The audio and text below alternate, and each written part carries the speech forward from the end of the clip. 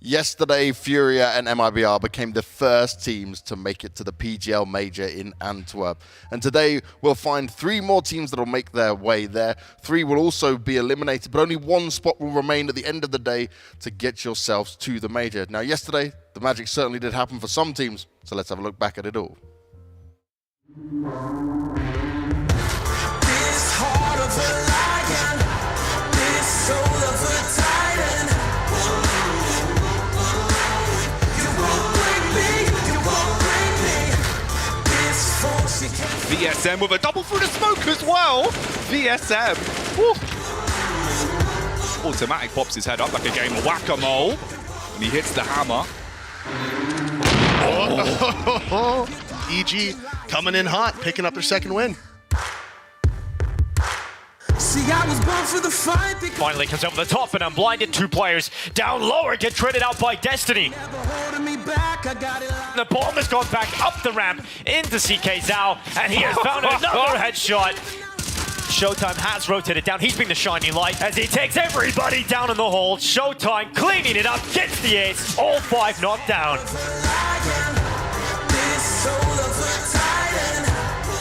RCF on the flank, scopes in, hits the pickup, straight back from Yeps, and they've tried to shut this down, cauterize the bleeding, but Viz is still here. Jonji through the smoke, goodbye Honda. 3 CTs here, but this is going to be the hit, and the Molotov's going to force them out. They're forced back, they're struggling, but suddenly he comes alive. Annihilates them with a hand cannon. You won't break me, you won't break me. OC pulling 1 kill back, a second found as well. Big as Zera, he's the second player in there, so he's pulled wide. Nitro. More damage done. Nitro is going to find 2. Just playing with the time, swings into the open, and he will collect the headshot. Oh, the extinguish. Oh, the other one, they double clear it. They're starting to weasel their way through. Oh, okay. That is Nitro by the able bell, to I help think. him there. Yeah, absolutely. Well, he's not going to bait Shocks out with 1 tap. Flash goes and Shocks into the clutch.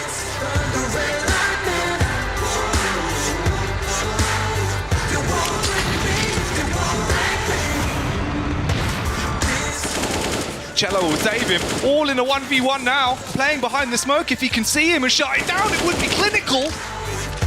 Vinny takes down Jota, the big impact fragger. More and more, they're falling to pieces. And Cello, he leaves Vinny in the dust, peeking round towards Shaw. Would he know? Don't do this, the double lefty! See, I was born for the fight, they call me 18. They're going to line up for him. Gets to the flash, isn't going to blind him. Finds his third, that's the bomb down, dropped outside. Oh, and misses! A crucial miss! Jota swings, finds the kill, they line up, and he gets them both. There goes Fur, Fallen, he goes to the wayside, and it's all on FNX. It's up to him to deny this. 1v3. MIBR, they're going to the PGL Major, David.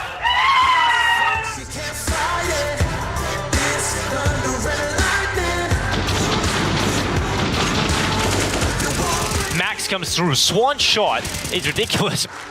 Perfect advantage in this round. Doubling up at the coffins, and now they come around. They're getting absolutely mowed down by Momo. He turns, he'll find it.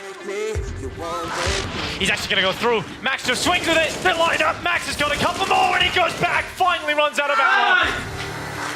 Oh, he had a chance and still able to recover for the shot. This AK can certainly pull off this clutch. Goes out for the wide swing, and Pluto down.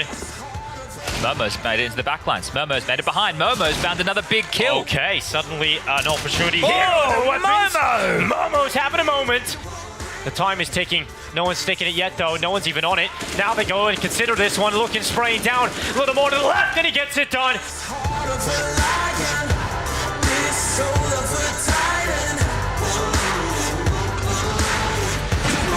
Couple of smokes over the top. JT's got to run through. He should be dead blinded. His drop, but it doesn't matter. 2, almost a third. It's Art to help out, and Yuri's come through the smoke. Floppy with 10 health doesn't even get the plant. He gets wall banged from Cave. Well, you can do what you like, you never break me. Oh, good timing for Floppy. Floppy repeaks, and look, this is how Fury do it, man. In the blink of an eye. Oh, that's sickening. Very, very ballsy. Safe has grabbed the orb. Don't give him a chance. Don't give him a chance. He's close. Follow-up shot into the face of JT. Safe goes back. Frag walks in, and Safe wins the clutch solo. Oh, the timing on that Floppy just gets back in. Second time is not the charm, and Art's gonna knock them both out.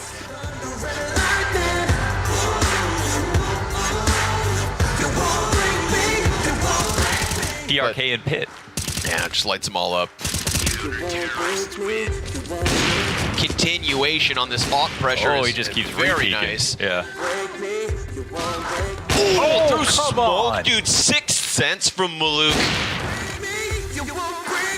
Perfectly timed Palace push.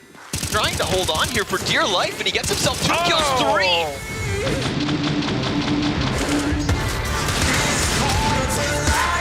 Sliced is Pink. XNS, he's got another 1v1. He doesn't know about CT though. Oh my god! No way! Okay. Right there. Oh, he misses! Oh, that's huge! Oh no! 2 shots astray, so close, but now so far as they are eliminated. And that was the action going down yesterday. Plenty more to come throughout today. And for me to sit with these lovely gentlemen to the right-hand side of me, I've got Professor, I've got Pimp, and no turtlenecks today. I was just about to say, no turtleneck. What happened? Well, you can't do it every day. You can't overdo it, right? That's what you've been doing for the entirety of your life. That is true. I literally was born with a turtleneck. So, kind of cool story. New times, you know. Glad you learned something today. Thanks. Can happen every now and again for Pimp, you know. He's a bit of a slow learner. Yeah, according to many, I am. Moving on, James. No, we're just going to keep reaming you out, you know. I always enjoy these moments, Pimp. It's good to have you back here, though. But we got to want to touch on our teams that made it through, right? And I want to start with Furia, because Furia made it through. They made it through very convincingly. But I felt like yesterday, the game they had there, when we look at what they did against Complexity, they really just showed that they probably are the best team in the region by far right now. Yeah, I mean, you said that. I think a lot of people will agree with that sentiment. It was always between them and Liquid. We didn't get to see that matchup. We won't get to see it with how everything worked out. Kind of unfortunate, but yeah. But I think Fury has been super consistent, and the way they played here is just like pure domination. They didn't give anyone a chance practically. What made me super happy was that we got to see Safe play so well yesterday. We got finally to see that, you know, potential he has with the AWP. He was supposed to come in. He was supposed to take Furia to the next level, take them back to a place where they could be a contender, not only to qualify obviously for a major, but also to go in a deep playoff run. I think a lot of people, especially within the Brazilian scene, look at Furia and think that's a team that we can count on, you know, when we hit the top 8 at the major itself. And we got to see a bit of that potential in this tournament. So I'm happy they got to do, I guess, what Liquid was supposed to do as well, and just absolutely ream over every single team. They definitely took the banner from Fallen and those guys, MIBR, SK, Luminosity. That's 3 years ago, right? Yeah, but it took some time. There was a lot of drama about them, maybe buying out players, all of this, big buyouts, things not happening for K-Srout and Yuri going to join with Fallen and the boys. But yeah, I think what we see now is that core had enough worth in itself, you know, to stick together and just make it to the top, essentially. Well, also for everyone at home, you might want to be grabbing yourself some tickets as we get closer towards the major happening in Antwerp. Make sure you scan down below that QR code and find your way in order to buy these tickets and get some of the slots, because already Sunday, I believe it is sold out. Only a couple more days, you guys will be able to grab your tickets as well. So get them now, get them early, and come join us guys there at the major when it comes down to it all to see some of the best teams fight it out. And well, we've got some of the best teams fighting it out across today. We're going to take a look at the schedule as well and see what matches we've got on our hands. On the A stream, we'll be looking at all of the teams that will make it through to the major. And on the B stream, it'll be elimination time the whole way across. Now, we're starting with Imperial taking on Party Astronauts. We're going to do a pre-match for that a little bit later on. Complexity should be nicely getting the job done unless something goes horribly wrong. But that ending game here, Prof, Liquid versus EG. Yeah, a bit of a... I don't even know if I can call that a grudge match, but there is definitely history there, yeah, right? Of course. There is history, right? It might we love it. It might have been kind of a nice breakup, but it's still a breakup, right? So there's no such thing as a nice Stewie breakup. playing against Liquid and all of these, just like the best North American team players among those two teams, right? Historically, through the last 3 years, there's been times when EG was above, then Liquid coming back up, and it's just a great game to see. Obviously, Liquid is the massive favorite there, but EG has been picking up in the last couple of games. I agree, and all I see when I see that schedule is a massive chance for North American Counter-Strike to redeem themselves a little bit. I don't think Party Astronauts is without a chance of beating Imperial. I think Complexity are by far the favorites in the game against Sao Caetano, and obviously Liquid against EG, one of those teams are going to win and qualify for the major. So it could be a very good day for NA, but of course, James, also could be the other way around, that when there is this great opportunity of redeeming yourself and actually making it happen, then we've seen what NA tends to do, and that is bottle it. Well, let's start to see how it's all about to go down. Let's start by bringing on some of our teams, and let's take a look at Imperial.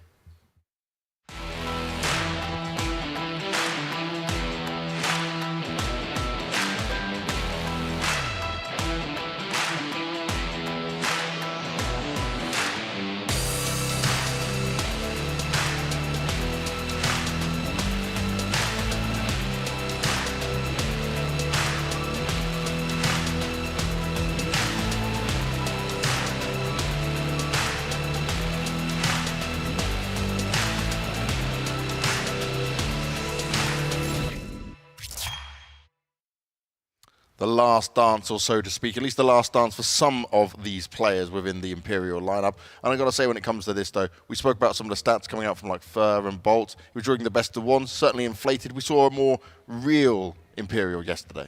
Yeah, I mean, and playing against a better opponent, right? MIBR doing pretty well in NA, kind of not even pretty well, dominating, right? All of the opposition that was there, with all of the best teams from the region being in Europe and playing big tournaments. So yeah, obviously it's not the same as playing against what the teams that they faced. Sao Caetano case were the two teams that they faced and beat earlier in the tournament. So those are the kind of the underdogs and teams that they were just supposed to beat, I feel like. And then MIBR was kind of close. I think MIBR was still pretty confident there. And this game, as you said, Pimp, they are favorites here. Like the betting odds are massive in their favor, but I think it's still a game that Party Astronauts can make complicated. Now let's see their opponent, though. And John G was tweeting at me earlier. He didn't like my prediction because I went against them. But it is a close game potentially. So let's see what the Party Astronauts have to offer.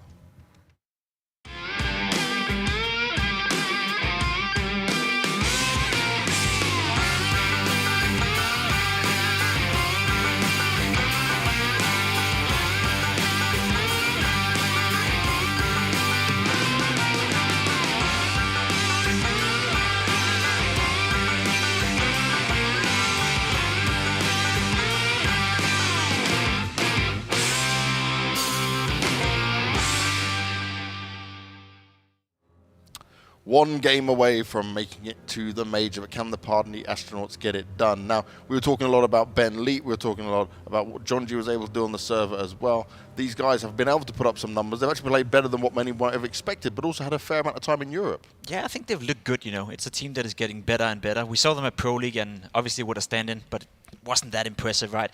I at least had a hard time finding, okay, that's one area of the game where you're doing really good and that you can take into the RMR and really, progress and keep working on it. It felt like a bit of a flat performance. That being said, though, and I think that's the story for both of these lineups, both Party Astronauts and Imperial, they've had a relatively easy route so far in the RMR. I'm going to be straight up honest with you, right? Imperial have faced Sao Caetano, Case, MIBR. Now they're standing in a do-or-die game against Party Astronauts. That's a massive opportunity to qualify for a major. And when you look at the opposition, well, all teams you expect them to beat. Same goes for Party Astronauts, Case, Leviathan, and Isurus. You look at those teams, with all due respect, yeah, they're decent, but again, teams that you're supposed to beat if you want to qualify for a major. So both of these lineups right now have a golden opportunity to avoid that 2-2 scenario where it can get real scrappy, real messy, and qualify straight into the major with a relatively easy route. Yeah, we see the veto coming up. I think it's not a big surprise. Vertigo and Ancient, both teams don't really like these maps, so it's good for both of them that they're like perma-banned for the other. And then Nuke and Dust 2 being picked. Nuke for Party Astronauts is a map that they kind of have been playing recently. The Dust 2 pick is interesting from the opping angle. We can touch on that later. And then Inferno is a map that both teams really like, so the decider, and that's kind of it. Classic Inferno is the third map, right? Yeah. We got to love it, right? We got to love watching it all go down. In terms of this, though, we think there's a kind of favoured for one side here or the other, or do you think this is kind of an even way for it all to go down? I think it's definitely, I think Imperial are the favorites here. I mean, you also have to take into account Imperial are actually a salary team.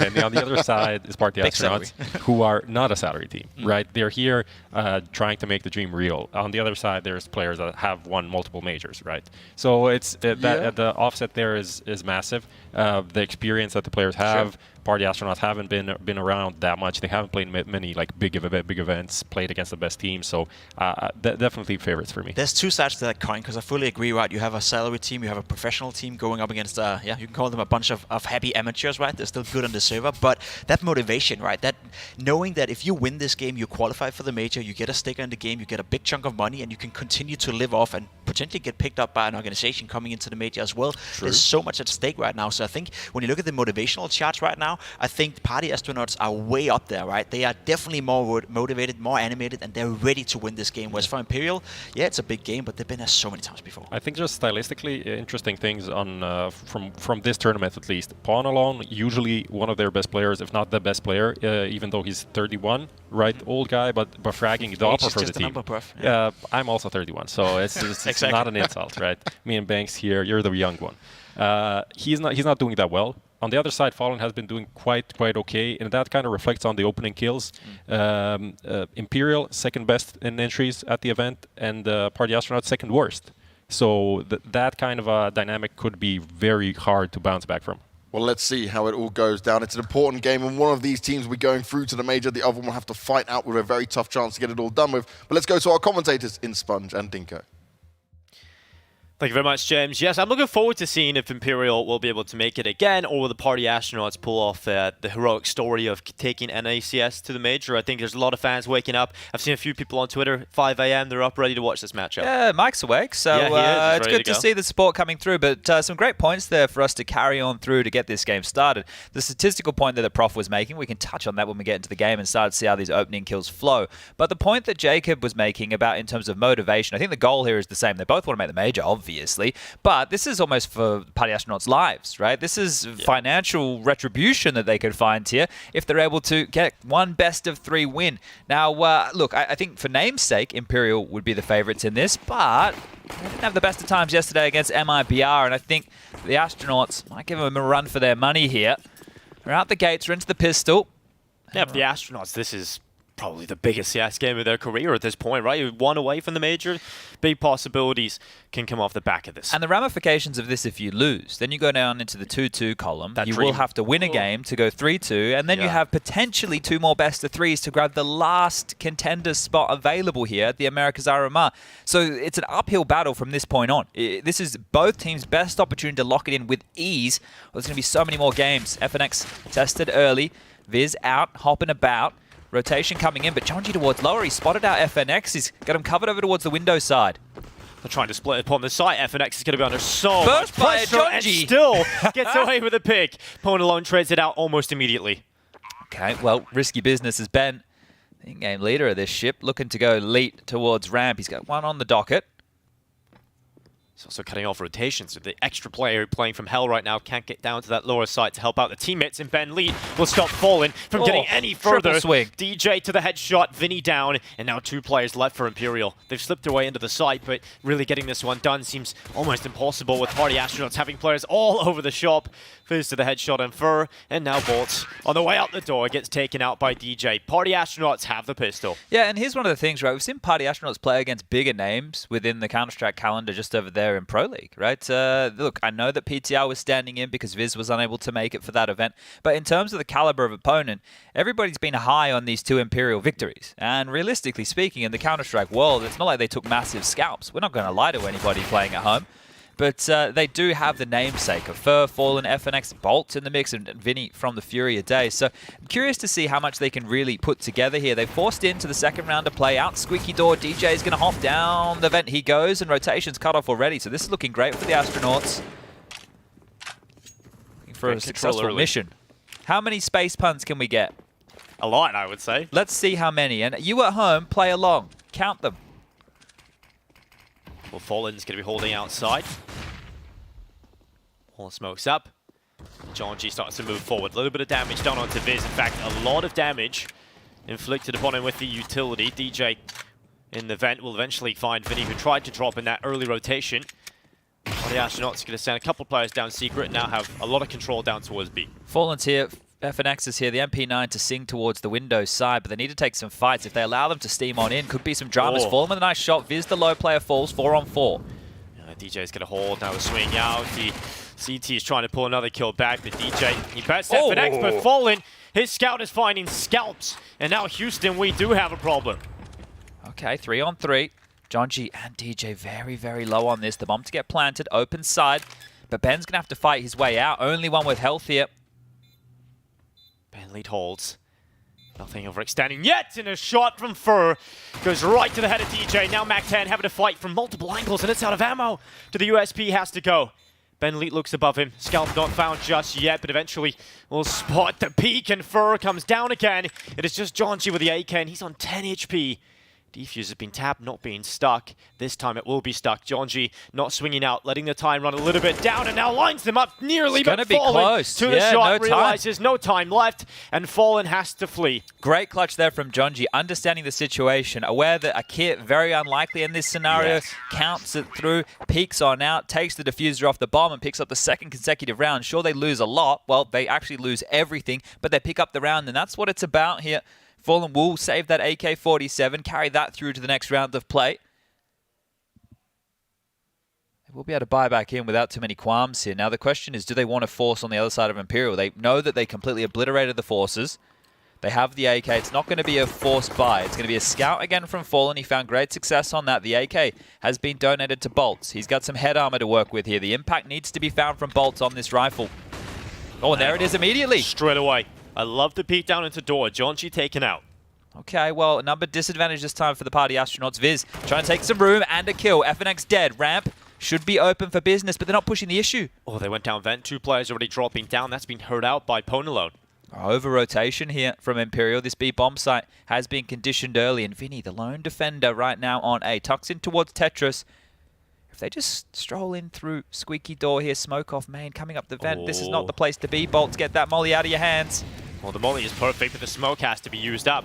Fur now going swinging into the open, the Galil rattling away. Is DJ down, but Vinny also fell, so now still even across this board. Starting to get a little worrying here for Party Astronauts. They start to slow it down again. Okay, well, Bolt is towards that lower side of things. Fur now trying to lock down the upper bomb site. Still roughly 50 seconds left on the clock, so plenty of time to work. Has Fallen. Peers on in through squeaky door, looking for a late little lobby lurk. On the jiggles. That will be Ben, cautious as ever. Has caught a bit of a timing here. Fallen, rude shock. Tag's good, but frag better. And now first chance, he's relocated himself to the top hut. He at least gets away with one, but Ben Leet immediately takes him out of the round. It's that rifle that needed to be worked. It's Bolts into the clutch with a 1v2. He comes up the vent ladder. He's been spotted, now turns it into a chance and nearly gets them lined up, but he will go down. Yeah, you could see that happening there, couldn't you? Just as they swing out behind the bomb box, could have been a real problem, a stray bullet landing, and would have been real issues for Party Astronauts, but these have been close rounds, highly contested early. They haven't been allowed to get away with anything too easy here, so good pressure from Imperial. The Brazilians looking hot to trot early on this Wednesday morning. Now into the buy again, Jonji, Pone alone, Mac-10s, 3 AKs on the other side. Imperial are out with 5 rifles. There's no AWP for Fallen here, and that's a symptom of buying scouts in back-to-back rounds. And they're going to be charging ramp. This is quick in the FNX. He's decided to alleviate his position, now Fallen under pressure, they swing him! Jonji just swings with the Mac-10 and has taken Fallen out of the round immediately. FNX had already dropped down, and they're still pushing forward. They can take their time, they don't need to rush this, Party Astronauts. They can wait for this smoke to subside. Flashes are good, they're pushed on through, he's so blind, FNX is dead, the Mac-10s are doing it all! It's just shredding them apart, and now Imperial down to just 3 players for the retake. You have to consider now, what's the likelihood of winning this, and it's just slim. Yeah, well, they played this map yesterday against MIBR, right, Imperial, and it didn't look great for them there either. I believe it was Vertigo and Nuke were the 2 that MIBR were able to pick up, and we casted the MIBR versus Pain game on Vertigo, so we knew what they had in their back pocket in terms of the approach.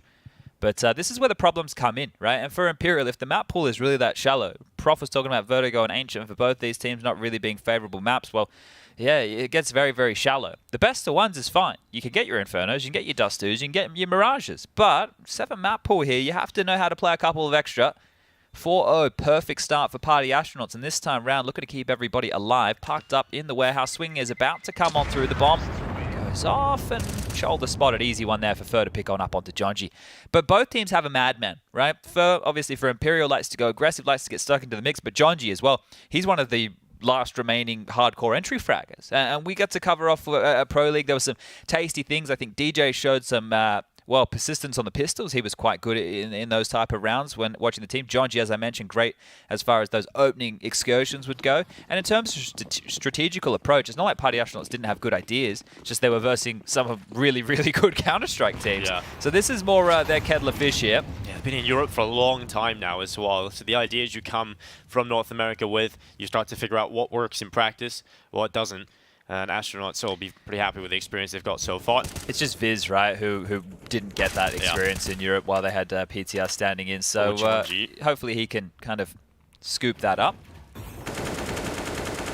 Hopefully be able to slot in nice and quick. I mean, Jonji nearly goes down very quickly at the beginning of this round. Got sprinkled down to 14 HP, but slow round from Party Astronauts. Now, we have to see how the rotations come through. Imperial have already lost the vent rotation in several rounds, so that's something that might ring into later rounds. Nice little pop flash to set up Ben. Close clear. Scaling behind this lurk smoke towards front main. Fur catches one. Smokes fall. Pressure on. He's been peppered from everywhere. What a shot! That's ridiculous. He's able to compose himself in that position and still find the headshot on top silo, but Party Astronauts have taken some significant control. Ben Lee is pushed all the way up towards CT. He can start to wrap Heaven if he decides. There's a lot of control here with 35 seconds left. They've got to do something with it, and they've lost the HUD. Bolts goes forward. It's going to be a top split here, so this is really on Vinny's position to lock down the main crawl. Oh, good peek there. Vinny's going to go down. Great awareness. Great awareness. Now they start to worry. They could be pushed in multiple different positions. And Fallen goes towards door, into the wide he goes. And Bolts now, he's actually dropped back towards the back of Mushroom, as Jack calls it. And a couple of kills found for Bolts. Yeah, look, some odd names for the different boxes on this map. Once upon a time, I don't even know what the common call would be. The single box in the side. Back box. Well, FNX, he's been good in the clutch. He's going to have to be great now. 1 versus 2 to deal with the different levels of elevation, but he has found DJ just swinging out alone. Heaven player now left. Viz, he doesn't know where he is here at FNX. And Viz can bide his time. The pressure, it's on FNX to try and figure out the Heaven player. He has limited the position at least towards HUT, but FNX is starting to run out of time. He needs to get towards it, has to realize where it's planted. Now confirmed into the fight. Viz confirms that he's not sticking it, and FNX dropping back. Not enough time now. Has to try and run away, and Viz looks to hunt him down towards the end. FNX will get away with his life, and just about will carry that over. 5 in a row for Party Astronauts. Beautiful stuff here. Very good stuff here. That exchange towards Yard from Fur. Crazy that he even gets a kill there, isn't it? You can see he's worried about the scale up on the Yard smoke. Still hits the shot towards the silo, but all that space taken towards Heaven. Good trading coming out, and I think the key kill was Pone alone finding Vinny in the main smoke fade. That was the key frag for me, because if Vinny stays alive and denies any territory there, it means that Imperial don't have to have their focus split, right? Yeah, they had multiple members at the bomb site, but Vinny's was the linchpin position. Back into the buys, but not looking good here for Imperial early, stomaching a 0-5 loss. Deep molly through, and that's a great find from Bolts there. Nice little move. FNX pushed further at ramp. Jonji trying to pull that kill back, but ends up just losing his life. A perfect start really here for Imperial. And they have this AWP on Pone alone, so if they hand that over and Fallen is starting to whirl with that, that's when I think Imperial can look their best. Fallen's impact with the AWP can be instrumental here for the Brazilian side. FNX tucked on in. Should be good for one if the fight from Viz continues his direction. It's a hard clear. Viz could smoke off towards the elbow position. He could get a flash to come through from a teammate. And then they could swing on out, but it's still not an easy fight. Here it comes. Oh, FNX, good for one. Couldn't quite follow up. Good trading from Party Astronauts, but they're still down 2 players here. Flashing towards Hell, sets up Ben Leeds peak. Doesn't see anybody. The biggest issue right now is Fallen down towards B. Fur is going to be disconnected from this. You can see him trying to tuck it in towards CT spawn to cover off Hell and Heaven. Try and support the top hold right now of Vinny and Bolts. But it all comes down to Fallen here. 1 is fine. It means the team can retake it a 3-on-1 scenario here. But if he goes down and they start to fortify this bomb site, real issues. So Fallen's going to hold from the control room instead as they swing. Pone along to the headshot. Now there certainly is a chance. Bomb looking to go down. It's on the other side of the site. Vinny's position confirmed towards Decon. He'll send the flash through, but the bomb has been confirmed down, and 2 players still stay up. Ben Leet playing from the bottom of the site. His teammate posted up on top of the rafters, but Ben Leet will lose his fight. Now it's the AWP in a difficult position to get multi-kills from, but he can isolate them. They're looking the wrong way. Now it's 1 versus 2, and Bolts to the headshot. Got the angle from beneath, and Ponalone hits the deck. But Party Astronauts working their way into a situation like that, it seemed impossible. So great stuff from them, showing some prowess even in the difficult rounds. Yeah, so really good right there to be able to get the bomb down and take away a couple of extra kills. There was even a moment where that could have still fallen in their favor. If Ben was able to get away from the site and potentially push up while the smoke was into the dark corner and they set up a crossfire there, a real opportunity to make that one work. Now, it is going to sting a little bit more so than you'd expect. Some of these rounds have been close. Remember, Viz got away with a one-on-one against FNX. There's going to have to be some reinvestments. Viz can drop an AK or 2. Ben can buy himself, and they should be able to make this one work. But they want to take their time to talk this through, because a 5-0 start, now 5-1, is fantastic. It's a great start here. If they can compile any more rounds, add it on top, knowing that Imperial is still in quite a fragile situation as far as their CT-sided economy goes, this is an important round. You want to make this as easy as you can, right? As we mentioned, this is a huge game. You win, you're through to the major. You lose, you go down, you have to fight in the 2-2 just to go 3-2, and then have to play potentially 2 more best of 3s to snatch up the final spot. A lot is on the line here today in this game.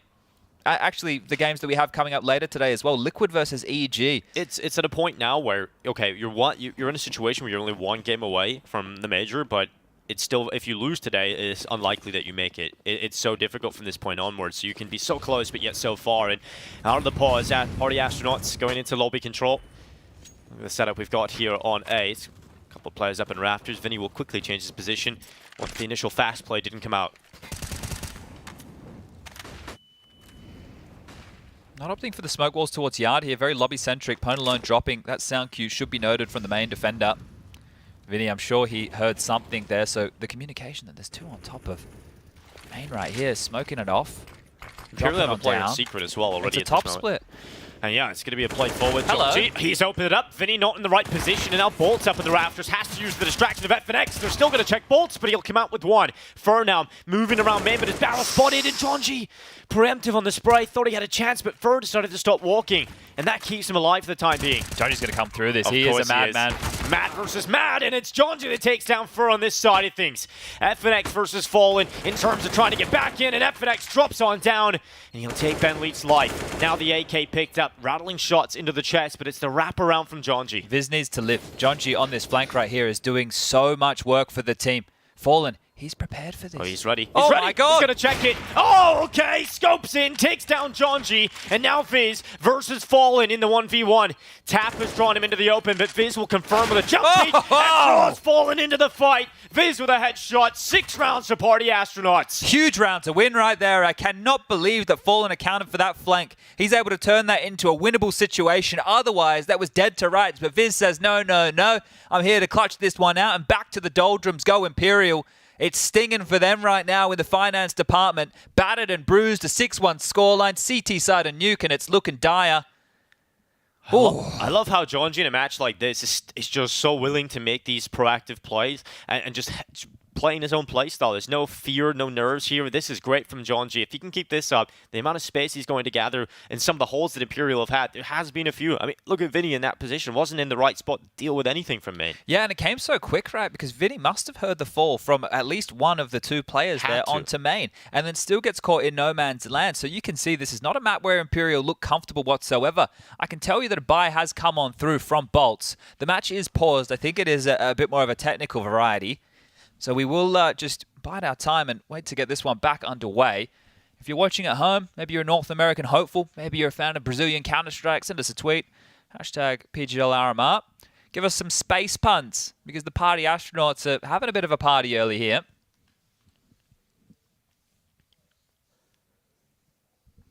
Looks like we have sorted out any of the issues. The game should be getting back underway any moment. I can see the buys coming on through.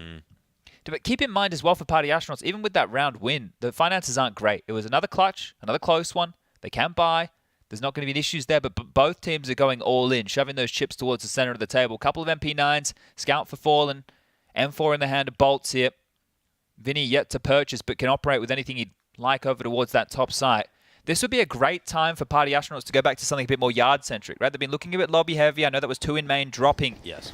But if they did a smoke wall against this type of a buy, and they tried to wrap around towards Heaven, they could give themselves a lot of room to work with here. Well, it's quick from John G towards the door fight. Squeaky with a deep smoke. Always have to be worried about a potential vent drop when that smoke comes in. Fallen scope with the scout holding towards Silo. His teammates actually pushed up very far here. Fur taking a lot of liberties towards outside, but taking their time here. The Party Astronauts looks like they want to go for this outside smoke wall. It's a good decision, right? You want to avoid the pistols or the SMGs that you think might come into the purchases. Yeah, given how slow they are to do this, they should be checking out Fur's position. And given that the fact that smoke is now severed off Fallen, it should be an easy fight. Oh!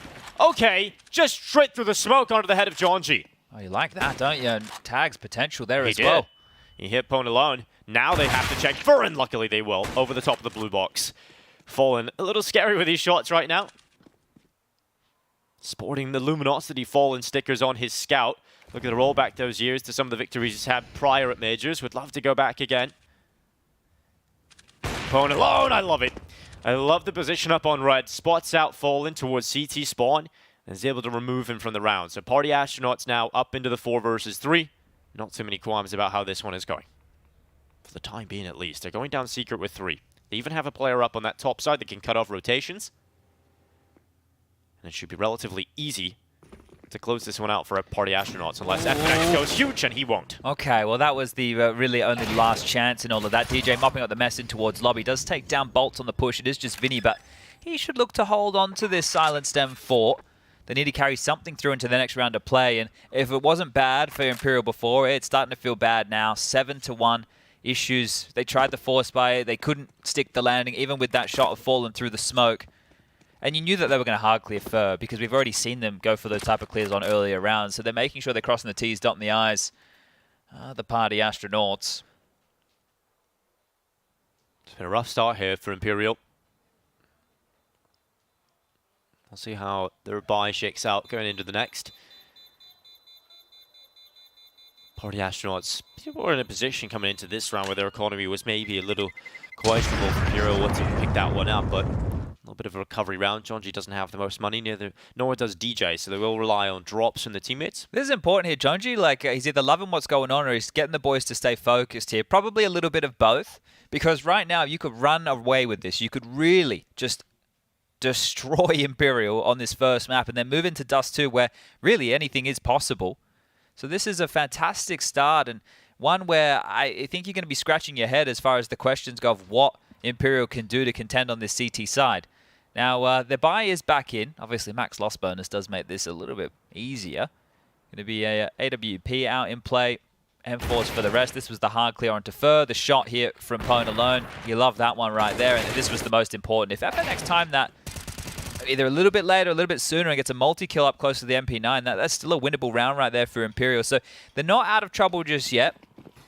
A clean round now from the Astronauts would set them up towards the tail end of this to be able to close things down with a bit more finance. I love how quick they're running out the door. Ben Leap with an 8-stack removes Fallen. Initial kill for Fallen already came through though. Prof was bringing up the opening kills, remember, Dinko on the desk, and I still think the opening kills have been falling in favor of Imperial. Maybe only just, maybe like 2 or 3 at this point in the game. But the trend is coming through so quickly. Yeah, and I think Astronauts are looking a bit more composed within the mid-rounds, have a better understanding of how they want to finish these rounds, so that's very important. I think here, that's one thing you could look to that's a positive for Ben Lead and the in-game leading is having this time in Europe to understand where the meta is at with Nuke and mid-rounding and all the potential opportunities. But FNX, this is your chance. FNX is holding in a bit of an off angle. They're not going to be ready for this, and that's going to set up 2 picks, and FNX drops down into the ramp. Now Vinny charges through the door and ends up getting caught by Ben Lead's patient play in lobby. So that kill at least drawn back. Still Imperial hold the advantage. You have to close this one, though. FNX has done a great job there. He stuck around for the second, picks it on up, gives the team an opportunity, and then Vinny throws one away, trying to constrict the amount of room available. DJ is looking to regroup here with Ben, who is going around the world, so they still have some options with 30 seconds left. Molly forces the CT vent play, and that's the kill drawn back. Now we're at a 2v2 impasse. 23 seconds left. Fur from Heaven, a strong position, still with 100 HP. FNX is hearing this. Fur has got the HE lined up. Heading the wrong side. It's going to go down. It's going to be an underhanded. And it's going to remove DJ. Now it's just Ben Lee. And he's committing to the plant, but that Molly's going to keep him alive for just the time being.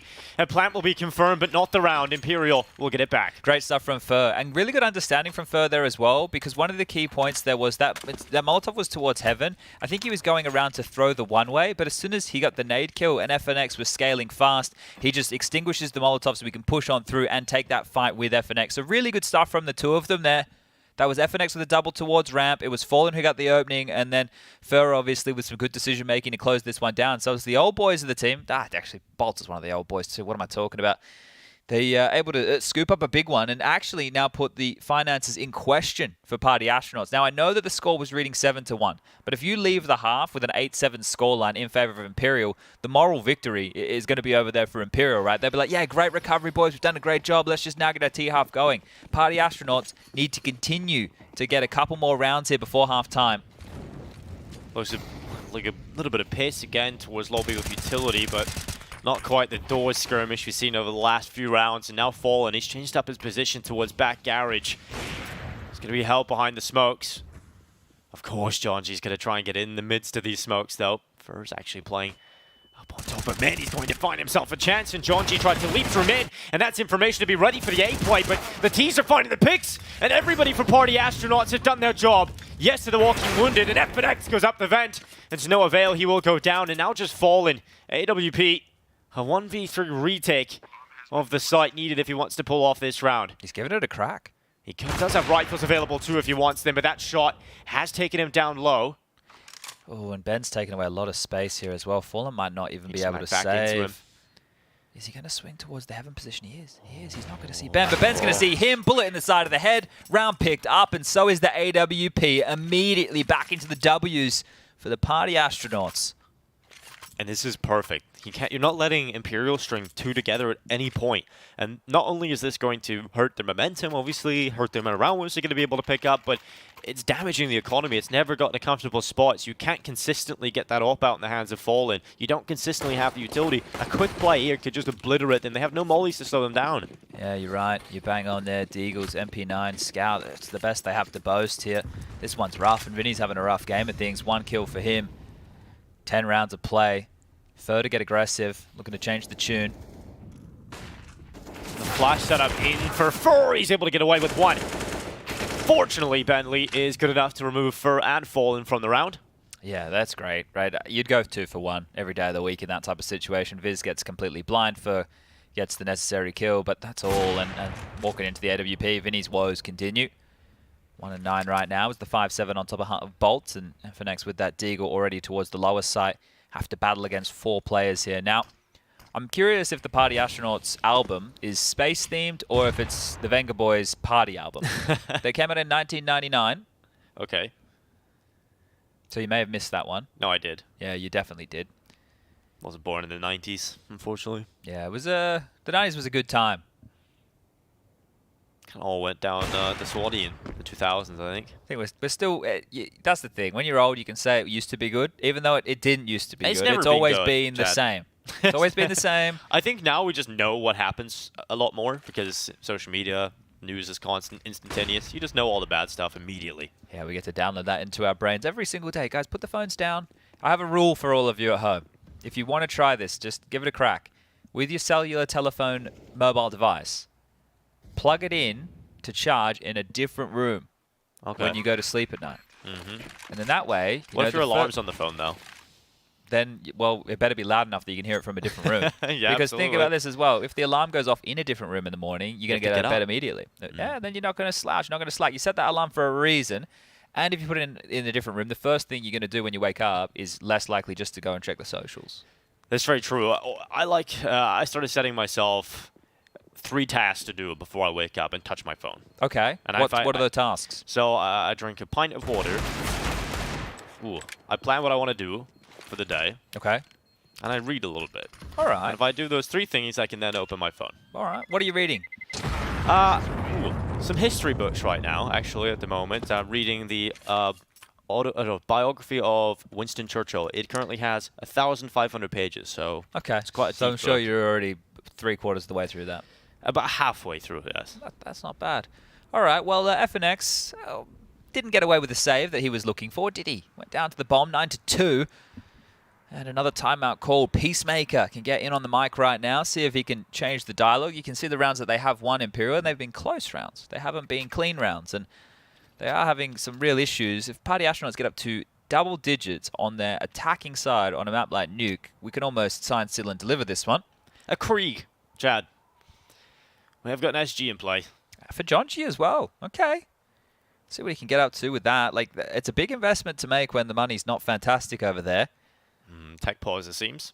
Oh, well, this is when we should have been talking about Winston Churchill and the books you've been reading. I can't believe you weren't even alive when the Venga Boys released We Like to Party. No. Have you even heard the song? Yeah, of course I have. Okay, I'm Another just Venga checking. Boys. We I Like think they to were Party. I might have seen them live We at Like one to point. Party.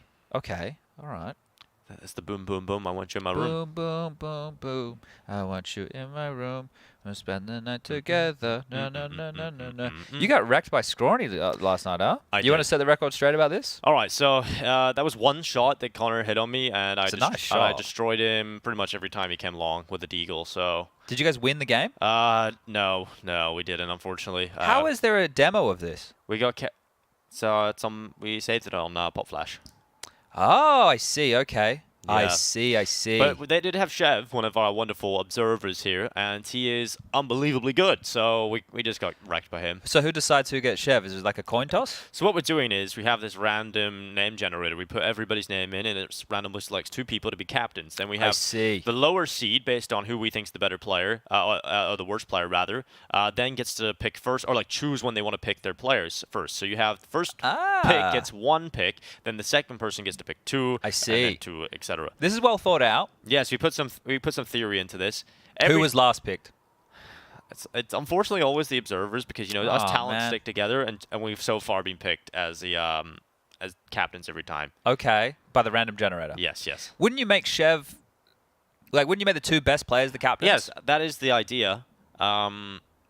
But Chev and I would say Harry or Maui are probably the 2 best players. We've got a couple of best players we've got. Wait, Maui's getting to compete, but he's not on LAN with everybody. I know, it's ridiculous. But how are you letting Maui? It's basically an online tournament. Where's the integrity? If you set up your PC, Chad, we can kick Maui out. I'm asleep.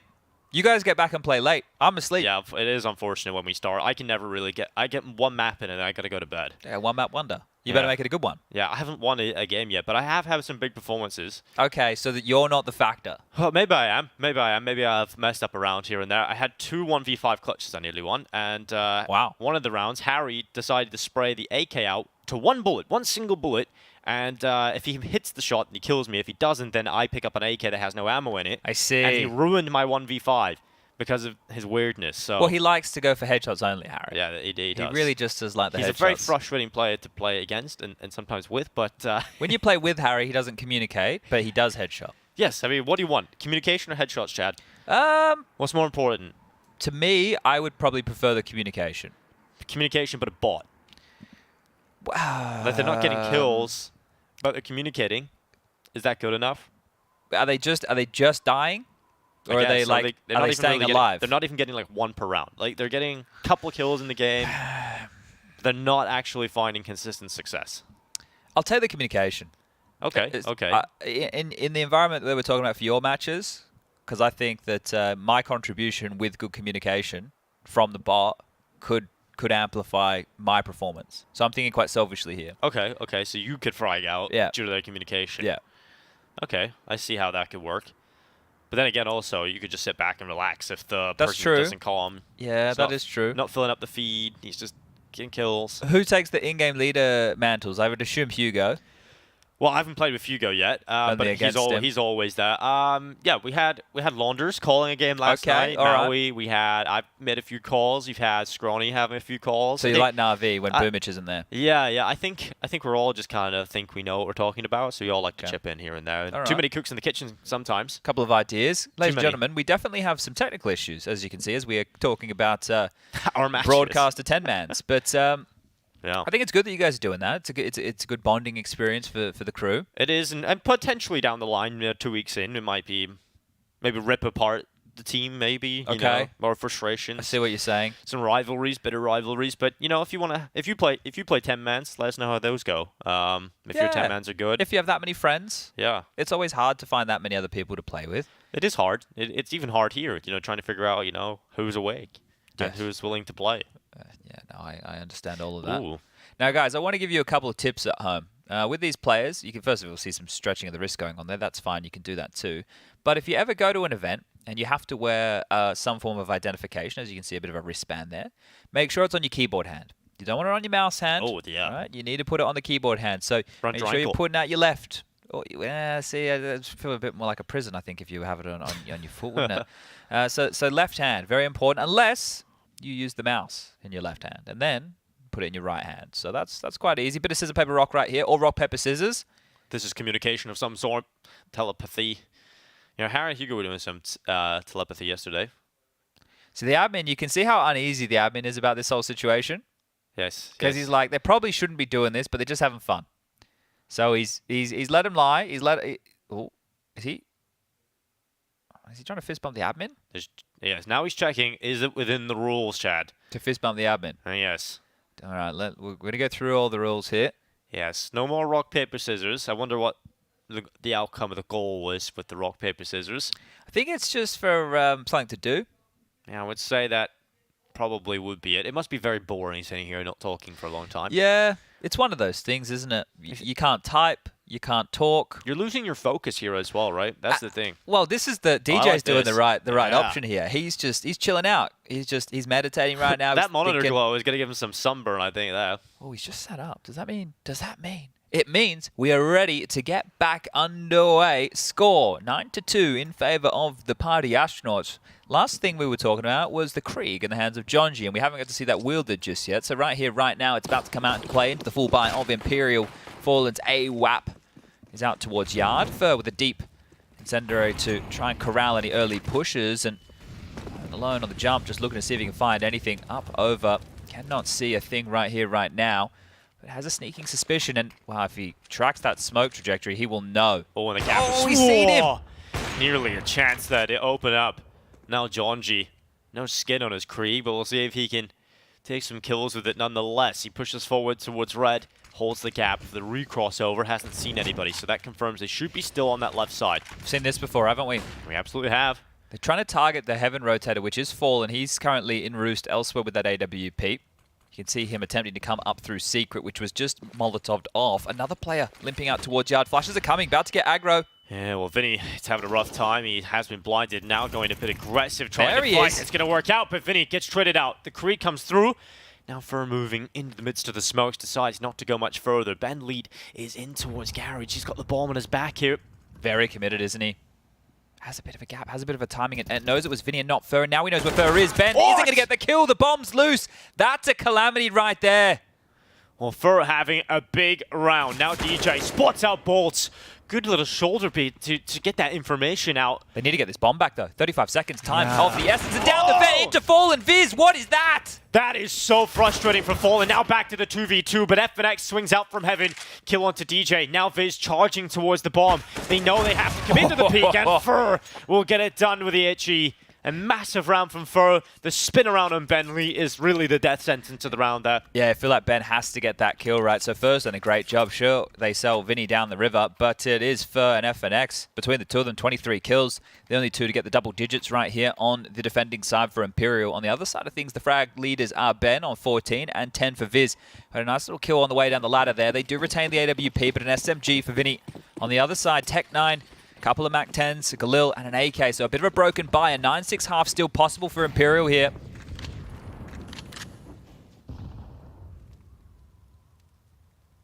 Party Astronauts. What is the idea behind this? The MAC-10s, the Galil, the Tech-9. They're going to pop top, but the problem is there's so many bodies ready. Fur can get to main quickly.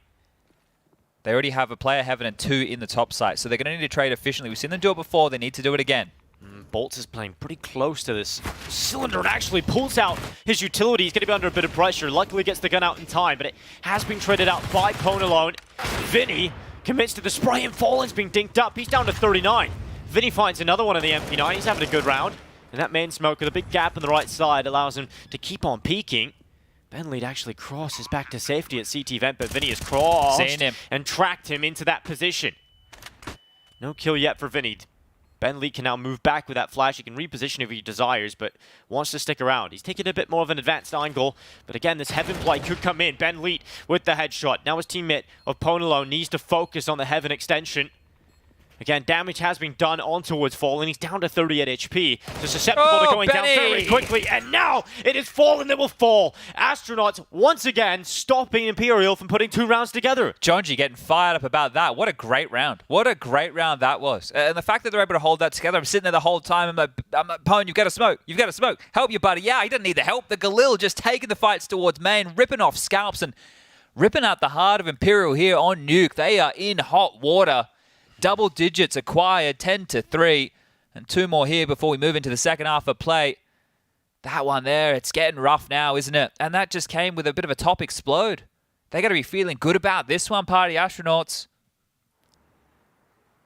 It's just the little details of the decision-making in the clutches. They're so good right now for Astronauts. And 10-3, 10 rounds on the T side in Nuke already, and it's not looking very good for Imperial.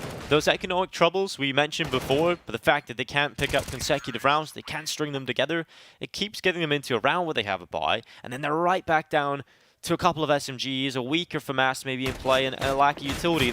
Look at this. There's so many holes in this for Imperial. Yeah, that's felt like the story of this half, hasn't it? And when it's looked good, it's actually been worse. So yeah, absolutely. Let's see what they can muster here. Some aggression over towards the ramp with these MP9s. The double F combo has been finding impact. Now it's bolts on the aggress through the hut position as well. So starting to piece this one together as the smokes land towards Yard. The convoy. The Party Astronauts are floating through the Yard position. Jonji leading the charge. Ben Pone not too far behind him. Well, you speak Ben's name. He goes down to Fallen. Spam through the smoke. A great kill to find here.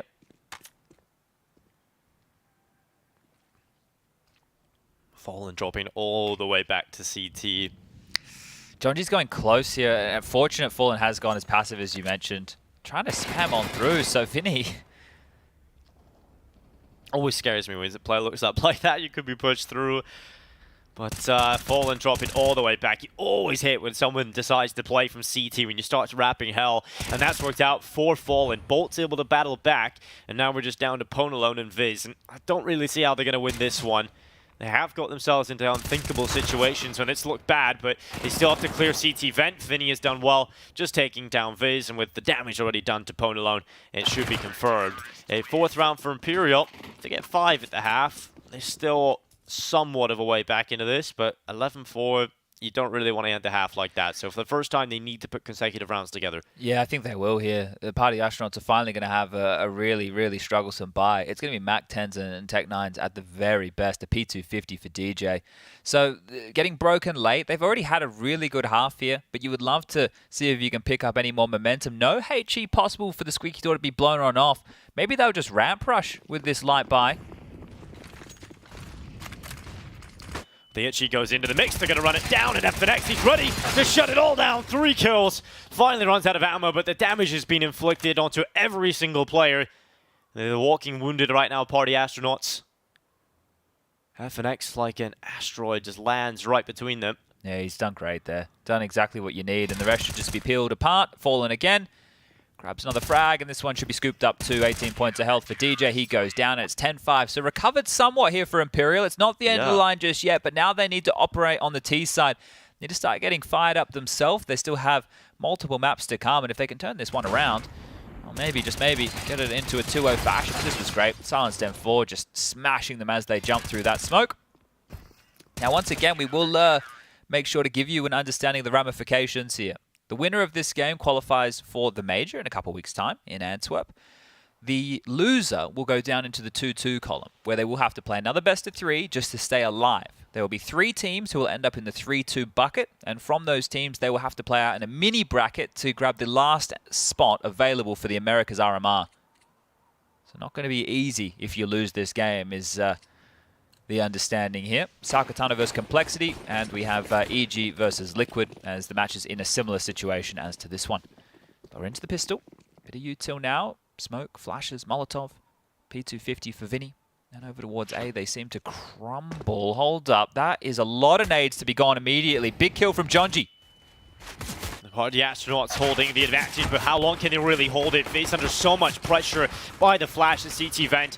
This is scrappy, but it's all coming out in favor of Imperial. It's now just DJ left alone at Heaven. He has got a kit and a smoke in his back, but 4 players to find and collect. It's just not really too realistic here. This is the beginning of the comeback. I can't believe Jonji's pushed and gotten that kill, and then the round has completely fallen apart from there. DJ trying to battle, but up close and personal. Fur will grab another kill. Starting to whir into action now. Fur, he's one of the biggest names on this team. And I'm not talking about the gym routine. I'm talking about the fact that he's one of the biggest fraggers they have. Yeah, I mean, both are pretty accurate descriptions in and out of the server.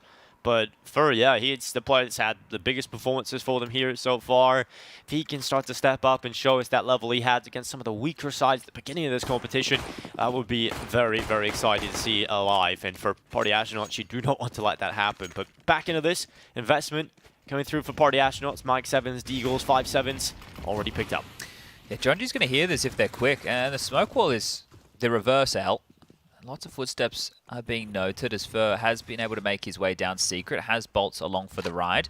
2 players over towards lobby and Fallen just making sure that there's no lurky maneuvers through the smoke here to try and cut them on off. So there has been real estate gathered and granted, but towards low opponent alone, he's a bit of a shotgun specialist here, this man. On the mag 7, jumping towards the door. Viz cannot overstep the mark. He pushes out, he goes down. Sketchy spray, DJ trades. Vinny, he could be here to try and clean this one up, but getting away before it gets out of control. Now this position from opponent alone. The swag 7 is perfect here, Dinko. It's the perfect position to get the headshot. Nails it right onto Fur. Now looking for the follow-up and close to it, but Bolts is quick in the headshot. He's down to 29. He is softened up, and this puts Party Astronauts in a position where they can certainly pull this off. There's going to be some AKs to pick on up here if they get these last 2 kills. Look how low Bolts is. It's down to Fallen to try and give them an avenue back on in. This is not an easy round to win here for Imperial, and it's a big round to lose. Fallen is letting Bolts make the maneuver. Letting Bolts try and figure out, can he find this pick towards Warehouse? Is it safe to cross out? And Jonji has got the angle to try and spot Bolts as he crosses on over. Bolts isn't going to check it. Oh, it's a free kill. Jonji is right in front of him. Finally recovers the Deagle. Fallen now 1 versus 3. The nerves of Jonji, I'm sure, flying. But confirms the kill. And now Fallen has to clutch this one. Goes into the back. Jonji able to confirm 2 kills. So, little scary for a moment, but able to recover it. Yeah, I'm sure Jonji will be having a laugh about that one because yeah. that could have been instead of crying. It could have been the way back in. But as I mentioned, it's a really harsh round for Imperial to lose right here. 1,400 loss bonus now, and should be the game, you would assume. Great shot from DJ there onto Vinny. The shotgun opponent alone, it feels like it's guaranteed to be won, right? Guaranteed to be won as you see the push coming his direction. You can see how brittle this purchase is. A couple of Tech 9s, a P250, an early nade, rings on out. Light damage done to Fur here. The smoke wall will land. They've already seen 1 cross, 1 into main. Plenty of action for Jonji here. They're more dropping his way. Lots of damage done though.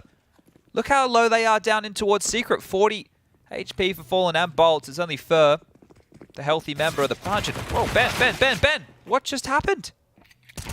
Bentley's been overrun by Fallen, but luckily Ponalone had a chance to line up 2. He's done damage. That HE will not find the kill because a reposition has already happened here for Imperial. If they cross back, Ponalone then has the angle to watch them deeper into the site.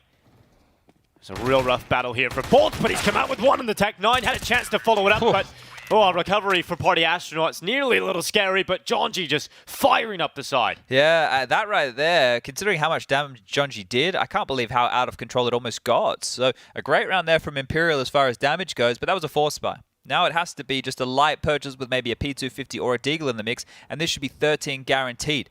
That's a huge round to win, and that's why Jonji's getting fired up, because winning that guarantees 2, or it should guarantee 2. Yep. So a huge one right there as the rifles come out in full force here for the Astronauts. It's going to be a ramp rush. 2 players starting ramp. They are prepared for this. So this is really good from Astronauts. They know what type of moves to expect. This is really good signs. Bentley looking down, able to get 2. Just lines it up. Jonji alongside of him, making quick work of this attack forward. And Party Astronauts have 13 rounds. 3 away from taking map 1 of this and being 1 map away from the Antwerp Major. Yeah, you can see the top of your screen right now. Dust 2 picked by Imperial. That means the Party Astronauts will get to decide the side. I would assume CT start. That's a very winnable map, it feels like. I agree. I definitely agree here. I don't think we've seen Imperial look their best, and that's obviously reflected in the scoreline, but Nuke, they seem a bit out of sorts, and the fact that Vinny is only having 5 kills here, a player who has the most recent experience alongside of Fallen at this level of play, unable to find impact here. Another timeout called. One of the last opportunities for Peacemaker to decide when to take those 30-second breathers.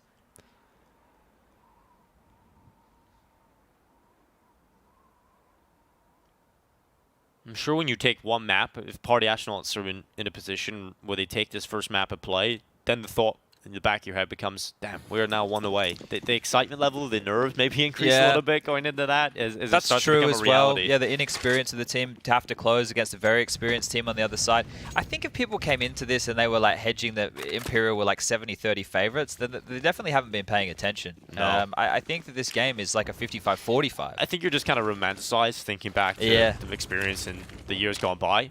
But Vinny very happy with the opening kill he's got here. The smokes. Big gap manufactured. Yeah, massive gap to play with there for Pwn alone. And of course he's going to play with it, but they might go to the other side. Now they're coming back. Pwn alone then drops back into Garage and the swing out Fallen, ready for the peak. I think the barrel would have betrayed him there. Fallen should have had a good idea. Viz is spotted. Yeah, the timing against them. Another big kill from Fallen as they backpedal now. They're hoping to play out this rotation. DJ and Ben both trying to scramble now. Towards heaven is DJ. He would need multiple kills from this position. One, a good way to start things off. These mid-rounds can fall apart here, especially if Imperial don't make a decision in fast. And if they don't move together, oh, he got stuck on the ledge, dropping down, so didn't slide into the covered position, and that's going to cost him. Yikes. Bentley left in the 1v4, and yeah, this one's not doable. Yeah, there was a chance there for a moment, right? Because you could see Imperial with indecision could have continued to be picked apart at the seams. Bomb will be planted. Ben to save this will need to drop one across to his teammate in the next round of play. The loss bonus there is towards the bottom of the barrel, so maybe scraping those pennies together for their 14th, or for their potential 14th. Now, a really good response here from Imperial, even with the skew F smoke wall, and we speak Vinny's name. He finds the opener onto Jonji there through the smoke. So not giving up the opening kills will be a factor, and again, I want to dial back into what Prof was saying at the start of the day. I think he was saying that Party Astronauts were one of the worst as far as opening kills would go, and Imperial was one of the best. Bentley being tracked. They know he's likely there, but dealing with him. Another story. They're not going to be committing. They're going to give him the mercy to save the rifle. He'll have that into the next. Just want to back up something that we talk about with Jonji being one of the madmen, right? One of these aggressive elements. So far within this game, Jonji has been involved in 12 opening exchanges. He has only converted 4, which means he has lost out on 8. But that just tells you that he's one of these more he's attempting a lot. Yeah, he really likes these more, I don't want to call them gimmicky because that's his style, that's what he does. So it's not a gimmick for him. That's the way that he approaches the game, and it's risk versus reward, right? So if he's able to get that space, he can punish, he can get an opening, and the cascade of rounds can follow. But if he doesn't, then the team has to operate without him. It's almost similar to how Furia operate with Art, but I would say Art's conversion rate maybe a little bit higher. But he does have off games too, right? So you can't say it always works. 13-7. 5 round gap now to be closed. Vinny dropping out of smoke towards Squeaky. The yard wall being dropped again here. A little bit more on the fly. I like this. Smoke towards Secret, spam through, damage done to Fur. Vinny a little bit low as well here, and they will get the Secret cross. Jonji trying his luck, putting that fishing rod in the water and seeing if anything bites. And look at all the harassment through the smoke. Yeah, they're just being peppered, damaged as they try and cross down, and Bolt sticks around. Needs to be a trade here. I can't believe the swing from Heaven comes this late from Ben. It does come through. Well, they're down lower now, Imperial. They're down Secret. But there has been a rotation. The AWP of Pwn alone. Yeah, get down a dodge. You do not want to be caught in the midst of those doors. You can drop back and play from ramp. You can maybe find a pick on the way out here and stay alive for a potential retake. If he finds one here, it is a 4v4. If he gets the pick, it's back into the 4v3. And you can even play retake if you want. But given the fact they're not using utility, he can just hold for it again. Yeah, they still have to account for... Oh, okay. Well, I was going to say still have to account for Vinny. Don't worry about it. Pwn alone's just going to kill everybody. Fur just steps on in. The time biggest issue. Vinny's not going to find anything as he crawls very, very slow across the yard position. So, yeah, you're bang on. Time is the biggest issue here. And looking good for the 14th round of play. Damage on the way out the door, maybe for Imperial. But they need to get into these fights. Otherwise, they might die after time. Are they saving their AKs? I think they are. Okay. Well, There's no utility for next round. No. FNX can buy something, right? Fur can buy Fallen close. The wheels. Yeah. Oh, jeez, they're very lucky, aren't they, to hold on to this. So it's okay, right? They can get something threatening through, and Fallen even into an AWP here. So it's not a bad buy. It's not great, but it's one of the best options I think they have here at the 14-7. So how many smokes we got? 1 right now? Or 3? Okay. Yeah, look, the screen's a bit far away. They're going to buy him through late. Fallen's actually dropped one across. I just read the utility thing at the top chat, and I got confused as to. Oh, you get juked by it. Yeah. Okay. I see. I see what you've done there. Okay. We'll let you off the hook for that one. I can count. I try. Trust me. Is Ben eating? Sorry, is Ponalone eating? He's chewing his gum. What's he eat? Oh, it could be chewing gum. Yeah. Yeah. Or chewing his gum. Who knows? So somehow doing that. Yeah, one of them is much more pleasant than the other. One has a bit more of a bloody taste. The other one, I think, has a bit more of a minty taste traditionally. Yeah. You get some really terrible tasting gum, though. Oh, yeah. I have this gum the other day I bought, and, you know, literally for the first 2 seconds, it's got great flavor, and then it just turns into, ugh. Yeah. Like, I'm chewing nothing. It has to be minty, or I don't want it. And it solidifies, and your teeth get, ugh, gross. Well, this could be a gross round. If Imperial could pull it off, AWP scoped in towards the back of the site, Fallen looking to crack it open. Ponalone They're ahead of this. Swinging wide. They are ahead of it, but so is he. He's found the pick. And FNX down. They haven't chased him. They haven't been able to trade it out. Another rotation from Ben leaked down towards Hell. Oh, heaven pressure here. Ben can't get a kill across the line, so real estate given on over and plenty of time to work. But you mentioned low on smokes. Well, they're even lower now on YouTube. Just 2 flashes here. Vinny holding. Swings out to the right. Headshot onto DJ. Locked in. Imperial have the advantage suddenly. Oh, this is big from Junji. If he goes around the world, this could be massive. They're just going to hit the brakes and wait for re-aggression. Viz, just stay alive. way. Don't go down. Allow your teammate to work. He's going into the fight. It's worked out for Get a pick. away. No swing yet. Needs to be careful. He does get away. And this now sets up distraction. They focus on the door play, and Junji can even get behind as they're focused on Viz's position. Oh, they're going to slink their way. Is it going to be a vent play here? They found the opening. For now.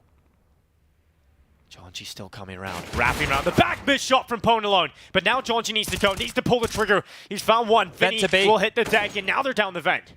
Okay, well, this rotation from Ramp here. Bolt still holds onto this key piece of real estate. They've chased him down the vent. They understand the situation here.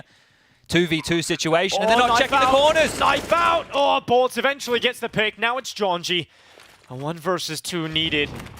Incendiary goes to force the wider fight. Flash goes in. Fur will be forced wide, but now gets behind cover. It goes into the fight. Junji close to it.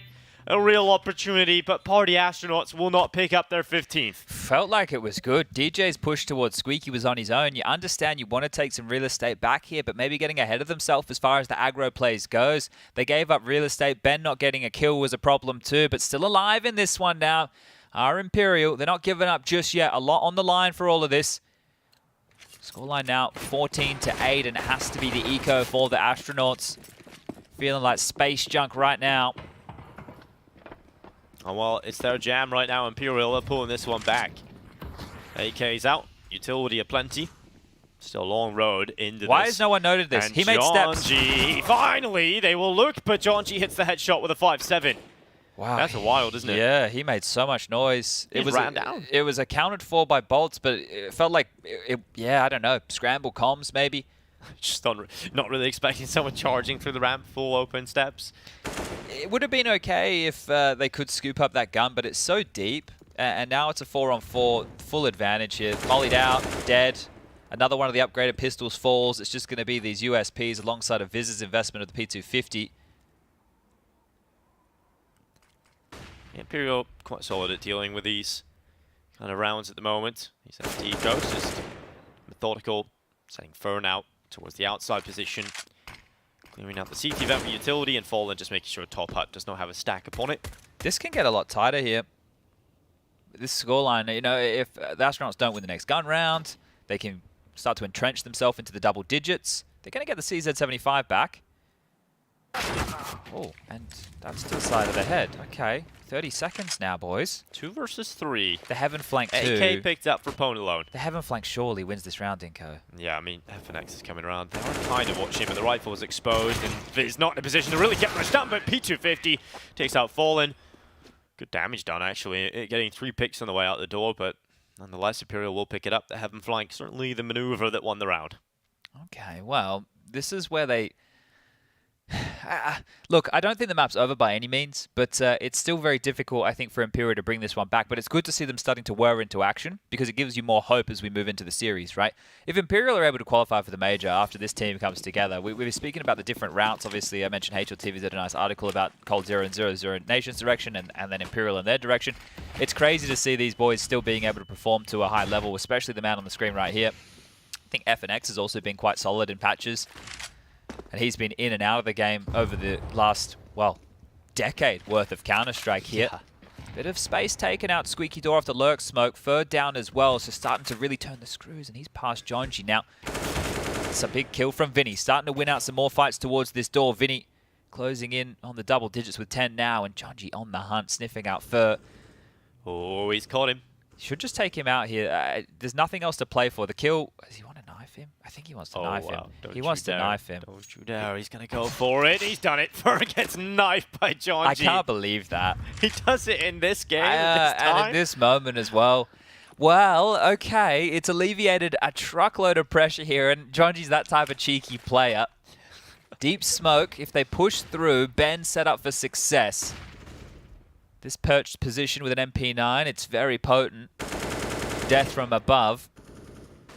Still can't believe Jonji's knifer. I can't either. Like, that's crazy. Like, the margin for error, extremely high. Fur could turn around at any moment. He even turns to the point where he hits the threshold where the right click doesn't kill immediately. Oh, God. There's just so many ways that could have gone wrong. But Ponalone going to be holding Squeaky. Smoke goes down to man. DJ, he has to focus on the door play. Out, and he will recover for just a single kill. It's been cleared out. Ponalone burns away one. Bomb now being planted towards the back of the site. And Jonji, he can stop it, he will. 13 seconds left. Jonji goes to close, and he's done it. 15 rounds now for Party Astronauts. And a little dance, because he knows what he's just done. Yeah, cheeky round from him. So he's having some fun with it. Knife and Fur, putting a leash on the madman on the other side of the server. The space creator for Imperial gets pantsed, and here it is again in slow motion for everybody at home. The shank right between the shoulder blades. Ponalone taking down FNX with the incendiary right there. The Molotov towards the door. The flames onto the Phoenix. Not able to withstand that one. And it is just one round now. Can see it is still problems for the Imperial camp in terms of the buys. That's been the story of Nuke. Can they keep this game going any longer, or will we be skyrocketing forward to the second map of play? We also have the secondary stream going on with elimination games if you want to tune on in at an _CSGO. To the URL you're currently on Twitch. There's also plenty of other ways to watch if you want to go check out on YouTube as well. But that is 9Z taking on 0-0 Nation. They have concluded their first map of play. I won't spoil that one if you want to check it out yourself. Inferno next in that series, and Overpass in the third and final if they do require. But we'll turn our attention back here at the big game of the day. The biggest name in Brazilian Counter-Strike, and that's even with Furia. MIBR? Ha ha ha. They did qualify yesterday. Yeah, you can see what it meant to exit. Pop top. Big play forward. DJ comes out, Vinny out. Bomb's off lower. the round, and Bolts is down, but waiting for him is Ponalone. Nice nade. Yeah, Bentley tosses that in towards Decon. It's open wide. Ponalone removes that FNX and denies the plan. To be in. Surely this is done now. Astronauts in a very good position here to have the party. Fallen and Fur. 2 versus 3. Rifle picked up here for Fur. Fallen will be able to get 1-2 in a moment as this smoke starts to fade. You can see him creeping on out. There should be some guns on the ground. Just trying to scoop those up, so tossing it across. Both going to get something juicy into their hands, and both operating here with silenced M4s. Now together, with a minute on the clock, the bomb is loose. It is being fortified towards this lower side. How do you break into this one? Oh. Jump the corner, smoke just lands. That's going to buy roughly 20 seconds. And now the fact that they're together makes this one feel worse. Jonji peppering on through to see if he can find them, being tricky on the fade. Looks like they're going to nade towards the stairs with 2. Both positions given away, no damage done, and this should be over. Well, Ponilone holding for the swing out into the open, just for left, and Ponilone will close. First map of this best of 3 is taken by the Party Astronauts, and they are now 1 away from the PGL Antwerp Major. I don't think it can be understated or overstated how much a second map victory here could mean for the Party Astronauts. If they pick up this series, this is a team. It's just a team. It's not an org. There's no support. There's nothing of the sorts. This is a squad right now who could get their whole year's worth of a paycheck in 1 more map's time. Right, you qualify for the major, your team gets a sticker, you get on through. All that money is not going to an org. It's going straight into these boys' back pocket. This is for their livelihood in a massive way, and it justifies all the hard work that they've been putting into the game. And let's not just forget that these players will have had offers elsewhere in different games, in different avenues, but they've decided to stick with Counter-Strike. It is their passion, and that is really what's driven them to this point. And a map away could really make it all worth it. But this is what it's about, right? This is the thing, right? You come from a region now, which is obviously a smaller region. North America is. There's no debate about that. You don't have the same level of support, and you obviously don't have the same level of player base. We've been talking about this. So to win in this fashion, when there are teams, there are orgs that support other squads that are doing worse than what you're doing right now as the Party Astronauts here, it's going to mean so much to these boys to pick this up. And it seems like we're often the, the airy-fairy kind of emotional storylines, and we should be talking about the game and the different makers right there. But this is what it comes down to. This is the major, right? Yeah. This is the biggest circuit that we have in Counter-Strike. This is the top of the absolute mountain right here. And big games from lots of players. I think Ben had a lot of impact in the first half. Ponilone was solid enough on the AWP. John G, he was having a real rough go of things on the T side. And then on the CT side, was into action with some multi-kills. I think recovery is the story of the second half for Imperial, right? They've shown that they're here within the series. They can show up on Dust 2 next. It's going to be their map choice.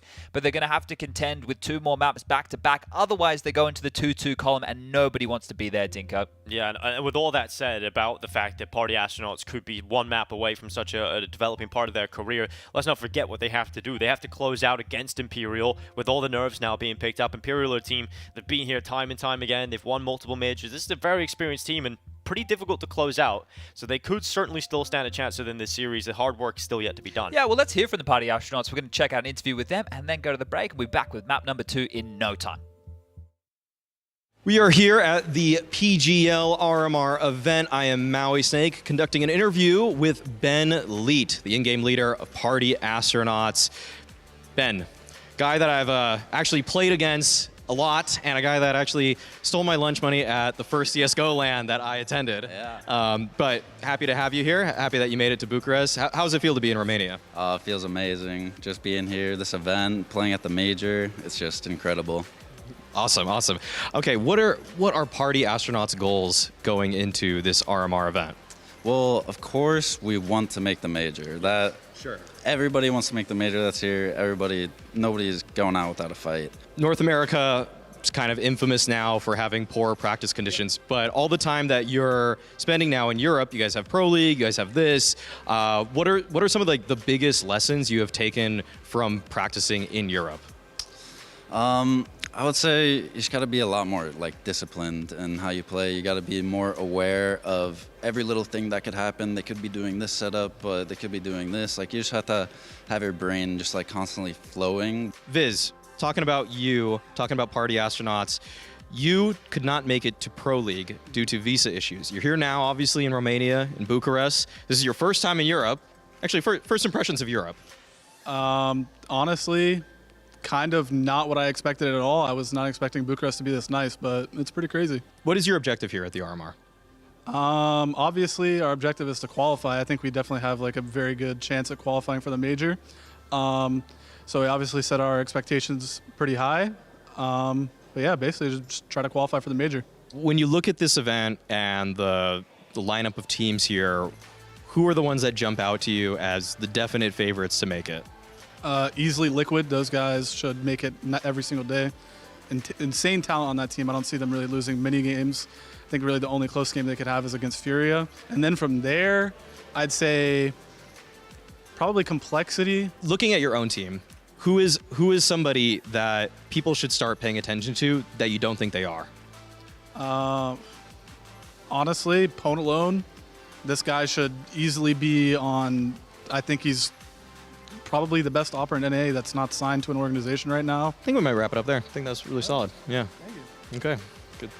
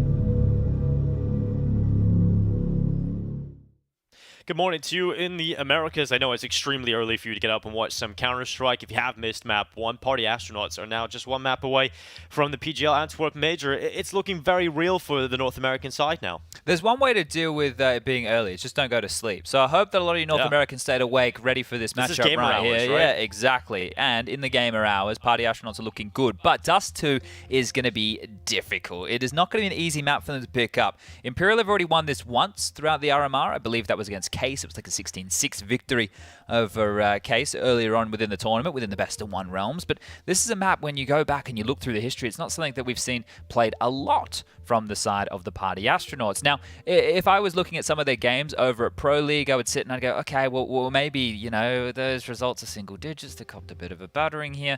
What are they going to do? Well, Viz is back in the server, so I'm hoping that that makes a little bit of a difference in terms of their approach to the map. But if it doesn't, and Dust 2 is just a bleak battlefield for them, play outside the box, frustrate the living hell out of Imperial. Do some crazy moves. Let Chionji float around the map as he loves, but maybe get this some more knife kills. Yeah, well, get a couple more. I'm sure that confidence with that little dance he had going on there, looked like a Fortnite maneuver, was making him feel good. But this situation right here, we had the Bolts game. We actually casted it. Bolts was locking down the B bomb site time and time again. Remember, back at Plat, just spamming people down through the smokes. I believe it was him and Vinny holding on to B. That FNX anchoring long, Fur is the A rotator, and Fallen floating around the map with the AWP in his hands. Now, this is the map choice of Imperial, so we have to wait and see which side. Actually, we don't have to wait. I can jump on in. Give me a second right here, everybody playing at home. I can just rejoin the lovely GoTV IP. If you want to watch in the server, I know that over at HLTV IPs have been provided. You can watch in GoTV. You can also watch on YouTube, and there's a secondary stream going on at the moment with 00 Nation and 9Z. So plenty of things to watch today. What do you feel about those odds? Well, it's crazy, right? It's very, very close here for Party Astronauts. Slightly less favored heading into Dust 2. I think I'd have to agree with that. I think Dust 2 is always a bit of a toss-up and can be an opportunity to take it away, but we still have to favor Imperial in a map pick. I want to see more out of Fur because he's very, very impressive at this tournament, but also I feel like he had a few moments over Nuke towards the end where he was starting to come in, getting a little bit of that space, but John G, majority of the time, had his number. Yeah, I think they were definitely duking it out in both the halves, being those yard defenders and lurkers in certain scenarios right there. Now, Party Astronauts have opted to start on the CT side here. That means the attacking side of Imperial will be how they kick this off. Now, certain things that may play into factors of what you were talking about, seeing Fur get involved in the mix, may even be spawns, right? Long spawns on Dust 2. It's something that a lot of teams like to take just to apply a lot of pressure towards that side of the map. But here we go. We're getting this one underway. Party Astronauts taking on Imperial, and this one's for the major. Loser goes down to the 2-2. Winner locks themselves in for Antwerp in a couple weeks' time, and I'm sure Party Astronauts would love to get themselves there. It would mean the absolute world to these boys. So emotion at an all-time high in the server has fallen towards Long. Lots of nades on his back. It's just for info, just to see if they're playing Long. And yeah, he gets the info. He also gets some damage. Nade on the toes. Yeah, now they're going to swing out Long. Ben Lee already taking up position inside the pit. Help coming from his teammates. The flash is going to keep them back, but Ben Lee still tucked in this corner. His teammates playing from car. FNX clears it out, but Fur goes down, and FNX spins for a second kill of the pistol. Okay, well, exchange going in the favor of Imperial early, but they're going to tuck tail and immediately rotate around the map. Still residing on the B bomb site towards the back of Plat will be Viz. USP trained. Kevlar to protect him, and the rotation point's quite far away. DJ has now slinked on down towards the CT spawn position, and they're going to clear out mid together. Viz is going to contribute. He's now taking himself out of the site. Now, with the utility remains, it is a Molotov and a smoke. A door's smoke would be perfect here. It means that Viz will only be able to contest from window, but he's actually just pushed back in. Remember, DJ's close too. The molly towards back of Plat is the biggest drama he has to worry about here.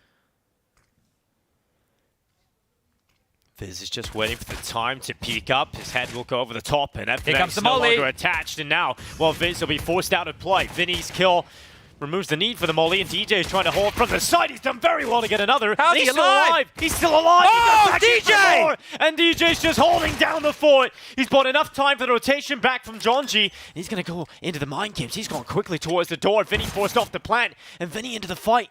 15 seconds left. John G's just playing with him, and he's gone in for the headshot. At Party Astronauts have the pistol, and it's done in style from DJ in the hold. I can't believe he survived.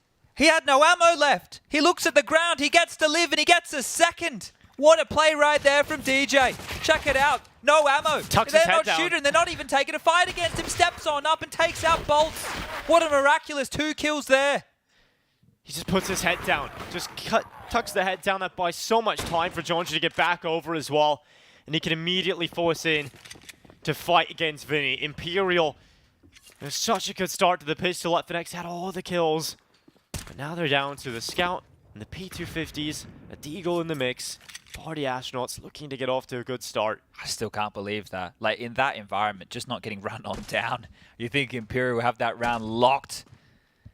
But they've tagged up DJ early on the cross. He's got one of the M4s in play, the only M4 in play.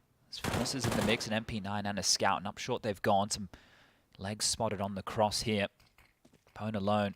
The Scout at top A has smoked them off for now and not going to hang around and play behind this. Just going to take their time, Imperial, hoping the push is coming elsewhere. They have a smoke, a flash, and a HE. Now, if they want to set up for a mid to B, that appears to be the conversation right here, right now. The smoke towards spawn. Wait, hold up a second. They've actually left the smoke on Vinny here, who's staying short. He can do this late, but they're playing 2 in the site. This fight from Fur on the Scout towards the back of Platt, it's going to be a big one. Oh, he's repositioned. And they've smoked it off again. And he even gets a kill. Okay, that looked threatening for a moment, but dealt with 30 seconds now, and questions have to be asked. Jonji's answering them.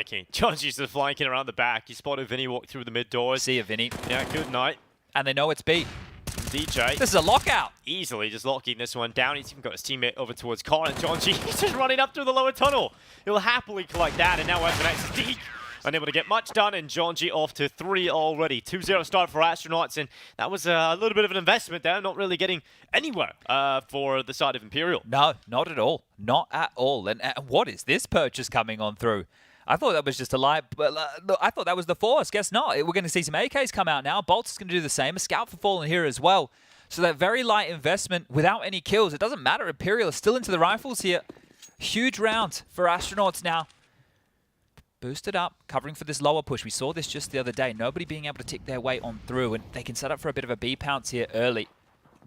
Fallen. Looks like he wants to line up the Xbox smoke here. We'll deploy it. 3 players through the upper tunnels is the new established default on the map ever since the door change, just to fortify and make sure the lower dark pushes are held at bay. Nade over the top for any short progressors. Isn't going to find a lick of damage there, and starting to trundle on up, and the fight is coming their way. Smoked off towards short. He's going to deny them for now. Very transitional here from the Astronauts early. Molly goes through the door to clear out close position. Imperial looking to be methodical as they look to take catwalk. That is the default point complete once they take cat control.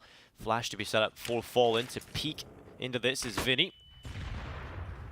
And he clear out short. No one really contesting here. Yeah, that was a well-timed nade, but it didn't actually do a whole lot of damage there. The nade came in response to the flash, and it's flushing them back towards B. And once again, they're in this 2-man setup tight towards the site. The doors are being covered off by DJ. Pone alone in the back with the Scout. And it's such fantastic use of the utility. That's landed at about 35 seconds. They're going to have to go with 15 seconds left on the clock.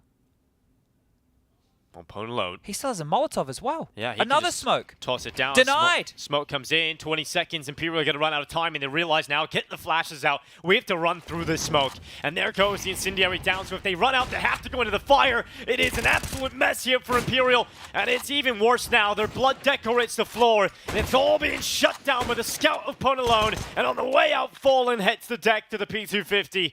It is Vinny with the AK as they now swarm him from the lower tunnels. He's going to die after time. He's going to die after the time. It's a nightmare. $350 left. This is a terrible start for Imperial, their map pick. 1 map down already, and the worst start possible. Jonji's fired up, and for a reason. What a start. The perfect utility usage right there. No pressure across the map. Going through the paces, defaulting, and expecting the respect of the utility to come their way. That's not at all. That's not at all. Party Astronauts, they call the bluff. They hold on to those smokes, and now they walk into the next one with 4 bloody AKs. Yeah, and their economy, it's messed up, right? For the future of this is going to be so rough for Imperial. It's going to be a wasted few rounds trying to get that buy back. Viz tagging them up as they try and go in towards short. It is quick from Imperial to take this initial control. They rotate back. It is just Pistols alone here as Jonji positions himself towards Goose. He's tucked in time. He spots one, steps out, spams and goes down. A little bit of an overcommitment there for Jonji.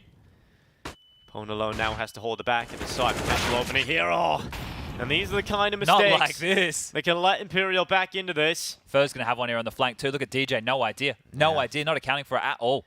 Well, Ben Leet looks to try and recover this mess. Oh! Okay, bolts. Lightning bolt to the head of Ben Leet. What a rubbish round to lose after a perfect in the previous. Now they have to save. They do find Fur. It is a 3-on-2. Maybe they want to go for this. Yeah, they have a lot of time here, Chad. And Vinny's up towards short. He could go down very quickly with his flash play. This is going to be right in towards him, but so smart to go for the proactive push before the flash comes in and puts it all down to DJ. This will be some clutch. Yeah, he's got the molly. Time's a problem here. I don't know if he can go for this. Yeah, it is a big problem now. And fall into the headshot. Well, it was a nightmare start for Imperial. Luckily, a little bit of a dream round picked up here. And it comes back to that start from Georgia, I think, Chad. Just that swing out from Goose. Yeah, you can see it's the tiniest of details that are going to come back to bite you in a game like this. You start perfectly, the confidence, it's flowing, and then you take a risk, and this is how you get punished. So the peek out from Jonji, he didn't need to go for that fight. Then, Pwn alone, attempting to take the fight on his own. Every single one of these duels, almost untradeable until the final. But back into this double AWP brought out here. Ben, only going to have a pistol here in the push, and almost a double! Well, Pwn alone, he's come out with it. The damage done on the bolts. Couldn't quite get the kill on the follow-up at G. But the advantage already collected for Party Astronauts. These rounds, there's so much in this for the Party Astronauts, and I know that this is still so early in map number 2. But every single one that they convert right here gets them closer to that 16 mark, gets them closer to that major position. And it feels real good to qualify for a major. Peppering through the smoke, hoping to find somebody.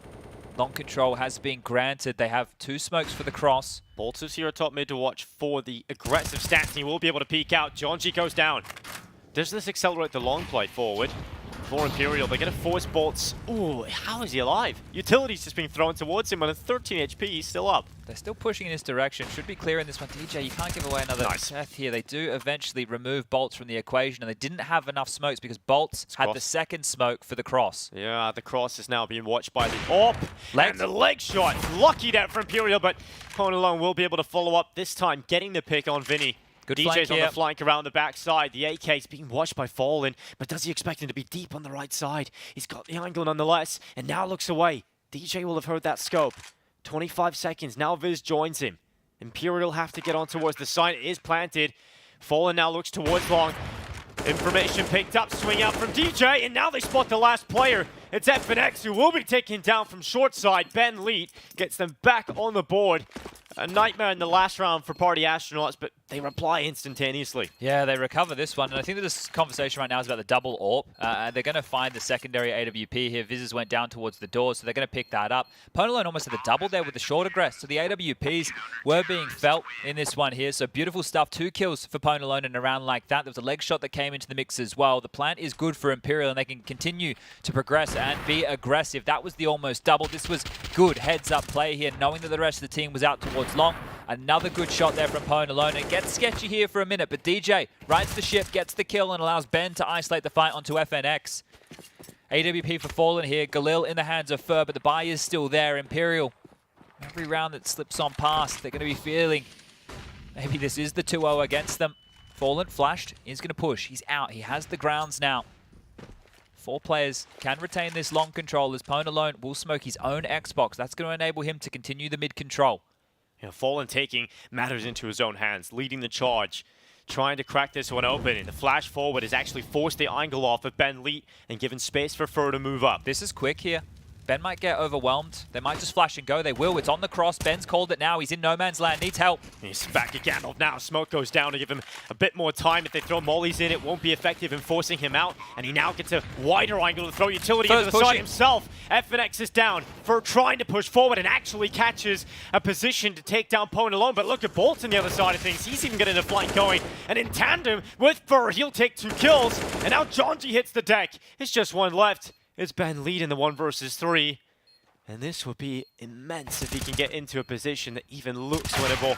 And that is unlikely. Shut down. Vinny with the headshot. Imperial get another round win. Yeah, just flanks on flanks there. Fur took a lot of space. I don't know if the call was to scale that quickly, but he decided that's what was happening. And the fact they do it on the flash, they don't have the tells right there. Utility was being held onto to deal with that. So they need to take a breath right now, Party Astronauts. The game is getting away from them here in terms of the pace department. They just weren't ready for that maneuver whatsoever. Ben's forced in. I think the rest of the team should follow next round to play 1900 loss bonus. So they are going to take a timeout to discuss how threatening they can be in a round like this. With 1900 as the loss bonus into the next, Viz would be able to buy. Ponalone would be the same. DJ and Jonji would be close. But Ben has already invested and you can't take that one back. So the score could quickly become a 4-4 tied up in the mix here. They are having a big conversation about this one in the timeout. We are now into regulation freeze time, ticking on down. 10 seconds remaining, and okay, it looks like they are investing. Viz into an MP9.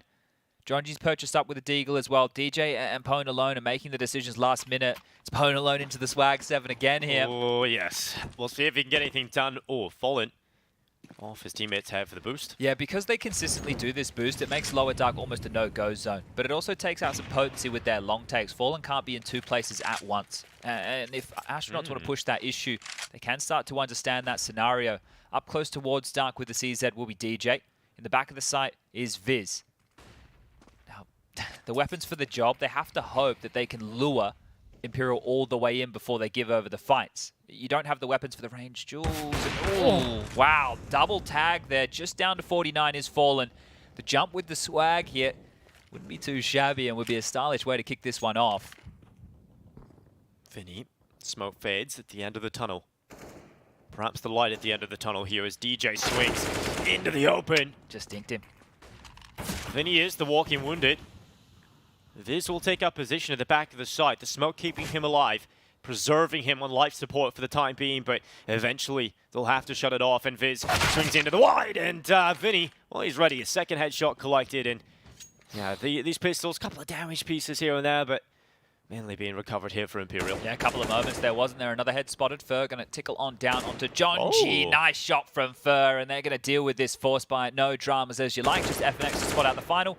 A couple of speculative shots on through to punch him down to 92, but here comes the flank. The coffin will be long for Ponalone. We'll have to fight his way forward. I like how he's softening him up with a pistol and each peek out and getting closer and closer, so the Mag 7 becomes a bit more potent, but that flank is coming.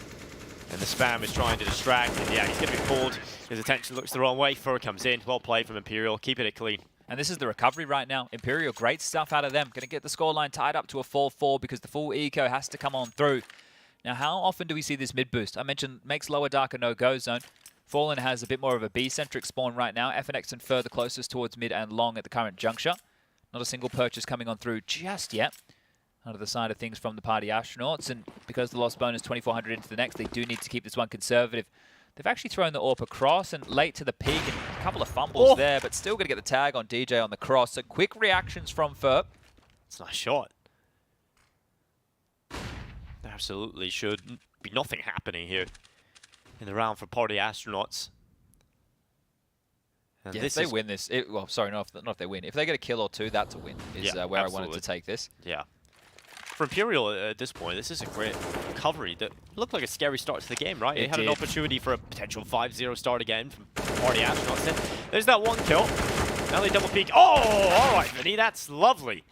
He's taking down 3 like that. And there's an AWP top mid as well. So, I was going to say they could go and get guns in both of their hands, but this is now being accounted for here. You can see FNX just keeping the AWP as a keepsake of round number 8, making sure they remember how this one went down. He's found another and likely knows where both are now.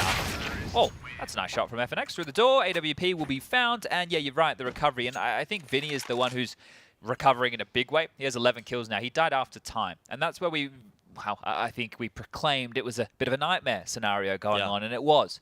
So it is still early stages. Imperial could be set for a big bag of rounds here on their T-Hall. It could be stopped here again. Party Astronauts have got the rifles out. They don't have that AWP in the hands of Ponalone. He has been effective. Once again, fallen onto the same boost, watching for the cross. They're smoking doors now. There having to spawn some PC utility out, and Ben Leet goes aggressive, crossing the pit, nearly gets a chance onto Fur, but just the 1-for-1. And that gives control of long to Imperial. They'll take that. Yeah, that is wild that poor Ben's out there fighting alone. Obviously, that was the call to not contest with 3 bodies, as you would traditionally see here. So now they're going to have to mop up the mess in a 4-on-4 situation with plenty of time left on the clock. Remember, no AWPs to hold down these longer corridors. So they are playing Pwn alone over towards short. On the CT ramp is Viz, and trying to cover off mid is Jonji, which means poor DJ is on an absolute island here. What is Pwn alone doing? Can we go back to that? Oh, never mind. He was not doing anything fun. I thought he looked like he was doing something fun for a second there. What was he doing, Chad? I thought he was sliding up the wall, but he's all good. It's like floating. Yeah, that's my eyes. I'm seeing things, but I'm not seeing this. Back towards B. This is the real deal. 50 seconds, 3 in the upper tunnels. FNX still outside long. The timing on this smoke of DJ is everything. He's had some big rounds in this B site already. Not coming towards him. This is interesting. Very interesting indeed. So down through lower, is it a short play? Is it a mid to B? Well, given usually a mid to B would have at least 1 player up in towards the tunnels, right? So yeah, it is curious what they're going to pull off here. 20 seconds here. Not a lot of time. It feels like it has to be B now, right? 20 seconds. Oh, there's the peek from Fallen. That's going to take Viz out. Now they do go up to B, up through the ramp. And DJ, he turns, but he's not going to get a single kill. That's the round done. I don't think Party Astronauts could quite believe their eyes in all of this here. So what did we just lose to? 3 players walked out mid to B on contact. They had full long control.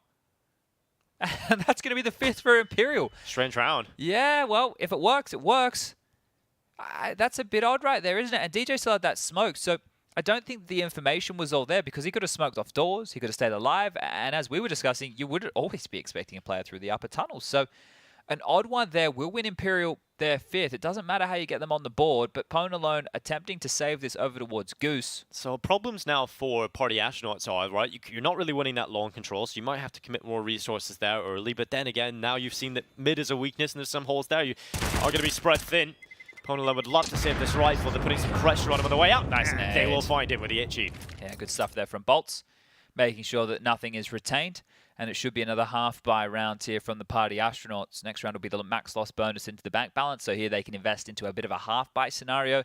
Some scouts, one of which has already been bought by Jonji. Would be nice to find some tags. But they need to start getting a bit of wraps on the way that Imperial are approaching the map now. You've got 2 ways of doing that. You can start dictating the flow of the play by taking aggressive maneuvers like they did with the double AWPs. Or you can sit on back and hope that you can have more fantastic utility usage late to make Imperial look a little bit silly now. Fallen, not afraid to take the fights. Nice shot. Jonji's scout dropped. Okay, big bangers. All right, DJ scratches Bolt's discs and now heads back. It is going to be Fur through mid, making the proactive play to remove Pwn alone. I think he probably wanted that scout, didn't he? They will get it up. DJ runs across and finds it. FNX doesn't leave long, does he? He knows what his job is on the team. He said, listen, mate, you're going to watch the long push. And it's the most boring role in the default possible, right? On both sides, isn't it? Yeah. Like the long anchor, you get action if they rush. On the T side, you just sit there and you call out utility. So, but they're essential. They really are essential. The extremity control important here on Dust 2. Most of the fun goes down in the mid area. But it looks like B this time is the point of contact. Viz! Oh, misses a few shots. Hard to recover the Deagle after you've whiffed a few. Yeah, I don't see Ben getting much done here. Deagle and a smoke. 6 rounds for Imperial then, and yeah, I mean, this T-side start, think back to how this campaign got started. It was a pistol buy, right? They have P250s, couple of Ds, a little overextension for Party Astronauts. It's an opportunity back into play here for the first half of Imperial. I would like to see this one go down on Inferno, because I think both teams quite like the map, which would mean we get a bit of a banger as the third, and all best of 3s ended Inferno. Yeah, well, great ones at least. And I think the fact that this is for the major, it would be nice. Yeah, it would be nice, right? To see these teams have to actually go through the paces a little bit. You don't want to see a blowout in this type of environment. Now, I'm just going to go over and scoot on over to check out what's been going on that secondary scenario. Poor Ben. I don't know if he's going to keep this AK. He's going to try. He's got a white knuckle grip on it at the moment and swings wide for the peak. Oh, nearly gets a lineup of 2, but FNX will actually get a pick. So that's going to be a kill. AK not brought over to the next one. Imperial, for the first time, really, feeling Under the comfortable. pump. Yeah, you know, they're actually getting some game flow. I mean, if you think over to Nuke, they never really got a flow Yeah, state you're right. going. Yeah, what was the most consecutive rounds you think they posted? It must have been 2 or 3. 2 or 3, yeah, max, right? yeah. And now it's 5. So They're on fire. Yeah, definite change of tune around here. And having an AWPer like Fallen, who's always going to contest this position in middle, will force the CTs to burn a smoke early. So that's one of the factors by using that boost. They will now smoke out Xbox. They're doing the 3 players up through the tunnels. And it will often be Fallen on the head of FNX because the other 3 are patrolling here through the tunnels to make sure that the lower dark is covered on off. U2 dropped out and looking like they want to set their sights on B here early, Dinko. The bomb in upper dark. Even just looking for a pick, Pone alone towards back of platform. We've seen this before where they just try and walk Vinny, and it's an interesting way to approach the B-bomb site. FNX is coming over too, so this is almost a given. Is he going to stand? Oh, he does. Oh. Pone looks up. Oh, gets Nice put it out by shot. bolts. And now the charge into B might work out. DJ, he's going to be tasked with holding from Car. It's a difficult position to really get the most out of it when it comes to multi-kills. But luckily, Viz has come over to try and help him out. DJ has to get a pick here. Flash is good. Still able to recover. Now drops back in, and Viz is helping him out. They're shutting it down. Fallen, at least fighting back. It's one on Viz as the AWP looks to lurk over the top, but just can't get the fight. Still a bit of time here. Desperately, Fallen is waiting for his teammate to come back and help. That smoke fades away. A door missed shot from Fallen. And it is far elsewhere that had gone down before. So Party Astronauts at least tasting that victory again and put an end to the streak of round wins for Imperial. I was just having a look on the radar while that was going down. There was still a fight where it could have gone wrong, and that was Jonji off action getting the kill onto Fur, right? Because if that one goes in the favor of Fur towards lower tunnels, then you're right. He can get over there, still help out Fallen and make this one a bit of a round hit. But back into the winning ways. But how long can this last? Whoever wins this round is going to force the other into a financial bit of woe into the next, a bit of a crisis. It's not 2008 anymore. I'm sure we're due another one soon. Feels like we've had a lot of crisis over the last few years. Yeah, global situations. They've been out of plenty. Well, the North American Counter-Strike crisis might be resolved. The Party Astronauts can head to the major. Yeah, this will solve all their problems. Yeah. This will be it. There'll be no more issues. The world will be Think fine. about how, this was the off action, right? Fur looking the wrong way, right? So not ready for a great little replay there. But yeah, I think Party Astronauts will quite literally save all of North American Counter-Strike with this one win. So we talk about the American dream. Let's talk about the Counter-Strike dream. It is That's being true. a team who can go put together a roster, go through the open qualifiers, and make the major without the backing of an organization. But and this this is could the inspire thing. players. Yeah, exactly. This is quite truly the situation here. Valve have in place a system where if you qualify without an, you're going to get all the money from the stickers. You guys split it 5, 6 ways. Yeah, don't forget about the coach. I'm sure you got some support there as well from other members. But yeah, it's yeah, that guy. It's all justified, right? I'm sure there was someone taking some photos, doing some socials, making a tweet or two. Yeah, whoever made the jerseys for them, obviously. That's true. Maybe it's one of their mums. Yeah, maybe. The mum's just knitting it or stitching it together at night. It's a true team. Lots of B plays and mid to Bs from Imperial, and this boost towards CT spawn is beautiful. Viz will have this elevated angle Fur to worm his way out the mid doors. All 5 members currently for Imperial over towards the B side of the map. Parked in upper dark, they will still have to deal with 2. The lockdown of the B site. This time it is DJ with the Pone alone in a similar setup. The crisscross smokes Viz. He's going to lose a bit more vision. Less first scales. Window smoke. Flash. Mollied out of position. Good shot from Pone alone. Now he has to focus on the tunnels as well. He has got his teammate playing behind Car, but FNX coming to clear it, but DJ will best him in the duel. And now Pone alone at the back of the site. Picks up another one with the AWP. It's down to 2 single players for Imperial to try and work their way through this B site, and they still have to deal with the Car. 2 on 2. Yeah, they found those kills, and now it's back to an equilibrium. Viz tries to peek out. Commitment to the plant is difficult here, but Ben the lead, he's caught the timing. Fallen not looking the right way, but Bolts is holding it. He still goes down, and now Fallen caught between a rock and a hard place, and they will bash him and smash him and take the round. Almost out of control. They look great on the entries. Pone alone swings out window, gets the opener, but they battle it back. They get the bomb down, and that might be just enough to see Imperial buy again. Cash for the likes of Fur and FNX and AWP can be dropped across to Fallen. They can continue to be threatening here, not letting off the gas, but we get a bit more of a game this time. Round 6-6, we're all tied up as we look down the tail end of this first half of play. And it comes back to the point where, yes, Imperial recover the first couple of rounds. They make a competitive half out of this. But if they go into the second half without the sting of picking up another, this could have Party Astronauts' mentality in a good spot. I think yesterday, right, and I don't want to dwell on this for too long. Let's focus in on the opening fight here. They've been smoked off, so denied. But like, the more we get into this game, the emotions for Party Astronauts are what they will need to keep a lid on. The closer they get to that 16 mark, it's about not letting that boil over, not letting them lose to that emotion, because it sounds crazy to say that, but this is going to mean so much. Here they come again. B, one more time. Rinse and repeat. The B side tested yet again, but DJ, he's passed with flying colors with one. Viz swings out from the window, so 2 for 1. The Party Astronauts picking it apart. They're even ready for Vinny in mid. It's just a single player left, and it's all done. They've shut it down again. Why this B bomb site time and time again? Is it because they're not getting the long spawns? Remember, they were getting out long earlier. Yeah, it feels like this is a little strange, right? They had a couple of successes towards long. It's Ben Leet there alone. They haven't gone back there time and time again. It will change. It will change. It has to. It can't be back towards B anymore. And they're actually buying in again. Bolts into an AK, some Tech 9s. Remember when they had the success on the pistols where they just scaled up short and Jonji over peaks? And then the dominoes, the house of cards, it all comes crumbling down. I think Imperial think they can manufacture that again. Immediate Xbox smoke. One towards long. Too long this time with the CTs. Oh, you're right. Okay. Well, they've been able to manufacture a smoke wall. They were worried about the fast long there. You can see the 2 smokes on the radar up short. This is where the issues came in before. The rotation isn't going to be back quick enough. Are they happy to play retake here? That means that Jonji will have to concede the site. He will have to stay long with Ben. They're out. The Ben can take one. Dinked. Oh, he has been dinked and put under pressure, but that just sets up Jonji.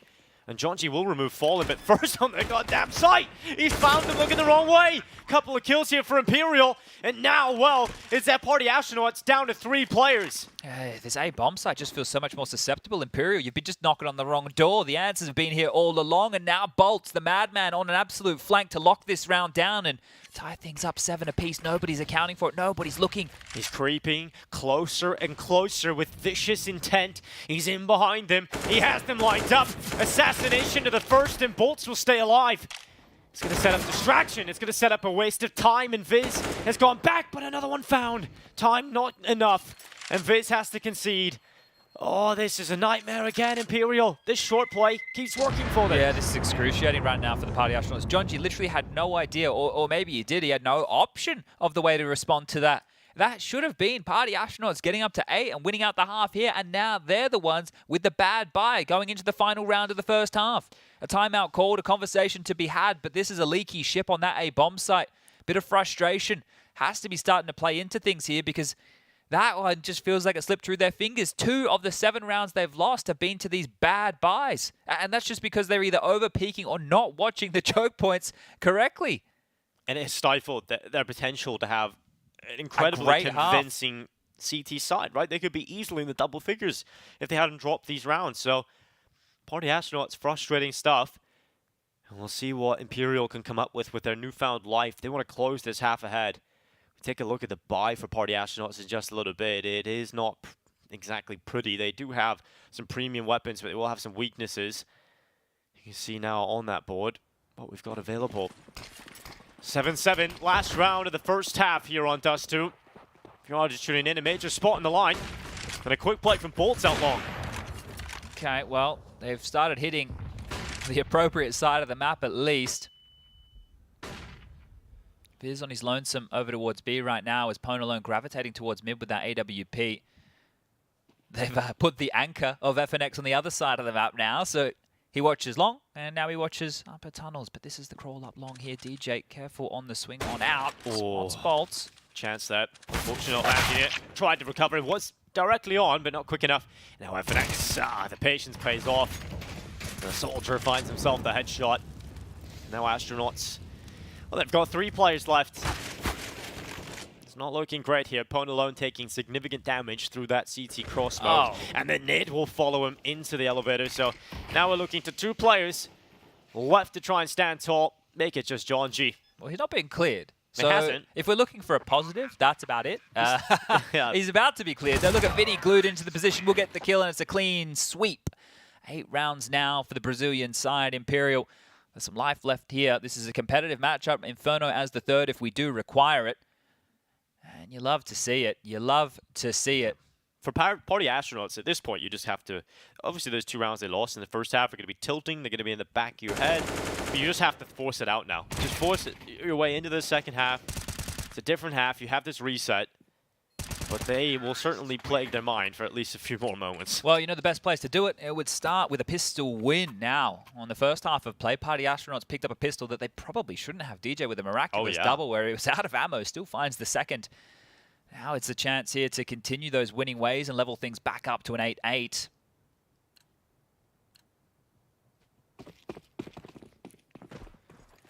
Utah available here for Vinny.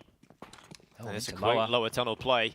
About to meet one player head on, and that's Viz tasked with dealing with this, and he won't be able to do so. They split through the tunnels. In fact, everybody really, apart from one on the A side of the map of Vinny, pushing through that way. They need to be quick here, and Vinny has been spotted on the jump. The space needs to be taken on A, and it needs to be taken now. The rotation is coming from Imperial fast. Yeah, Vinny can slow this down if he can buy some time. All his teammates are going to be back here, falling. Oh! Taking one. Vinny to the headshot. He's found another. Vinny out to the left side, and now Pwn alone. Thrust into the clutch alone. Back-to-back clean rounds for Imperial. Beautiful stuff. Really good stuff right there. The lower duck push with the 2-man crunch through upper. They get that tunnels control. They scramble appropriately. And if you're astronauts, you only have one option. It's to rush in towards A. If you go back all the way to tunnels, you try and play out the mid-round, it's going to be hard to isolate all of those fights. They're going to get themselves up into a pretty situation to contend for that double digits because the astronauts are not buying. They're going to bend the knee. They're going to give over this round. And just some Glocks. A Eagle for John G. They're not the most threatening of sides here. Fur, aggressive, smells blood in the water. Peppers down Jones, the Eagle gone already. How many more can he get? Not wanting to relent is Fur's fight. Has seen enough, has done enough, and well, now he drops on back into a bit more of a passive stance.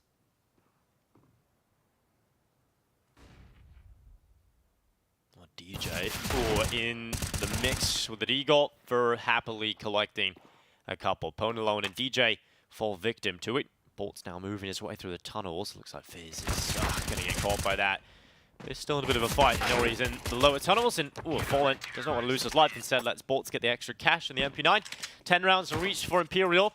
Astronauts did not get a bomb plant. Their buy is still capable of coming out here, but not as going to be as pretty as they could have. No AWP either, and that's why Fallen only had a USP. So now he can buy the AWP. So I think that Fallen demands a lot of respect in the service still. You saw the way that he plied it within the first half of play. Especially on that CT side. And what they were doing when we saw them playing this map the other day, they were smoking the cross. And Fallen was playing around this to stay threatening in middle. So he goes for the jump. He sees what he can see over towards Suicide. It's going to help him piece the round together for his teammates. They lock down long, and they even get the opener. Fallen, exactly what we're talking about. Beautiful opener to grab. Start into what could be an 11th here for Imperial. Well, looking better and better. That certainly demands respect at the start of the round. That kind of shot is filth. And now, how do Party Astronauts deal with that? Into mid they go. Flash. Oh, still gets it. Fallen with the second kill of the round. DJ fending off this long aggression. Yeah, the map is feeling small, right? Because Bolt's pushed that far, they feel like they can't go long now for the rest of the rounds, which is going to force them all up short into a mid to B potentially. But it's scary because you know that this AWP is patrolling. So what's the right answer? Well, maybe past Fur. Mid to B smoke dropped at one in exchange. Will deny the door access. They only have a smoke, a flash, and a Molotov remaining here. And this is what I'm talking about. They feel that they have to go for the mid to B. DJ out after Viz. Smoke fades away. Fur holding, gets information that they are crossing his way, and still loses the fight. Viz will take him out and now puts more pressure on Vinny towards the back of his B side. He's alone.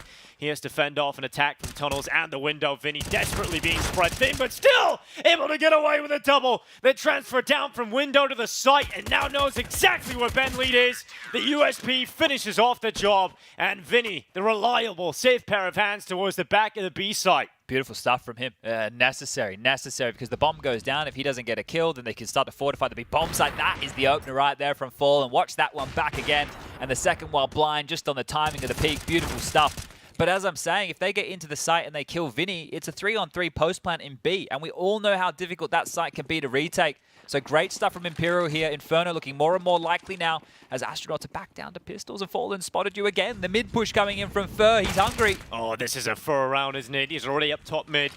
Found ahead of DJ. He's hungry for more, and FNX finally gets involved. He's had a real slow game. Perhaps in a round like this, he could be let loose to have a bit more space to play with, and he will find one in the lower tunnel. It will be a kill onto Fallen. He's chunked out of that. FNX going back to pick up the AWP. Just tap it away. Oh. Lovely shot from Viz. Yeah, a bit of skill on display in a round like this. That's what happens when you light purchase into the Deagles here. But 3 still to find in the timing right now for Ben. He's under the line of sight. Vinny not looking, and there was a chance. Does recover the shot to the body, and Viz, hello. Now they're both low, chat, as well. Viz, 90 HP, a full minute left. Oh, the long push. The timing of this from FNX. Separates it into 1v1s. This is crazy. This push is crazy. He's accounting for it. Oh, it was Vinny on the push, mind you. He had a chance there. Yeah, he did. He really did. And he was prepared for it as well. So not too shabby. Some lovely shots taken. Ponalone's AWP will come out. And finally a full bite. This is Ponalone's cracker onto Fallen. And a couple of steamers here from Viz as well. I'm banging it. Bang. Beautiful shooting. Well, the game at this point, there's a 5-round discrepancy here.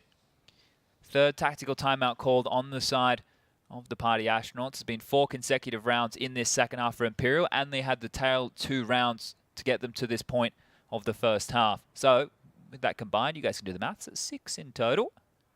Vinny with 21 kills. It's quite a difference in performance from that Nuke game. Very much so. Has been tested solo on that B site and passed the test. If you want to buy your tickets to PGL Antwerp 2022, you can buy your tickets now with the QR code on screen. Just scan it with your camera on your phone or tablet, or anything you've got really that scans QR codes, and buy your tickets. They're looking to book their tickets here, though, on the server. Maybe your eyes if you're a Tuluxian. I don't know if I said that correctly. It's a June reference. Oh, okay. I haven't actually got to see June yet. Oh, that's all right. You're not listening a lot. Now, that's another tag before, sorry, on the cross. Vinny's copped that one. And, well, FNX fighting from the pit has taken out DJ. Jonji needs the trade, and he cannot get it. Fallen, the Guardian Angel. Yeah, it's rough now. Party Astronauts, that was after a tactical timeout. An idea out of spawn. It's slowed. It's dealt with. Imperial now pushing forward. Looking like they're in pole position to take 13 rounds. This best of 3 seems destined to finish on Inferno. Party Astronauts look to defy destiny. I do want to get to Inferno. The more I think about it, I think it could be a lot of fun. And I'm glad that we get to go the distance here today. We only are bringing you one best of 3 today, ladies and gentlemen, boys and girls. Coming up after us, we do have Mortis and Scrawny, I believe. And Harry and Hugo are going to be over there taking off Davey and Jackie once they're done with their matchup, which is 0-0 Nation taking on 9Z. And I've been keeping tabs on that one throughout. I can let you all know, but I also, I know some people don't like the spoilers. So you can find out on your own, as this round is just getting peeled apart. 2 remain. Low HP for Fallen and Vindog. That's his official name. I like it. The Vindog. Not Vin Diesel. Just Vindog. The Vindicator. Perhaps at times as well. FNX and Fallen closing it out. And yeah, they make quick work of that. That was a gun round. It kind of felt done from the first couple of seconds. Yeah, no plant there, unfortunately. Wait, did the bomb go down? I heard the digits getting plunged in. No, it didn't go down. Of course it didn't. Trust yourself. That's what you have to do. Believe in your gut. Trust in the heart of the cards, as our friend Yu-Gi-Oh would say. But really good work here from FNX. He does get helped out by Fallen here. I say Guardian Angel. That's positioned towards Car in that scenario. There's a couple of the what I would call these safety net positions. I think Sandbag on Vertigo when you have people playing aggressive ramp is the safety net position. Car, another one. Double nades into the B rush. Bolts lines them up, knocks them down. 3 dead in seconds. We've seen this round before. We've seen this before, chatter. Last game we've seen Bolts get the exact same play. 3 down in the tunnels through the smoke as they try and rush him. B side is closed when Bolts is around. And Ben Lee and DJ, they swing double into Fur, and they will get him. But again, recovery this round, impossible, really. Yeah, it is feeling very bleak here. Great showing from Imperial. Loving what we're seeing here on Dust 2.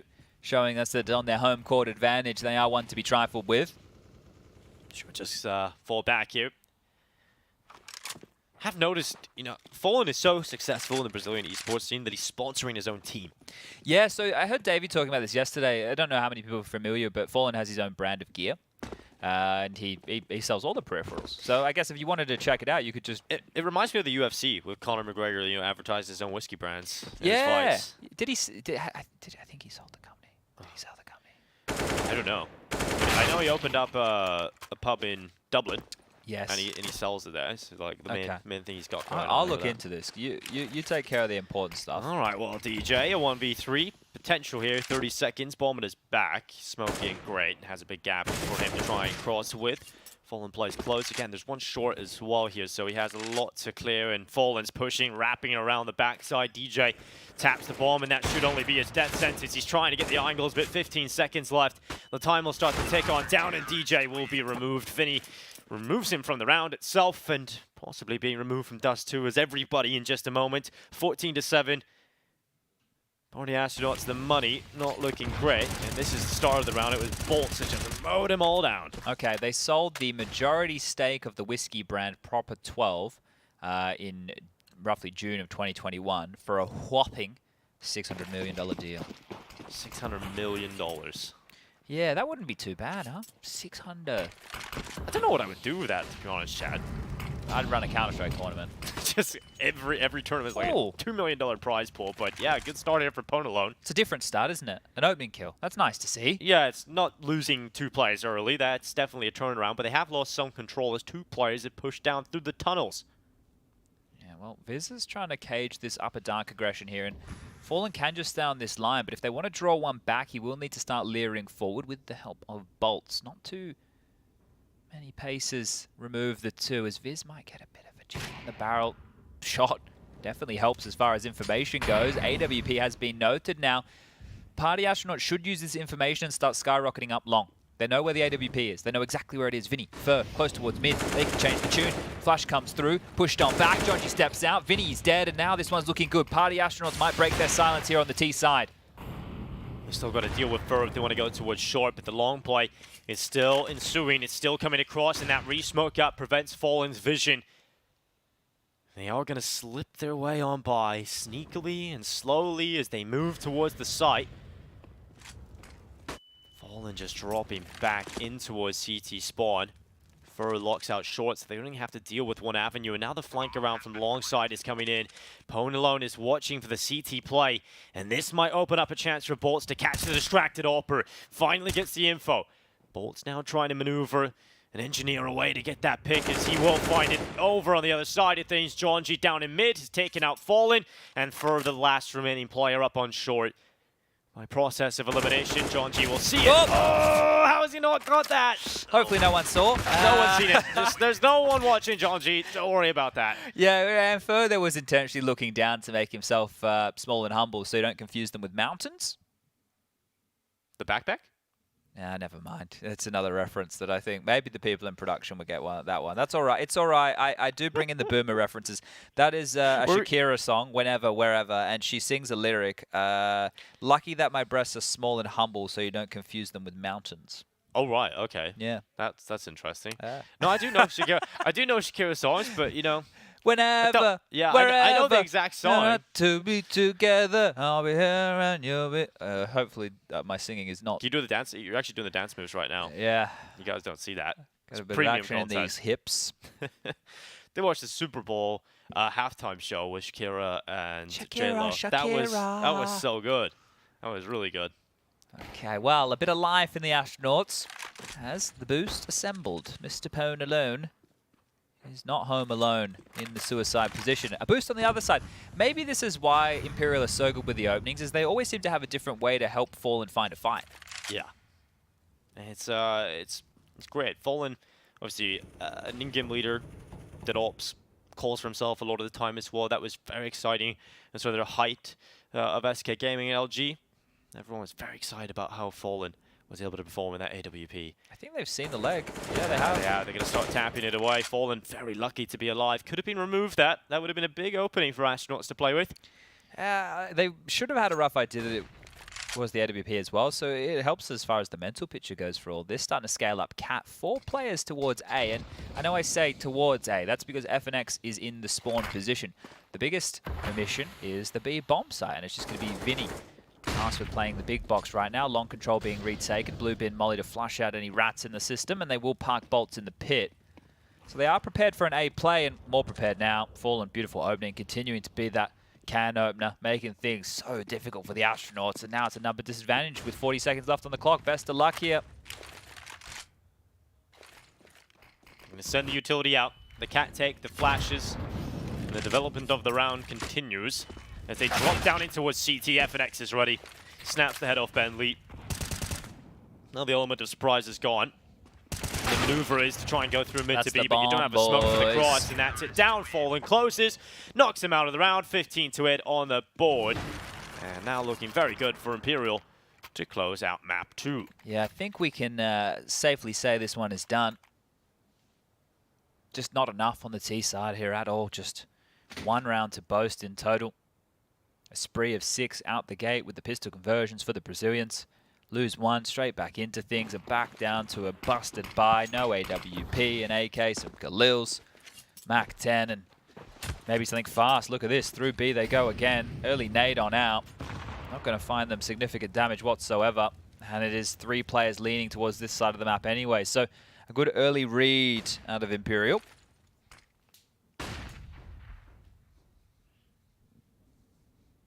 And Fallen. Towards long, looking down in the longhouse. Nothing being found just yet, but if that position is alleviated from Car, will be the pick for Fallen, and truly the opening.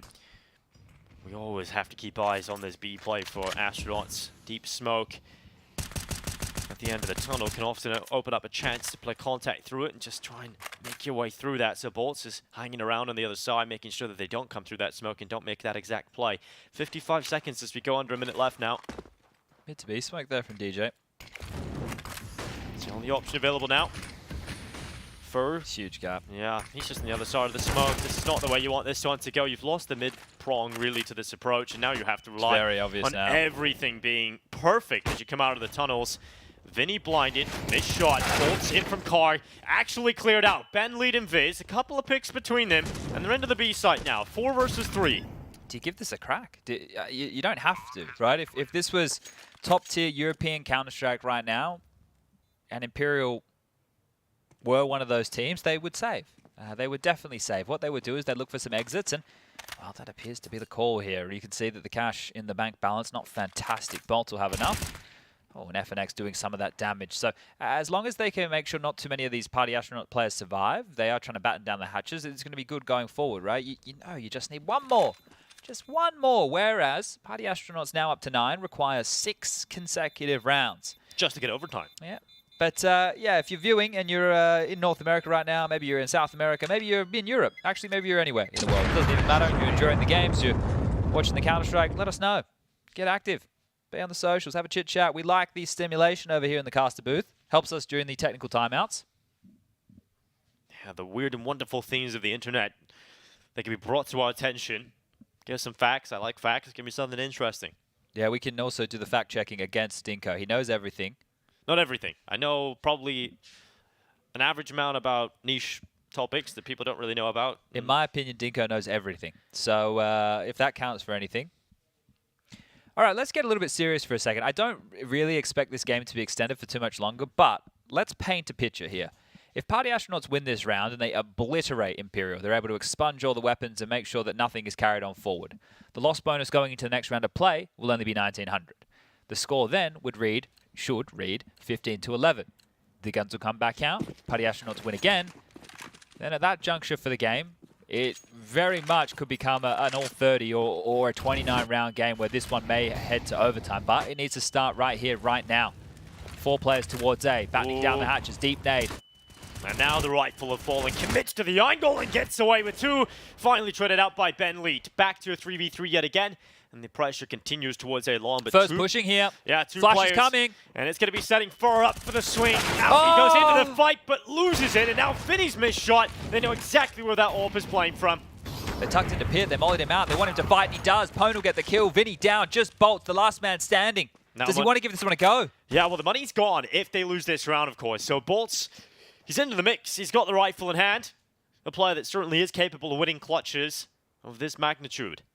But Astronauts are not going to let slip. They're not going to make the mistakes. They're not going to overextend. They're so disciplined. Still waiting towards long. They know they just have under a minute left to play with. Bolts has put himself in the right place to deal with this.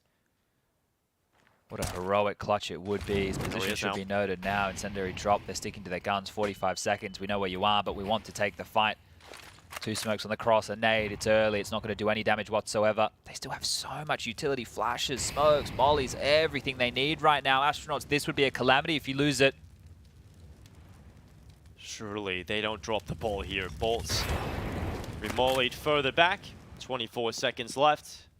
The bomb happily goes down now. Okay, well, a sigh of relief can be felt for a moment.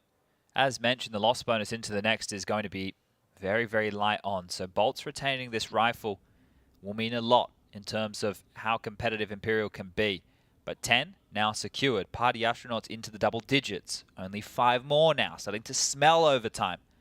Touching distance. It's going to be difficult. It's going to be hard. They're going to have to throw a lot of different looks their way. But also keep in mind that getting the AWP in the hands of Fallen to find these opening picks has been another instrument that Imperial have been using. So that might not happen for an extra round or 2 here. Bomb will detonate. Round will be posted. And now it's just about going through the paces for both teams here. For Imperial, it's about just knowing you just need 1. You still have 5 more opportunities to do so. Don't get ahead of yourself. Minimize your mistakes. Allow them to come to you. It is the T side here on Dust 2. They have to take the risk. They have to take the plays. Bolts, with the saved M4, has 3.3 left over. Next round, he could be the man to drop the AWP. And speaking of AWPs, Pwn alone, boosted up. Spots out towards mid, sees absolutely nothing, tinkering on down towards the lower tunnels. Bolts' M4 positioned aggressively on catwalk here, a pivotal position in the map. Will get fights top mid, lower dark, and can even flex to help out that long play if required. Fur playing for him for over the top, a couple of jumps, and doesn't see a whole lot. It's going to be 3 pistols on B. FNX to spot out long, and Bolts ready to cause havoc over towards middle.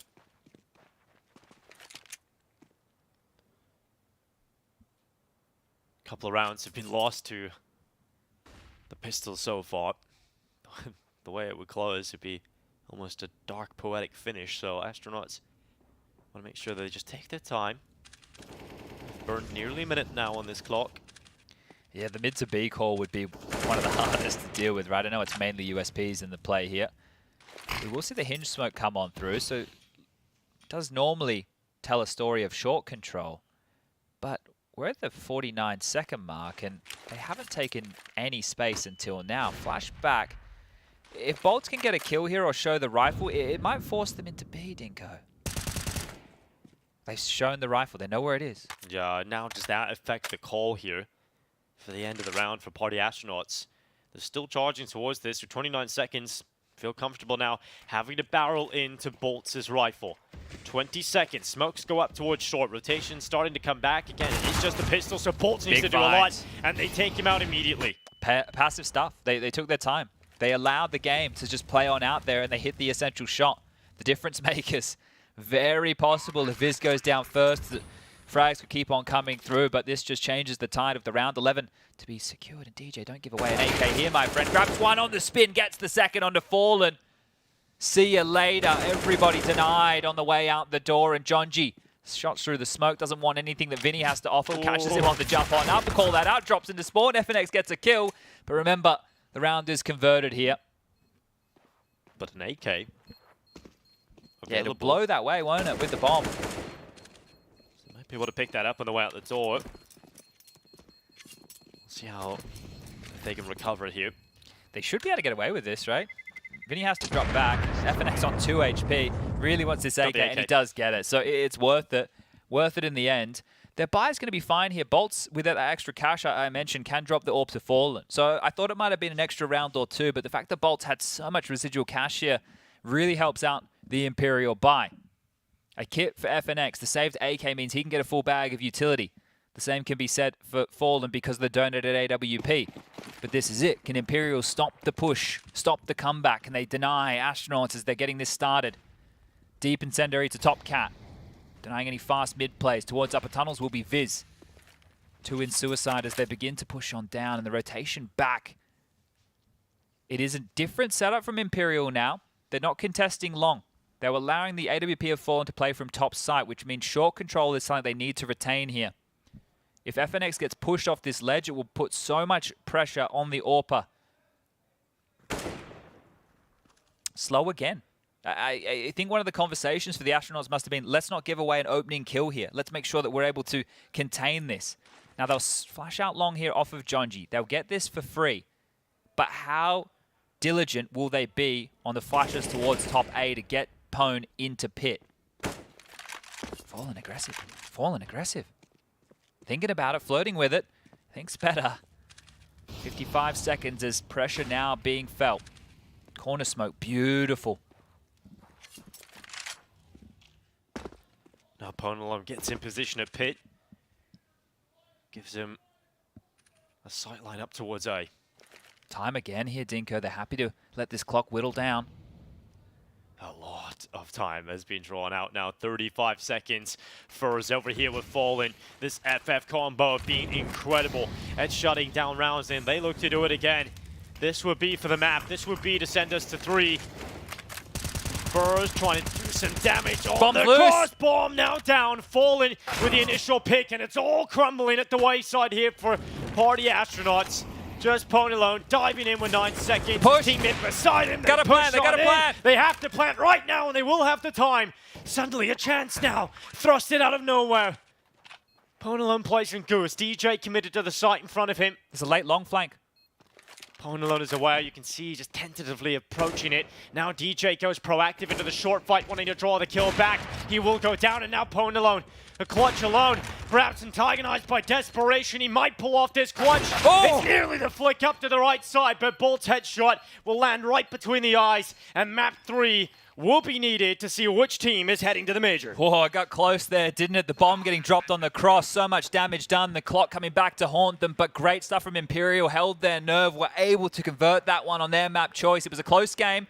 They don't look happy. They're content with this. They know there's one more map. Job still not done. Inferno for both teams waits in the wings, but it's great to see a competitive series here. Both teams throwing a lot on the line, and the emotional side of this is going to play in. 16 rounds separating one of these teams between the major or a 2-2 bottom of the barrel biff to try and grab that 6th spot. There is so much on the line here. Yeah, it essentially comes now down to a best of 1 on Inferno, one single map to decide the future of these teams, because let's talk about it. One map, you go to the major. The other, you lose this, well, you're in a position where you might not even get that chance again. Yeah, crazy stuff. And think about how this game started. Vinny within the early stages goes down after time, has about $300 left in the back pocket. If Astronauts didn't drop those rounds to the lighter buys, think about how much closer this one could have been. Yes. In the demo review, if they go back and they watch this game, when they check out how this one fell apart, it's going to be those 2 rounds that stick out like a bloody sore thumb. Rough stuff for Astronauts to stomach here, but great showing from Imperial. Fallen on the AWP, finding the openings. Bolt's looking good too. He's going to grab MVP of this one here. Well, actually, I guess you can make a bit of an argument between him, Fallen, Vinny as well, was starting to find some impact against those mid-to-Bs. Yeah, and Vinny had one of those massive rounds towards the back of the site where he gets a 3K. If he goes down, that's another opportunity here for the Party Astronauts. Good individual moments out of Imperial. It's what that got them over the line, and again, they had to make that happen on those low buys. There will be Bolts who takes man of the match. You can see the stats on screen. Another big performance for him inside of that B, so that's becoming a bit of a trend here for Imperial. Yeah, so Dust 2 is one that Imperial can put in their wheelhouse and be happy with the approach. I think that they had a lot of dynamic ways to find those opening picks. But this is great stuff to see. We get that 3rd map. We get what we want. We're going to sink our teeth into that in not too long of a time. This is great. You can tell there's something on the line with this. Every round feels highly contested. The Counter-Strike is good to watch, and the major feeling like it's not that far away. No, it really doesn't. It's just around the corner, and we're not now looking at one map to decide Party Astronauts or Imperial, which team is heading to the major, which will have to fight for their survival, and that's coming up after the break. We're at the PGL RMR. I'm Maui Snake, and we're going to be doing rapid fire questions here with DJ of Party Astronauts. All right, ready, DJ? All right, ready? Go. Are you a city or country person? City. What is one of your hobbies outside of gaming? Soccer. Do you like to travel by car, plane, or train most? Car. If you could live anywhere in the world, where would you live? Croatia. Okay.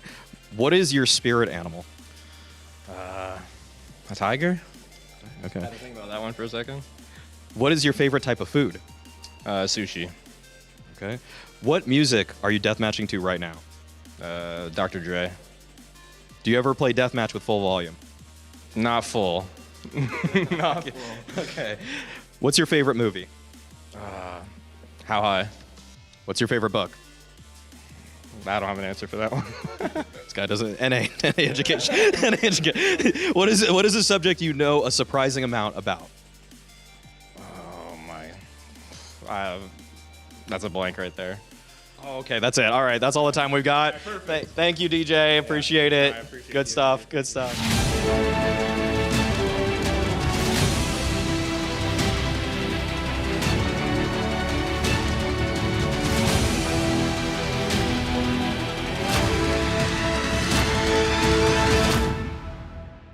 To succeed in this game, you need to invest in yourself. Be daring. Innovate. Calculate. Never hesitate. Follow your instincts. Don't follow the crowd. Back yourself. Bank your wealth. Analyze, strategize, and galvanize. Now is the time. Take your shot.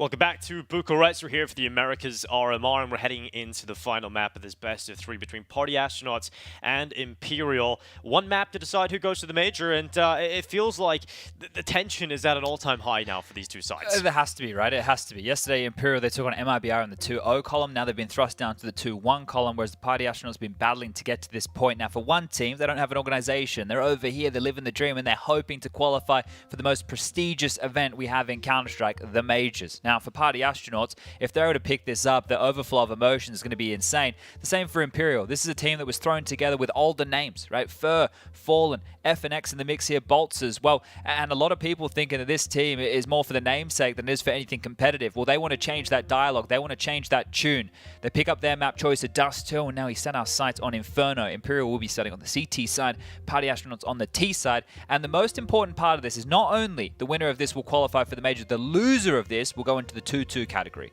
And the 2-2 category will require one extra series to be won to get you into a 3-2.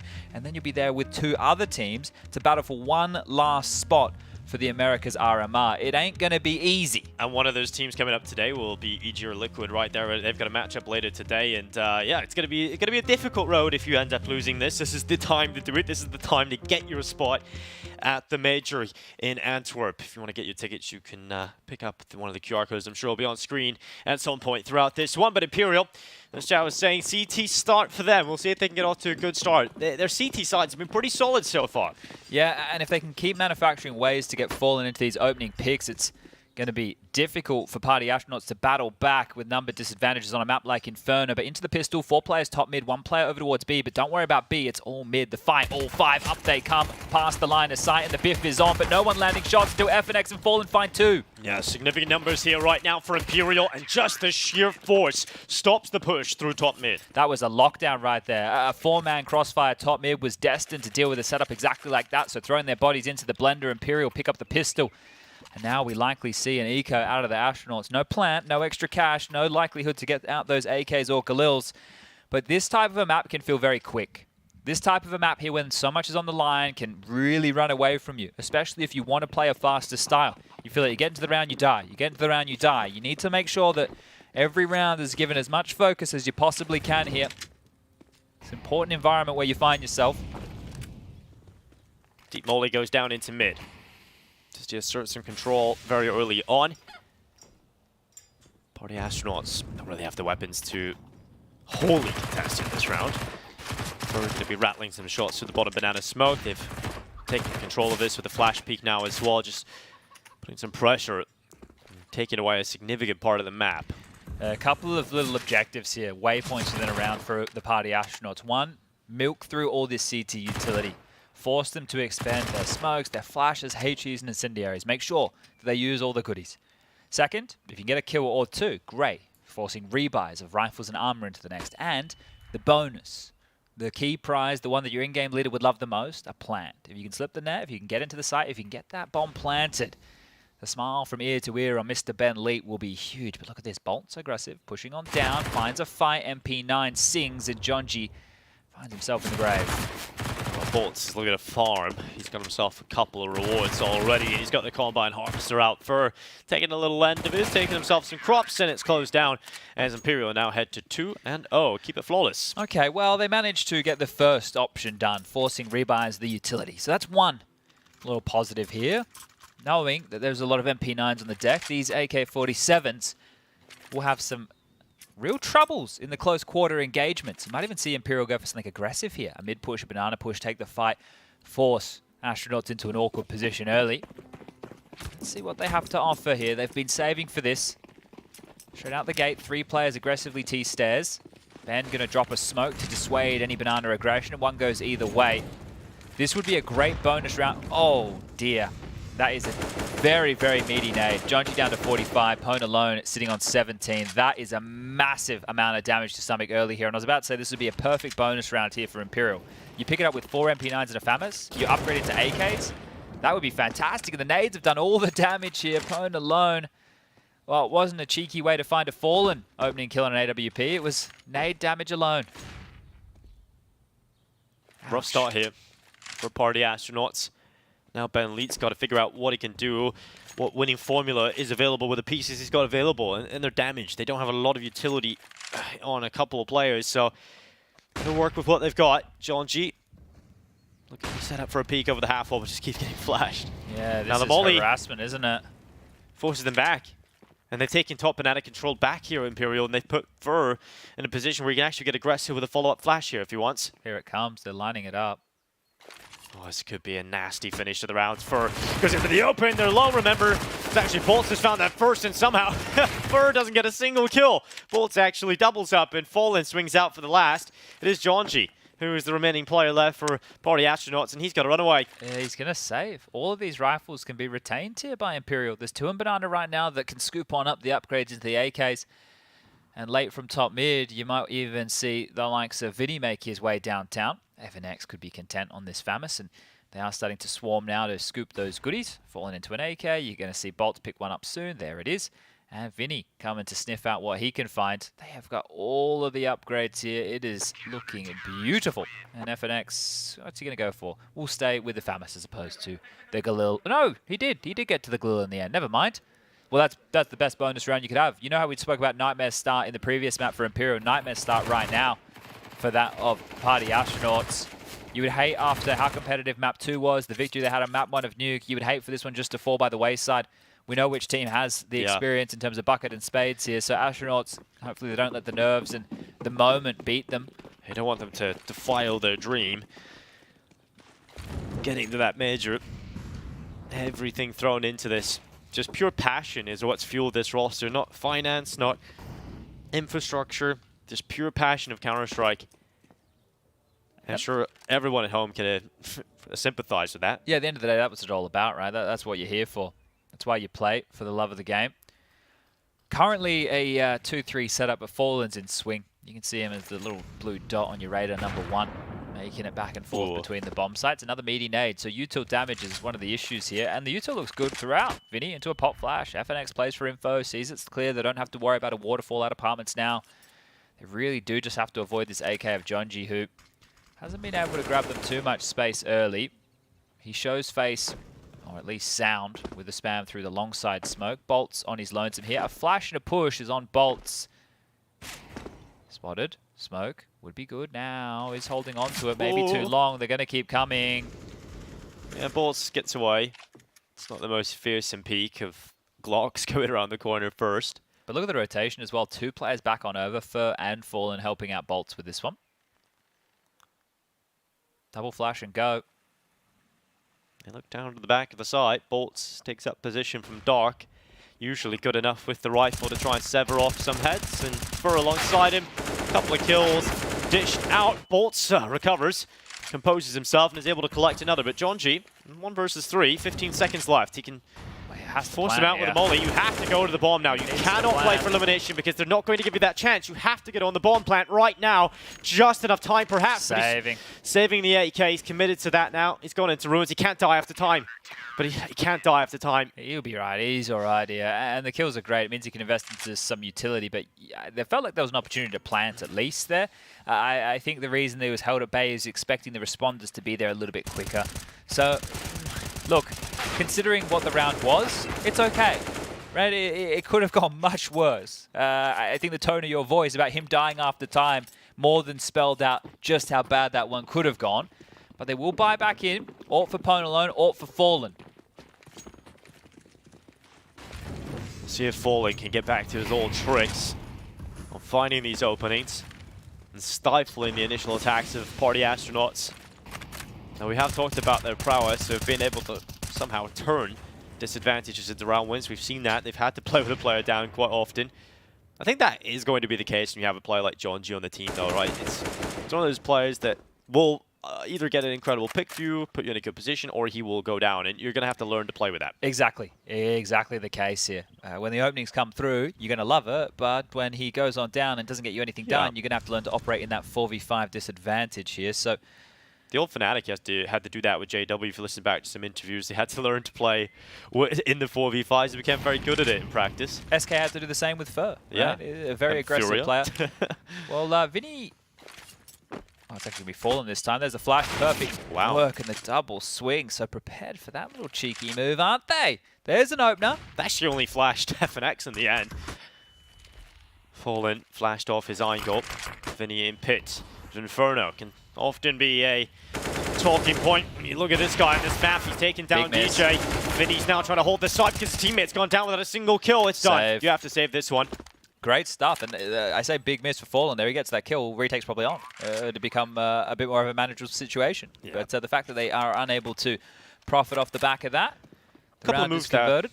That looked good for Imperial, but just didn't quite hit the mark exactly, and Party Astronauts just take it. Looked like Party Astronauts were ready for that flash peek as well, because they, as soon as the flash goes off, they both swing from either side of the stairs. So ready for that type of info play, lulled on in and drawn into that one was FNX. So unfortunate for him, but score does read 4-1 in a moment's time. The Astronauts will get on the board here. Now I think that this game in the first half is definitely going to be a bit more save heavy, right? We've already seen Jonji save the AK in a couple of rounds. We're now seeing Imperial save their rifles. But once we get onto the second half, if this game is closely contested, if it's a back and forth affair, the retakes will eventually have to come on in, right? Unless Imperial are just able to, sorry, no, it's going to be Party Astronauts on the defense. And Party Astronauts can just lock out the defense. It is going to start getting very, very tall of a task. It's one of those gamer sleeves you keep hyping up, Dinko. Vinny's a fan. Yeah, they are pretty solid. The problem I have with it, I always lose mine. And you lose your gamer sleeve. Yeah, I have to go and find it again. Do you have to wash the gamer sleeve on the daily? How sweaty they get? I don't get that sweaty. So for me, not really. But I assume some players probably sweat a bit more than me. Don't really sweat in my games that much. Fallen, edging. Millimeters away from death, and here's the Jonji opener. That's what we were talking about. And that was more bolts pushing into Jonji rather than him pushing through the smoke. So that is going to cost Imperial the initial advantage. It actually got caught by the flash down. But Jonji dances with death, and Fur will remove him through the smoke. Yeah, I was about to say 2 consecutive rounds here with a fantastic opener from the Party Astronauts, but now it's been given over. Hard to convert the 4-on-4 now, especially if DJ pushes too far forward. They're allowing him to play Lurky Boy over towards A. They are trying to pressure onto Fur here, who has multiple pieces of utility to keep on limping through. Has just dropped a smoke towards the long side to try and work with here. Fallen repicking middle as well off the back of this. Flashed off, held at bay for now. Space has been taken. Looking likely to be an A play here, and there's 3 players to defend for Imperial. Right place, right time. Fallen, how? Has he taken the kill? Vinny now set up with an opportunity to deal with the top mid push, and he's done very well. And taking down 2 players, goes back out. Oh, that's ridiculous. On the spin back, Ponalone lands the shot on Vinny. Maybe that keeps the dream alive in this round. Look at the time, though. Yeah, that is a problem. But, okay, Ponalone with a bit of magic in the op now. Inside of the side is Fallen. And this time he can't miss. This time he won't. Shot connects on DJ, and Ponalone will be put in the ground. Fallen removes him. A little bit of style plucked out of the round there for Ponalone. He was still looking pit. Did he not know he got that kill? maybe not being able to piece the puzzle together. Yeah, but the thing is, the 2 A defenders were dead, right? Vinny and FNX both went down, so... Interesting. Oh, good. There's a secondary B stream update for everybody. That is 0-0 Nation versus 9Z. Started off with 9Z winning the first, 0-0 Nation 16-14 victory on the second, and now they have a 4-1 lead on the third. The winner of that game stays alive. The loser is eliminated from the Americas RMR, and we will get a timeout called here. Jonji is already purchased. Ben can get into a Galil, so there shouldn't be too many dramas on the buy. Now, Viz not purchasing yet fills me with some confidence that maybe they want to bring out that AWP. You'll see in a moment if he buys that, he'll drop it over towards Ponalone, who could buy it himself, but it's more about managing the money, right? Just because you have enough on your own, you want to make sure that everything is smattered as evenly as they can, and they will. They'll exchange AWP dropped, Ponalone will get that. Both of them are able to get away with full utility, and Ben into the Galil. So no dramas as far as the buy goes here, but this is starting to get away from them now, it feels, Dinko. Tries out Banana. It's quick on the utility here for Party Astronauts, trying to stop any early control that Bolts has been throwing at them. Done a good job putting Jonji back in the position again. Yeah, just being slowed by nade after nade. Jonji on half, DJ on 69. You always hate being the first player up Banana. This is just your round, basically, pretty much every time. He is close now. Looks like it's just going to be a commitment towards B at the moment, Chad. Wouldn't be a horrible call, but do they want to allow this AWP to work? This is the thing. If you invest in an AWP, you have to have a plan for it. It can't just be as simple as take banana and execute. Retake utility. Pone's ahead of this. Pone's picking. I think Pone's been spotted on the jump. Gets a tag, but that's it. Oh, just a tag, but Jonji rapidly racing. They know there's 2 more here. To the second pick, and they have to know significant numbers stand here. They still have time, but they're still committing to this. Bolt has found ahead of DJ. Now Vinny goes through the smoke. Bentley stops him from getting any further, but initial damage already done for Imperial. Bolt hides behind the smoke. He's so significantly damaged because of the shot from Ponalone mere moments ago, but Bolts is still alive and still sprinkling damage. Denies the plant. Viz has to come off. Puts it up on top of the coffins instead. And now a 2 versus 3 in the post plant. Hard round to win now. Viz is half. I know Bolts is low, but they're flashing. They're pushing forward. So many flashes. So many flashes, but Viz still holds it. Now it's down to a 1v2. And Bolts has to come into the fight, and they read his position. Bentley brings him down. And Party Astronauts, what a turnaround. How do you win that round? You go into the stack. You don't even trade efficiently. They're able to pick up the lion's share. Bolts does so much work. And they can't get through on the retake. It felt quick. It felt desperate. Coming through the smokes. Never the play you want to make. And the flashes were good. Just not suppressing enough. A great round for Party Astronauts. Just as I'm saying, it's getting bleak. Well, Shu on the other foot right now. Imperial have to force. CZ, Deagles. 1M4 in play. This is the changing and turning point of the game here. If Party Astronauts can convert this 3-round gap is going to close up. Forward towards Banana. Name of the game, avoiding that. Fur flashed off, fallen down. More utility thrown forward and trying to seem bigger than they are. Ben, is he going to expect the boost? They want to head towards B again. The half-wall smoke is good. It allows Fur to find that fight. Isolates a Jewel, gets them an opener. Ben, a hero of the previous, is dead early in this one.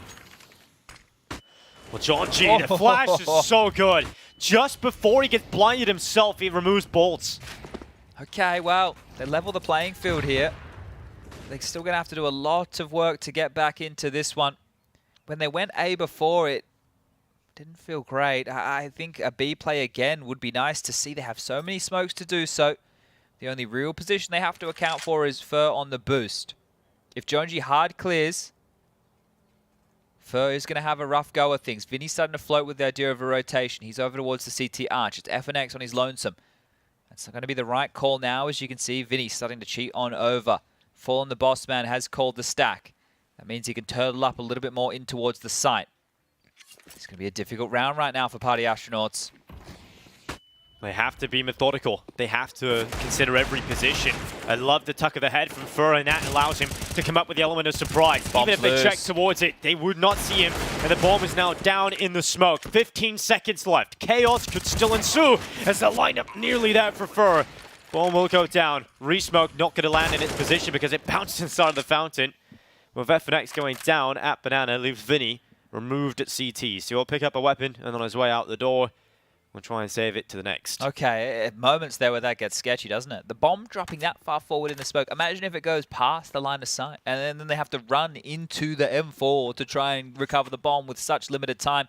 DJ to cut off the rotation has heard all of this, and the bounding Vinny will fall foul to DJ. That is a big round to win. We know what that means in terms of the scoreline now. 5-4 is a timeout called, and I'm saying 5-4. I'm trying to see into the future here, because it really should be a Party Astronauts 4th on this T half. I don't know what we're talking par for the course between these two teams. I don't know if 5 or 6 is necessary, or if something a bit more like 7 or 8 from the Party Astronauts will be required here, but 4 almost feels like a lock. A conversation will need to be had, and it feels like a round early. Because what are you going to do? You're going to buy into this round with 2.7 at the high end, 1.9 at the low. Maybe this is just having Peacemaker there to tell them, look, guys, it's still early. We don't have to be too concerned with how this one unfolded. It's not over just yet. But they will take the 30-second breather just to chill on out, take a bit of a deep breath. And actually, the Party Astronauts have taken a timeout off their own off the back of this. So 30 extra seconds taken to make sure everything is as good in the hood. They just know they've lost to a lot of these kind of rounds before, right? They're just trying to figure out what economy looks like over there, and obviously dealing with half investments can become a problem. They shouldn't have too many issues ahead of this, but maybe a game plan being employed for the next few rounds of this T side. Yeah, I worry a little bit, though. You've seen the slow pace, and this slow pace has carried across since Dust 2, right? It was very late rounds in Dust 2 because they were fed up of giving away opening picks. Now, if they consider this to be a threatening buy, they would be very, very wrong. This is the type of a round where you like to get a bit more pep in your step. And wow, actually crossing mid and back again. Yeah, you don't want to let the round stagnate and give opportunities to pistols, but Jonji collects an opening. Vinny down. Apartment stack with 2 players in there. Yeah, now you have a bit of a better idea of what you're dealing with here. As long as you avoid this P250, it's very hard to see how this one goes wrong. It's now a 3-man setup as FNX will join the fun. Put Fs in the chat because we got Fs in the apartments right now. Fallen, Fur, and the Phoenix hanging on out. We've got Pickle and Phoenix with we've got the acronyms throughout. Definitely prefer the Phoenix. First wings for the P250 pick. You can't really avoid the P250 if it comes to you, and FNX will go down. Now Ben Leet hunting through the apartments. Looking to try and keep this one at 4 players up. It is still quite slow, but they've already taken out the lion's share of the force here, so it's just about being considered in the approach now. As long as you go in together with wide enough spacing, trade should be no problems. CT Arch Smoke deployed. Really taking their time with this one. It's good stuff to see the Astronauts understanding the gravity of every single one of these rounds. Remember, on Dust 2, losing to the lighter buys on their CT side was a big problem. Now this is definitely not the type of round you can give up. A lovely shot there from Fur, but that's all it's going to be. Bolts, last man standing, starting to make the long rotation around the world here. Would love to get an exit rifle, maybe over towards second middle. Might be able to find something out. Yeah, I've been on the receiving end of a P250 shot like that recently. It's never fun. Yeah, watch the highlight. It's not great. It's not great. It's just ridiculous. But right now, at this point, Party Astronauts on Inferno. This is actually a perfect round to slow the nerves, calm the nerves down a little bit. Because I'm sure coming into this map, you've just lost Dust 2. You obviously know what the ramifications of this game are. You need a round just to kind of settle in. You didn't get off to the best of starts, but now you've got the breathing room. And Bolts will be tracked by Jonji. The hunter will find his prey. Yeah, I think everybody understood the situation there. They knew where the corpses were. They knew where the rifles might be. And Jonji making sure that nothing can be found. And even if it is, the kill comes on through. This is fantastic stuff now to give us a competitive map, right? I love the fact that we're a 1-round ball game here. Imperial back into the buy, and the fallen AWP is slightly lacking. I'll have to rip that one out of Pone Alone's hands, and he's going to go towards Banana here early, giving us a bit of a Zywoo-esque maneuver. Aggressive flashed, and the shot hit. First down. Yeah, Pone Alone with a lightning fast start, but Bolts is hunting down the AWP. He will find him in the corner behind the logs, and Vinny through the smoke. Oh, what a disaster. This is the worst start possible for Party Astronauts to lose their advantage and lose the 2 picks like that. Look at all the util that's being used here from an Imperial in the early gates just to make sure that there's no push. They only got to smoke a couple flashes left on over. If Astronauts can react quite quickly or even regroup and execute, they can get a 2-2, or sorry, a 2v3 fight on either side of the map. Sure, they lost out in that exchange in Banana. They've just thrown some util towards A as a bit of a fake here. So they've used a lot. They need to get up Banana and quite quick smart here.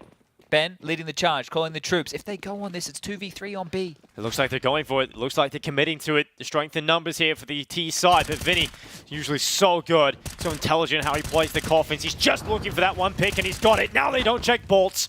The initial kill strong. The setup is good. And the wide swing out from Bolts, forced into the open by utility, and still confirms his kill under pressure. I can't believe they stuck to their guns there. Fur got clotheslined. That shot from Pone Alone was massive. It's the Zywoo move. We've seen it once. We see it again.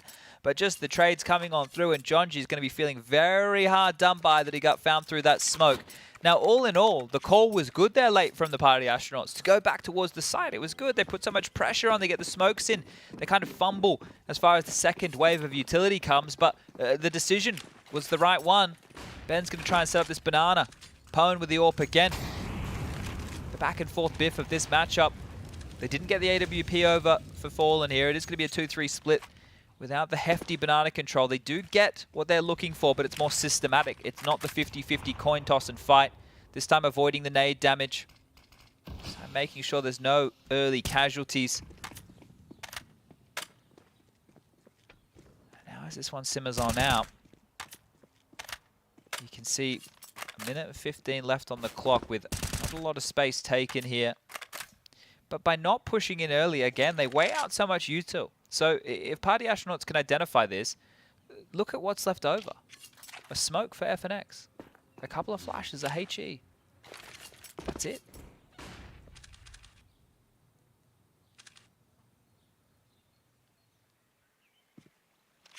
Bolt's going to relent control of Banana, now goes to the back of the B site. And this gives a lot of control and a lack of info. They're fighting, they're picking, they're looking. Yeah, the information coming back in the mid-play. Fallen goes out, gets 2. The significant force is cut here for Astronauts, as now they need to recover some control of this round with 30 seconds left. They want to take top mid, want to try and fight brackets, but Fallen is here, and he has got his friends alongside him. He's got multiple players over on this side of the map, and that makes it very difficult for Party Astronauts to crack open a hole. Johnny's going to see the back. Oh, not anymore. Not anymore, but right now you still got to deal with the pit, and they're eventually going to have to try and force their way onto the site, and dealing with this crossfire between them in the site. FNX strikes into action and topples 3 heads. Beautiful stuff right there, and I love the detail of that one there from Imperial. They knew that they did with light on util. So they knew that they had to take a fight, and they did. They crawled out mid together, and they traded efficiently. Beautiful stuff. In lieu of the util, take the fight, get the room, force the Astronauts into a decision. 7-4 as an extended lead now for Imperial, and Pistols is the best thing the Astronauts are going to have coming into the next round of play, round number 12. This one's come in patches. We've had the pistol round with the conversions and the first gunny going in favor of Imperial for a 4-0 start. One back, immediately responded to, and then a spree of 3 from the North American side. Now it's Imperial's turn to put the pain down range. 3 likely for them in consecutive fashion. Then they're going to need to get something on the way out the door here. Here's the triple kill from FNX in the pit. The flashes. Fantastic work from the 2 of them.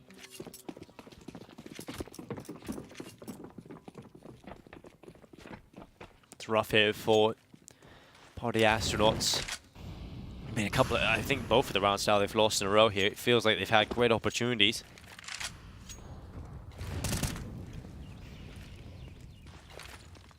Fro's going to send down the HE. Utility really dominating control of Banana for the time being. You can't really contest or try and go up there quickly with these pistols, and lack of armor. You would be turned into mincemeat.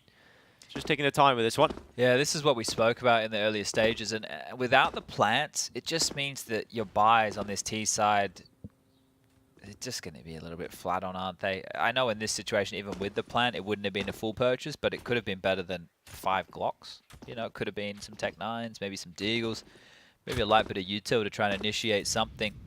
They are aware that the economy hasn't swelled for Imperial just yet. If we take some inventory right now, we can see that Fallen is at 4.450 and Vinny at 3,650. FNX and Bolts both at the 1,900 mark, and Fur with 900. So as far as the rebuys go in future rounds, it could have been a problem. Astronauts know they're not going to be able to do a lot of damage here, so the win bonus likely to come through for all 5 of Imperial staying alive here.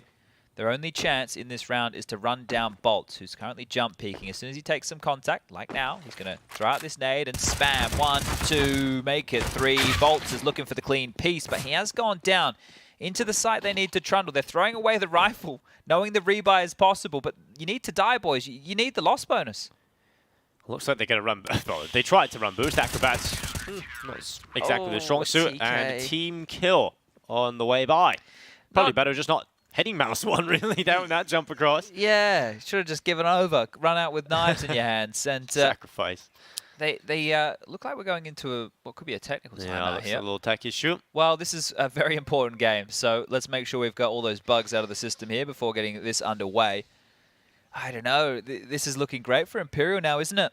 Yeah, it's looking fantastic. It seems like they've just slotted into the comfort zone now. It feels systematic.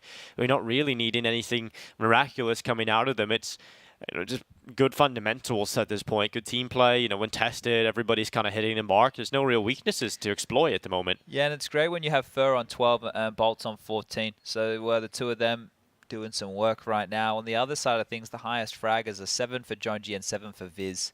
Yeah, it's been rough. And I mean, Jonji, how many times, up Banana, really the only key to taking that Banana control, he has had a rough time dealing with the utility that's just been coming and bombarding him. For an OT side, you can sometimes feel a little suffocated Perhaps he could be a player to create some of that space for them, but you really have to force your way through into these fights, and Imperial's utility has been on point. 4 rounds is definitely not going to be enough to compete here. Yeah, I feel as well with one of their rounds. I'm just trying to reflect on how it went down earlier. It was Ben and who was left with Ben in that tour? I think it was it Ben and Viz on the side? Either way, they had that retake situation that they were able to dispel. Was it Ponalone, perhaps? Potentially. But they dispelled that retake and the number disadvantage, which is around that basically my point is they probably shouldn't have won it. So yeah, yes. How are we going to be able to... So that's not sustainable for the future, Precisely. Right? If we want to put it succinctly, you wouldn't think it's my job to talk here by any means, would you? Now, we aren't back underway here just yet. We're still sorting out the issues. Did get a question, Chad, about pizza.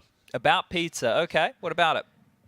Are French fries allowed to be on pizza? If you're in Sweden, yes. I think French fries are awesome on pizza. I think pizza you can put whatever you want. It's just bread, whatever you want to put on top. Yeah. Just do it. The problem I had in Sweden with pizza is they don't slice it for you. Same in Germany. Yeah, it's weird. And so I ordered the monster pizza like 3 a.m. at a hotel, and it was like 16 to 18-inch pizza, and it wasn't sliced, so I had to turn it into a burrito. Exactly. Like a huge burrito. But it was just for yourself? Yeah, that's that's for okay. myself. Because then you can get with your hands and stuff. But if you're sharing with other people, it becomes a big issue. I don't really like sharing my pizza a lot, Chad, to be honest. I understand. You ordered it. You want to eat it. It makes sense. At 4, though, we're back. Tech pause undone, and we can now focus up to this incredibly important match for these two sides. Imperial in the comfort seat, but Astronauts are looking to put some pressure onto Top Banana. Utility is good onto Fur. At least forces them back. It's put some pressure on them, and, well, Jonji has a bit of space to play with now. Finally, right? They've been getting dictated to in Banana. This. Fallen has a gap on the left side of the smoke. They can walk into this, but Fallen, he's holding. And he's going to be good for it. Kill picked up. He goes back again. Oh, crazy that they would peek into that smoke. Very, very interesting to go into that one way. The swing onto FNX. He's under the pump here, but that smoke is actually going to work in his favor. They can't test the issues anymore. Spamming on through the wallbang. Not far off at all, but the nade should be good. Ricocheting off the door and right into the face of 2. And yeah, a decent start with Banana control, but now the round is feeling like it's almost done. A flash towards Banana. There are 3 players over here, so at least the bodies are in the right place for the Astronauts. But look at this pit play again from FNX. He's been good. He has been fantastic when called upon. Hasn't really been needed a lot of the time because Vinny at the back of the site has done the initial job. Now FNX. More lead, mid uncomfortable, forced into the open. Because of that, will be open to Jonji. Will remove him, and Vinny hits the deck inside of the site. Party Astronauts have fought their way through. They've skirmished and got the site. Okay, retake right now. It is still possible here. Coming late up mid will be Fur. They've got kits. Fallen with the AWP has a flash and an incendiary here to try and make this one happen. And they're all going to be coming through the short side. Steps being made now. Bomb about to hit that halfway mark. Now the Molly clears the back of the pit. Jonji has taken a position on the midi side of things, and Bolts hits the headshot straight away into the site. Jonji down now, just Bentley, and he cannot find enough power to close it. It will be Imperial who pull off the retake. Great stuff. Great stuff. Simple stuff. Just walking up through shore. It felt way too easy that the shots didn't come the way. I don't think they thought it was happening. And the ones who invented the slow retakes, Fallen, Fur, and Co. These were the ones who loved the slower plays. Kind of listen in on the comms a little bit. I don't understand what they're saying, Chad. No, I don't speak Portuguese. Need to learn some of that. Maybe we would understand these guys. Obrigado. That's about it. That's all, Yeah. really. I went to a nice Portuguese restaurant, though. Very good Was food. it a Brazilian barbecue? No. It was more of a pretentious style seafood restaurant. So Nando's. Yeah, exactly. Yeah. There you go. See on the money, Nando's, seafood. Yeah. Anyway, this is a bit of a problem now. I suppose if you want a positive, I'll give you one. The bomb went down. That's one. That is a positive. Yeah, so with the max loss bonus, the bomb going down, the buy is looking a little bit better here. Timeout has subsided. AK's back in the hands. Alt for Fallen still ringing true. Tense there in that retake. You'd love to get one more going into halftime if you were Party Astronauts, and I'm sure Imperial will be happy with double digits as well.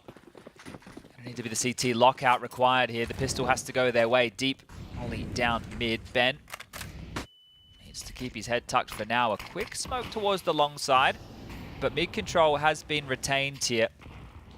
Molly nade combo drop. Nobody going to comp any flak damage to that. This is more direct. More direct out of the Astronauts. I think they're going to hit 8 quickly, but through the smoke first found the opener. Yeah, Ben Leach is removed. Oh, another. Oh, it's a disaster, isn't it? It really puts a stinking mark on right now for Astronauts. They are in a rough spot. They just have to go. They need to get out, but FNX, he's got one again, and just efficiently, if everybody just gets 1 kill right now, it's going to be enough to cripple this attack. Oh, just over a minute left. No real ground gained either. No, and they need to get the bomb down again to make sure they can buy into the next. So, regathering. Yeah, look, right now, look at the positioning on the radar. Bolt has opted to play retake on B.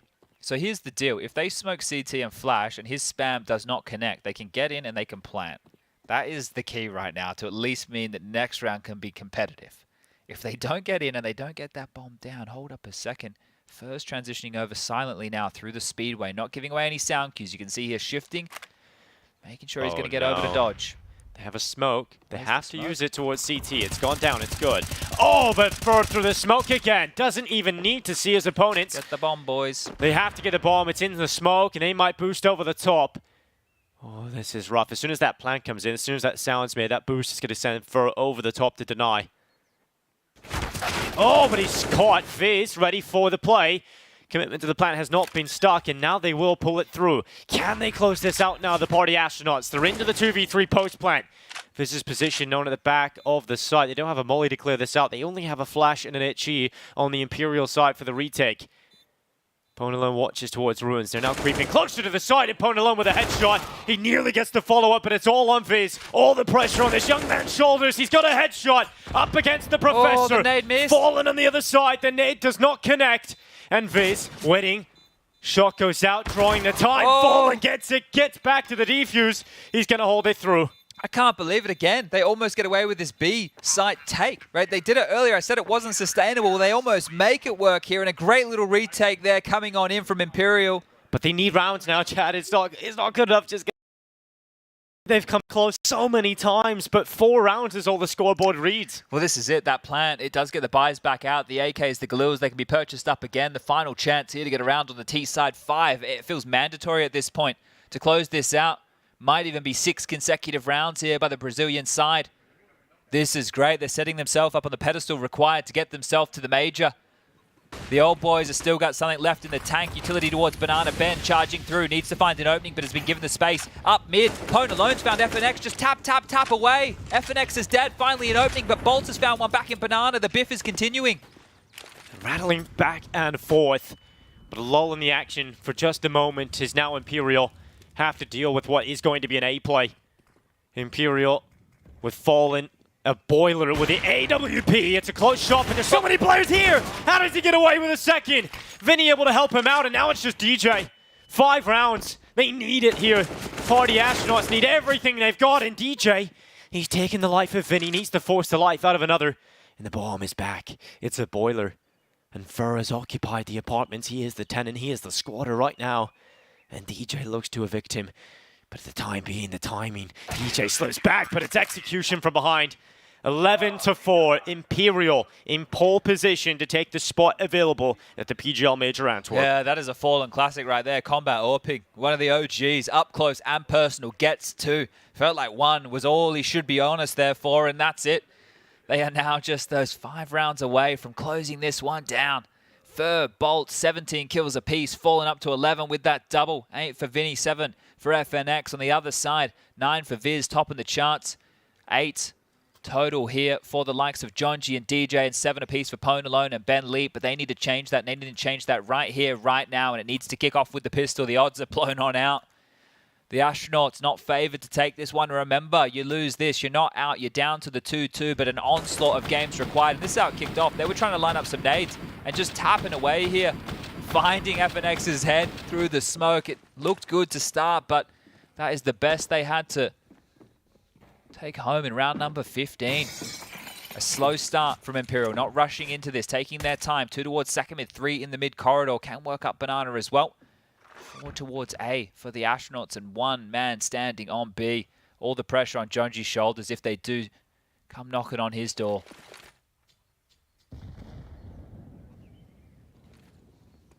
Well, Imperial. Flash goes around the half wall, clearing out the sandbags. Georgie with the HE sends it in. And finds nothing. Finds absolutely nothing. So all the utils so far for both sides for naught here. If they go back into the apartments, this could be a bit of a bloodbath. What's 4 up mid? Still significant forces can be committed to this. You have got DJ that will alleviate the pressure for the boiler player, and Viz should be set up here for a nice shot. Fur gives him a fighter's chance, and Viz doubles up. Elsewhere, Ben Lee getting one lovely shot from Viz as the bomb down, and now Vinny in the 1 versus 4. He'll slip the long smoke, comes through. Oh, lovely shot as well. That? Now Vinny looking for one towards Arches. Don't want to give this guy too many chances. It is his map for a reason. No one looks, and Viz turns. Oh, crazy pistol, but Viz with a 4K from Boiler. Okay, well, that's what they needed. Now they desperately require this conversion. They can get themselves back into the game here, Astronauts. You get this, you get the first gun round, you force them back down to pistols. How quickly an 11-4 score can chop and change. But Viz, massive shooting right there with so much pressure, knowing exactly what that pistol means. Lots of work here to do for the Astronauts and Imperial. They're going to let them have it. They're going to go for a lighter scenario. Why not? You made it work on Dust too with hardly anything. Let's see if you can do it again here. 2 P250s. A chunky nade lobbed on through. Nobody up close and personal. They're going to sit back. They're going to wait this one out. Imperial are in no rush.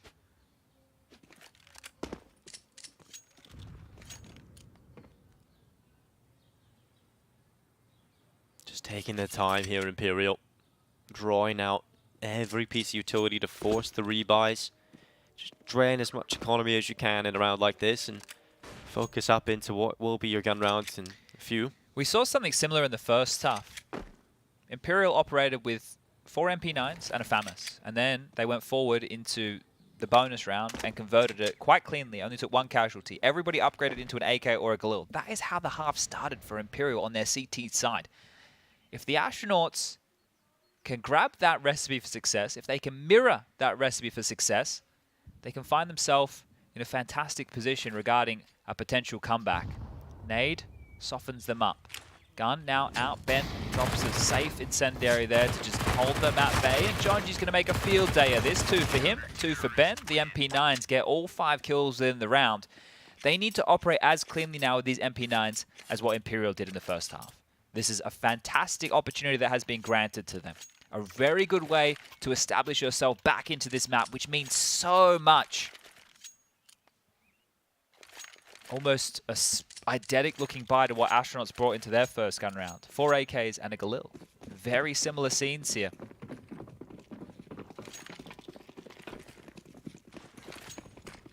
First sends the flash out.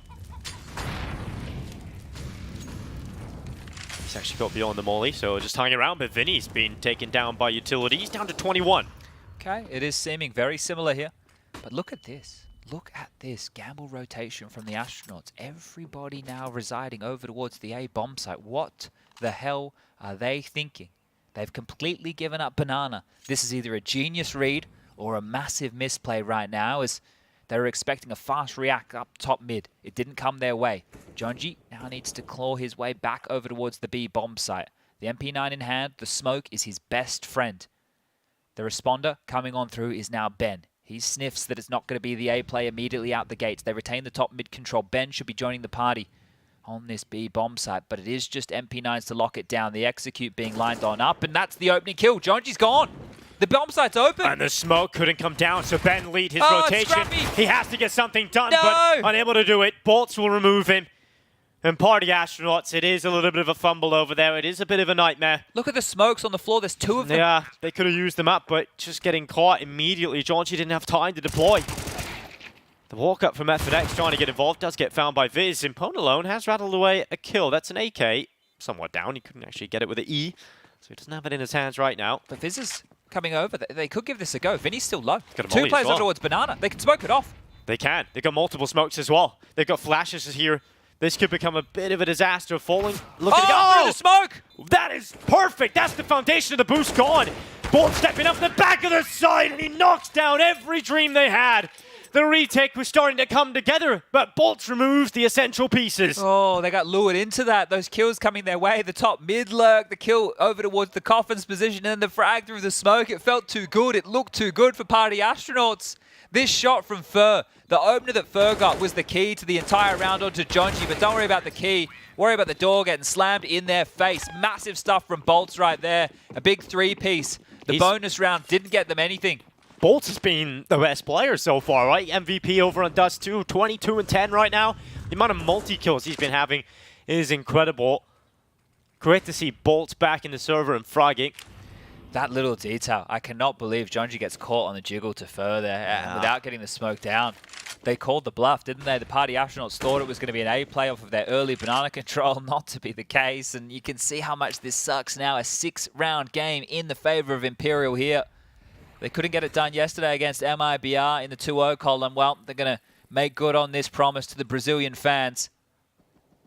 I'm sure there's over 100,000 people watching Angola's stream right here, right now.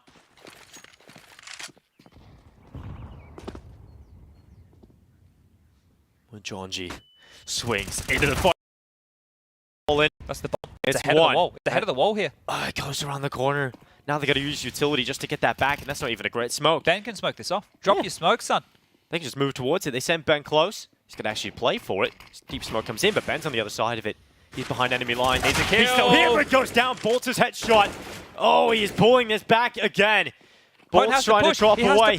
And Pone is chasing after them, trying to stop them from getting together, but the bomb is on the back of Bolts, and it's bolting its way back up middle. It gets around the corner. Pone alone is chasing, but Bolts gets into the apartments. It's a hot chase right now, and Pone alone is still tracking him, but just running away with 20 seconds. Bolts gets out, gets to safety, gets to the site, and the bomb will go down. And they know where Pone alone is. The sound cues have been heard. They've been noted. FNX is in his favorite spot over towards Pit. Viz, he has a HE, it could be perfect. He banks that one off the back wall. FNX is dead and it's a 1-on-2. He has to use it. He has to put it in that position. It's being lined up. Good night, FNX, and hello, Bolts. A 1v2 needed. The clutch for 2. He's found one already. A single player left, and oh, finally. It's a round for the Party Astronauts. Fizz to the headshot. Bolts goes down. And the defuse being stuck. Wow, what a way back in right there. Pone alone. What an insane sequence in Banana. The chase through the smoke. And they're laughing because what a calamity of a round it could have been. The bomb drops forward at the half wall. There's smokes everywhere. Ben takes a swig of the drink. The headphones come on off. We got a bit of a tech issue here, but wow. What a round of Counter-Strike that was. I don't think I've ever seen quite a hot pursuit. Conversations are being had. We are in attack here, so lots of chit-chat going on. Maybe something they have to converse about fixing. I'm sure the admin will give them a little bit of leeway, given it's all about tech issues. All right, well, FNX is disconnected from the server here, so... I think that would be a little bit of a problem. But there we go, a round picked up for Party Astronauts. What a wild battle in Banana. Bolts nearly does it. The professor teaching FNX the ways of the computer. He has been away from the PC for a while there, FNX. He's been out doing it all, hasn't he? But, as the old adage goes, no FNX, no major. Yeah. Now FNX is back in the mix. Maybe a chance to keep his crown. FNX, that's him getting destroyed by the HE that was nicely lined up by Viz to close out with the clutch. I feel like if Imperial... First of all, they have to qualify for the major. But then if they win the major, Anders is well and truly controlling some form of a simulation. There would be no question anymore. We wouldn't have to worry about asking the smartest minds. We just know exactly how it would be. So it's definitely a conversation being had. Oh, look at that tidy beard. And a bit of a braid. Oh my, Viking right there. Got a lot going on there, doesn't he? Well, trying to sort out the in-ear situation. FNX not back into the server just yet.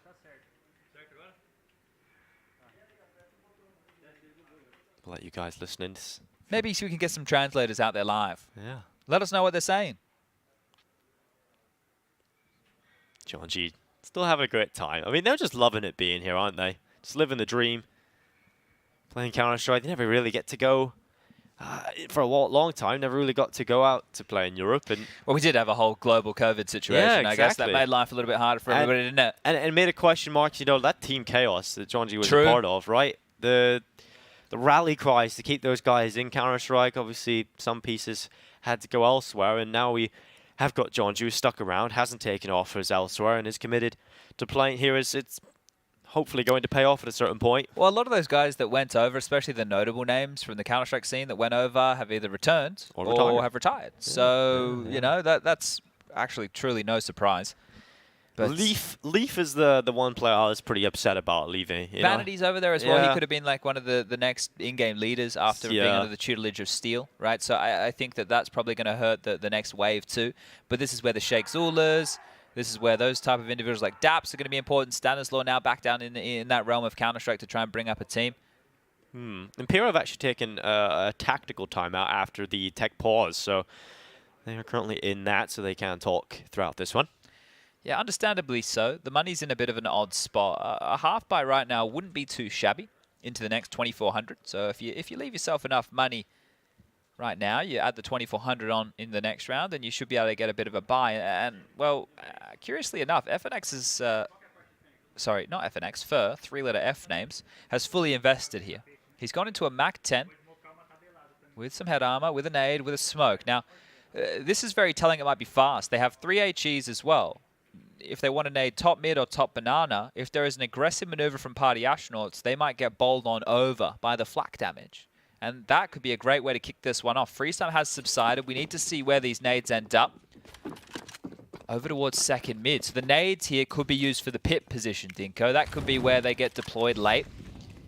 A Molotov up top banana is merely to hold them at bay. One over the top from DJ. This is an A set piece, and right now, the party astronauts only have 2 players on the bomb site ready to deal with this. The AWP of Pwn alone posted in the apartments, and DJ up close towards short. They have to get multi-kills. If it's an A hit, they have to. The rotation is so far away. We see these balcony pops work time and time again in a round like this with the Tech 9s. Jonji running down banana. Actually, by dropping further back from the positions they held, I feel like this gets worse for the astronauts. Fortunately, the rotation should be here in time. Yeah, they haven't really shown any sign of going, but Pick now up the they smokes. do. And here comes that execute, but astronauts have rotated extra players over here. They bolstered the defense. It should be their round against the weaker weapons. DJ and Ponalon have taken the initial kills. Bentley's run out of ammo, but swings with the USP will get taken out by the Tech 9 of FNX, but they get the information of Jonji's play down banana, and they're able to make the rotation in time. If you're a North American Counter-Strike fan, they're a sigh of relief. Because if that came in earlier, it would not have been as many numbers near the site to defend. Now, I mentioned that Fur fully invested in that round. Well, now he is actually, I think, getting dropped across a gun. So FNX is going to take a Tech 9 on the ground and give an AK to Fur. Giving one of the stars a big gun, I can understand that. He actually doesn't want the Tech 9. He'll take a Deagle instead. So there was a pistol on the ground that none of them have picked up, surprisingly. So a bit of miscommunication from Imperial here, but scoreline reads 12-8. A 4-round game currently. And fallen loud towards second mid is, by presence alone, forced out some defensive utility from the party astronauts. He ran all the way up with a bomb. He's going to drop all the way back down towards T-stairs to help set his team up for a banana play now. Some util from Ben Leet to try and enable Jonji. Flash over as they crawl on up.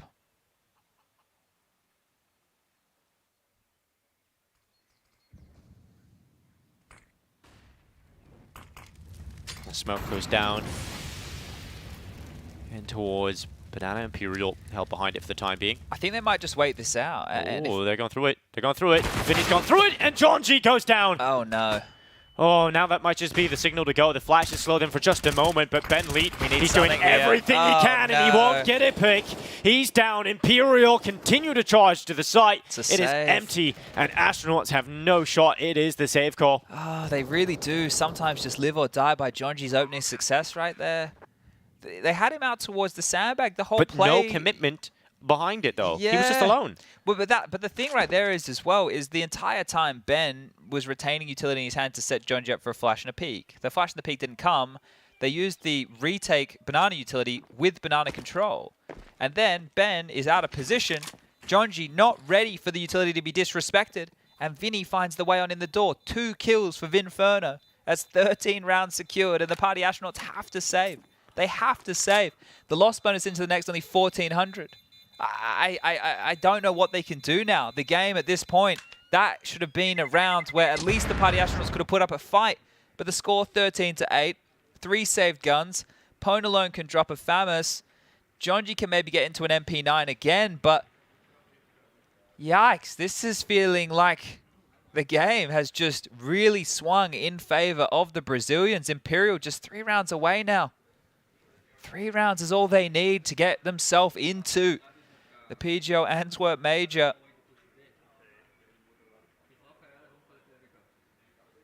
For the Party Astronauts, so close. So much needs to be done now to get them back in with a puncher's chance to head to that major in this series.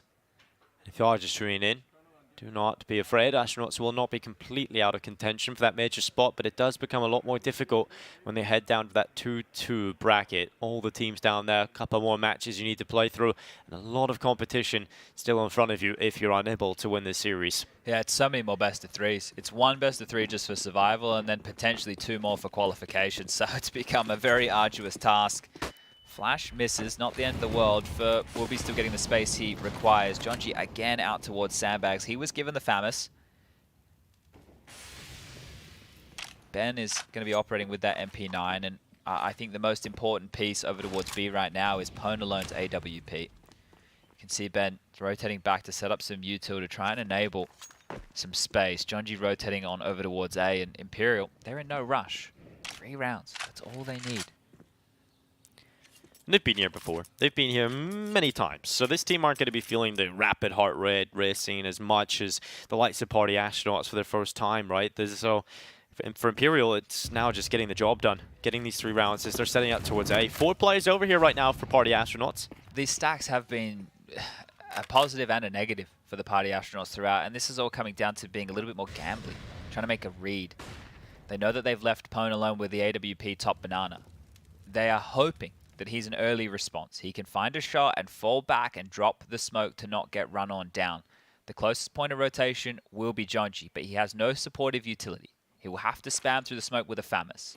Banana util now. Pwn slightly blind. They're coming his direction quite quickly here, 30 seconds. It is very quick towards this B side. Pwn alone has to be tested. They go through the smoke, that flash. Pwn alone from the back of the side. It is just a single kill, but a gap in the smoke has set up Jonji for the pick. Inferno goes down, and the numbers still favor Party Astronauts thanks to the singular pill. This has a flash. Inside of the side, and they go through. FNX holds on, goes back in. A second collected for FNX. That bomb is down, and now it's all on Fallen. Galil in hand, 14 rounds looming. If he can pull off the clutch, and he won't. Party Astronauts get back into the B site, and they're barreling towards the 9th round. Okay, well, recovery in a big way. Pwn getting 1 kill on the way in there was great. It was really suppressing utility. I thought the trade was fantastic, but imagine the detail of a missed smoke costing you the site. That was really it. A missed CT smoke. We see that way too often on Inferno. An unforced error on the way on in. Jonji will profit right there. A plant is great. A buy, very possible. And the last timeout called here from Imperial. Curious that they've called this one so early. Peacemaker still realizing that they have control of this game. Understanding the situation, takes 30 seconds, talks them through the next round of play. The buys come back on in. AKs for everybody. Util to boot. The AWP retained. Pwn gets that back. A Famous for Ben. Couple of M4s and an AK for DJ. There's enough utility. Everybody has a kit other than Ben, so no dramas in the kit watch department either here. This could be a bit of a turning point in the game. And this is the opener that we're able to catch out. And this is the massive void of a gap. Jonji licking his lips. Mop up the mess here to keep themselves in it. But 1 more for double digits and 1 more to break the bank of the Brazilians. Pwn alone. AWP this time heading towards middle. Jumping across, blinded. No information collected on the initial jump past. Patience from Imperial, isn't it? They're just happy to bide their time. Big chunky nade onto Jonji, dropped on down to 50 points of health, and another one for good measure. 23 is all that remains. Jonji's been chunked down a lot in these early rounds. We obviously have a stat that shows utility damage. I would like to see one that shows how much utility damage received, because I'm sure Jonji has just been this absolute meat shield time and time again. Pretty sure he started most rounds with at least 50 HP, especially on the T side. Not the way you want it to be. Ben is now taking up his position with a jump peak. Because of the low HP of Jonji as well, you're not going to feel comfortable leaving him on his lonesome. Top mid, util deployed. some in exchange. I think Pone needs to be the opener for the team again here. He has to clear out top mid. It almost feels like a must, because if they could do that, they can cheat a player over towards B, because Fallen stuck in his ways. I think they understand how easy this might be just to crack open the bomb site. Wait, are they considering A? 44 seconds. More utility lob towards long. Ben Leet. You want him to catch a good timing here. You don't want him to be out of position. Utility flash. He's in the open. They've seen him. He's dead. Vinny's hunting him down, and Ben Leet out. Surely this is it. He's got 23 HP. Jonji at the back of the site. The headshot through the pillar. Save. Bit of overkill and a save call again for Party Astronauts. Yeah, you can just see how these rounds are going to unfold.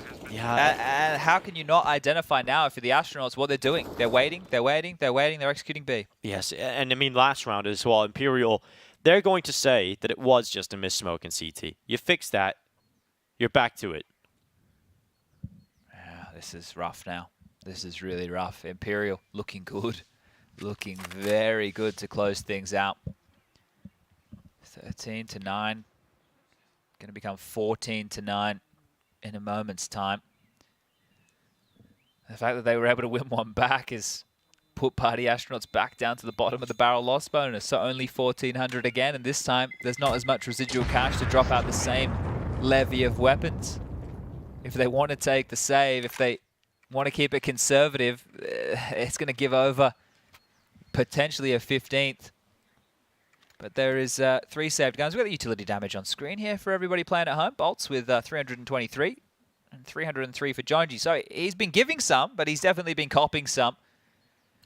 But they have forced again. It's MP9s around the saved guns. It's Ben and Jonji over towards B who are just getting brutalized. You have to change it up. And to do so, they're bringing Pone across again. But they need to retain some map control. You either need to keep top mid or top banana. This is one of the conversations that is around Inferno a lot, is information. If you're in the dark, you can just get set piece after set piece coming your way. The big nade chunking on down on 3 players. They're coming up, they're coming quick, spammed on through, damage done. Viz is in trouble. Oh, Jonji now unchecked because of the distraction, and the MP9's got to.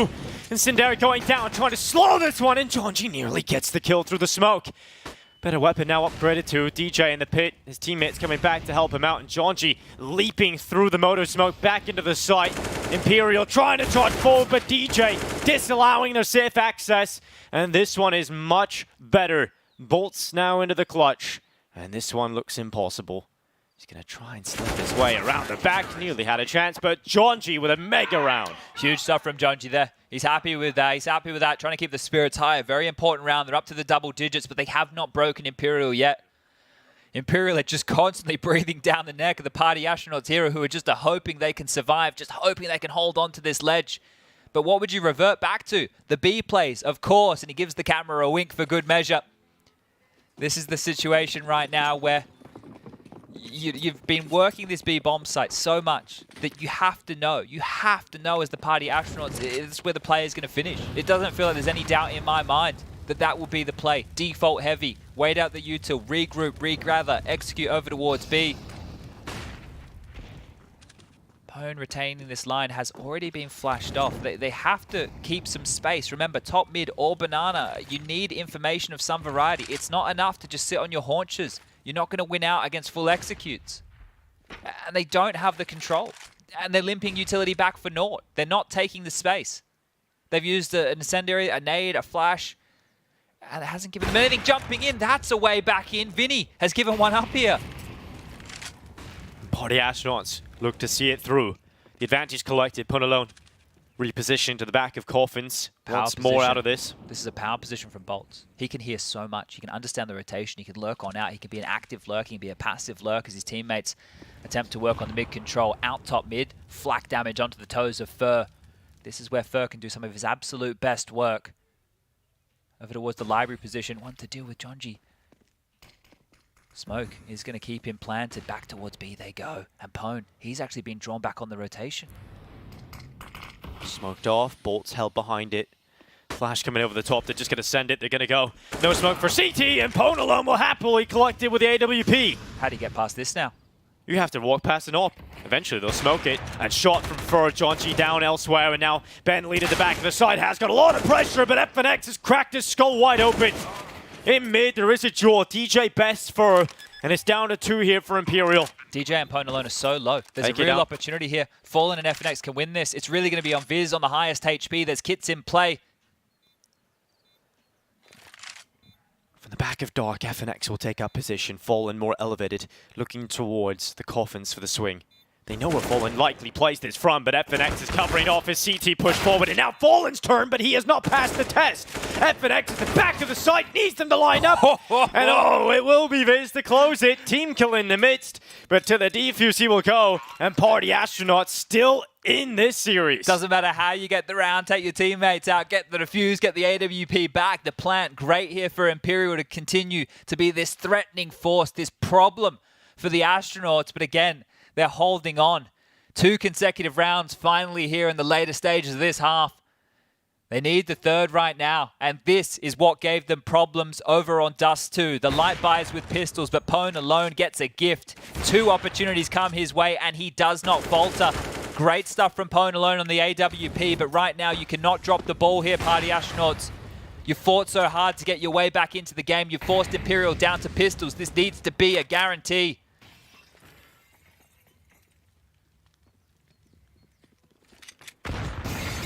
Oh, good nades coming over from that barrel at short. If you line it up, you can bounce it onto the balcony. And that'll eventually give you some damage off the top, but not too significant. They've got 3 nades here. They tried this before. This triple nade towards Viz's position in pit. He'll go down. That's going to apply so much pressure to DJ and Pwn with the AWP. If he gets smoked off towards Moto, big issues on A because Ben and Jonji are far away for the rotate. Viz throws down the smoke to deal with a molly, but the headshot is going to work out. Here come the nades. Viz still up, still standing. And this is looking good for Party Astronauts. They're dispelling this attack forward. The bomb's still on the balcony. It bounces and bolts will fall. It is just Fur inside of the smoke, and DJ, ooh, showing us some style. Okay, well, they're in it now. And oh, another TK. Viz just got knifed. Viz just got knifed. Yeah. Confusion on Jonji's face right now. At least they're laughing it off. As long as they're laughing, because they need to drop some guns here. That isn't going to come back to haunt them in this round. It might come back to haunt them in the next. Here it is. Spray in the body. How? Why? That's how. Why would you do that? Yeah, look, a love tap, we call that one in the business, I think. Well, we're having some giggles, but this is an important game. Pwn alone posted up. No AWP on the other side and under the crosshair. They will duck, they will dart. Utility drop banana. Vinny will have to extinguish here just to keep himself alive. And I feel like the B executes are still on the docket. If there's a menu right now at Fallen's restaurant of in-game leading, the B here has to be the main course. And up banana they come again. This time a bit light on as far as the execute's concerned. A smoke and flashes. That is it. That is all they have. Ben Leet takes position at Coffin, his teammate towards the back of the site. Oh, this could get a little spicy. The pass is crosshair. Oh, Ben Leet unable to get a kill from his peak. And now he's going to go down as Jonji at the back of the site, and he gets taken out. Vinny takes down 2 with a Galil. And a nightmare potentially ensuing again here for Party Astronauts.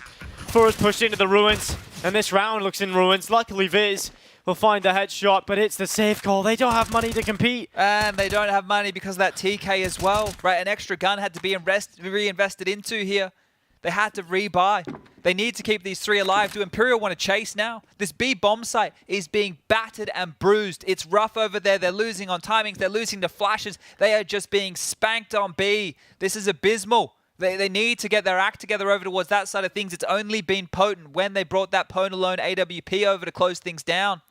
Well, Ben Leet absolutely had an opportunity in the bag there. They were blinded. They were completely looking the wrong way. When he peeks out from Coffins, you just have to select the target. You have to just take one down. It sets up Jonji, but it is unfortunate. And that's what can happen. Nerves in the moment, perhaps, but 15-12, it is Imperial. 1 round away from going to the major. Yeah, well, this right here is the death knock now for Party Astronauts. It almost feels that They're going to get executed on at the B site again. It just feels destined to happen here. Running up Banana, 3 forces. Jonji gets into the mix. His first kill is there, but Fallen burns him away. The Molotov will incinerate Jonji's early play. And now we're back into the 4v4. Low HP on Pwn here.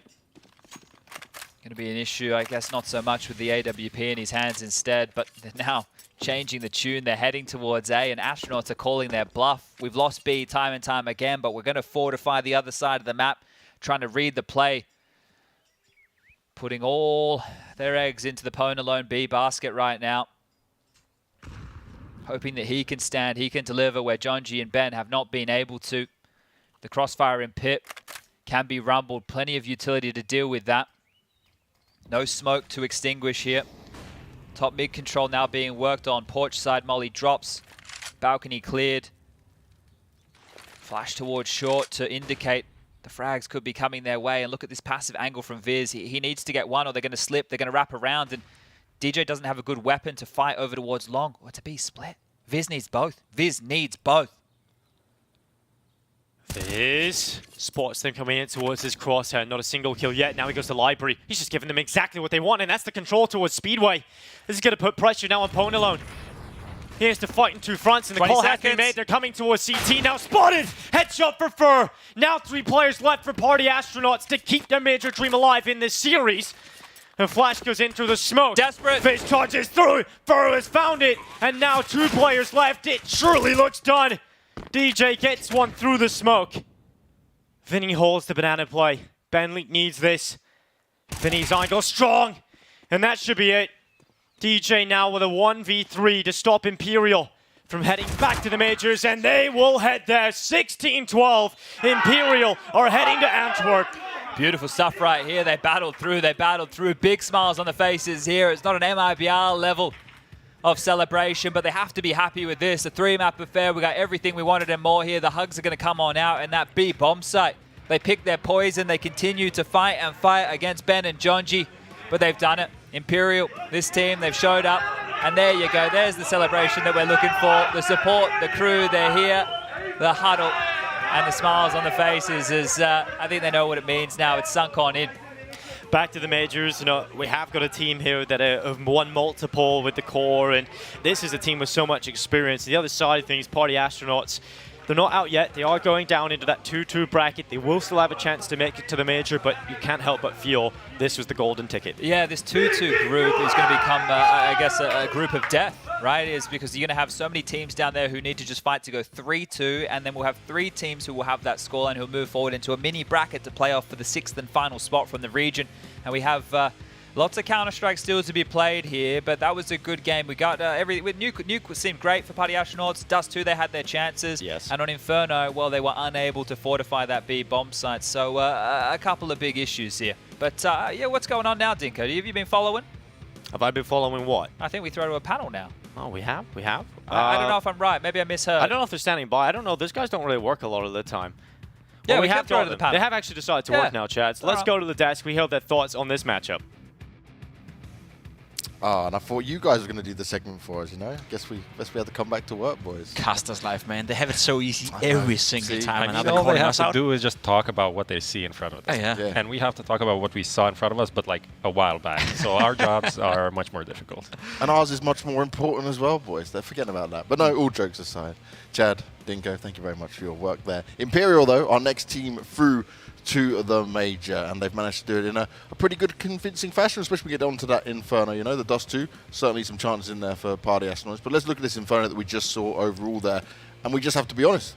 PA could not hold that B-bomb site. The B-bomb site was a big issue, definitely. So many just shaky defenses. It seemed like every time almost that Imperial wanted to take the B-bomb site, they would. Yeah. The combination between Ben Leet and Jonji was just like lack of coordination, whiffs, misplays, extensions where you wouldn't want re-peaks.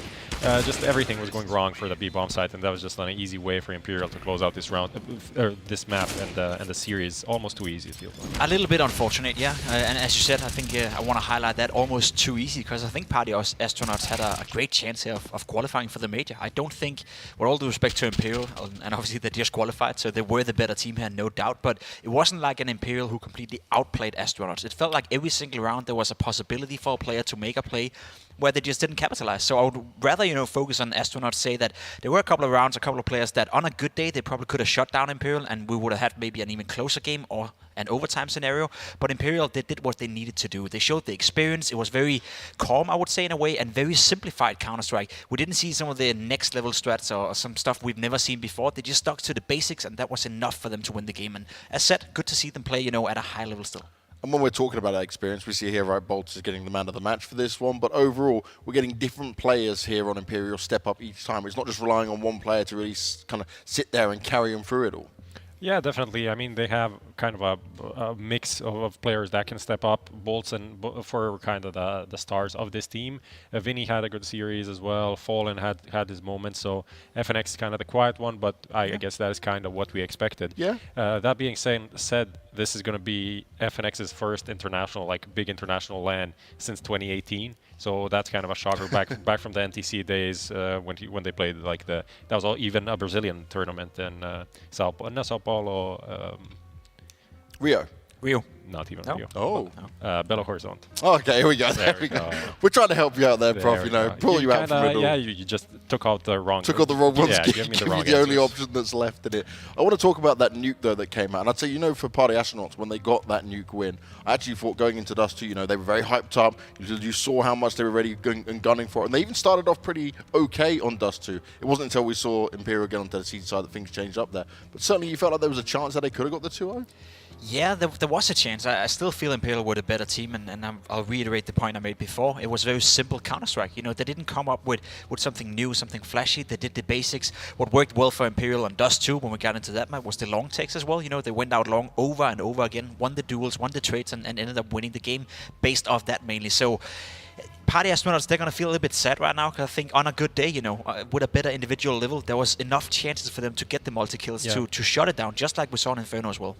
Yeah, I mean, I think Imperial just capitalized on the mistakes of the underdog team, let's say the less experienced team, and which is fine for this level for what they want now. But going forward, I think they're gonna need to show more, talking about better strats, deeper playbook, and all of that.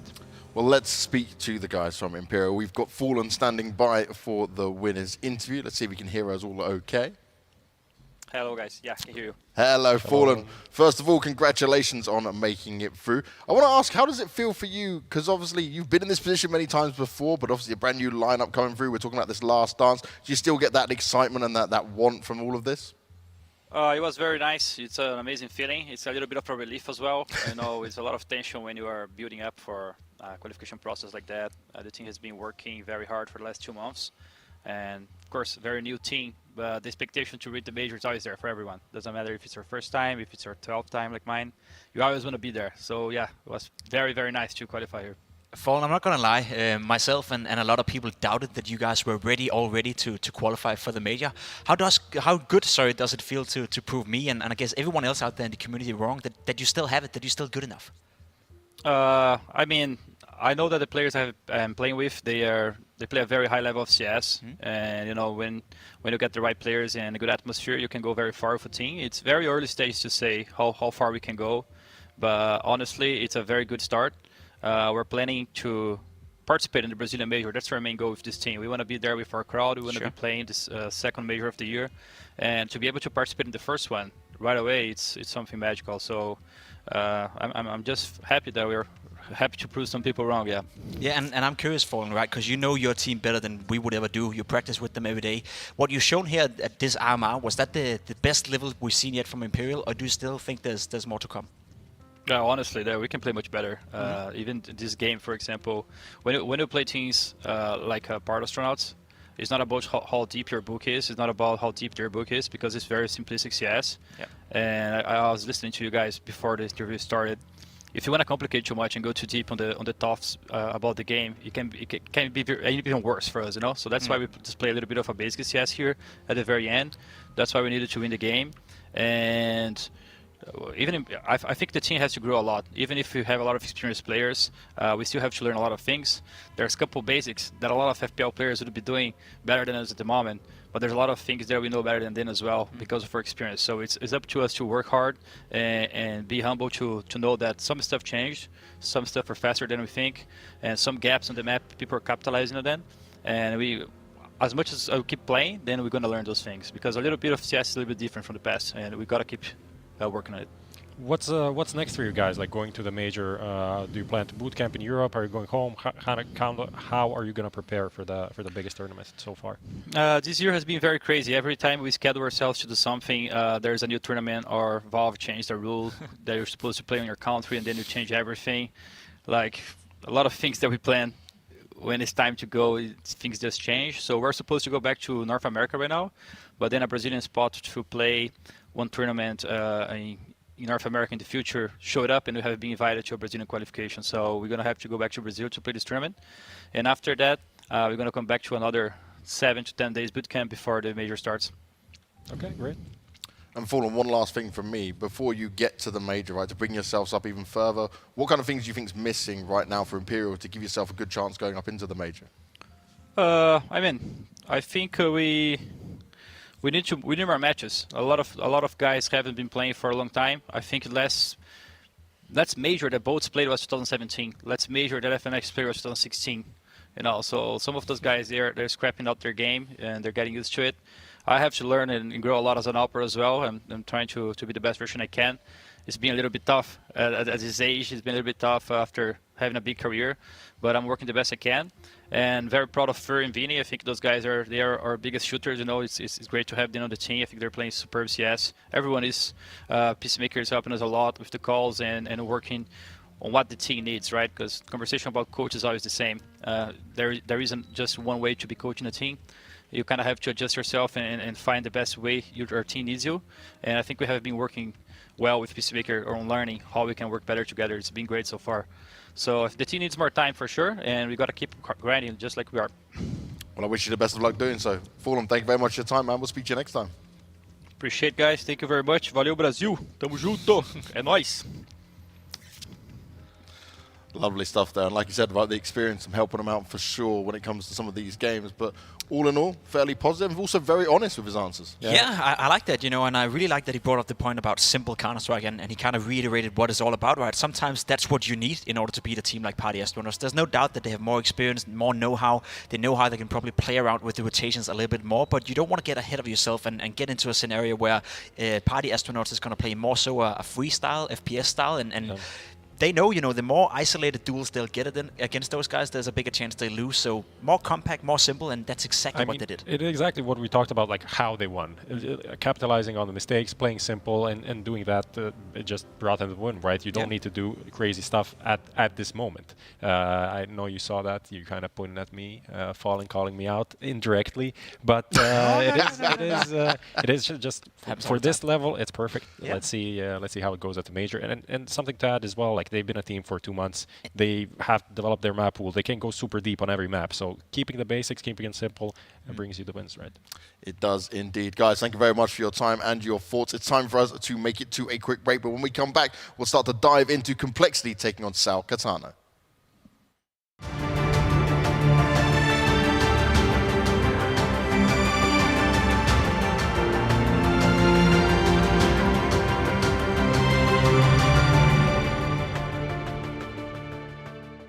To succeed in this game, you need to invest in yourself. Be daring. Innovate. Calculate. Never hesitate. Follow your instincts. Don't follow the crowd. Back yourself. Bank your wealth. Analyze, strategize, and galvanize. Now is the time. Take your shot. Let's go. Battle is on. Burst RMR views with a double bonus. get insurance for single and combo bets, both up to €20.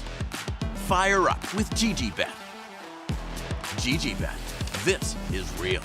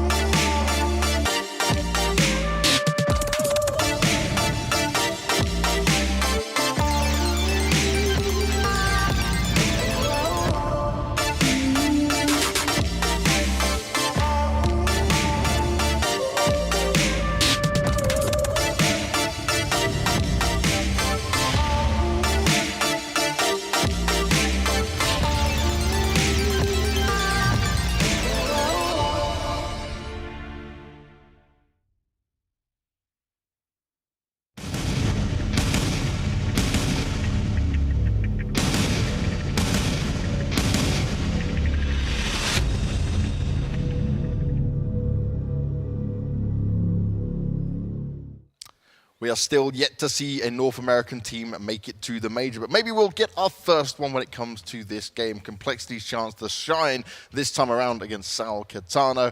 We've kicked the pimp out, we've brought a rocker in instead, and Prof is still sticking with us. Blair, how you doing, man? I'm doing great. I'm feeling pretty excited. A couple of good games coming up here. Obviously, as you said, we haven't seen an NA team make it yet, but signs of life. Compared to day one, they've been incrementally showing a lot of improvement. Party Astronauts, that could easily have been a 2-1 going their way as well. Maybe even a 2-0 if you ask me. So still some hope for NA, you know?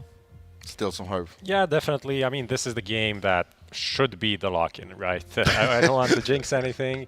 A lot of people out there watching NA's hope right now. Okay, what's the stats, Prof? What's the stats? Like, what are we doing? 99%? I'm not going to bet. Like 90%. 90%. I'm just going to say strong this. 95. I'll put it out there. Complexity and even Liquid are going to go through, and it's going to be an easy win. Oof, Blair, just dropping the mic straight away. Guarantee? Yeah, 100% guaranteed. I'll put it out there. You know, I'm not afraid. Wow. I'm not like you, Prof. I'm not going to be like 99%, but there's a 1% chance. No, full belief they're going to take this win. Because if they don't, well, I mean, there's nothing much to say then. It is going to be bad. It is going to be bad. But let's start to get our teams on. Let's start by bringing on Complexity.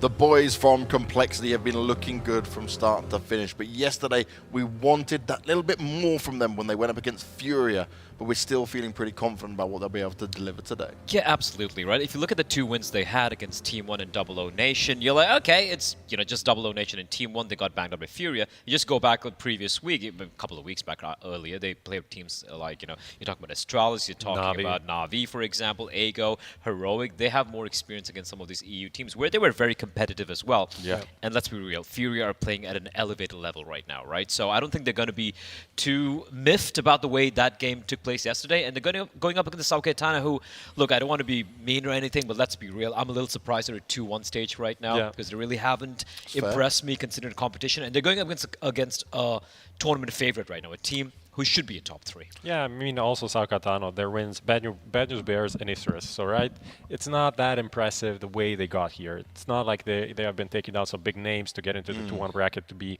1 match away from the major. So, props to them. Like, if they win this and they go through, like, then it's deserved, right? But I don't think that so far we've seen a major level team, right, from them. Well, let's see good old Sao Caetano do their thing.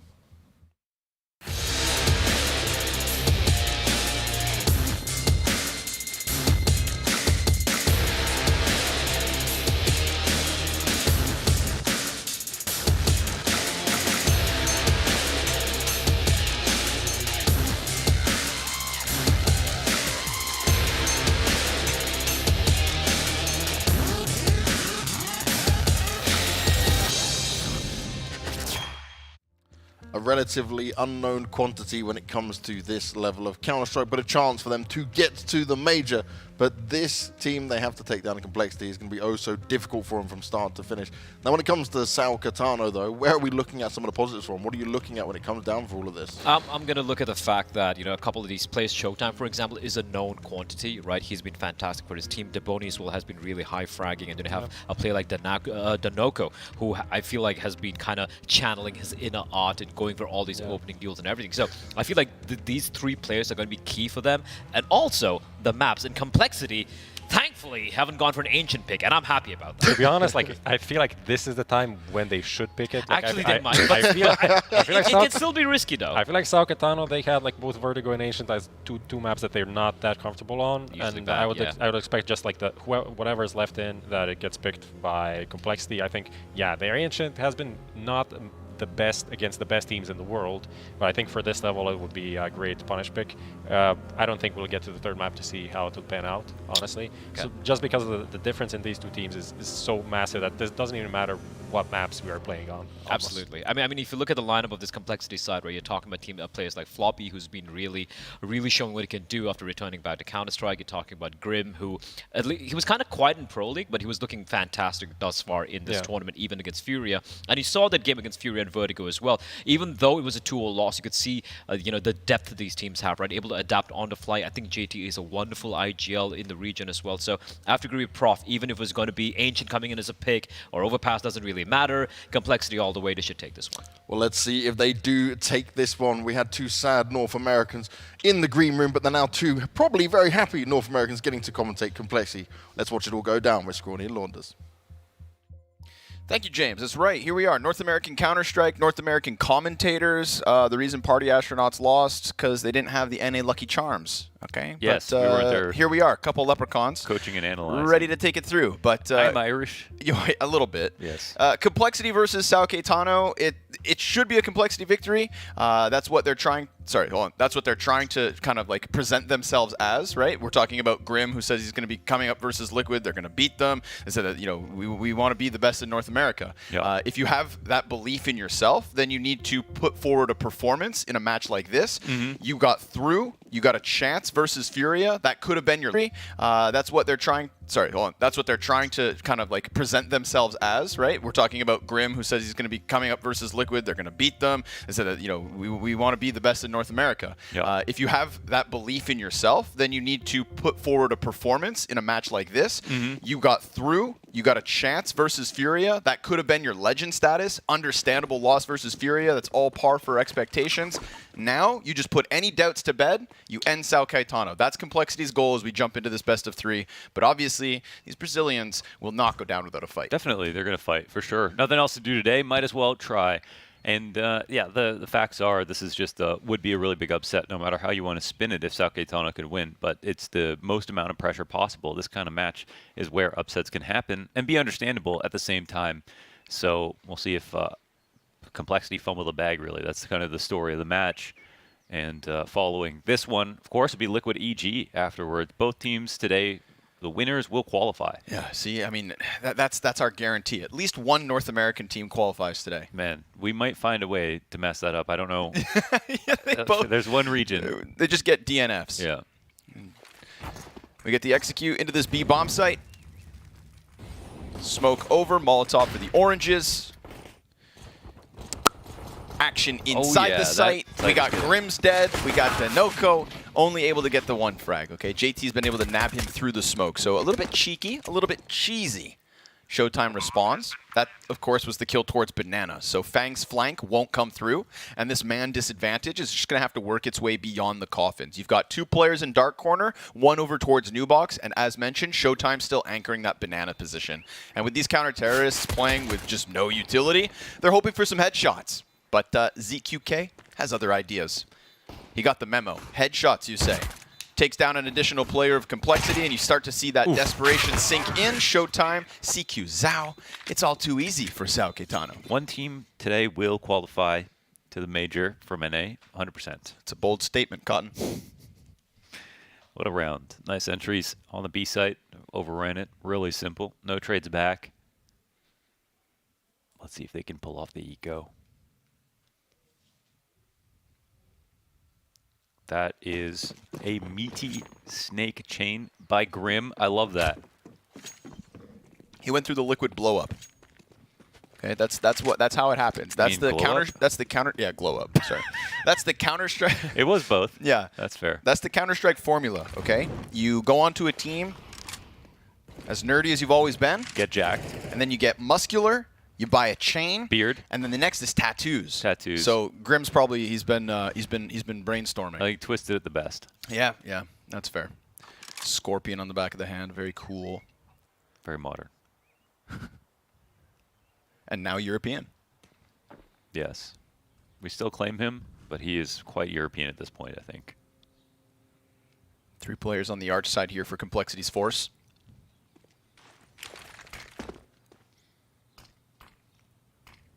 Now they can boost off this behind the smoke, which is also an option. Looks like they want to wait it out. Of course, it could be completely silent, but it is kind of a common thing to do, and if there's something else to look at, that might be a risk they want to partake in. Only one player on the B site sitting without a smoke. Oh, he does have a smoke. Sorry, okay. All right, I was like, that seemed weird for a second, but okay. He has a smoke. Rotations are all on arch, which on the one hand, it's good because they're all there. On the other hand, it's not great because they're all kind of far. Floppy versus the world. That's all that's left for Util. This flash could be golden. Ooh, the 5-7 dink is quick. Oh my. A second? Oh, maybe. Maybe there was a chance for the third, but how about smoke? Fang shooting through smoke? Showtime never sees it coming, but the bomb plant's still there, so Sao Caetano looking to hold on. CQ Zhao is so far removed from this that the defuse is already being stuck, so he has no other choice but to hold W and just gun through these CTs, but instead it's Complexity giving Sao Caetano complications. 3 alive in the Force. That means also 3 rifles saved. Yeah. That's a massive 180. Yeah, it's insane. That's a really great round from Floppy. Now, the thing was, Utility didn't actually go exactly how he wanted to. He did get the smoke off really late, which is great. And he also held his flash forever, which could have contributed to the fact that they stopped clearing oranges. But the flash, I don't think even blinded them in pool. So I think the best part about that was just how long he was able to delay before taking that first peek. The beauty was really in that. So good composure from Floppy. Nice shots being hit too.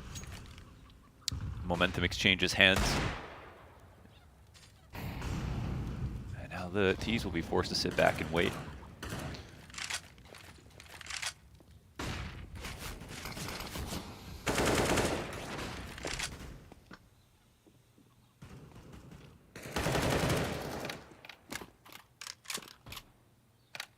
With smokes in both directions. T's just cool off.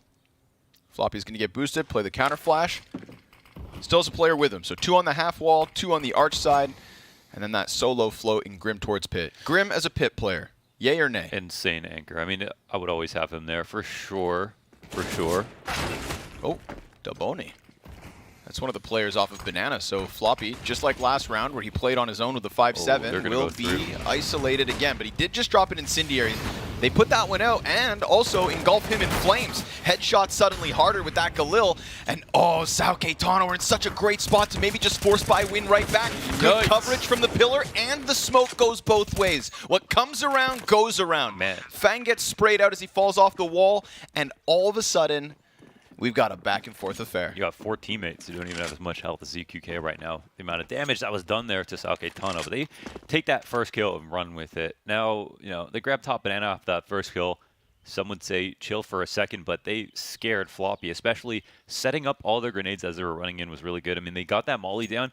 I don't think they mollied quad, but Floppy still felt like it was coming. Like No, it came after. It did? Okay. Yeah. Okay. It came so, after. yeah, forced to move. And the impressive part about that is Floppy is like, all right, well, they're actually running through the smoke. They're probably not going to set up their nades properly. I can take quad, which would be the strongest spot to defend from. And he gets called out on that. So nicely done from Sao Caetano. And they steal it right back. I mean, that was such a strong second round from Complexity. Even stronger third from Sao Caetano. Beautiful. Bai is still, it feels like I think they should force back, but the thing is there's 5 alive for Sao Caetano, so you don't always want to force back into a really strong economy. You got to think about both yours and theirs. Yeah. But there are 2 guns being saved. I honestly would consider forcing in Complexity's position just because of, you know, it's a mixed bag with the weapons that the other team are going to have. I don't know if they're saving forward any other Galils, maybe just the one. But yeah, Complexity they have a decent enough buy, and it was such a strong second round. Sure. I'd be compelled. I would do it. Yeah, so All right. it makes sense to me. Yeah. Sign me up. You know, we're going to start this best of 3. Let's go blow for blow at the very beginning. Sure. But obviously, yeah, the earlier on the half, the less risky it is. Yep. You know, later on, you don't want to play the economic game of chicken. I feel like attack pause wouldn't have even been needed had, like, you know, those 4 players with a combined health pool of like 68. Yeah. Any more of those frags, and I feel like it's a no-brainer, but you do have to just kind of really realize this force may not work if JT and Fang will be compromised on lesser guns. Definitely lesser utility. Floppy has none for his B holds, and we've already seen him drop smokes and incendiaries to try and slow down Sao Caetano's back-to-back hits. Yeah, they actually are so low. I mean, they have one single flash from JT, who will be the first rotator. It looked like for a second, but looks like B site is the best site to hit right now from Sao Caetano's perspective. The real risk here, like you just mentioned, is the fact that it's the utility that's very low on B. Yep. Definitely the most important place to have some. Flash top mid, Junior. Oh, that works. Gets that works. away with it. They're chasing it down, but there's a player on Arch. That player happens to be JT, who just hits this 1 dig to stop Delboni's trade. And that was kind of the asterisk, was maybe JT or Fang are forced to drop the ball with lesser guns, but when the Deagle pops ahead like that and a 5v3 off the back, MP9 up close, Complexity gonna make this show just weave back and forth. Junior, another kill as he holds off in Moto, and now poor Showtime in a 1 versus 5, 30 seconds. So it works. Tac pause to figure out exactly what they needed, exactly what they could get. And early on, Floppy, no grenades towards B. There were 3 players from Sao Caetano taking that upper banana control. Thinking about it, yeah. If only they had gone forward, their life would have been way easier. Yeah, maybe didn't want to do it 3 times in a row, but it was the right call. So the save will come in. I'm more worried for Sao Caetano is just on this very small sample size of rounds, just being a bit too legible about like when they have an opening, how much they want to leverage it and how quickly.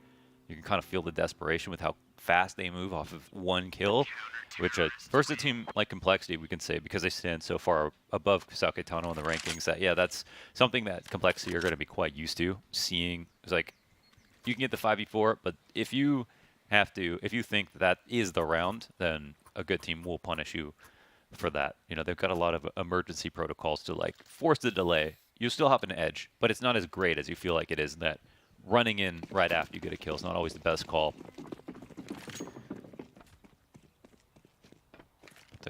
Personally, I feel like JT's also been hitting the DM servers pretty hard lately. I feel like at times with the transition through the Cloud9 and forward, and we kind of questioned a little bit more. And he's quite inconsistent. You can see the guy has good aim, but seriously, he's just inconsistent. It's such a classic IGL thing. Oh, wow, they have no idea someone snuck the logs. And there's no smoke at the bottom of Banana as well. Oh. So Floppy could absolutely push off of this. They just dropped one to Showtime. Oh, no, sorry, that was ZQK who's going to go for the exec. I think this is definitely a round where Floppy will think about moving. Oh, Junior, just the one. Delboni and Ko, because he's got a ton of teammates behind him. Dinoco pushes up close wall, and that's Fang down. Just the 1 kill for him as well. We're going to keep this close. Showtime doubles back, wants to keep eyes on what could have been Floppy's flank, while Grim just tucks in pit. And this floater and JT, this could be the pain point of the round. Him versus Dinoco. He's aware of the problems, but he doesn't have a spot to stop both choke points. That's always the trouble with CT spawn, is there's just so many timings that come with this.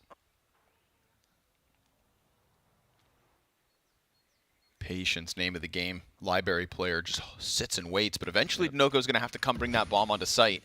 They're just leaning on Grim here. Ooh, and Grim's got the one from above. Oh, JT steps out. That library frag, massive. If JT picks that up instead, even with Grim dying towards pit, bomb's dropped, and Showtime's job all the harder. Big pickup, but it pushes Floppy into the clutch, and Showtime, nice position. Right behind the pillar, locks it in on Floppy. Indicative of the flank with the smoke at bottom banana, so he's on high alert. And there we have it, folks. Sao Caetano keeping this, again, back and forth. This entire game so far, no consecutive round wins. You know, I think that made a lot of sense. I think there was a small opportunity for Floppy to try to full flank in that spot because he was at logs. They're spamming to the top of banana. There's no smoke down at the bottom of banana. No T's come back. They're worried about the walk back, which is totally understandable, but yeah, there was a chance for him to try to maybe get something out of that. but you got to get more than one when you're going up against pistols. So both, you know, Fang and Junior basically getting one spray and then trading out. Just way too favorable for Sao Caetano there.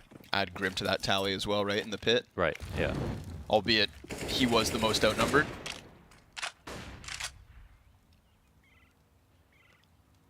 But of course, the Force Wars never end, folks. We get the A1Ss still in the hands of Grim and Fang. Fomus on Floppy. We saw Junior's run boost in mid, not spot or do any damage. So a fully HP'd Sao Caetano working their way with this emphasis towards Banana yet again, be their affinity. Grenades drop Floppy to 78 HP, and Smoke just down in front of him.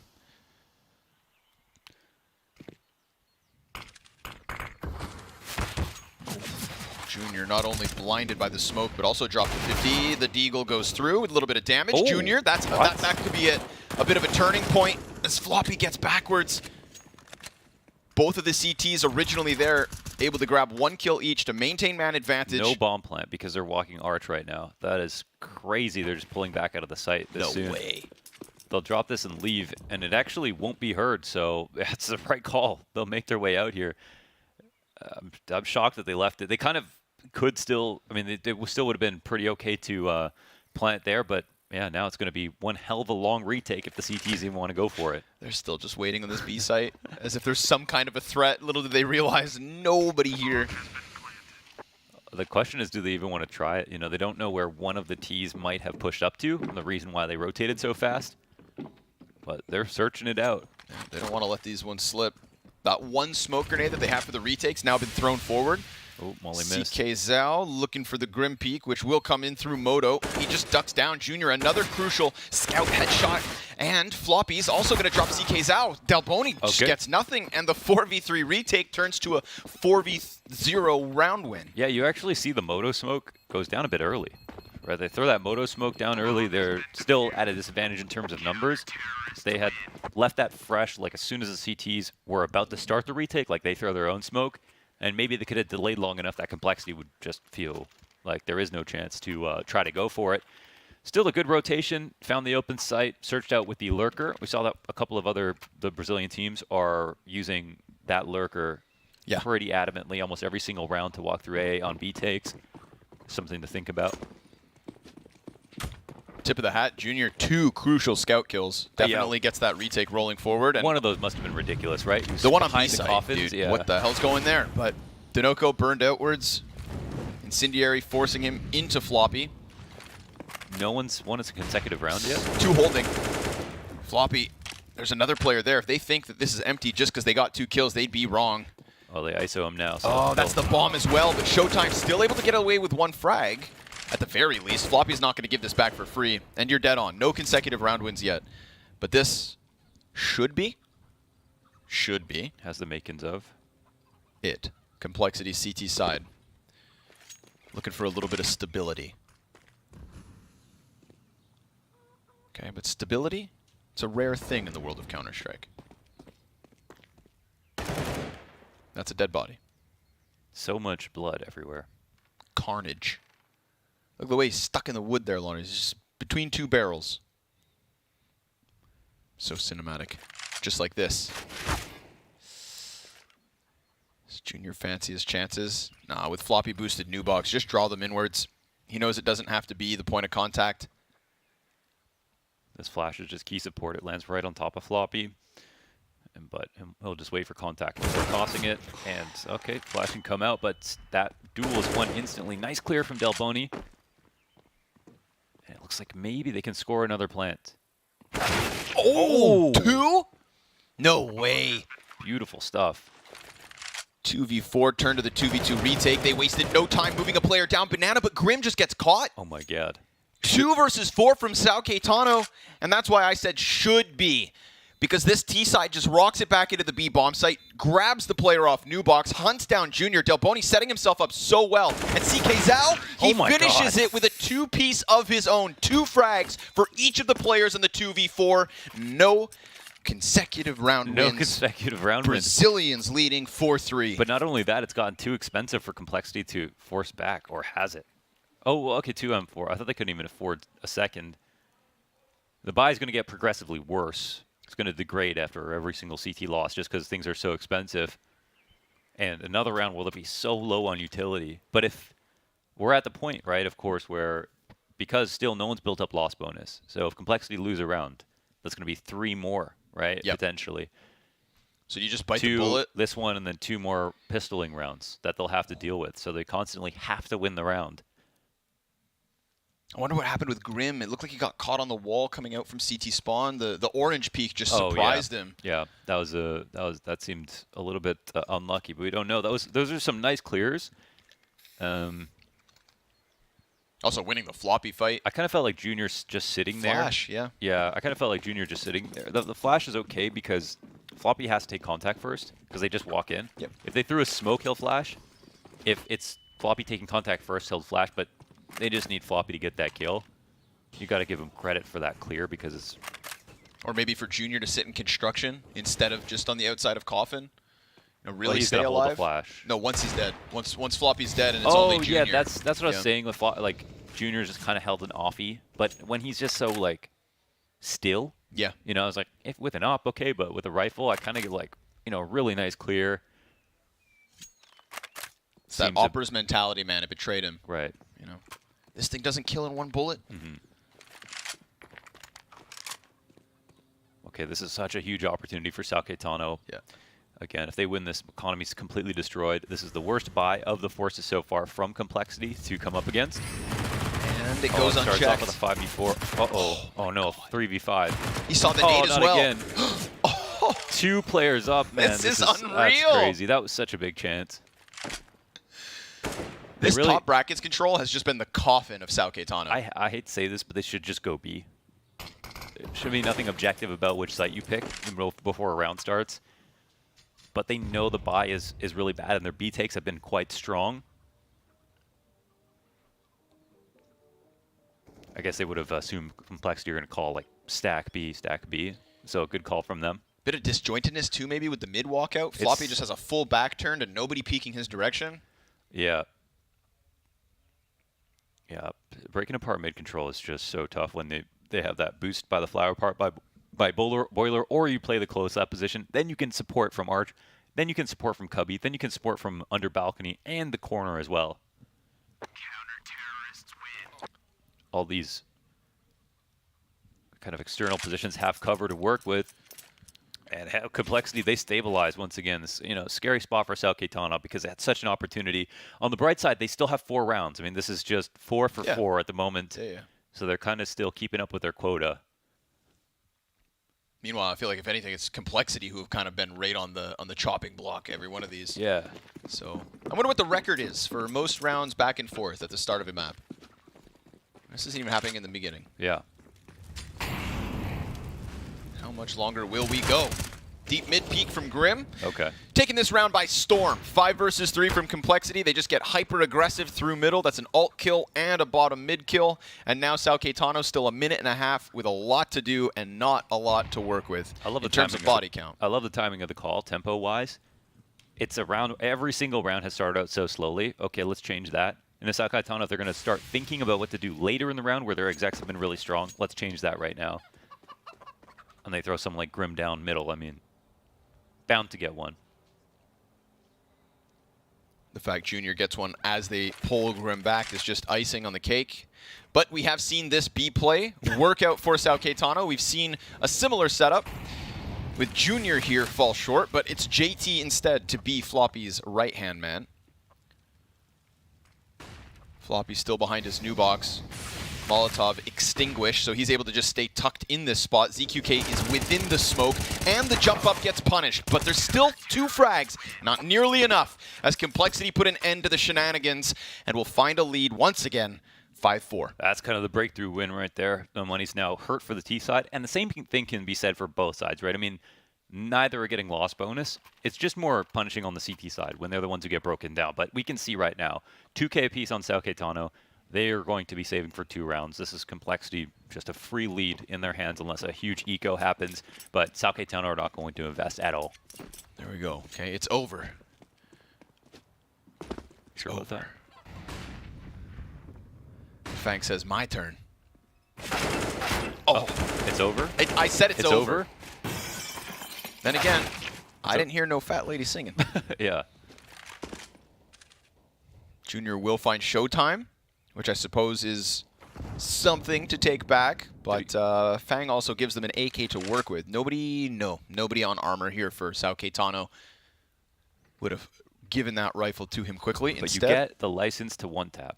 That is fair. You're now allowed to just use one bullet at a time. No one can get mad at you. Just get headshots. Exactly. Seems so easy. 2 CTs on the short side, one of which is Floppy. That's a good pickup through the smoke, but the Opera's still under pressure, and Junior knows it. Deagle's out. T's pushing through the spawn. The AK picks up a frag, but it dies. The Op then retrieved at a second peek from spawn for JT to attempt to challenge. This is Delboni with a great chance, because that Op not going to be bothered by the aim punch, not nearly as much. But he didn't find it yet, and now just with the Glock, he's doomed. Floppy going to finish it off. JT went back to watch Speedway because it's too far up. There's no way for him to grab it. Just like, yeah, if he gets the op, there's actually a chance. That was already a little bit too crazy. They can be aggressive if they want to, if they're feeling confident, but this is a round where, I mean, they're literally, you're going to treat it almost like you're hunting exits, right? Because they're just not investing at all. But they didn't know if it was a total force up. I think it was pretty clear they probably wouldn't, but all right. Oh, Sao Caetano actually have enough money to buy right now. So, yeah, that's just to show the difference between T and CT side 100%. right there. I mean, they get punished, but not that bad. Yeah. And then I think in hindsight, that really emphasizes that they came out on top of that force by war, right? Already 4 T round wins, economy right back under them. They're in the last third of their T side, only trailing by 2. And on top of that, CT economy has been kept nice and low for Sao Caetano, seeing as that previous round gets Glock kills of all things. But we get this 2-man lean on short side A site yet again. Not nearly as pushed up as close, but the fallback. The Opera is able to dive into sight because Grim gives great cover. CK Zhao dropped out of this one. And we get this immediate evacuation of the B bomb site. So Arch being emphasized like crazy. I mean, they really don't need to totally leave. Being the bomb is at the bottom of steps, but that means they're hunting down every single other player here, so confident. That'll help. They did have a smoke down at the base of Banana and peeking in it to it. Rotate fully towards A, using that little window of opportunity. And now moving a player back just in case. So I feel like all the timings worked out internally. Could have been punished, but such a short chance with the commotion outside A site. Showtime, best of luck, 1v5. JT finds the timing on the peak, gets the confirmation that Showtime is trying to compromise the B site. He could just straight up plant this if JT doesn't rush him down. But he's so nervous that there would be another B player, because there should be another B player. And as he goes back to now commit, that one's going to get rushed. So Floppy finishes this and gives Complexity their 7th round for a 3-round lead. One thing that seems kind of scary, but also I like it from Complexity, is just that they seem to not be scared to play atypical setups with some of their rotations. They're trusting their reads, their gambles. And no matter what happens in that situation, they have that round in the bag with one player coming into the B side on Banana. That's not their primary threat. But if they trade down effectively on A, where most players are, that's just going to make sure that that's the truth. So Complexity with that round, did they lose anybody? I don't think a single player on that one. And now it's back to pistols.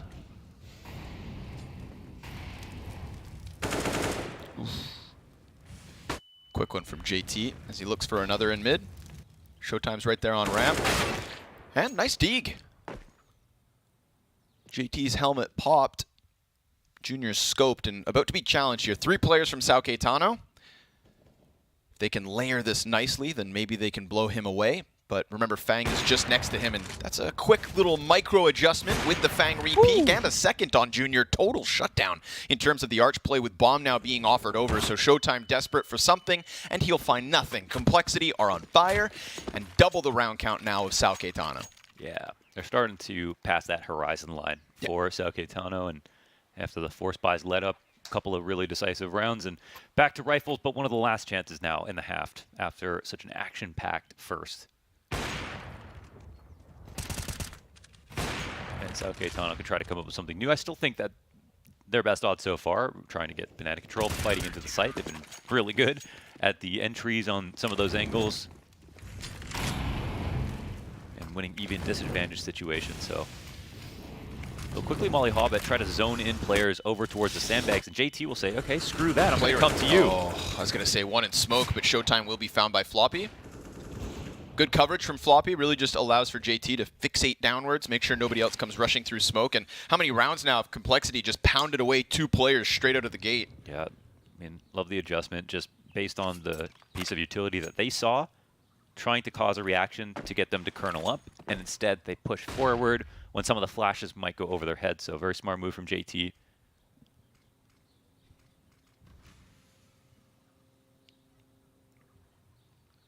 Always well prepared. ZQK's scan of Banana nets him nothing, but there are 2 players there. He'll have to start going towards A site with that entry coming through, but he wants to take one before he goes. The bomb. And instead, yeah, bomb gets dropped in the process. So Grim with the double up from Pit. Total shutdown once they arrive to the A site, as if those kills would have even helped without bomb. Not going to happen. Yeah. So Complexity had that round in the bag through and through. They had a couple ideas there, and I think the guy with the bomb realized that eventually they are going to try to full flank off Banana. Let me try to bait them out, but he had to do so with the bomb and didn't win his duel. So that will definitely mess things up a little bit. And will Sao Caetano invest at all is the question.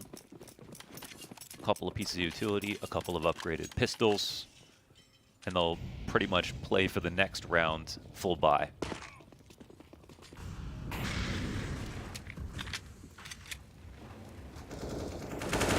Ooh, Grim taking a chance there. Burns down to 28. Starting to feel like the individuals of Complexity can do no wrong. Every push, every pry. It feels like the philosophy has slightly been, okay, well, if we start the rounds aggressively and get an aggressive opening tactic, we'll definitely win. If we play slowly, give them too much space, then they might be in their comfort zone. So yank them out of it. Yeah. And off the back of this, they should be getting that 10th round. So really starting to, I'd say, emphasize the success in the economic war that kicked off this round, or this map, rather. Sao Caetano have not been able to get a single round ever since Complexity got 2 in a row. And looking to end the half flawlessly. Look at that at the top of your screen. Not even a bomb plant in the last 6. Yeah. What a crazy match. Complexity have stabilized. Kills are all good. At least for Complexity. Delboni's pretty much had the best round that we can talk about from Sao Caetano on that 2vx, 2v4. Another mid push, relentless with this, but this time it looks like they'll get caught off. Fang goes down first. Nothing to follow up from behind that, but it looked like they might take a peek. They'll throw the smoke down on mid, pressure out towards B. This has the makings of a good round from Sao Caetano so far. This is kind of where they shine the most. But Junior's going to try to throw a wrench into the works. He's being held and isn't able to land that shot, but doesn't go too far either. Still looking to hold a little bit of territory on Banana. And look at this, a quick redirection. They'll be heading towards the A site, Sao Caetano. And the only thing stopping them from a 5th round win to end this half is Grim from Pit. He smokes things off preemptively, goes for his peak, but isn't able to get kills despite a good amount of damage. There are so many players ahead of him. And there it is, the headshot to Delboni, the pistol swap for 1.5 more. So all things considered, Grim, excellent job of being the solo landmine. It's a 3v3 for the retake, and there's still a decent amount of utility for Complexity to make this happen. We literally saw them do more with less. CK Zhao is low on 20 health. Again, all thanks to Grim. But it's ZQK to be that first point of contact. No wraparound short, no apartments play, nothing from mid. It is all arch, and it's all here. This is the end of the half. JT and Junior will be forced forward into the retake. They're trying to get something, but they'll find nothing. Showtime shuts it down. Sao Caetano with a 5th. That was nice. I think we saw a lot of what Sao Caetano does well in that round. They take, they have a clue, they run with it. This time another good rotation. They've pulled out a B and went back to A a couple of times like that. I thought the adjustment from Complexity to overstack the B site made perfect sense based on what we've seen in the history of the rounds, the 5 or 4 rounds at that point. That's how Caetano had won. That, okay, they got Banana control, they got an opening kill, perfect. It's the last round of the half. They're probably going to go with what's strongest. Let's play 3 on B just in case. And Sao Caetano are like, all right, let's read into that and hit the other site. And for Complexity, I don't think they feel terrible about it. They still got the 10-5 half. They're moving into half number 2, comfortable on T side. And can look back on a messy start for sure. Probably a little bit unnerving for them, but overall, they did just fine. Junior and Floppy at the top of the board for Complexity as we kick the T side off. And it's Fang to run forward first. He'll find Showtime, and within Banana, Dinoco going to try to dive all the way back into New Box. And he is so under pressure right now. The support's just not here. And Gratz, he gets one. That's Fang shaved off. CQ's out through smoke. We'll find Junior. And that equalizes things 3v3. Bomb plant. And Floppy posturing on coffins with ZQK just on the other end. They can smell each other, but they can't see it until now. And as they regain vision, Floppy comes out on top. Quicker reactions. JT's peak will ice this out because Grim also has that third. Complexity takes second pistol and a 6-round lead. They're like wild attack dogs attacking the B site. That was really good. Yeah, exactly. That was a nice try from Quad. I felt like I could see the sequence happening. Yeah. But he only got one. They were just too crazy with it. Really good job sides. of like positioning to cut them off one by one. Yes. You know, props for that. He did the most. Look at this. Little fountain. But where are the goldfish? It's after the bomb exploded. Oh, okay. What is that fountain made of? Survive the explosion. It does. It always does somehow. Hundreds of thousands of rounds it survived. CT's come through with the MP9 and Scout. Frag, 2 smokes, 2 flashes. Enough tools to cause the upset, right? And I feel like thinking back to the first half, that's all we had was back and forth buys. See if round 17 can be added to that grouping. This is looking like a good call, but I feel like they should probably boost. Yeah, okay. They boost up in CT, so at least they can kind of both attack at once if they need to. Yeah. With the Scout to draw some aggro in the direction of CT spawn. 5-7 appears. Dinoco is the one to get a kill, but JT was already at pool. Quick positioning gets Dinoco with his head turn, but give him that. Massive damage, right? Oh, give him that too. 51 on JT, Junior on 41, 18 health for Grim and Floppy combined. I mean, that MP9... Unconfirmed, though. Bro, just mow him down. 5 kills later. But, like you said, unconfirmed. Unconfirmed. Oh, if only they knew. He'll learn about it later. If only they knew. I would bet my house Sao Caetano goes for that. Yeah, that MP9 would have pieced him up. Instead, it's a 12th for Complexity, so starting to pull ahead early on the T side. You don't have a house. That is also true. Horse? What'd you call me? No. Why is there a horse? What horse? Was that just my brain? Did you not hear a horse? What are you talking about? Shut up, man. Don't troll me. Yes, there was a horse. Why? I don't know. There's a horse over there. They didn't add a horse on Inferno, right? Well, maybe you're just out of touch. Where is the horse? I don't know, man. It's in your mind, man. Yeah. But I heard a horse, I did. You're not alone. Okay. I'm rattled. Okay. That was weird. Perplexed. Yeah. Coming into that critical territory. Defending against 13. With basically a bunch of pots and pans. Not a good start. The frag kill. Poor ZQK. As if being 3 and 13 is not bad enough, then they drop a nade on your head. And you're forced to watch it from the sideline. Grim's just... He didn't care. He's like, standing I'm in the going open. to line this up properly. You can't stop me, but he will. CQ's out. Grabs one with the MP9 as he falls. And Sao Caetano will come running over. Grim is unfazed. He didn't even react. Grim the type of dude to tweet, I miss my energy.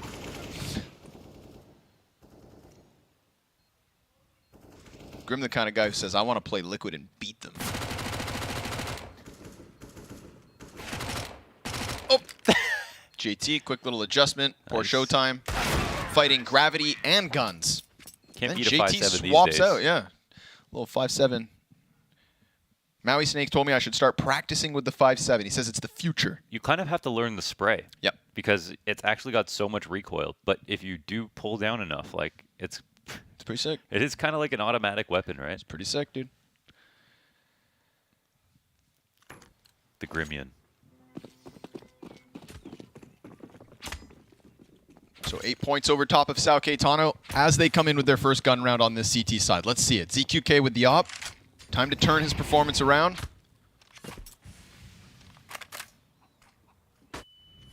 We get this early pressure through apartments, and it's a lot of pressure. In fact, they're Floppy, uplaying fast. he's already behind the hay car. I don't think CQ Zhao expects this, but luckily ZQK will keep it in cover. And then he gets caught by Grim, who runs inwards, takes a second head off the shoulders, and it's just 4 instant kills from Complexity. The A site crumbles.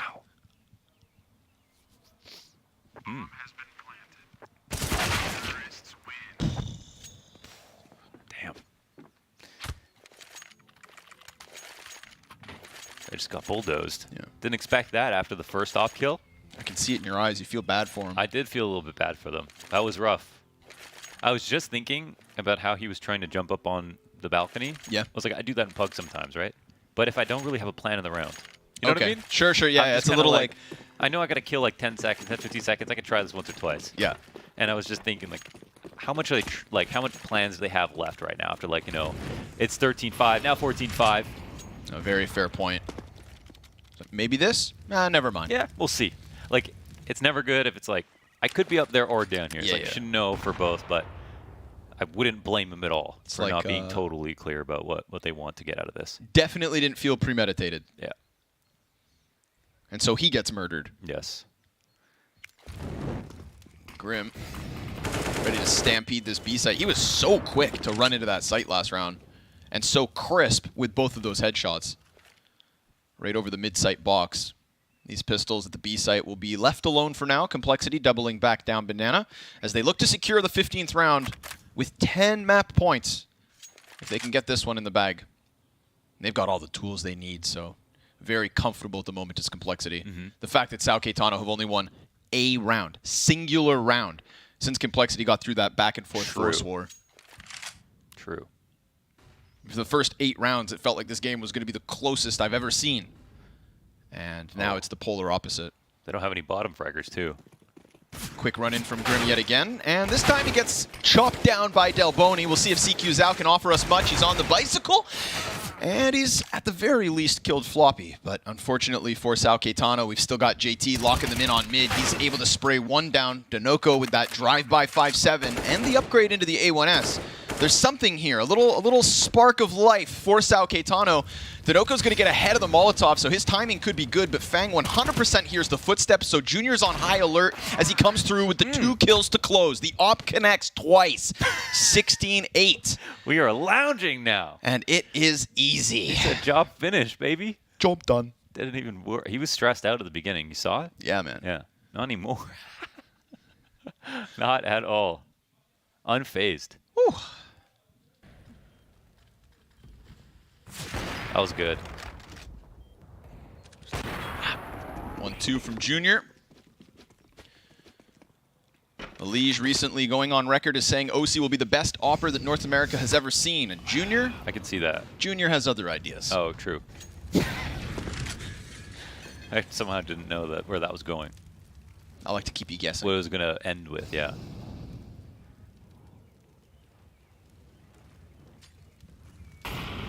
And OC definitely wasn't always that guy.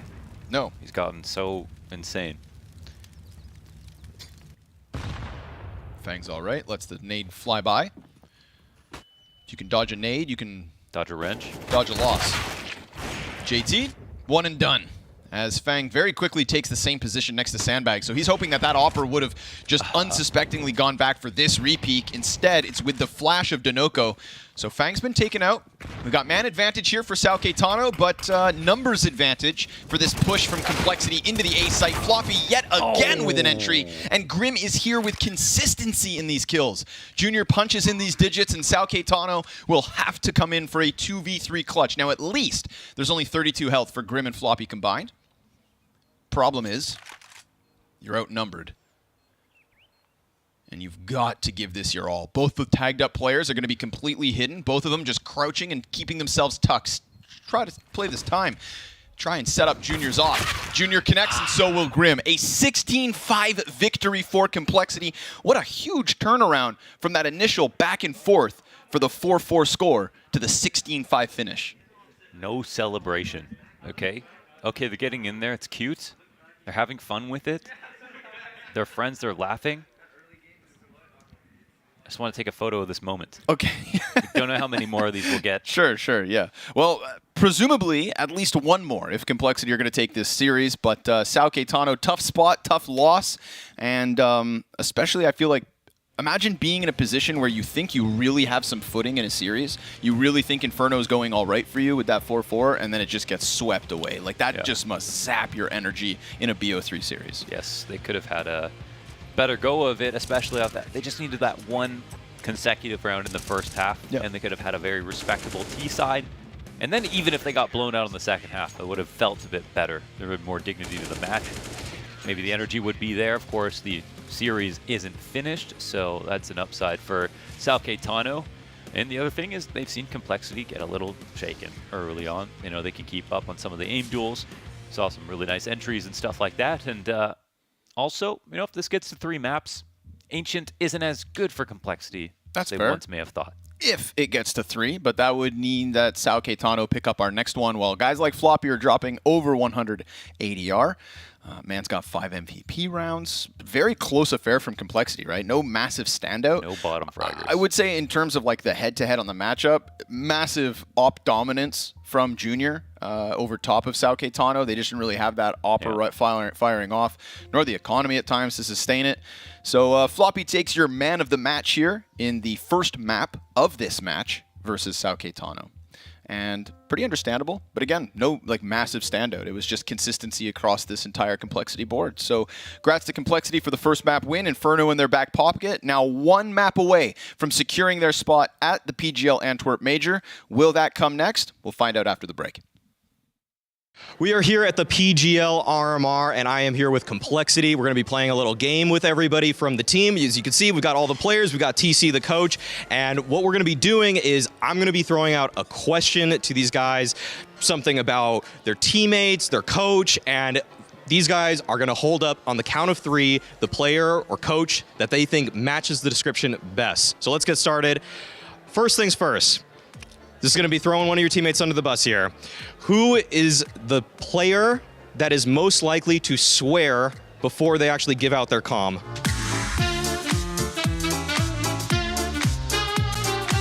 It's 4-2. Fang, what do you have to say for yourself? It's close. I'm passionate. That's all I can say. All right, Grim, you got 2 votes yourself, though. What do you have to say? I'd say, you know, sometimes things get crazy in the heat of the moment. All right, it's whatever.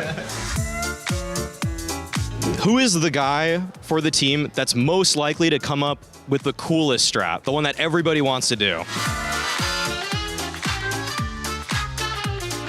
All right, JT, you definitely got the overwhelming majority here. You got a unanimous vote. What do you have to say? Well, we all know I'm the smartest guy on the team. These guys are a bunch of dumb. That's all I have to say. Let's do it. Actually, let's actually, yeah, we'll find it. Why not? We'll extend that. Who is the smartest guy? Who is the smartest guy on the team? JT votes for himself. TC, smartest guy in the room. What's on your mind, smart guy? Well, I have a university education. Okay. All right. Okay, next question is going to be, who has the best raw mechanics on the team? Unanimous vote for Grim. All right, Grim, best mechanics on the team. What do you have to say? Well, you know, I've been putting in a lot of work over the years, so I'm glad that people can recognize, but I think that Justin over here, people should not be sleeping on him, right? He's got good mechanics as well. Okay, Grim, what's the warm-up routine to this day? Today, probably an hour DM, and then before I go to bed, and then like 2,000 aimbot skills. 2,000 aimbot skills. All right, Fang, he says people shouldn't be sleeping on you, though. So what's your warm-up routine? DM 20, 30 minutes a day, see how I'm feeling, maybe DM more depending on how I'm feeling, but then just Y-Prac, get the spray down, make sure everything's feeling nice, and then just off feel at that point. You guys got a lot of intricate executes, you guys got a ton of strategies, so it's tough to obviously remember all of that, but who is the guy here that fails the most when throwing nades? All right. Junior, is this an apology now, or what do you have to say to your teammates? Oh man, there's so many nades that I throw that sometimes I may miss a flash or two, and it might blind my teammate and kill him, maybe. That's my explanation. My defense. Who's getting blinded the most by your flashes? Johnny. That's the entry right there. That's the blind guy. One more question. Because most of you, actually pretty much all of you guys said you guys are going to go 3-0 at this event. That means one of you is probably going to have the MVP for this event, for the NA RMR. Who do you guys think is going to win the MVP for complexity at this RMR? Yeah, 2 Fang, 2 Junior, 1 Grim, 1 Floppy. All right, this is a pretty split desk here. Okay, Fang, Fang, you're putting yourself. That's a lot of confidence. Do you think you can repeat the Fun Spark performance of last year and get an MVP medal here? Oh yeah. Better teams, better competition, better I do. All right, when the round's basically over, no chance of winning, there's one guy that's alive for your team. Who is it? Who's the LMS? Unanimous for Junior as LMS. Okay, all right. Well, man, okay. All right, Junior. All right, let's see. Let's see you, baiter. All right. You're throwing bad flashes. You're baiting your teammates. What's going on, Junior? I have an explanation, all right. Our T sides, we're really structured, we're really team-based. Don't leak anything. So if my entries die without any trades happening, I just got to run away and say, there's not much for me to do there. So that's my explanation. Because I'm throwing flashes, I'm throwing util for them. If they don't get their entries, hey, that's not my job. I did my job.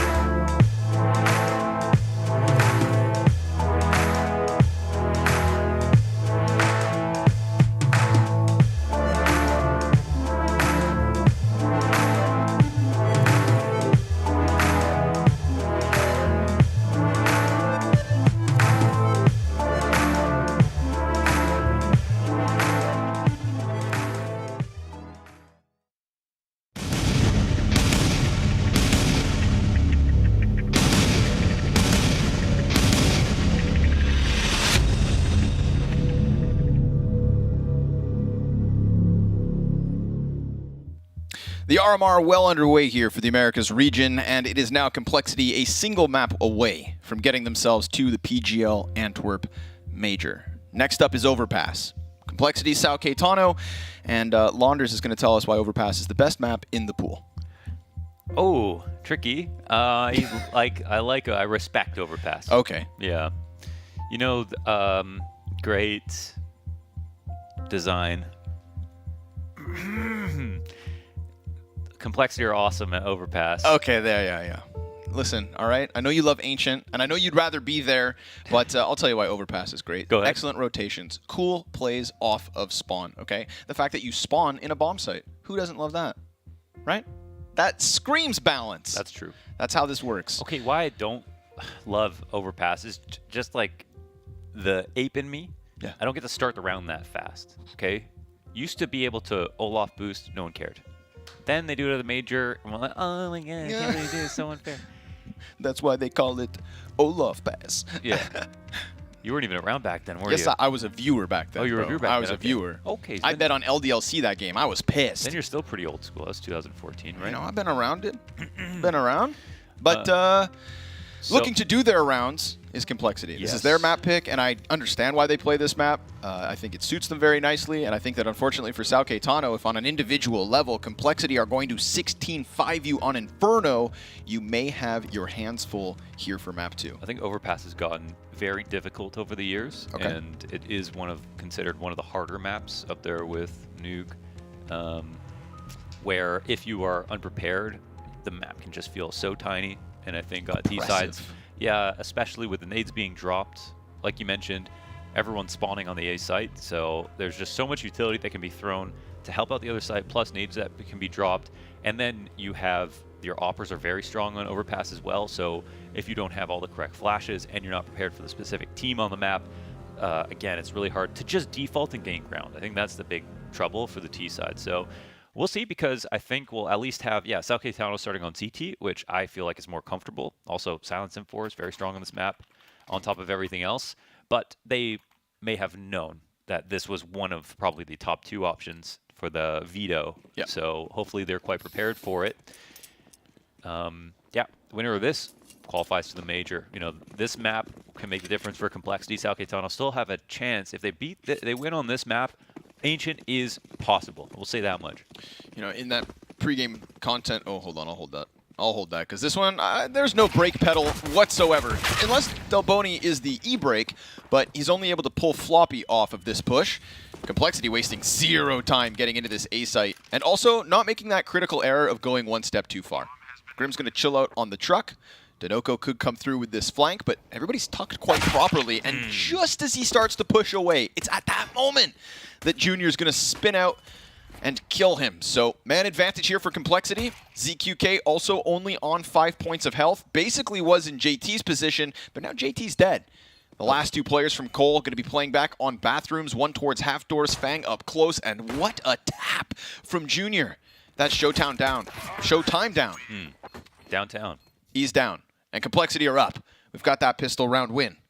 In our pregame segment, yes, with this content piece that Maui Snake sat down with Complexity to do. Wonderful Excellent content. Piece. Funny stuff. Maui Snake, what a character. I didn't take my headphone off the whole break. Watched the whole damn thing. I felt like I was at home. You know, they said Complexity have come on record as saying that they were going to be one of the teams to go forward 3-0. They had to face Furia, who took that 3-0 spot from them. No shame in losing versus Furia. Yes. Now, you know, again, par for the course in just terms of getting through this, getting through Overpass. If they 2-0 their 2-1 game in order to qualify for their spot, then very close for their expectations. But when asked who would be MVPs, you know, Fang's got a lot of confidence, and that's what I like about him as a player. He shows it, and he speaks with confidence, and he plays with confidence. Plus, he's from Toronto. That's just your bias, isn't it?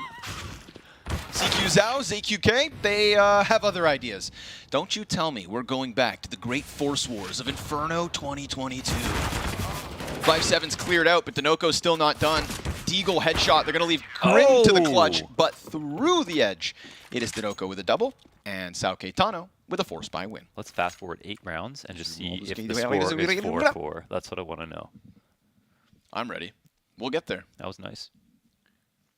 Beautiful hold, man. Complexity thinking that just like in the pistol, they could play this like really aggressive move. Very similar to what they started their CT side like on Inferno, right? That smothering tempo, that very forward aggression. Well, Sao Caetano anchored that bomb site excellently. Probably would have done well to have the headshot mollied with the smoke that came down in front of it. Got kind of stuck in that position after losing the first kill. Complexity will look towards stairs and balloons. Denoco got stuck on the water fountain. Oh, no, trash bag, trash can, garbage can. Yeah. Inside the bathrooms. There are too many things that jut out of the wall in bathrooms. Water fountains, garbage cans, little edges. Let's smooth that up, shall we? This is Connor's favorite map, so he's speaking from It's just passion. Yeah. ZQK now very much compromised with Dinoco dying, forward on bathrooms with 0 kills, giving that AK back to Grim. That's not what you want to do. They're taking a lot of space here. They're all the way in. There's no big flank either. They're all rotating from CT, and there's no one here in bank. Oh, and Fang leaves. It's not ideal, but at least he does the damage. Then he dies. And Grim also dropped that AK with no chance to pick it back up in the firefight. JT's going to have to hold this off with just the Deagle, and he's doing good damage.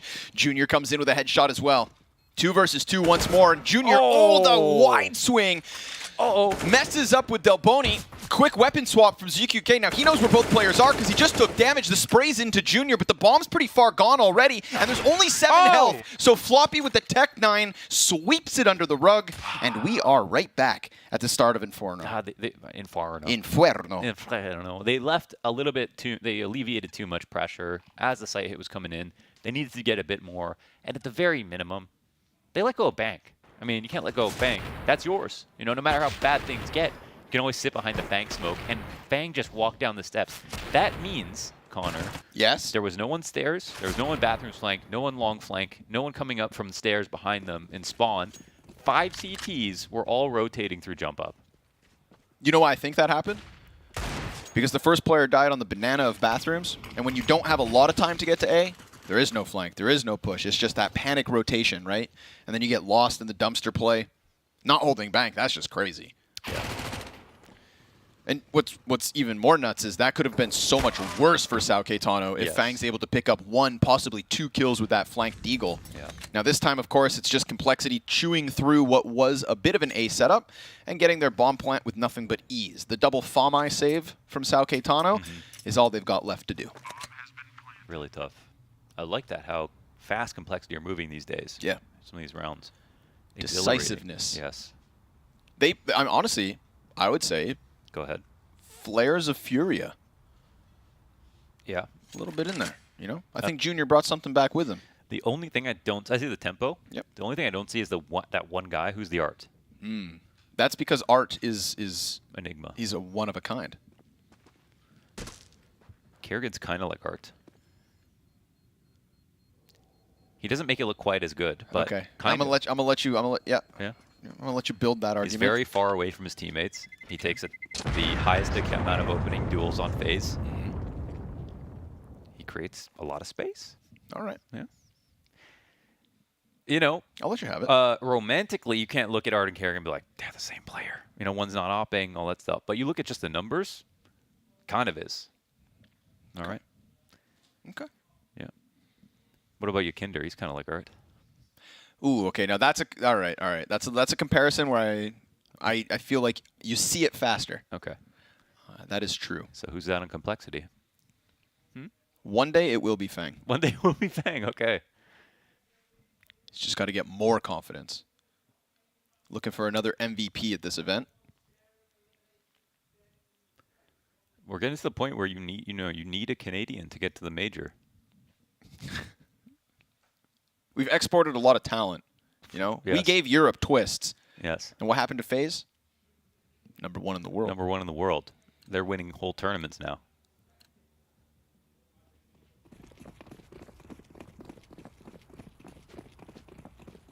Adopt a Canadian. Let's get Help us. Help us. It's so cold. Quick play out Monster. Beautiful call from Complexity. You know, all of this B setup, what was left of that save, right? The double Famas. It's back on Graffiti. I feel like it's still going to catch him off guard. Fang, he jumps into 3 CTs, and as they pop out from Graffiti, Delboni will get a second kill. Spraying for that third one. It won't happen, but it could have. 19 health JT, 36 HP on Junior. That was one of those, that was a real landmine moment. Yes. Fang was jumping around that corner thinking there is nobody here. There's no one. There was, in fact, 3 people there. 4 ones.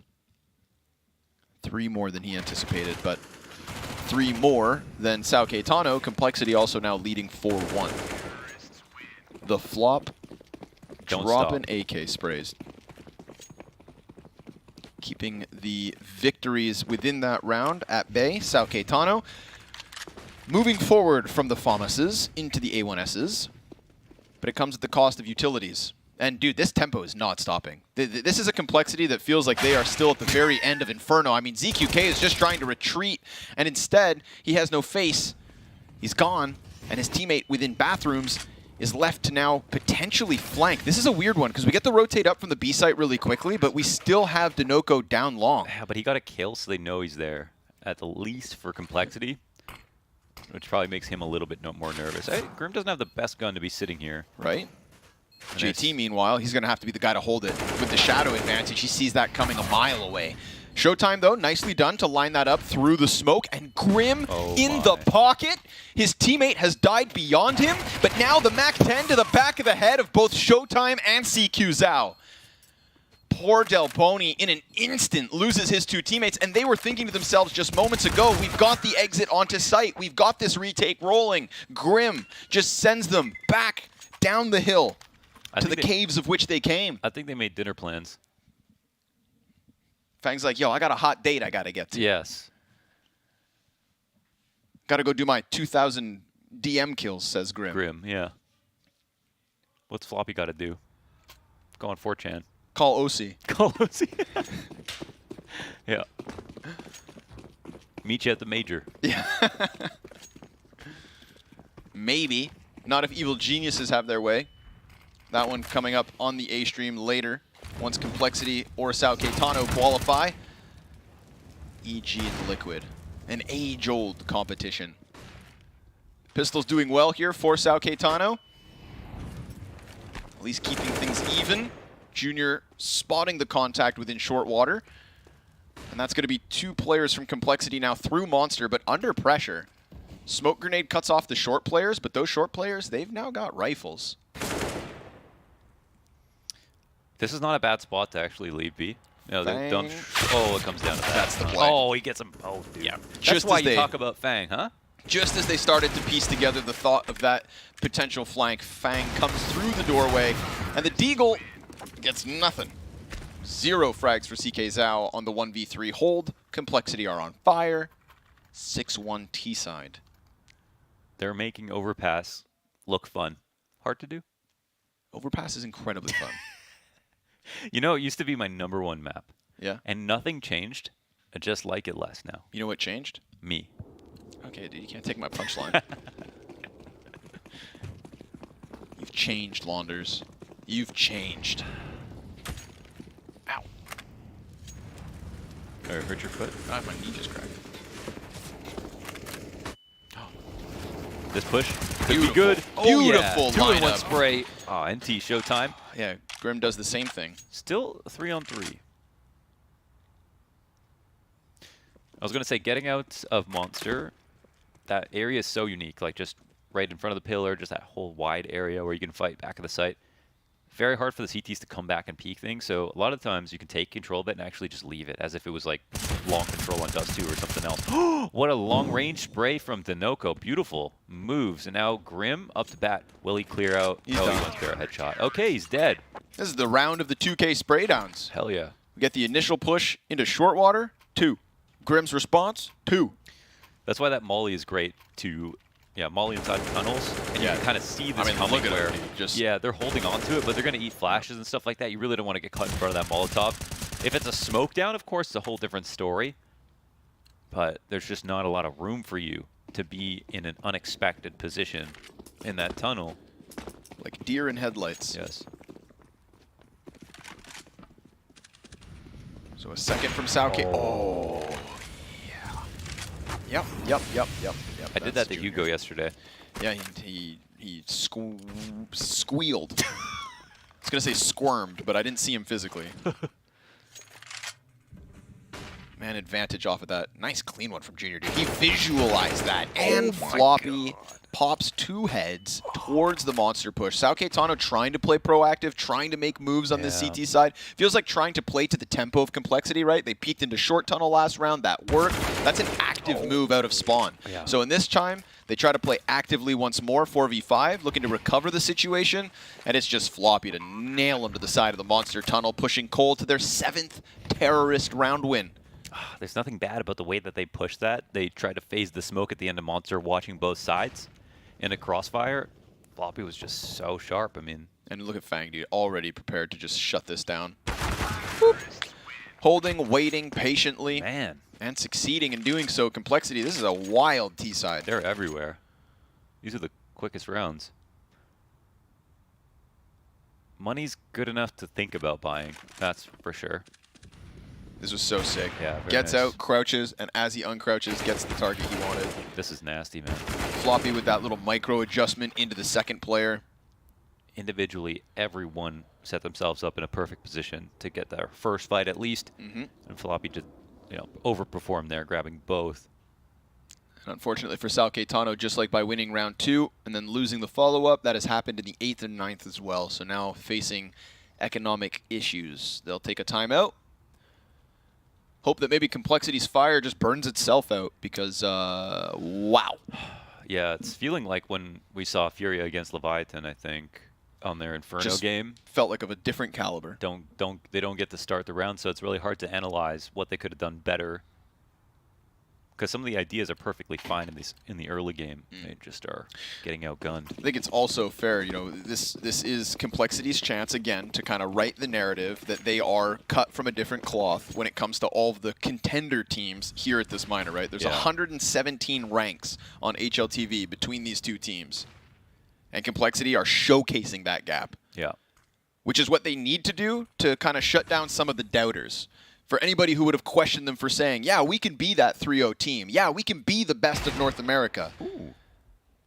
But Denoco, again, right, trying to extinguish this ferociousness from Complexity. Beautiful 1D to kick it off. But who else steps up to that type of plate? As this is a slower round from Complexity for sure.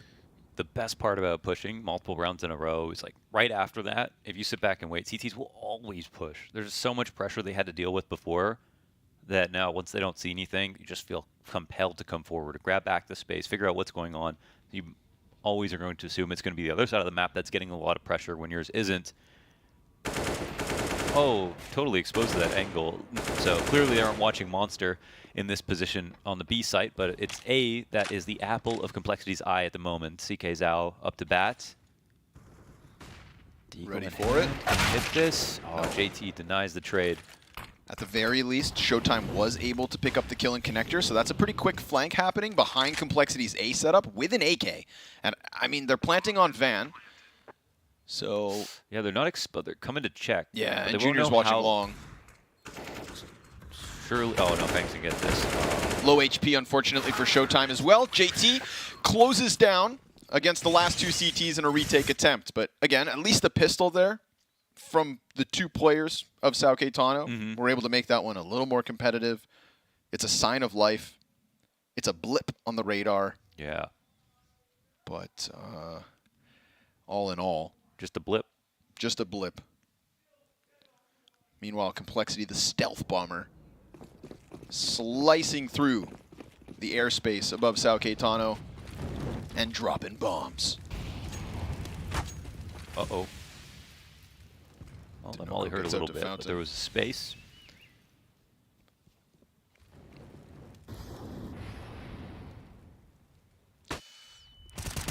Nice position.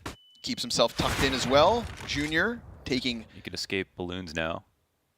A bit too much damage. Beautiful CQK. stuff. Yeah, excellent. But there's still a player there on Party, and that's going to catch off Grim. So nice. I like this forward advancement from Complexity. The only thing that Cole will have left to throw is this Hail Mary towards the B site, where there are still 3 players in position. So a 2-man show up on the A site to establish the 5v2. And Junior now has no chance at an entry. A minute for him to hang on to this op or work a miraculous clutch. No shot. Just a long-ass save here for Junior. Long Johns. Device would win this. Remember? Nope, Junior doesn't have a deagle. Yeah, true.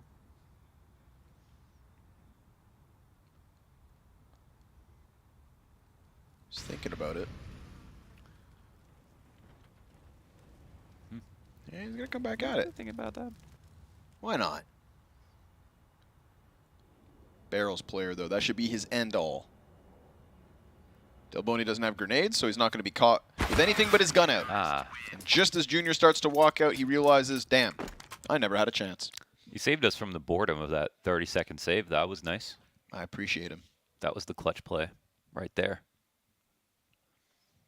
So, hey, they pull out an idea. It works out very well. And they immediately want to trade that rifle route. Two's pushed up, so they try to come up the stairs. And Opper's posted on that next position as well. Instant 5v3. And so we see they can do it.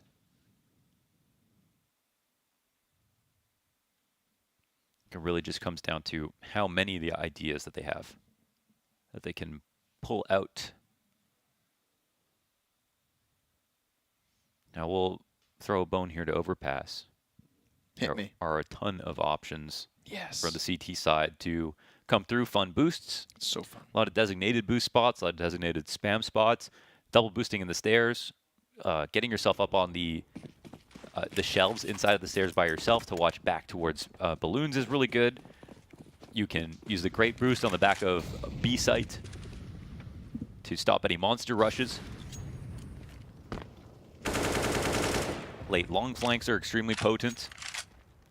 The most dangerous flank, I think, is the monster, waiting and phasing the monster smoke coming out for the big flank. But if you pull that off, you're guaranteed the round. I mean, it's just the scariest one to do. That's why T's always leave one back here, making sure to watch it.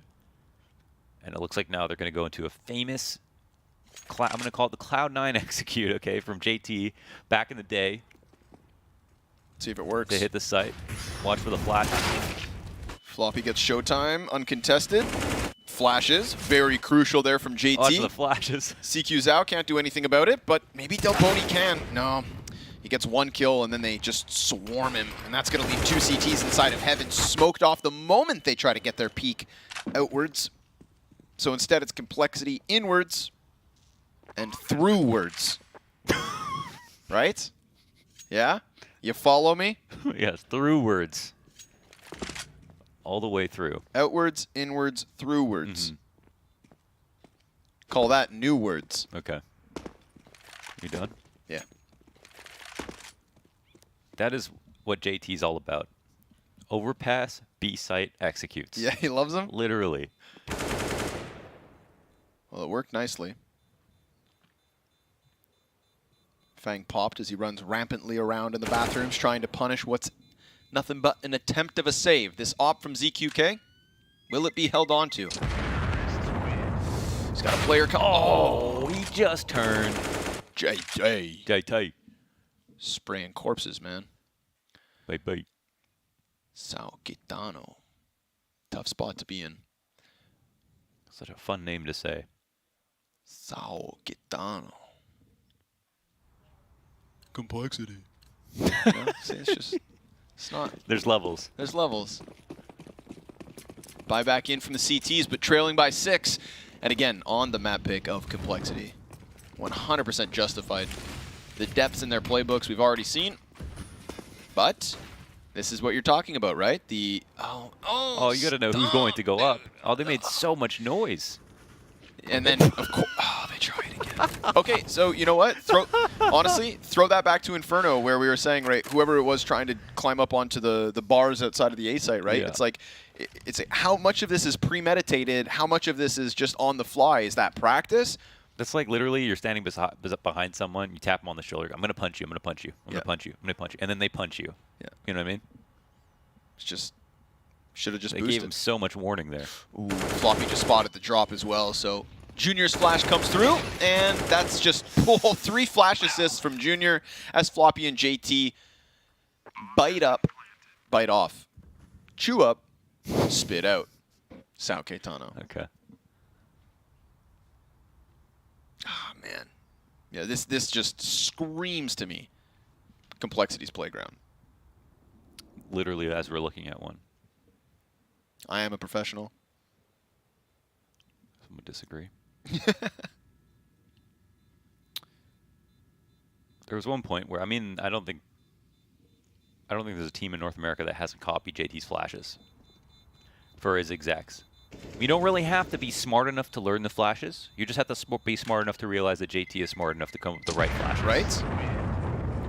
And then all of Complexity's players understand that even smarter than JT is TC. Yes. Who then feeds more information to Oh, JT. man. So JT is actually the culmination of 2 brains. Yes. JT and TC, they're the proto-molecule. The brain of the universe.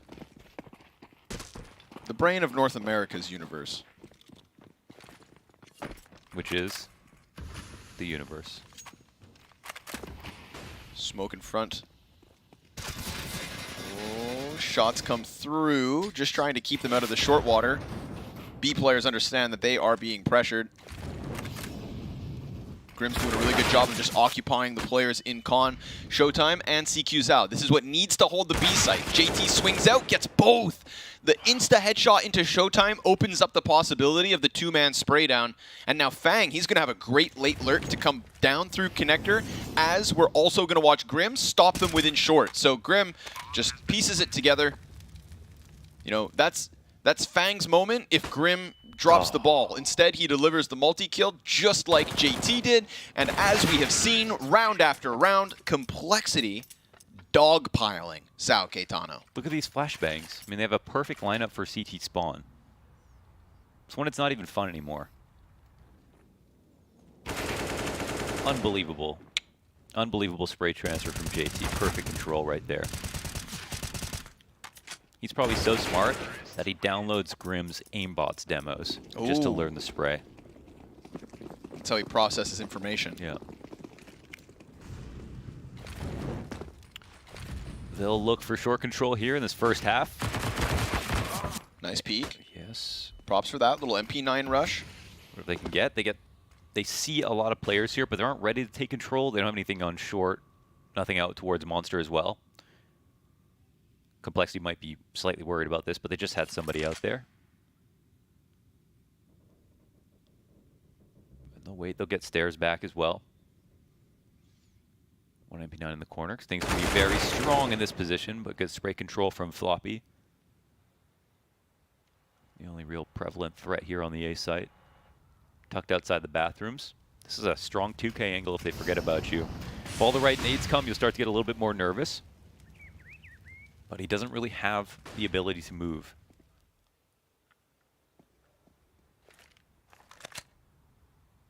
And they're still halfway hoping it's the B site. No stack coming in. Delboni just the one. Good damage at least versus Grim. So put him right next to Floppy in terms of players being susceptible. And CQ Zhao will shave Floppy off. Grim's still able to push onto the site at the very least, but not a safe plan. He pops over box though. He just confirmed Showtime's also here, so that's a 1v1 for Junior to try and clutch out, but he gets caught in the open, so a very, very final round for Sao Caetano. The final line. They'll get that 4th, but 4 rounds CT side overpass. As the resident overpass expert, I'm just going to say, not normally enough. Not a great start. You know what's kind of funny about that moment? I think Junior missed his Molotov for the truck.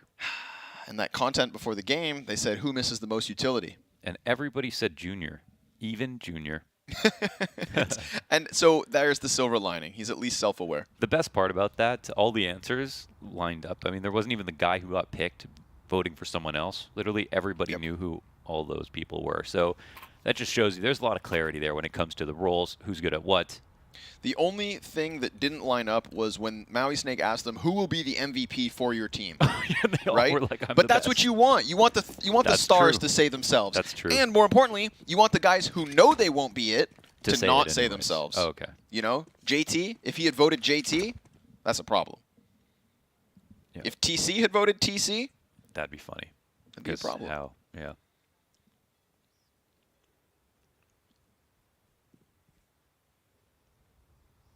This one doesn't feel as close as Inferno. But we'll still give them the benefit of the doubt. A little T side, right? Maybe they throw something at Complexity they're not expecting. Problem is Complexity getting to overpass was just like that's just what they want. Straight up.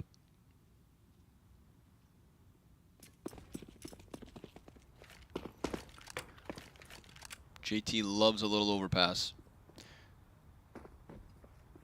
One smoke, one flash here for ZK Zhao. So set up outside for the monster hit. And in this position, if they don't take short control, like the CT's set up a little bit more, Floppy can fall back into the side. Junior can push forward onto sandbags.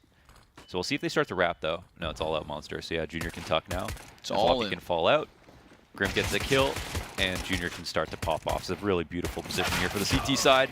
Yeah, allows Floppy to come right back with it. Yeah. So even though Floppy wasn't able to kind of get those first kills, he gets an easy reload. Junior does his job, and that is just exactly how Complexity would have envisioned that going. Yeah, I'm going to definitely copy that. That was just really perfect. Just for two CTs that don't have to really communicate with each other or use utility. One deals with short in that way, and the other watches long. Nicely done. 4 rounds to go, and Complexity qualified to the major. I mean, for them, I'm sure they feel like it's wrapped up. You don't want to ever get to that place mentally.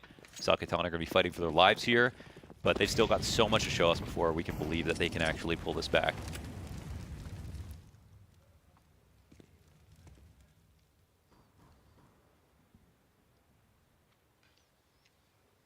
Just weapon dominance. MP9 going to stay pressed close. Ooh, it's Junior to swing out. Look at that. Between him and JT, it's the full house. Just sitting outside of Fountain and not giving Sao Caetano a meter to work with. All the money made here for Complexity. And they've got not a care in the world. Look how forward Fang's got his arms. They're very long. Yeah. What's up with you people from Toronto having long arms? What do you mean, you people? You and Fang. Specifically, the two of you. You got Tropic Thundered, son. Yeah, we do. Super long arms. I'm sure we both play basketball, actually. I've never seen you play basketball. You play basketball? Yeah, of course. I play every sport, except for soccer. I do fancy a bit of badminton. I love badminton. It's actually very fun. Yeah, I'm half Malaysian, and Yonex is Malaysian. You know what? They make the best rackets, so. You know what the projectile in badminton is called? The shuttlecock? Yep.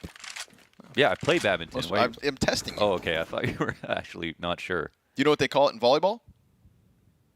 The volleyball? Also a test. Well done. We get the walkout from Fountain here. here. I guess that, and I don't even play volleyball. I must be some kind of genius. Grim's not worried about that flash. I don't think Complexity are worried about this gun round. But like you said, you know, mentally, they're probably thinking, we've got this in the bag, and that could be their error. Showtime, well-timed. But Junior's still able to trade that immediately, and because the connector players have already come out for water, now they've just lost their one flanker, and they realize they've been read. Complexity in full preparation for this push. Molly's come over top.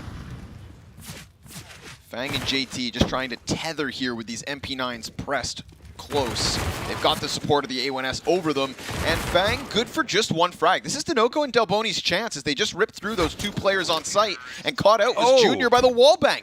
Awesome showing from Dinoco. Let's go. He is the top fragger right now for Sao Caetano, and he got 2 kills there to just close this out. So a gun round victory for Sao Caetano tells us this T-side is not over yet. Yeah, it was kind of chewing through a bonus round with the MP9s that were in play, but there's a lot of people there on the B site, and they killed them all. Sick whip. Yeah, I would ride around in that thing anytime. Catch me in the Brinks truck.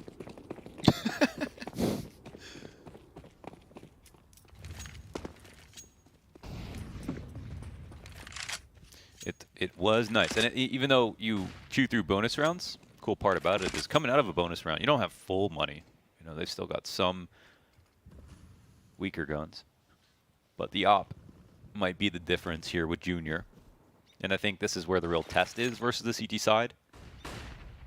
A comfortable op on overpass is really powerful. Clean one. Okay, yep, they're still there. Couple jump spots, and he wants a second serving. Wants that Brazilian barbecue. Can't shoot through boulders. And JT finds Dinoco in the opening of the Fountain Peak. So unfortunately for Sao Caetano, despite that best effort towards the B site, this time they're down in the 3v5, and the 2 players on B site for Complexity are ready for this fight. Quick swing from Floppy for the trade, and a continuous set of little victories should lead to the round win. Yeah, everyone in great trade positions. I just noticed something about this PGL HUD that I want to give props for. Okay. If you look at the weapons, like right now, Showtime's AK on his HUD, it actually, as he shoots, the ammo, the gun goes down. Oh. You see Floppy's AK also, the barrel is gray while the rest is white. Interesting. The op as well of Junior. That's a nice touch. That's cool. Cool. Oh, the boost is coming up, but this smoke isn't going to last forever, is it? No. And they... Oh, okay. Fang will just get out of there. Backs up, and now he's going to have a huge shadow advantage. Yeah. High alert for the first. Showtime, quick enough on the swing to get the trade. Op goes over, and Junior repeaks with the USP for Complexity's 14th. Yeah, they lock it up, and that's when immediately the map feels so strong. Junior peeking long, super long angle, important part of the map. Op has the dominant position. They didn't have a way to contest him in that way. And the hardest part about that long play is that it's really hard to flash effectively for oppers that are this distance away. I mean, long is, it's in the name. It's very long. Oh. So that's the tough part. It's even worse than on Dust 2 where you're trying to flash retake. The best you can get is an after image flash lasts like half a second. There's a peek. Oh, Floppy. Dude, through the fire. Oh, they were just about to set up that lead. Yep. And I mean, the B play is where we saw Sao Caetano get something under wraps, but instead, it's just an instant two-piece from Floppy, and this just continuous stream of gunfire to completely pull away Sao Caetano and their chances. This is looking like a 15th in the bag. So just like Inferno, we will have 10 map points for Complexity. But unlike Inferno, this is now map and match points. A big game for Complexity, but one that they have just easily skated through. Yeah. Absolutely. Must be up two minds when you like win a match like this. You're like, okay, well, we're at the major, but damn, it was easy. So okay, 15-5. One more might just be a formality. We'll see, what Sao Caetano can do, but they invested into that round, so it's going to look quite similar. And again, you really feel the rifle disadvantage on this map. The weaker your guns are, how far away the CTs are. We're hyped. TC's having a blast. Damn, he man. was fully lounged at the end of map 1. He's standing up. He's laughing at the end of map 2. I love winning. But it's not over yet. As you said, it's still a formality here to put the cherry on top. Pick up a victory, pick up a spot at the PGL Antwerp Major. Again, not getting there as legends. Only one legend spot available at the Americas Minor. That'll be going down between Furia and MIBR. Furia feeling like the shoe-in. A top 8 performance at the previous PGL Major, and now looking to get, at the very least, a top 16. That'd be a great celebration for them and their new roster. Like you mentioned, everything was invested from Sao Caetano in the last round, trying to make this comeback happen. So now they're just going to be working with the lesser weapons. Dinoco guns down the Opper. That could be a way back in, but JT, the cave troll inside connector, dies at the hands of ZQK. That's the single Galil they bought up in this round, already finding some bit of success. Man advantage for Sao Caetano. Yeah, odd shift drastically here. I mean, they pick up the op, they get the op down, and they have 4v3. And they also keep their utility, which is what they mainly invested in behind the Tech 9s. They still need to give us a reason to believe in this comeback. And Complexity go ahead with that preemptive A rotate, throwing all the B players upwards. And it looks like this committal out of Monster is the exact right call versus the setup of Complexity right now. Will they do it fast enough, though? What if this two-man connector flank comes through? I feel like that could still rob the round. They just have to watch for it, so they're going to see the sites empty. And the op is there on short as well. Yep. Oh, but it misses. Oh, and it dies. And now Grim's going to run in, and Complexity have this massive margin of error where they're for sure just going to throw everything at it. And Showtime. Jesus. He almost gets killed through smoke, so an even 3v3 with Fang now coming in from heaven. He cuts off Showtime, who barely got off that site. The Deagle's good from CQ Zhao, but is it great? It needs to be. Or Complexity are locked in. for the Major. A bomb tap forces his hand. He peeks outwards, does damage, but dies, and Complexity will be the first North American representative at the Antwerp Major. They've done it, not in the 3-0 fashion that they wanted, but in convincing fashion nonetheless. Absolutely. Winning where they need to versus a team that they should beat, doing it very one-sidedly. I mean, they've got a lot to be proud of here. That's already a really fantastic run, and qualifying to the Majors, obviously huge for the team, the region, and all the players involved. There's a lot of new players on this roster kind of coming together for the first time, and that's wonderful to see. Yep, massive victory for them. Just an accomplishment and probably a huge sigh of relief as well, because you think to yourself, when you have that chance versus Furia to get your 3-0 and then you're sent back into the competition with everybody else, it's like, ugh, they wouldn't be the first team to like throw a 2-0 start. So for Complexity to come in, just shut up any of the naysayers with this clear gap between them and Sao Caetano, tonight they will sleep easily. Yes, and it was super cool to see the depth of their playbook, the different styles and tempos that they used as well. And yeah, like you mentioned, no shame in losing to Furia. They played incredibly well versus Complexity in that matchup, but that was incredibly hard to win. And that just shows that there is still a difference between Complexity and Furia and other NA teams and maybe Furia, and how good Furia are right now. But we're already at a situation, Furia looking for a legend spot and Complexity going through. Few of the bigger brands and teams that you expect to make the deeper runs in the Major have qualified. Yep, there they have it. So they will be there. Complexity confirmed. But of course, we still have Evil Geniuses and Liquid to get through on this mainstream. And before we start to get excited for that, let's throw this one over to the analysts so that they can unpack Complexity and Sao Caetano. Thank you very much, Scrawny and Launders. Thankfully, you guys have another game to commentate, because that was more of a warm-up game for you guys. Blair and Prof are still here with me on the desk. And, well, Complexity didn't only do the things they needed to do, they made it look very convincing, and they didn't give their opponent a chance at all, man. Not at all. And you said it was a warm-up game for Connor and Launders. I think it was a warm-up game for Complexity as well, although now they're qualified, so congratulations. They're just chilling. I mean, you can see TC, the coach, he's just like, yeah, lounging and laughing. Like Connor said, I love winning, right? Jokes aside, I think it was a great performance coming from Complexity. They didn't miss a beat. We were right. It was going to be a clean 2-0. I just want to give a little bit of credit to JT, right? Like JT as a caller, the way he was abusing the rotations from Sao Caetano. Just great overall T sides, and even on the CD side as well, just on the first map that is on Inferno as well, just able to basically outcall and even outfrag Sao Caetano. So what we said about, Sao Caetano, they have some decent players.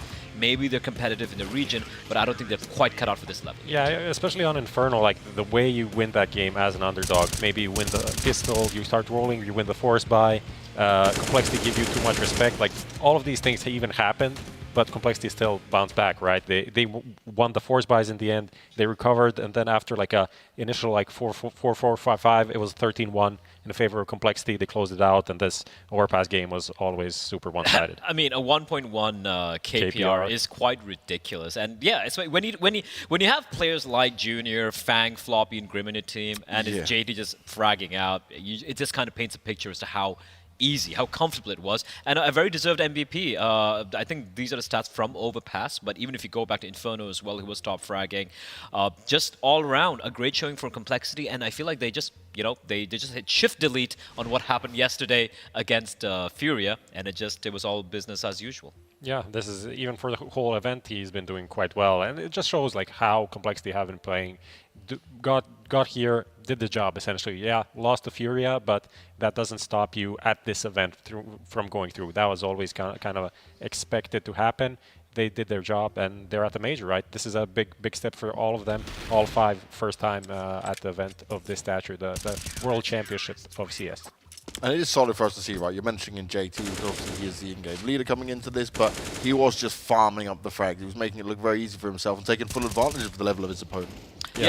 Yeah, absolutely. I mean, you just take a look at the way they were fragging as well, but you can go a little bit more in-depth, right? Like for Sao Caetano, like I do want to touch upon how you can see the lack of experience coming from this team. For example, there'd be a round where maybe Junior or Fang would peek down the top of mid and Inferno, they'd get the kill, and the play's falling back, and then I think it was Donako, I forgot maybe it was Donako, he just runs up. I'm like, that window of opportunity to trade has gone right now, and it just runs into two more players waiting. So from 5v4, which potentially could turn around. Now it's a 5v3, Yeah. and a T-side of Inferno, the round's pretty much done. So you could see there's huge disparity in these two teams. Yeah. I think I did say that all 5 are going to their first major. Grim with Liquid obviously did have some experience with that. But for the rest of these players, especially someone like Floppy that's been grinding away in ESEA Premier for 10 seasons, right? Just a great thing for him to finally see him come to this level, get some stickers in his inventory, right? I like what you said, like, get to this level, get some stickers, that's it, right? I mean, That's what it's Brokey all doesn't have a about. sticker yet, I'm just saying. I'm pretty sure he'll get one, you know, considering how well they're Who knows, the performing. European, Ooh, honestly, don't- like there's don't. a bigger chance for FaZe not making it to the major than Complexity not making it through the American RMR. That's how I feel almost about the competition at this event versus the European one. Yeah. Okay, well, tough words. Let's get some real words, though, from the man who has made it to the major. We've got Fang standing by from Complexity for the interview. Fang, first of all, congratulations, man. And just how does it feel? Because obviously that game was quite easy, but I'm sure you guys just didn't want to let off the gas at all and make sure you did get this spot. Yeah, I mean, I'm just super excited. You know, we made the major. It's a little weird game. I thought it was going to be a little bit closer, but I mean, we pulled through. We got it done. Fang? So, Really? yeah, You it's thought it was going to be closer? get it done. I mean, yeah. I was at least for me, I'm sitting there kind of just like watching everyone kill everyone. I'm like, okay, I guess this is how this is going today. It's kind of just been my event, but I mean, it's been pretty nice. I'm just happy we got the win. Firstly, again, congratulations, Fang. I'm really happy for you guys, you know, making it a major, considering this lineup came out pretty recently. My question would be like, you know, yesterday's game against Furia, and I think this is a question which Pimp brought up as well. When it comes to your map pool, right? Like Ancient is a map which you guys usually go for always, every single time, and I know you've had a very close number of games over in EU. But do you feel like maybe, like we saw against Furia yesterday, maybe do you think teams are kind of expecting that right now from you and might be preparing for you guys? Yeah, for sure. That Fury game, they NA-shot us like really well. But just in general, I mean, we've been picking that map a lot. I think it's something where we do feel strong on the map, but something compared to like how we're playing in practice isn't necessarily translating to how we're playing in matches like consistently. So you're seeing like a mix of that, but then also like Fury played a really good game yesterday too. So yeah. Yeah, I mean, in terms of you're not qualified for the major. In terms of your kind of goals for, let's say, the first half of the year, is this like most of what you were hoping to achieve? Like, was this the biggest thing that you had in the plans? Yeah, I think this is number one on everyone's list. Other than that, I mean, it's just kind of competing high level in, you know, every tier 1 event and actually placing high. But the one kind of event and the thing everyone's kind of looking out for is obviously the RMR and the majors. So getting this victory here honestly is really big for our team. How much do you think you can still improve until the major? What kind of complexity can we expect at that event? Oh, there's still a lot we can improve and work on. I'm pretty happy that we just had some experience, you know, in Pro League playing more like tier 1 teams. Before coming to the RMR, kind of getting the win here, getting some more confidence. But coming to actual event, I mean, there's a lot that we can work on to actually be more of like 100% complexity and shown something that you guys never seen before on the server. So, yeah. All right. Final question for me, Fang, would be, you know, like you pointed out, you know, you had a lot of experience over in Pro League, even though most of them were losses with close losses and all of that. Now heading into the major, you said it's it's what you guys were looking to do. Realistically, I know it's still early days, but realistically, how deep do you want to go into major where you guys are like, yeah, you know what, we're happy with how much you've achieved there? Honestly, I haven't really thought too much about that. Just coming to the major itself is a really big kind of achievement to start with. But I mean, I want to do good. That's kind of all I can say. Just playing against like the best teams in the world and actually getting some wins. So, all right. Well, we're looking forward to seeing it. Thank you very much for your time, man. Go off and celebrate your win with the boys, and we'll catch you when it comes to the major. Thanks, guys. Appreciate it. A very happy Fang. Indeed, his complexity have made it. And overall, right, some good words there. They seem very measured in their responses, at least compared to some of the other teammates that he's had to drop some interviews. I'm a little surprised where he's like, yeah, I thought it would be closer. Let's be real, man. You guys were obviously the better team. But yeah, like he is measured in his response, like how he is in the game as well. He is that solid player in a team you always want to be around. It's not going to be, you know, have the mechanical ability like Grim or have, you know, the opping prowess of a junior or just, you know, pop off like Floppy can. But he is that one solid pillar for the team. And I feel like Fang, sometimes I don't think he gets enough praise as he really should. Yeah, are you going to give him that praise? Did you give it? I literally just gave it right now. Is it enough? Do you want more? You can if you want. Well, look, he's a great player. He's kind of the hunter of this team. That's kind of how I feel. You don't really. That's high praise. You don't remember the Fang 30 bomb, but they are there. They're the 25 bombs. HLTV confirmed right there. Yeah. There we go. They exist. Guys, thank you very much for your time. That is done for this game. But the next one is coming up real soon. It's going to be Liquid taking on EG. A bit of a rivalry matchup. Maybe one side more than the other, but I'm looking forward to it either way. We'll see you in a soon.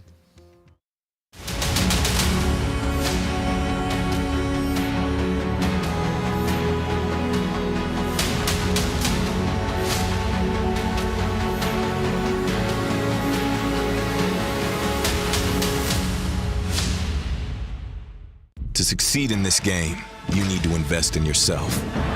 Be daring. Innovate. Calculate. Never hesitate. Follow your instincts. Don't follow the crowd. Back yourself. Bank your wealth. Analyze, strategize, and galvanize. Now is the time. Take your shot. Let's go. Battle is on. Burst RMR views with a double bonus. Get insurance for single and combo bets, both up to 20 euros. Fire up with GGBet. GGBet, this is real.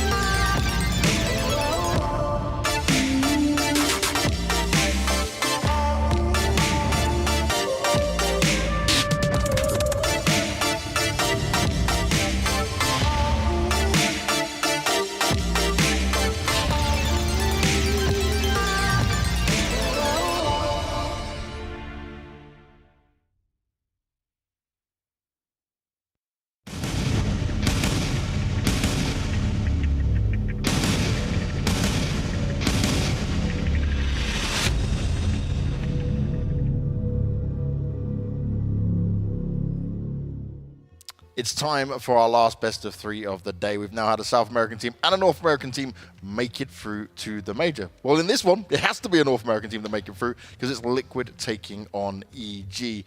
Now, this was a few years ago. You'd say this would be quite an even matchup, but given what we've seen from EG so far, maybe not. Now, Blair, you're sticking around. Pimp, you've come back in for this one. And I know both of you haven't been super positive on EG, but they have got themselves to this 2-1 stage, and they are still in a good position to get this done. But I'm Blair. That's because, you know, that's how the thing works out at times, man. But I'm just going to be woke real. Up and choose violence. I know. Yeah, look at this. I think it's a Pimp vibes, you know, kind of like radiating in my direction. Sorry. But this is going to be the real test. They faced off against a Pain who have been looking kind of disappointing in the beginning as well. Okay. They lost that game. And sure, yes, we are seeing good signs. Breeze, we're seeing Cirque, the two stars of this team, I mean, potential stars of this team really stepping up. We see Audi as well. Against Liquid, Pimp? Yeah. I get what you're saying, Blair. I get what you're saying. I probably would have said it differently, but you're right. EG have looked like a word starting with S and I guess ending on it. You know, it's a team right now where when you look at them play, you lack synergy, you lack firepower, you lack everything that makes a good Counter-Strike team. And I agree with Blair. The two teams they've beat so far in the tournament haven't really been up there where you expect them not to be beaten convincingly. So I'd say, you know, yeah, they failed the first real test against Pain Gaming. Now they get another shot of at least reassuring us that they can play Counter-Strike at a decent level. I 100% expect Liquid to win this one. Anything else would be a disaster for Liquid. But I want EG to make it competitive if I want to put any stock in them surviving the 2-2 stage. Well, I'm going to calm down the desk a little bit, and we're going to bring on Team Liquid.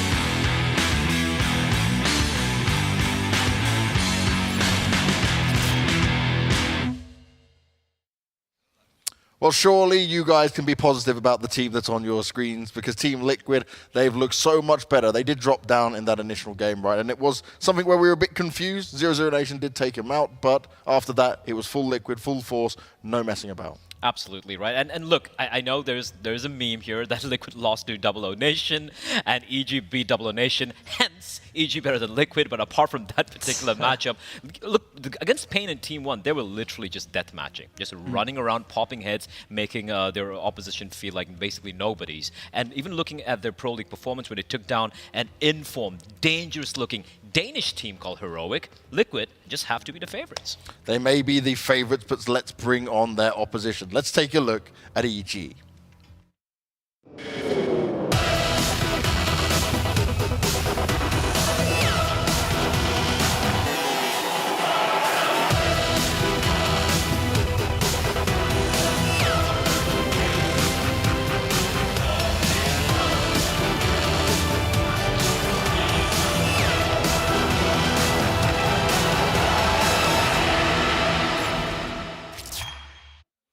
Now, if the desk can't do it, I'm certainly going to find some positives here on the EG side. Cirque, all right. thanks, boys. Cheers straight away.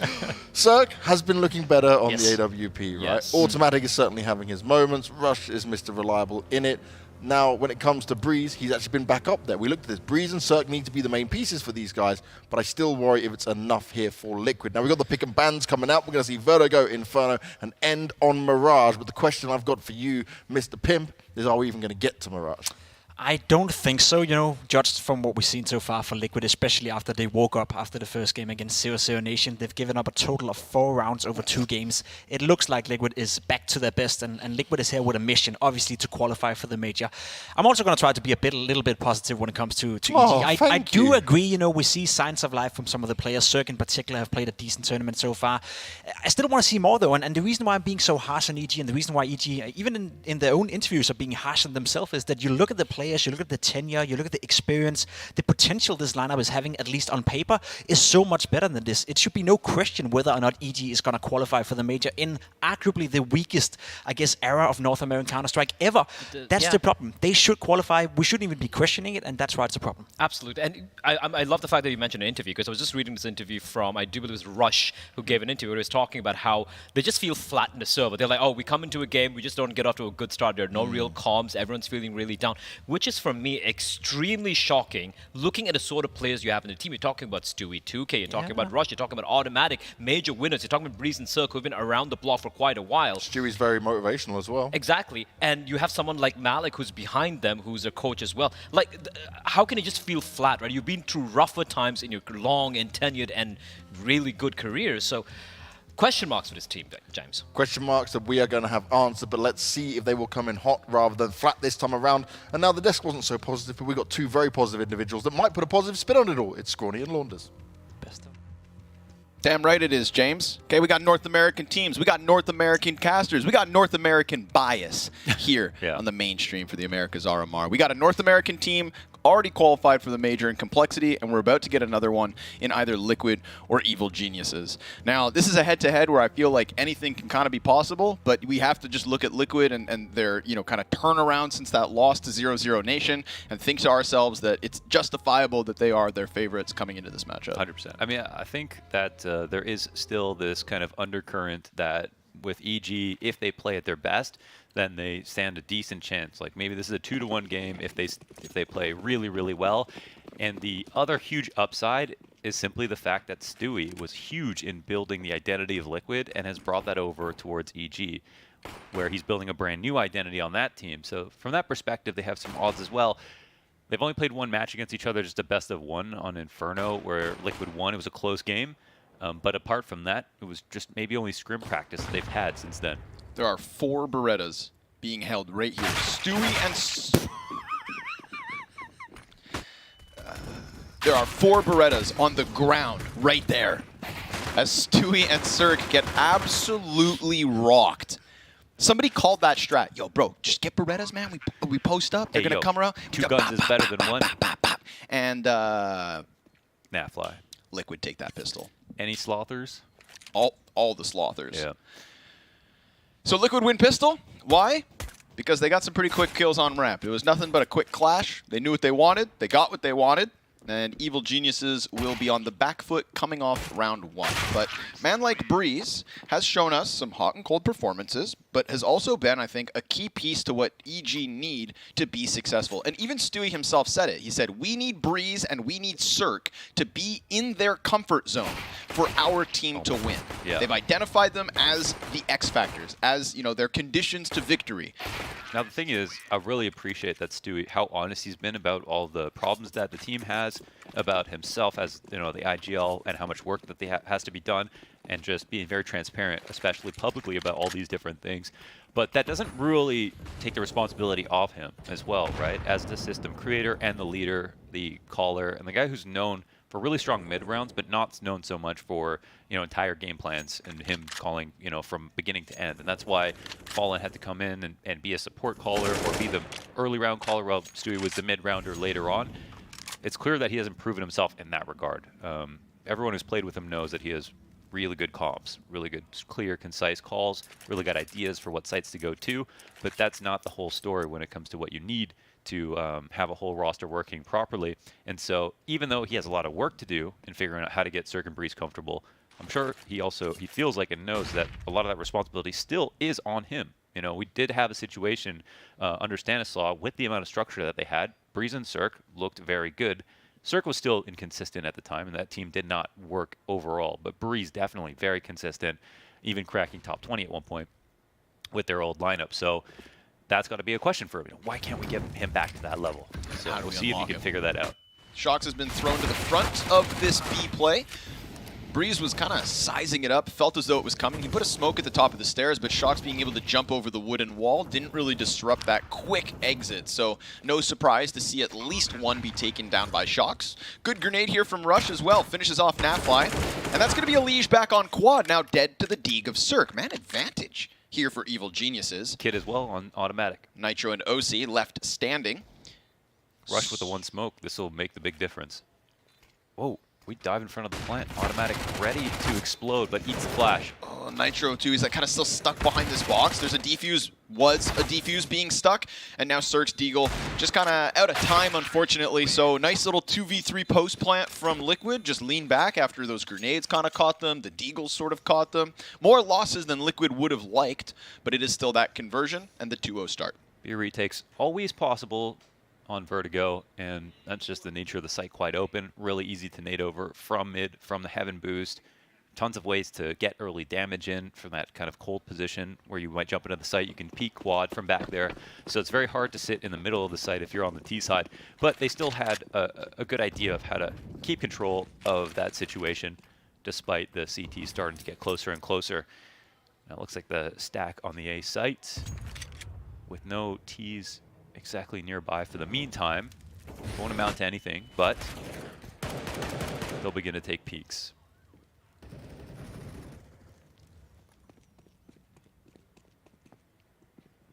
Okay, now they can actually clamp down on the A site slowly. Lead working his way up. All the pistols have been surrounded. Easy. That's so rough for Evil Geniuses, because Naf peels one off of the back from middle, so then everybody from EG turn around, look at their spawn, and suddenly you've got OC and Elish coming up the ramp. Yeah. So a real layer of deception there from Liquid to just easily secure a third. Keep those guns rolling forward, Mac 10 included for Nafly. And now we get to see the game truly begin. All right, Cirque's got the op, and I think Cirque really does need to perform if they're going to stop Liquid. Yeah. To me, though, you know, we look at North America, and sometimes I feel like there is this lack of oppers, right? That's why we imported Cirque to begin with. That's why Cirque was one of the best North American oppers in North America for X amount of time. He could very well have his hands full with this new OC, this level of OC that he's kind of found in this recent form. So I'm very curious how the op duel is going to unfold as this game goes on. But for now, we've got eyes prying into the B site. And Breeze, the other X factor of EG, sits comfortably on quad. Automatic towards construction, looking to help. And Cirque forward in middle. with that eye set up towards the push, but there's nobody there for Liquid. This creep up B ramp could really be the end all of the round as the utility falls onto Breeze. He's just caught with his smoke out. Really nice entry pathing from Shox to get out and catch them off guard. Naf runs wildly inwards with that Mac 10, but look at Cirque go. 2 quick op shots to shut down those front runners and at least keep a little life here for Evil Geniuses. They're going to take their chance. Stewie fighting over top of Construction, thought he had a player pinned, but OC will spam through smoke to get him, and that's not going to stop EG, nor will it stop Liquid. Nitro decides to wrap around smoke, and this is all Cirque. The only thing that's gone well here for EG are these 3 kills from Cirque. Yeah, that was some very, very good shooting from Cirque. We'll point that out first. But I think what stole the show, really, was Shox' routing. The execute behind it, him coming through the middle of the site was the huge play as well, because they didn't even think to throw any preemptive grenades to stop anything towards the stairs area on the B site. Instead, we're going to chill and wait to counter grenades, and their quad molly came out so late that Shox was already at default by the time Breeze was smoking it, and he didn't have time to shoot back. And that's where Breeze is the weakest, right? Even if he's really sharp, if he has to be busy doing something else, then he's going to be primed for the picking. So that's how Liquid got away with that one. And now EG will certainly be a bit more scared about the idea of just allowing for walk-ups because, yeah, that execute was very fierce. 4-0 and convincing. Yeah, the bit of solace here for EG is that Cirque had a fantastic round. His aim's on point. Momentum is this intangible in CSGO, but I feel like with Cirque, it feels like it does come down to that. A lot like Config, where he's talked about it. If I don't start off well, I don't really know how to get back into the game. Sure. If I'm hot, I go crazy, and I kind of get that same energy coming off of Cirque. I don't know what he would say about it. Shox has already been employed really nicely. Multiple routes he's used to get into B site. Been pretty essential on the jump up behind the wood wall.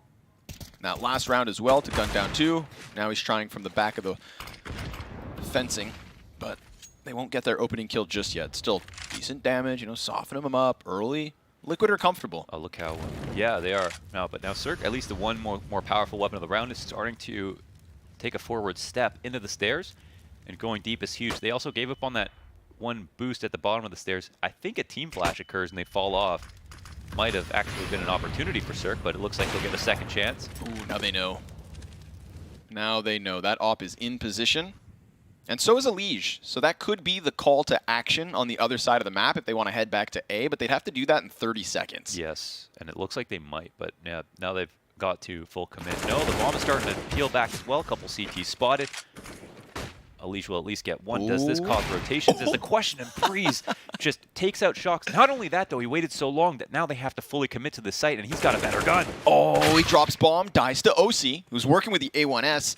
Needs to move forward, and somebody else has to grab that bomb because OC's hands are busy. 10 seconds. Stewie, he could just try and rush down this bomb plant if need be. All 3 CTs here on the cusp of the site, and the bomb, it's not going to be planted. EG! They stack that site with only Breeze, and Shox's misconception that the bomb site felt open as he was being just lurked on by Breeze. And you brought up something really important, that they had Elige at this out on the A site. The irony is that if they had not had that option, and they just thought about committing to B, they might have had a better chance if they just stayed grouped. But then Elige saw one, he got a kill, he actually got away alive, and then they wasted some time on the clock going back and forth between A site and B site. Really hard for the guys in the middle to know what's the actual best idea. Of course, we can see everything going on, but EG did a good job of making that round very complicated for Team Liquid.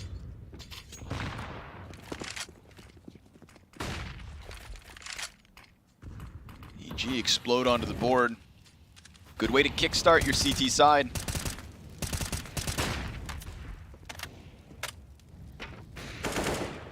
Liquid forced to lean back with this heavy utility down ramp. We saw Cirque have a really strong Vertigo match earlier on in this event, but it was one where he only got started late into the game. Here, he's starting out hot from round 1. Also doing a good job of keeping the op alive even if they lose the round. One specific problem with EG was their A-ramp control and presence. They didn't seem to have the best protocols for dealing with it. Got caught between wanting to take control of ramp, but also not being in strong positions to fight it favorably. And so you get setups like this, which I don't really personally like. And Liquid can sense the pressure. They're not going to overextend. And Stewie up here, if they peek on the ramp like this, can be good for the first kill. Yeah. was going to say. But Liquid would have to make a mistake, basically. We'll see if this layered element to the setup is a little bit easier to handle. The first peek comes above the headshot. Stewie falls off quick, so ultimately it's just Rush, kind of stuck in the no man's land. Automatic, even despite his best efforts, just gets that one. So again, that setup facing ramp, T's just kind of swarm you, and it's hard for Stewie to justify just standing up there if he's not able to get a quick kill. Well, that's why I had to point out that Liquid have to make a mistake for that to work, right? If they do a regular swing, then it's 2 people looking at one, okay. But if Elige does that perfectly like he did, senses that there's no other pressure anywhere else, we've cleared out sandbags, no one's peeking on the ramp, and we've seen EG try this re-aggression before, okay, maybe they are playing the crane position. Which, again, antiquated spot, people do not do this at the top level anymore. I just don't see enough pro players doing it where I'm like, I feel confident. Every time we watch this, I point it out when we're casting. Yep. It always goes wrong. I mean, almost always. And right there, when Elige peaks, the perfect example. He shoulders, they both see him, they both shoot, and now suddenly they're terrified. They have no way to fall back. They have no piece of cover, and the T's can play with them however they want. And if they fall out of that setup, they don't have a setup anymore. Nowhere to fall back to whatsoever. So Liquid, again, just not making a mistake is all they needed to dismantle EG in that position. And that's why we need to have plays like we would see from Art, where he would go down the ramp. Elige will do it on the CT side, just like Art does. And actually, one of the few select players that will be willing to do the lap around the ramp and take lower ramp control. You know, Furia these days are going all the way to take bottom box control, which people don't do anymore. Furia things. Exactly. And not everyone is capable of that, but they need to do something like it, because this is not working. You Kinder Smoke, 3 riflers peeking down, that kind of thing makes a lot of sense. Something like this. We get a bit of that adaptation now. Yeah. Enough to at least force the T's back initially, but this also opens up a bit of a warp zone through mid for Liquid to try and abuse. In fact, Breeze just wins his duel over towards the B site. So that's an added bonus here for Evil Geniuses. You know, you may win or lose that A ramp. You may have to forfeit control, but at least you've got a man advantage from the B site, and that's not going to happen all the time. The same way Breeze was able to shoot shocks in the back of the head. That kind of moment's not going to happen every time, but when these rare occasions do unfold, we've already seen EG utilize it for the round win. So for their sake, fingers crossed, they close man advantage in this. Instead, Liquid, they decide to go and try to redeem Shox' death. Elige will be the front runner. Boost a player over wall. And if that's the case, there's nobody close from Evil Geniuses in the sense of playing behind quad box. It is just back behind green. So there is most certainly room for Liquid to at least get a few steps closer to the site. And as utility reigns over, we get the rotate immediately in from Stewie 2K. Elige cut off the instant he comes around that corner, and now Liquid, you know that the confidence is just draining from their bodies because they are trying to get out in a very difficult position despite man disadvantages. It's 3 in a row from Liquid, now the 1v2 from OC, and this is where his value comes through. He's got the bomb back, fake plant, 15 seconds, sees it, and nails it! Rush is down, and Liquid is up, 6 rounds to 1. Man. Non-stop thunderous flicks from OC. That is actually unbelievable, man. How fast that was. He said it himself. He wants to be one of the names in North America that strikes fear in the hearts of his opponents. He wants his enemies to be nervous when he is in these kinds of moments, and add that to the highlight reel. That's why. This shot. Boom! Oh my god, dude. You know, big adjustment, small adjustment. So fast, it looks like one move. That's the OC special. He catches the player close. Elige, high alert because OC just caught that little glimpse of Rush. And in this already difficult situation, EG now down 4v5. Oh, I feel for them on that. How does that flash not blind Elige for like 4 seconds or more? Okay. Well, that'll help. One back, yes, dude. And then they'll also have Zerg to help with the crossfire. He'll get chased down eventually. And they have info at least on Stewie, but we'll still remain careful here. And Nitro is still searching out Heaven. Double flank. Oh, man. But a second, that's the thing. Not again, come on, man. OC's unkillable. And then Stewie just gets caught with knife out, comes at it with the deagle, but Nitro's lurk works, and OC, difference maker, back-to-back rounds. I think he reloads faster than other operas. It could happen. He's bolting up. Yeah. Put all his stat points in dexterity. Yeah. Filthy dex abuser that he is. Evil Geniuses calling their first tactical pause of this map as they trail by 6. Tough, man. Yeah, very sharp Liquid. Bit of egg on their face after, you know, their match versus 0-0, who go on to really, you know, have some of the poorest stats in the tournament versus the other teams after making themselves look like gods versus Team Liquid. And now Liquid are not that same team anymore whatsoever.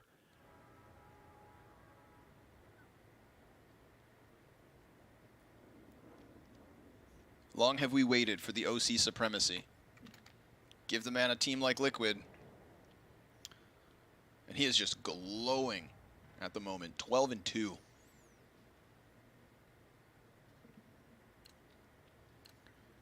Safe to say Cirque's going to have his hands full tonight. Yeah, it definitely feels like it. And that, you know, the B-site clutch that he grabs, that starts off, I think, 2v4. They start to trade down effectively with the remaining utility that they had. Leash looks to threaten on the A ramp. Seen him turn into a bit of a lurker. See if they have a read on EG's money. If they expect an op or not.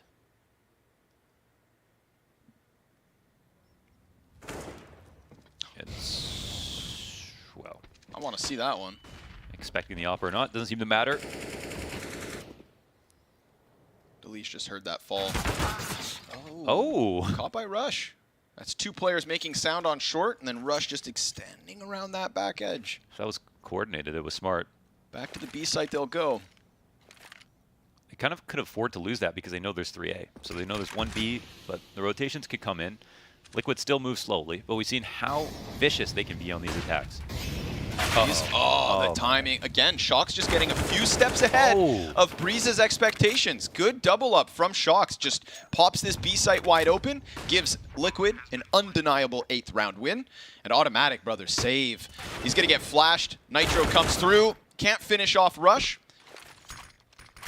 But alas, still a victory here for Liquid, as this T side is just momentous. Yeah, with those two guns, they could have actually dropped 2 per, I think, and still bought up next round. Instead, they're going to have an awkward amount of money, or I think they could invest in rifles, but have be very low in utility. Not everyone get an AK. Beautiful round from Shox, has to be said. You know, he's the guy that we got to look at right now. Definitely the most inconsistent player on the team, on a team with an incredibly strong core. They just need to have a slightly higher floor on him and Nitro, and there's really no questions about the roster overall. And it looks like he's pretty comfortable, at least right now.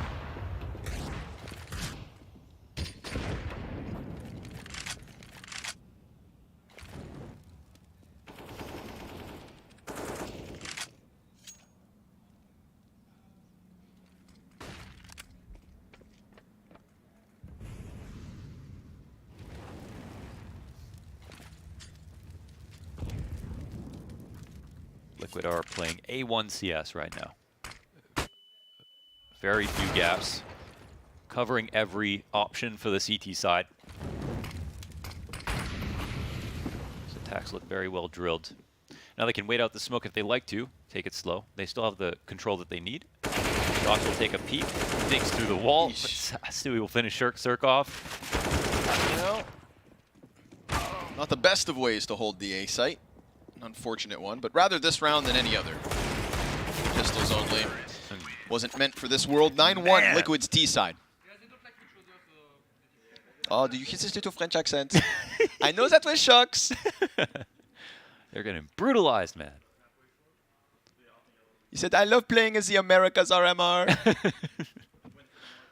So easy over here, isn't it? I will say, you know, nothing.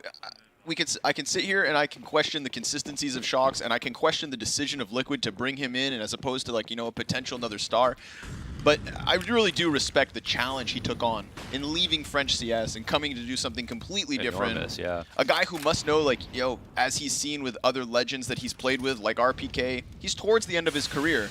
And to take on a new challenge and such a big challenge, that's mad respect. Yeah, he had a huge decision to make, and of course he wouldn't have left Vitality if he had the choice. And it honestly almost barely made sense that Vitality cut him at the point that he did, but it was already a decision that probably would, you know, was in place from some time ago. Yes. So it just built up his stock a little bit before the move.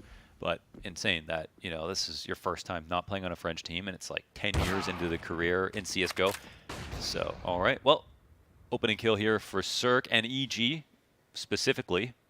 That's the key part. They have lost a 5v4 already this game.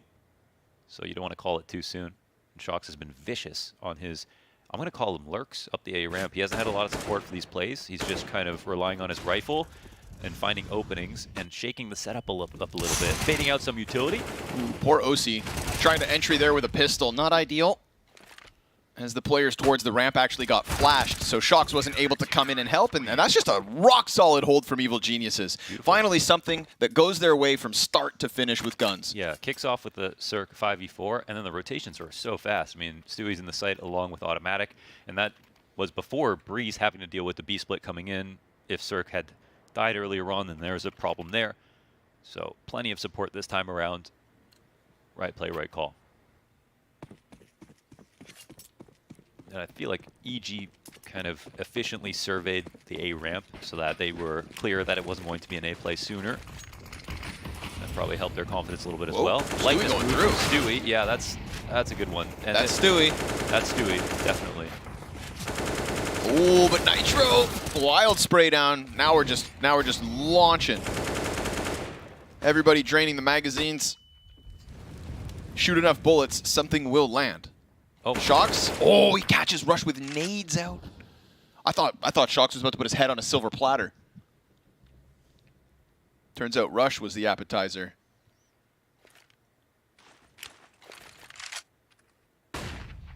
Yeah, an enormous kill for the flow of the round. Now Automatic will refresh in Rush's spot, but they seem keen on punishing the aggression. We'll see who wins the duel. Oh my god, headshots going through the floor, but Automatic comes out ahead. 3v2 in favor of the CTs. And he also hurt OC's scope. As he was walking up prior to getting that kill just now versus Naf, confirms that there is at least a second player towards this A site, or so there was 15 seconds ago.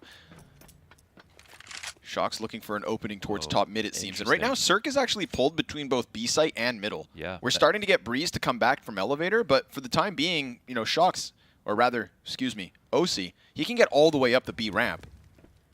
What does that tell Shox? Trajectory of an elevator play. Breeze is going to try to cross. Oh, he was unspotted. And he could walk up to heaven. 15 seconds. Could be 2 right here. They have to wait for him. Oh, Shox sticks it to the first and easily cuts down Breeze as well. Another man disadvantage slipping the way, but how about the B peak? Oh my god! Automatic just lines him up at the final second. They thought they had that hook, line, and sinker. They came back to swing on him too. Man. Oh, the play is in vain, but you know Lovely. what? They got a lot out of that. Lovely stuff. Okay, and at the end of Vitality, we're talking the end of 2021, when Shox is at his best, he's lurking. And we're seeing that so much right now. And even though it's like he looks like he's the entry fragger on B-site Vertigo, I think the difference is a lurker doesn't have utility as support, and Shox is doing a lot of this by himself. But again, that's when he's working the best. And to be honest, that's when the communication is probably the easiest for him as well. If he is the guy to take the lead, he can transfer to the rest of his team, but he doesn't have to ask for things, which is where things might get sticky. So also, he found the gap on mid. I mean, on every map later in the round, less people are watching mid. If there's any number of CTs that are dead, that can be a good place to go. But you don't often see in a 2vx the 2 guys split up with one going mid on Vertigo. You just don't see that often. So that was a really cool move by him. And damn near won the round. I mean, he even was aware of the fact that Automatic was going to try to rotate in from the stairs and nearly got that kill. No way. 3 instant kills? What is this? Pedal to the metal. Automatic looking to save the day in a back-to-back round. There's only 30 health for Nitro and OC to work with together. But they have the site. And the plant that's going to come with it. Big question around Nafly here. Do they have an HE? Oh, man, they could have killed this bomb planner, yeah. Could still. They will, actually. Yeah, Nitro's down. His Molotov cuts the second CT off for the time being, but another nade could work too. On the money. Back to back. The mortar strikes, but as Rush dies, the Molotov lands on his dead body. Automatic's going to tap that bomb. Naf has to come through desperately, and Automatic wins again. 14-9. Outshining everybody else in the server with 2 round wins to his name alone. I love that. There could be a small temptation to stick, but you know that the guy on the other side realizes you're probably going to stick, so he's going to come barreling through, and Automatic gives himself the chance to shoot back. That's beautiful stuff from him. Back-to-back clutch rounds, back-to-back 3Ks, I think, as well. Knocking 2 off of heaven. Oh, it's a surprising of all the players when Tim came back. Just, I mean, looked so good right, like off the debut when we saw it blast. It's not to say he's been perfectly consistent throughout, but the qualification games for the major, that's the one that matters the most, of course. So, all right. They try to run it a lot of back. this mid-B stuff that's going on. Yeah, they just tried to rinse and repeat that previous round. This time, though, it's that passive op angle from Cirque and Elevator. And Breeze able to turn around to cut off the one guy who got through. 4 versus 2. Cirque down to his last 20 health. OC and Nitro going to try this one again, and OC decides to take a couple steps forward as the construction remains smoked. Oh, bomb is late to be planted. Yeah. And it's kind of a vanilla setup right now. I think they'll need a little bit more ingenuity if they're going to win this out. But there is no B stairs flank. It really comes down to how paranoid they are about it. That'll make the difference. Oh my god, a fresh smoke bomb is halfway ticked. Yep. And OC, he's just going to press himself right underneath construction. This could catch them off guard. He's inside. They cross paths. He gets behind them. Oh, OC! He gets 2 kills, but the other CTs are on the other end. He jumps up, and he almost gets 4 again. But Rush will end it. And Evil Geniuses, they jump on bomb with no kit, so this one's going to come down to the wire. Yeah, it looks like... Right down to the wire. Oh, but they've got it. Oh, Rush just barely. My god, OC is insane. Bro. He used the gap on both sides of the smoke, right? From the lower part to watch heaven, got through the smoke, got his 2K, and then jumped up and used the same crack from the opposite perspective to kill one of 2 players and do half the damage on the other. And this is the ingenuity that we're talking about. 2v4 situation, you're not going to win this playing your regular spot. You're going to get cleared, you're going to get crushed by utility, and then you're going to eventually lose. Clutch by Rush. Another clutch from EG. 3 of the 5 rounds they've won have been in the 1vx already. Hanging on, man. They're hanging on. They're doing enough to at least try and keep things competitive, but Nitro catching Stewie on the yellow push. Man advantage again, slipping the way of Liquid. They didn't smoke down. Where did Stewie die? I don't know if he was... Pushed down the behind the tarp. Right there. I wonder if they missed it or something. Things are getting wild after all. Yeah. Could have been on purpose. Line up the sandbags Molotov. And I like this spawn a lot from Cirque. I think it's important for him to play with confidence. I think the... Nice. Automatic still has cover. Yeah. Makes a little bit more room for him to work. Goes back at it. Finds Naf looking away from the flash, so that's great, but his gun went dry. Hey, look, it's OC in another clutch. And he's got Shocks next to him. The 2 highest performers for Team Liquid. OC's going to commit to that bomb plant. Cirque's looking for him as he comes off. Ooh, give him a shoulder and you'll give him a kill. Shocks more cautious about a flank, but that's not coming. And unfortunately, even with OC's death, he doesn't confirm that Rush is also alongside Cirque. So there's just this unknowingness that Shocks has to play against on top of man disadvantage and only having 18 HP. Cirque has to be the one to stick this, so this will come down to Rush trying to stop it. Nade won't be enough. Ah, there it is. Goes wide. Well played, and another round won by EG. You know, when all things are said and done, Liquid definitely, like, they played so well in this half that they could have even, if they won these 1v1s, yes, you know, this would have been 12-3. Not even close. And they did probably try the mid-Bs way too often. That's something that they kept copying and pasting for some reason. But they already got so much value out of the half of the 9 rounds. I feel like they've destroyed the confidence of EG at the very least. But EG scraped some back there right at the end in the final few moments. Now, yeah, Cirque playing this position, I just want to say, like, I think this is really representative of what we need from Cirque. Even when he's playing super well, I think he just sometimes plays a little too safe. And he can fall back so easily off a first kill, and he knows, you know, every safe position to fall back to. But when he's hitting shots like he is, I almost sometimes, I want him to go for like that, you know, not one re-peek, but one off angle, not quite exactly that perfect fallback position. Play out in the open like he was there at Henny. A spot that he can trust his aim, but he will be given a shot. And to do that more, I think that's going to make the difference for him. He's definitely shooting hot right now. I think he needs to lean into it. The second pistol looks to unfold towards mid, and Elige going to keep it clean. 3 USP frags towards mid. Shocks, he's going to tap down Breeze, and it's only Stewie left over. 1 versus 3 attempt. 2 CTs already on top of him. Elige going to end it. We haven't had to talk about Elish too much. He has been quietly just climbing up the scoreboard. It's because he's been lurking A. They've been hitting B so much, and he's actually, in a weird way, he's like lurking very aggressively, getting to the corner of the A ramp all the way up there by himself a number of times, and they've left that open. That's something a little bit different. I feel like I haven't seen him go that far that often, but maybe it's this idea of keeping options open on both sides on the T side. But yeah, obviously he's definitely been killing people, that's for sure. Sharp pistol from Elish. That's 2 pistol wins for Liquid.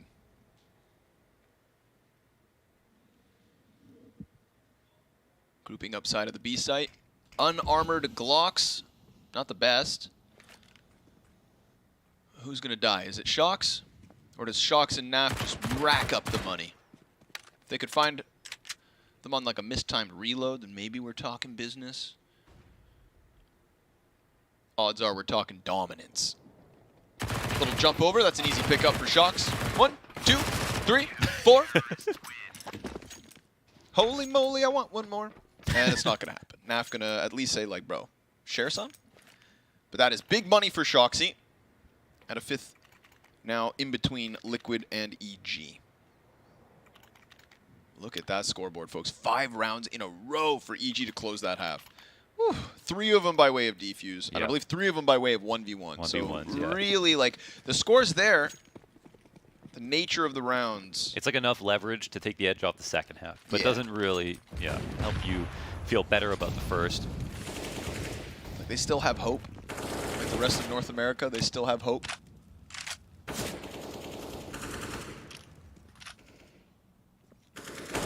Evil Genius is the immediate buy. So time to see what they do in terms of the ramp plays. Nitro, whoa. Jumping around with the MP9. That's an easy pickup from Automatic. Good trade from Cirque as well, as Elige was forced to come outwards and look for that trade frag. So man advantage at the very least for EG. And remember, lesser guns still for Liquid. Lulquid. Not today, it seems. No. Oh man, this is the #1 re-aggression spot for the CT side, and Sui was spotting it for a second. Okay, he'll come back and watch and punish both. All right, very nicely done. Thought he was going to get timing there after leaving it. Maybe seeing Liquid try to do that later than usual. But this one's a lock, so well done here from EG, winning in the default, crushing the re-aggressions. Early T-side success will bode well for the Evil Geniuses. Yep. Don't forget for a moment this was that, bonus round for Liquid with the SMG still in the mix. Shocks could technically drop an op for OC if he wants that next round. Now, I really feel like the most uncomfortable I've seen Shocks is on CT sides. Actually, not even T sides. Okay. In certain spots when he's playing Inferno, for example. But that was also, a lot of that was around the time of the debut, so it's been a lot of time since then. And I think Vertigo overall is a map that they're probably very comfortable on, that even Shocks coming from Vitality. So just want to kind of pay attention to him on the B site, see how well he works together. Ooh, I like that. Misses the mark. Just a little bit. Yeah, just trying to take somebody down with bomb, but would have had to been a really good grenade. Like really, really good. Really, really good. As Pimp would say. 3-round game. You want to try that again? 4-round game. NA minor, NA math. All right, we got a timeout from Liquid. Yeah, you got to crunch the numbers in a situation like this because Elysian OC is still mid 3,000. Like, Shocks because he got all those MP9 kills. He could drop an MP9 over. He bought the op. Or no, Nitro did. Oh, sorry. Shocks to Nitro to OC. Playing hot potato with it. So who gets limited? It's a solid buy.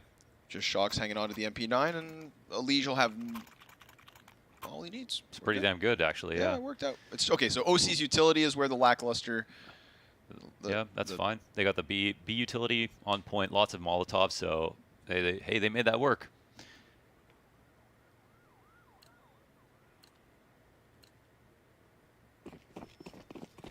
But now it has to work, or else EG are right back into this. Shox gets boosted quickly. Oh, and they're running right into him. They did not expect it, but he got caught Yeah, he got on caught, the but corner. he still lived. Amazing. Nafly comes back with the A1S, and look at them go. Naf and Shox for 3 kills and a 4th, just like that B-hold with their MP9s versus pistols, but this time they just mow down the AK-47s of Evil Geniuses, which will definitely dent the bank accounts of EG and help those of Liquid. Shox making mad money as he goes 21 and 11 right now. Both him and Shox surviving that initial setup. Where did that flash come from, though? If Shox is peeking, I can't assume that it was his own team's flash. I guess it must have been his own team's flash if it popped behind him. So even though he got caught on the wall, he had an opportunity to just get out of there safely. Ooh. Well, okay, I heard Rush hasn't been hitting the gym because he's been DMing so much. Looks like it's showing. 50 seconds on the clock, and the bomb is not in a perfect position for the CT side. There's a reasonable chance for him to grab it, but Elige is happy to peek. As Shox causes a distraction. Nice couple of kills at the end. And these are kills that actually still matter, still early on in the second half of this game. Rush had high hopes for that one. 5K per head. Nice to see him keeping it crisp. Those AK shots on point, but so is Shox. And now he's able to get that free AK upgrade as well. Be gone, MP9. Rush to the Tech 9. Throw some utility towards mid, tucks top ladder. And it's looking like Elige, right? We said that, you know, in comparison to Art, Elige is one of these players who will be happy to come down here, play this long lap around the yellow, be within these smokes. Yes. And we'll see if it works out for him. As Automatic creeps around it, Elige, good recovery there. Crosshair kind of caught between 2 spots, and Elige is caught between 2 positions, falling back. Stewie finds him, and no spam through smoke will return that kill or man advantage to the hands of Liquid. More utility thrown down, and things cool off. Yeah, but look, this is the spot I'm talking about. Liquid already just love the way they're playing the ramp way more than what EG did, and Shox going to refresh position, but also with an op behind him. So OC going to reinforce this setup tremendously. There's no way back into this round. Or is there? Whoa, actually, Breeze. 2 insane frags. Opper goes down. 2v2 situation, and Nitro is quite low as he starts to peel back.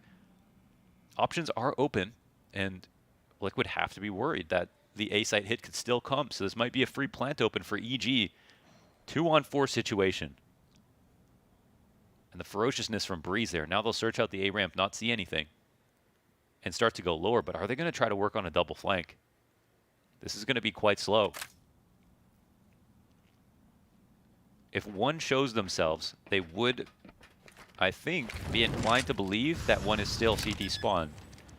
So there's a chance for the CT side to get away with this. Of course, comes down to this next kill. Yeah, and that's what they're going to do. Naf's going to use Nitro as just a bait. Nitro comes up. Oh, Breeze has seen the first one, but they do not turn around. They keep their eyes back behind them, and a 2 versus 4 because of Breeze.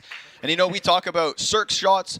We talk about Automatic standout performance right now. This was Breeze's first real highlight moment, and a 2v4 off the back of it, because I was right there with you. There's no way back in. Dude, OC locks them down with the ops. Everything looks good. And Breeze, those 2 headshots up ramp, reopens the round and reopens EG's chances, because if not, they're down into the saves, and we have Liquid maybe running away with Vertigo instead. Yeah, that's ridiculous. The There's game at goes that on. moment, so 3 people peeking down the ramp. And actually, all the money from Liquid is gone, evaporated. This is a big force buy from them. Automatic going to eat a flash. Delays his peak to try and catch what was just Nitro on the CZ.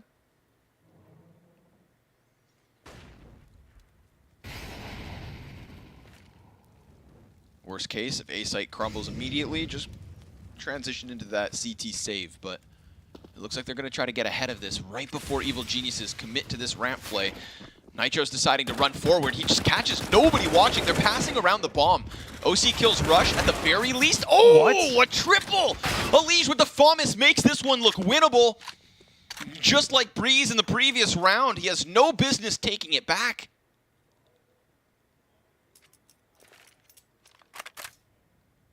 What have we just witnessed? And Automatic is only holding on to 17 points of health for this 1 versus 2. This is Elige's moment to shine with that FAMAS. 3 instant kills, lining them up on the ramp play. But Automatic swaps over to the AK. Now his Molotov, if he throws it on Elige, burns him out. Smoke off towards elevator, possibly to section off 1v1s, or just try to creep forward and catch Elige by surprise. Instead, he's going to go for that plant. Elige decides to jump up and ends it with nothing but ease. Liquid's 13th. What a peak with that FAMAS. Man, they had so much support behind that push as well, and that's the kind of play you don't really want to see on full rifles. Where those CTs are dying, that's when it gets the sketchiest. But around like that, they had just pistols. Why not? Yeah, they had the FAMAS kept in the back line, and this awkward angle where the Ts are thinking, all right, we're alleviating the pressure. We get 1 kill, we get 2 kills, and then there's just a rifler way far back behind that and a powerful line. I don't want to overanalyze that situation. That's just a ridiculous round from Elige with a FAMAS of all guns to take down 3 rifles. That's the firepower you know he has, of course. Oh, that is just actually unbelievable. Yeah. I mean, yeah, you don't want to think too much about that. I think up until that moment, I would still say this is a fine situation for the T side. They're about to equalize. They'll tip the scales after the first kill, but I mean, that's a stroke of lady luck, man. I mean, yeah. If even one of those, I cannot spray the FAMAS. Okay, I can't spray the FAMAS. I am amazed by people who can. So, we'd just like to say that is really nice. And he gets away with less than 10 health. Like, that is a fine margin. Finally, it feels like something that goes the way of Liquid. You think of all those 1vx's that EG used to keep this game competitive?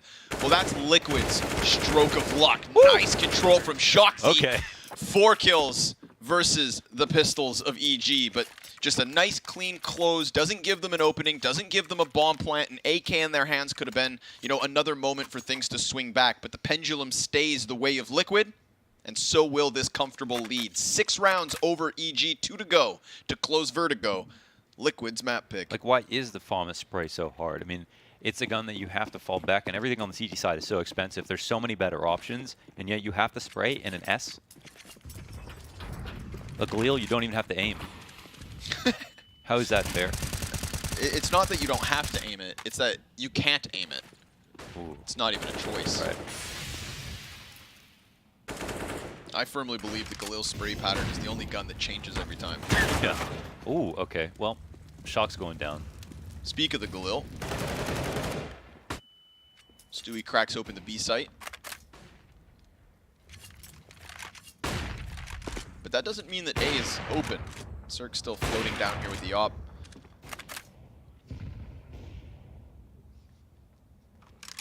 CT's going to keep this one split 2-2. EG walk back A.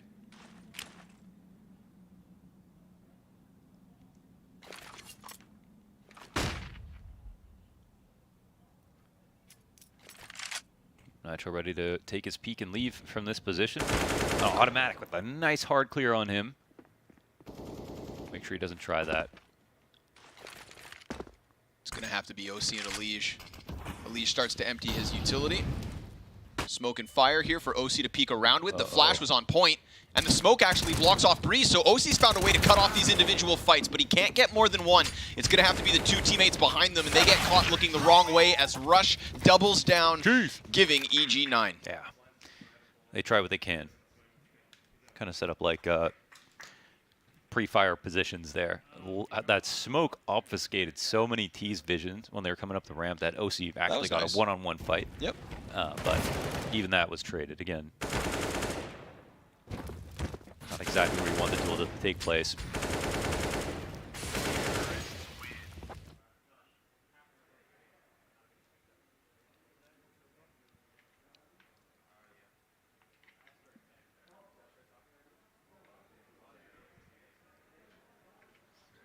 Something really interesting going on at the end of that line. I wish I want to know.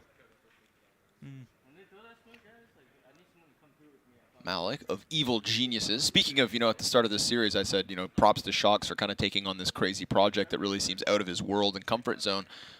Add Malik to the mix. Definitely. Anybody who has the stomach to come to North America, I respect you. Yeah. They are, I guess the one thing is they don't even have to actually come to North America, right? True. They get the, well, North America comes to you. Yeah. Are EG in Monaco? Is that what it is? I think so. Okay. That's just a vacation. Pressure here from the utility. It feels like that MP9 of Elige just wants to go through, but he's down to 37, so this flash has to be good. Oh, he gets the off. Oh, no. No. Oh, no. Yikes. 2 kills to the MP9. Shox is going to press up close to wood. Now, he's only using that Deagle, right? This is lesser weapons for the side of Liquid, but it goes unchecked. And Shox doubles down just as well as Elige. Leaves Rush alone, stranded, and done for. The swap to the op is Elige's 3rd and Liquid's 15th. Oh, my God. Yeah, I know Elige, I mean, he watches Art. He does what Art does on the ramp. I literally saw Art get this exact same 2K versus Complexity like 2 days ago. I'm not saying that has anything to do with demos. It's just a coincidence, okay? I wanted to point it out. Okay.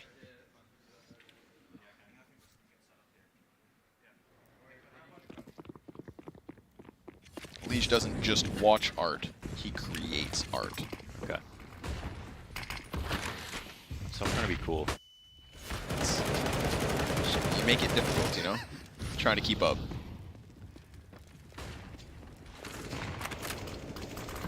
Come on, Elige, what you got? What's your next move? The most annoying smoke in the whole game. You know, Art they know he's there, but they can't deal with him. Flash over. Ooh, finds Cirque first.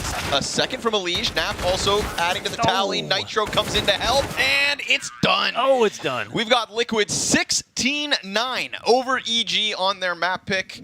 And honestly, you think back to the first half and all those crazy clutches to end it out. This could have been way more of a blowout. Yeah, definitely. The game felt close, and there was even life in the second half as well for Evil Geniuses, but ultimately Liquid, it felt like, you know, there were multiple rounds that just barely went the way of EG. Yeah. Liquid didn't get that luck until the very, very end. You know, they ice it out. I don't really care who wins in these games. I just care that the team that's winning looks good enough to continue winning. Right? Sure. You never want to see somebody get beat out in an upset unless they're going to continue to be good. And for Liquid, they have to be able to say they're far away from the competition. And as hard as we're hearing that EG are trying, Rush doing that interview talking about how he hasn't gone to the gym in 10 days, and he says, you know, that sounds silly, but for people who know me, that means so much that he's just been playing Counter-Strike for nonstop. That's as long as he hasn't gone to the gym in years, apparently. It doesn't really matter how much work you're doing. Everyone can work hard. That's actually just a really important part on top of having a good game plan and execution. But there's more to EG that's not working. I have no doubt that the team has the work ethic. That's not the issue. But right now, Liquid are the better version of them. They've got the executes, they have the talent behind it, they have the better opper, and they are executing way better. Yeah, that better opper definitely stood out, right? Some of those rounds from OC within that B bomb site, I mean, the flick shots that were there. And also another X factor that I think really pushes this one, you know, so one-sided to Liquid is Shox's performance. Standout play, right? We talk about his consistencies, and that's the thing. Even within best of threes, it's not like hot and cold day to day. Sometimes it's map to map with a guy like Shox. So in this case, he will be at the top of the scoreboard.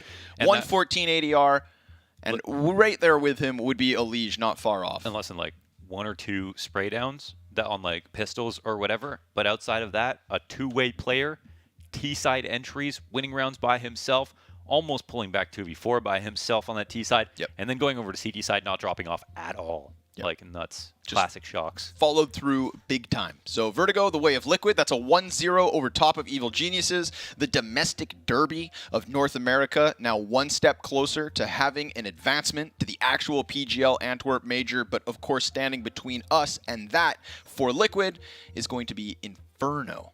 That's right, Inferno up next. A map that Evil Geniuses have been pretty comfortable to play since their inception. This is something that they've tried to make work. The question is, will it work, or will they fall short and then fall into the 2-2 section of this event? We'll find out after the break.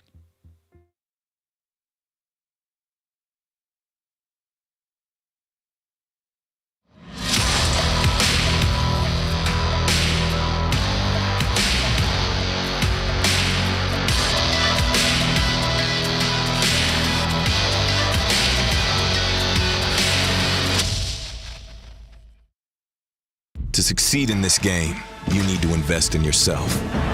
Be daring. Innovate. Calculate. Never hesitate. Follow your instincts. Don't follow the crowd. Back yourself. Bank your wealth. Analyze, strategize, and galvanize. Now is the time. Take your shot.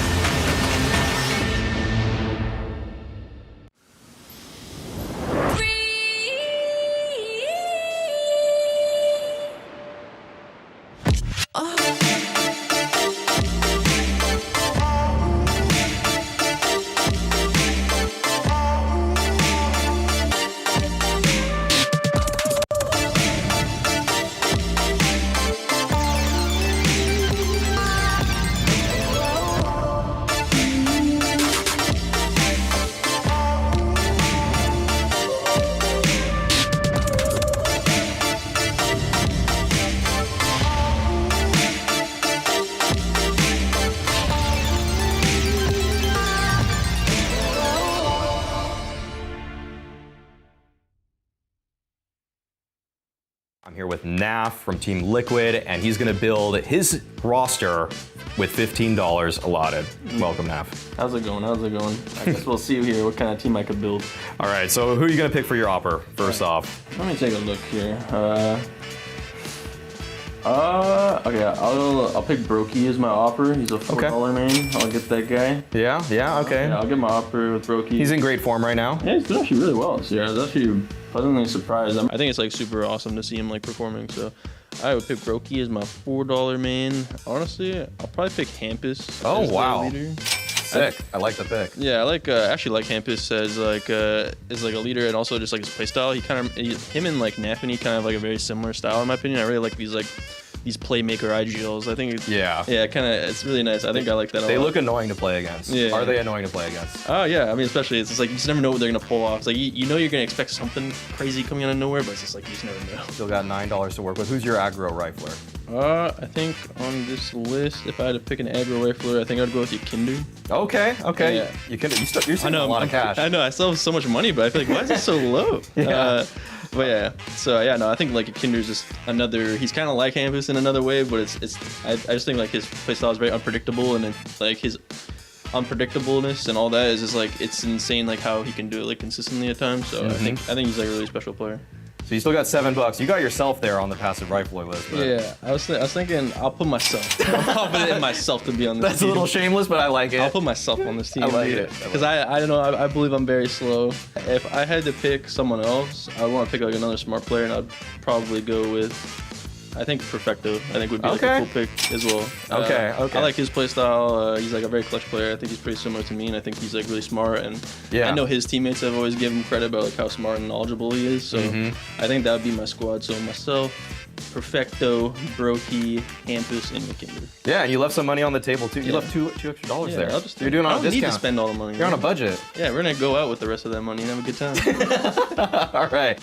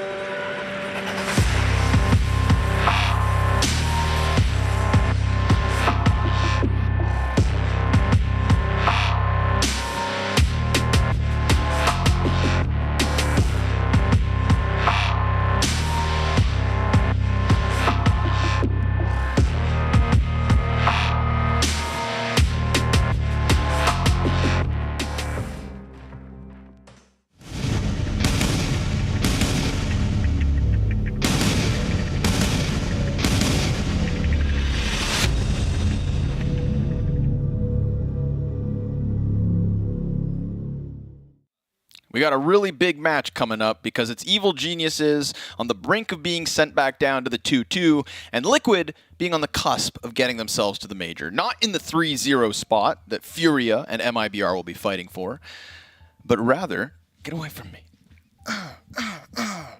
Sorry. Watching too much UFC. Yeah, I'm working on it. You know, UFC F1, man. I'm really, Calm down, calms out. I'm really trying to work on my masculinity. It's a work in progress. We're jumping into Inferno. That's where we land after the 16-9 here on Vertigo. Decider on Mirage if we have to get that far, which, you know, my curiosity's kind of peaked, man. I would take a third map between these two teams because I'm from North America, and that means I want to learn. I want to learn about this head-to-head. I want to watch these players clash. But if anything, you know, this has been a really good day so far for Shox. It's been a really good day for OC. And there is still that consistency in inconsistency when it comes to the pieces of Evil Geniuses. Yeah. You know, AIM doesn't win Inferno, in my opinion, unless you're talking about like Nico, Nukinder, Simple, Zaiwu, some few select few players. It really is the whole list. I mean, most of the time it's setups that win Inferno, really. It's nades that win Inferno. It's unconfirmed utility damage for first and foremost. It's order of grenades. It's comfortability with those grenades. But the AIM is actually, I think, one of the easier parts. The map is super hard, but a lot of that is made to be easier when you are kind of getting the right people flash at the right times, doing tons of HE damage. So it will be a real battle of the minds, is what I'm trying to say. And I think that's why we see so many banger Inferno matches that are going to be quite intense. And these are two teams, again, that know a lot about each other. And, you know, there's just a lot of energy right now. I think these, you know, EG really want to be able to say they beat Liquid, just first and foremost, on top of the fact that the major qualifying spot on the line. I can't help but feel like this is going to be a banger. Of course, historically, name brand-wise, EG have always been a solid Inferno team. Under Stanislaw, they were, at one point, like the best Inferno team on the planet. I mean, they were insane on this map. That means that Cirque pops off on this map, Breeze pops off on this map, and they don't have that same identity right now. So I think at the very least, the pieces will, between the former Cloud9 guys and the former EG guys. But their new identity, we'll have to see how it all slots in at the same time. Liquid, less questions. Yeah. Liquid, less questions for sure. Listen, Malik should also bring something in. You know, we're talking Malik of G2. Actually, loves some Inferno. So this is the one. Okay, Shox played so well on Vertigo. Yep. Two-way player, T-side, CT side, anchoring B as well.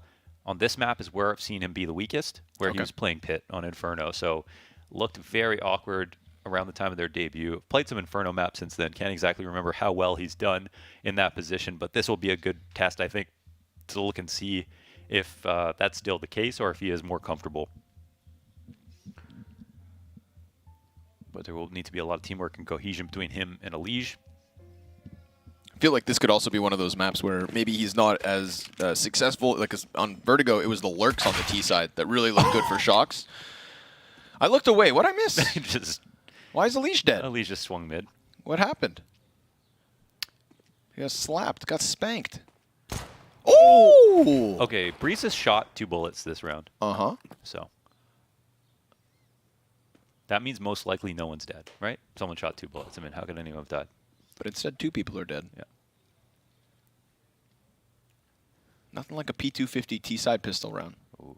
You can see tug of war in OC's mind between trying to come forward for the reaggression, knowing it's a 3v5, but feeling like they might actually commit forward into him, and maybe he's better off standing here. And it looks like he might have picked the right option. We'll see what he can do. That's the first kill. Split is getting separated a little bit. There's still one player on the A side as well. Liquid don't have the worst position in the world. Shox gets 1, but he loses OC, so now he's really under pressure with 3 Ts running at him, and he's down for the count. Nitro's going to rotate in through Library. He's got some utility, but he has no teammates to throw it for, so he'll have to set himself up. Smoke into Flash. Pipe into Pancake. Gonna cut off the player towards short at the very least, but then that's when the Graveyard Peak takes him down to 1 health, and Cirque will end it. So Evil Geniuses win the pistol, and for the record, after Breeze shot 2 bullets and got 2 kills, he didn't reload. Oh, he didn't reload? He didn't reload. Wow. So you know he was going for the 5 bullets, 5 kills. Yeah, what a boss. But he peeked mid, died to OC. And he could have totally reloaded. Could have easily reloaded. Yeah, it was on purpose. It was a 100%. message. Yeah. Ultimately, it doesn't matter. He dies, and his teammates use his opening success to move this forward. So Evil Genius is going to go ahead and pick up their first pistol round of this best of 3.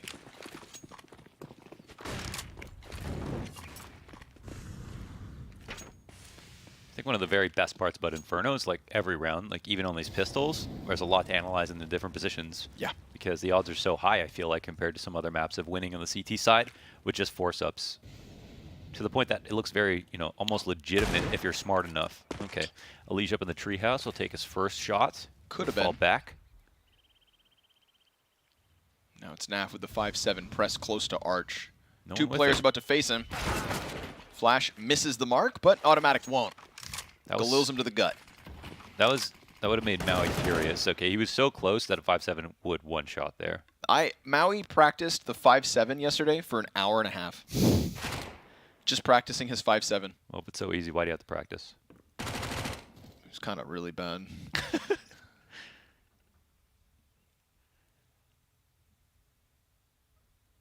Got the CTs right where they want them.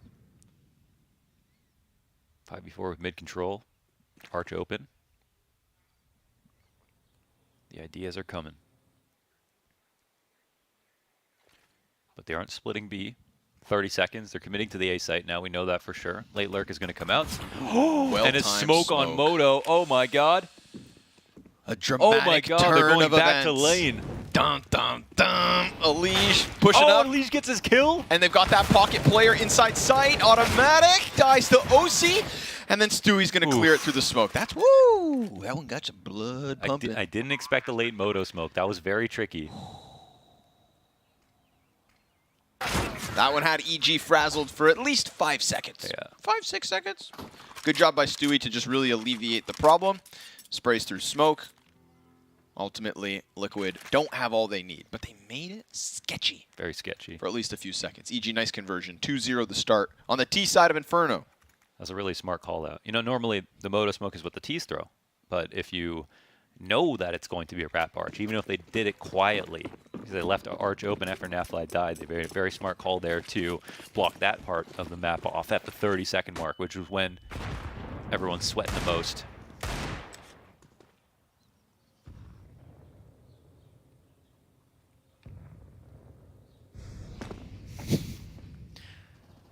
Something lost in translation. It's always so funny to see plans fail, yeah.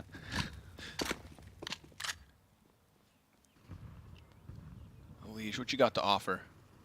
Breeze is holding the window. There we go. Gets the frag he wants. On top of that, we've already had a death here towards B site with Nitro being caught by the MAC-10.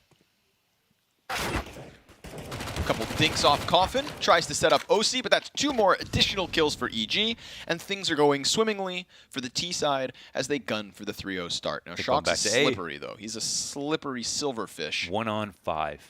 Deagle. Paint the picture, Launders. You do it. And as he sat there posted on balcony, they got closer. And as they got closer, he felt the fire beneath him. The Deagle. Okay. How you... Okay. Nice cleanup there, little wall Just bang. have no chance these days. Again, that's one of those moments where it's like, sometimes, why not? Just shoot the shots. Yeah. Look what happened. You shook Shocks to the core. Poor guy can't handle that level of pressure, and so he fumbles the ball. Liquid, I mean, the ball was already fumbled. 3-0 start for EG. Excellent stuff for the T side of Inferno, but now the challenge begins because OC has an op, and we saw what he could do on Vertigo. Gun rounds up from Liquid. The challenge begins for EG. Right into mid for OC. Pre-flash to make sure he can't punish anyone jumping into the pit. Volleys of nades go back and forth here from the top and bottom of Banana.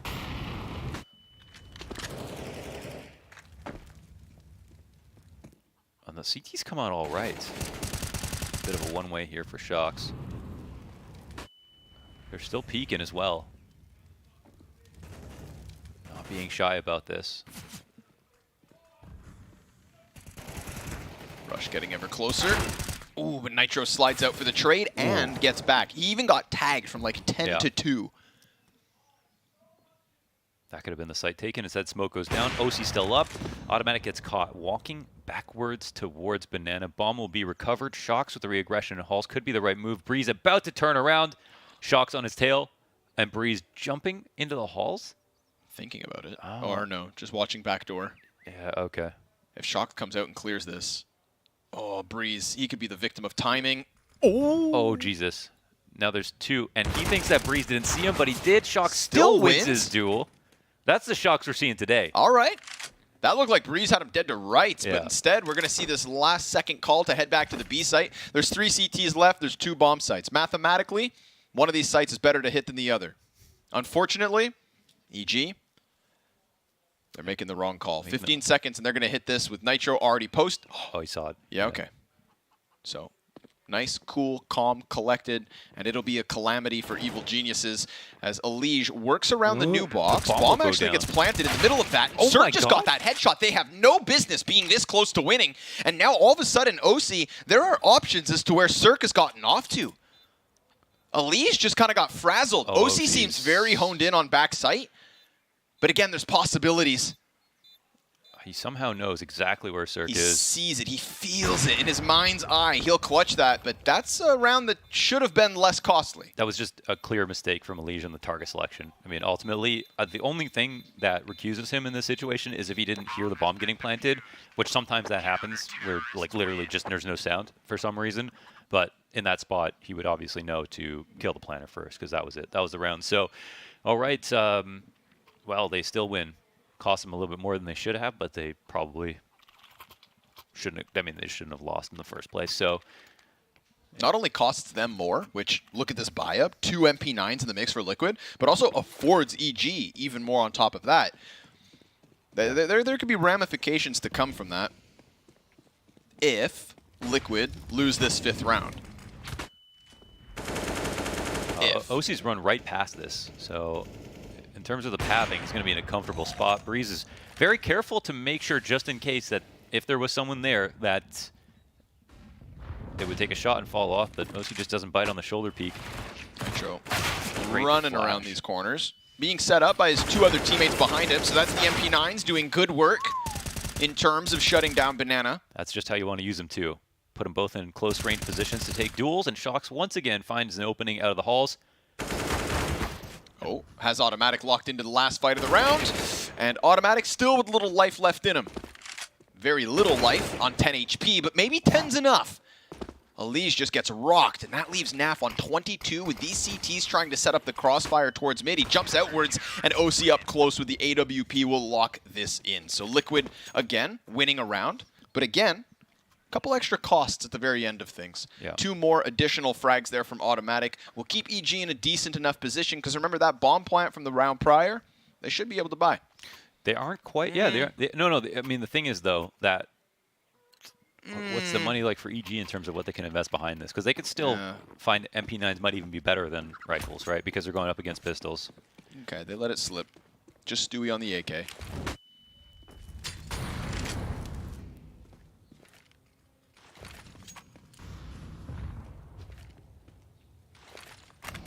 A lot of action going on in the apartments this game.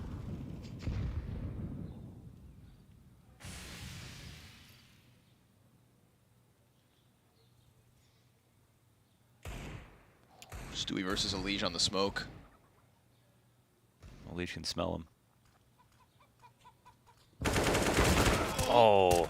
But Elige also spray goes awry. Kills him. If Stewie had a flash for that duel, maybe it would have been a little better. At least they can pass the AK around. Hot potato. Rush ends up on it. He's going to try to come out from Boiler with the support of Cirque on mid. Flash over top. This time, Flash has impact. OC taken to 40 HP. Still standing in the open. He's got tons of support. 2 guys, Arch, and an additional player within that bomb site. So Elige getting 2 and 3 kills here versus the pistol peekers. And Automatic thinks maybe I can just take that AK back. You guys mind if I just slip that through? But no, sir. Nitro instead slips a sheet over his head. It's Automatic down for the count, and Liquid up to 3. Bad. Yeah, they've stabilized. They've stabilized. Don't need an op to be purchased on the T side, of course. To resort to other tactics. This feels like a situation where anything is possible for EG in terms of what they want to try to do. They're just trying to default and have actually lost in that situation a couple of times now. So we haven't seen what the call was for the end of the round on both of the most recent rifles. OC looks incredibly comfortable. You can see the off angles he's taking, how he was standing out there, looking into the boiler peak, not falling back totally to the site. That's kind of what I was talking about with Cirque. You know, the natural thing to do, take your fight on mid, fall back to the site, hold that hard flat angle. But what OC did, a little bit more confident, took his fight, but stuck around this area. Not exactly the same angle, but not all the way back either. And that just gets you more value. And I think when you're playing well, you should lean into that a little bit more. You can be optimal, but that sometimes also comes with predictable. Fair point. Scared money don't make money. As Stu would say, yes. Rush. Oh, not going to be able to get two, but Nitro sure will. Wow. Cuts down the entirety of that B play. Meanwhile, Breeze does pick up a couple headshots towards Boiler side, and that's going to keep the CTs not only in a 2v2, but entirely split. I mean, Elige is still cautious of an apartments play, and Nitro, he's going to have to go even better. Man already survived a 1v2, and he's going to have to do it twice. Molotov confirms to him that B is EG's destination. And now suddenly, Elige comes sprinting around through middle. So Nitro going to chuck the frag grenade onto the bomb planter. That's great. Solid, yeah. Half of the health of Cirque now taken off. And he still has to wait, buys a little bit of time for Elige to get closer, who's going to be concerned about Banana, but once he's not, his flashbang could serve as that trigger for Nitro to set up Elige on this full retake. Both players with kits, so they can play down to the final few seconds, but Cirque staying tucked on coffins makes this awkward. He's got that perfect line of sight into Elige, and now Nitro needs to do everything.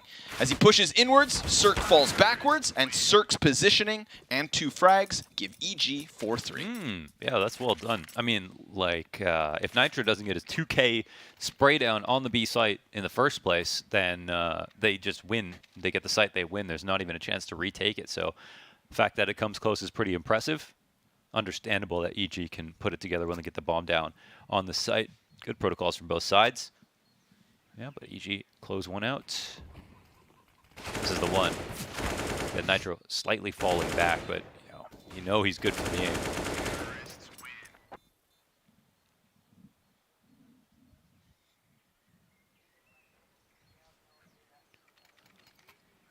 Excellent opening for Evil Geniuses, man. That's a round that's going to feel real good. Yeah, money could be better here for Team Liquid.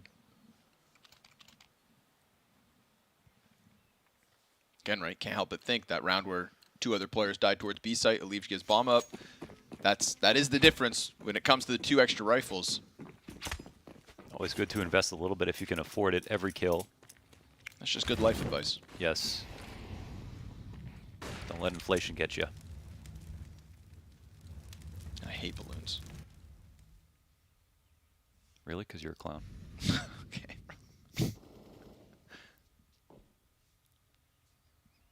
Shocks. Oh! Double kill. Of all the times that he's pushed into halls and got so much extra, Yeah. that's the one he doesn't. On the perfect timing, on the jump up. That's the one that like you can't let that one kind of like sour what you had going. No, you got a good thing going. I want to see halls push next round. That's what I'm saying. Where did those first Deagle shots go? You know, they just disappeared. Yes. Need 256 tick to see those through.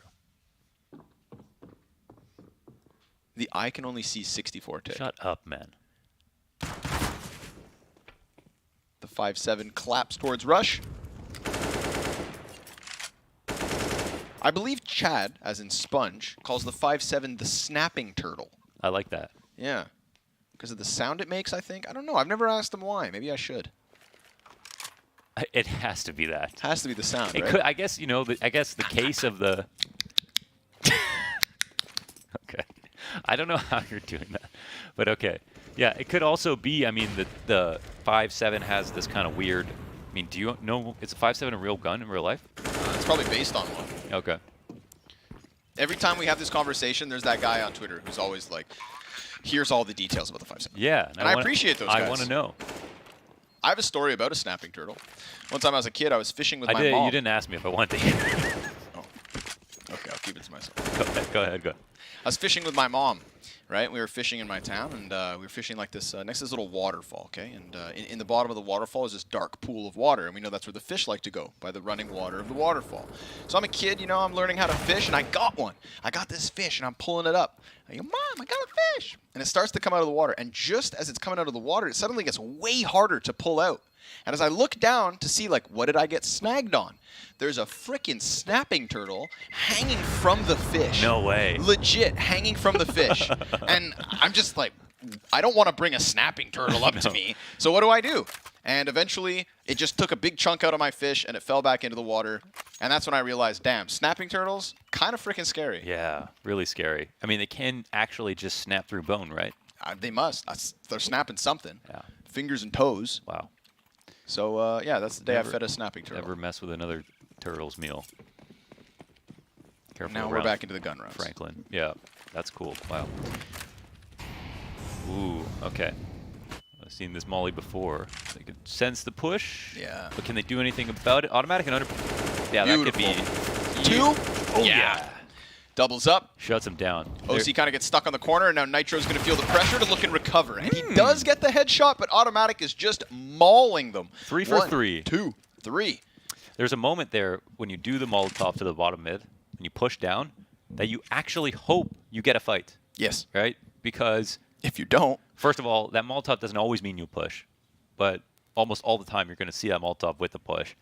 So you know that the other team is going to be on full alert for it, and then your Opper has to be worried about the alt mid timing. That's the thing that counters it for anybody who's defaulting, that they could come up and start to look down, and then OC, who's up there, can't hold a deep enough angle safely, and has to go back, and then Elige won't have support. So you're like, oh man, we really want to fight if possible. But EG really tucked well. Naf trying to make the most of a bad situation here. Chases him he's away going from back middle. To B, yeah, but there's no one on the side. Okay. Yeah, and even if he extends into mid, maybe Okay, he gets EG. 1 or 2, but that's EG with a 6, dude. Okay, EG. Yeah, you feeling it? Yeah, man. You feeling it? I knew they could do it. When I say E. G. E. G. 6-3. T-side looking good. This is what you want, honestly. I mean, to all the North Americans, to everybody, in fact, everybody tuning in, right? Be more inclusive, man. I should be, really. Liquid is obviously meant to be like our #1, and Complexity are currently, as of now, writing, you know, the storybook of them being the challengers and them really wanting to take that title off of Liquid, the same way like Furia had to overcome the other Brazilian teams on their come up, being, you know, young and trying to figure out their system. Well, Evil Geniuses have just been kind of, unfortunately, the butt end of some of the jokes of North America, Yes. right? They've been hitting the most walls in terms of their progression. Yes. If they straight up show up into this match on their map pick and can give us like this dominant T side that nobody was sort of expecting after a map 1 loss, a map 1 that only looked close because of 5 rounds in a row, just, you know, sprinkled with 1vx's, then this Evil Geniuses is going to leave a mark on Liquid. They'll leave them bruised no matter what happens on map 3. And they can have at least a claim to say, within NA, we're taking something from Liquid. No, I disagree. And watch us tomorrow when we take down the Brazilians. They have to win. They have to win. They can't just almost keep winning. They can't. That's the North American attitude. It can't happen. You have to win. We have had so many times in history we almost get there. Okay. We had teams that competed at Pro League that tweeted about nearly beating the best teams on one map. Who cares? You didn't win. You don't go through. You don't qualify. You don't get anything for almost winning. No more sticker stars. No more sticker You stars. have to win or I'm not going to talk about you. All right. At least Inferno. We'll see. So far, let's give them this. All right? This is a turning point. This isn't them limping through the first half of the map. This isn't them relying on a clutch here or there. This is them very smoothly dismantling Liquid's CT side, punishing the aggression that Liquid are trying to get away with in terms of these mid rushes and whatnot. This is Liquid faltering, fizzling out. And Evil Genius is not making mistakes, trade fragging efficiently, individual levels looking good. And Automatic, props to him. Back-to-back strong performances from Vertigo to Inferno. Yeah. Ooh, running right up into Shocks. Shocks only has 45 health. He also has no grenades. This is a free round for EG with the right utility here. It's going to be a hard one for him to stop. The flash is perfect.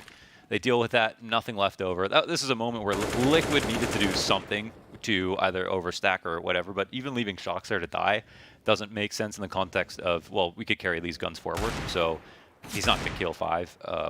He's not going to stop him without any utility. He can't delay, especially without any utility. So better for him to play con, listen, get the rotates in, or overstack A, just save afterwards. Would have been better.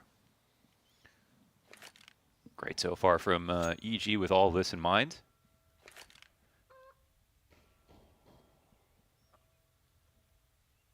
And that first game we saw, I think, versus Big, like, Automatic was just farming. I mean, he was that overpass map, we're just like, whoa. Yeah.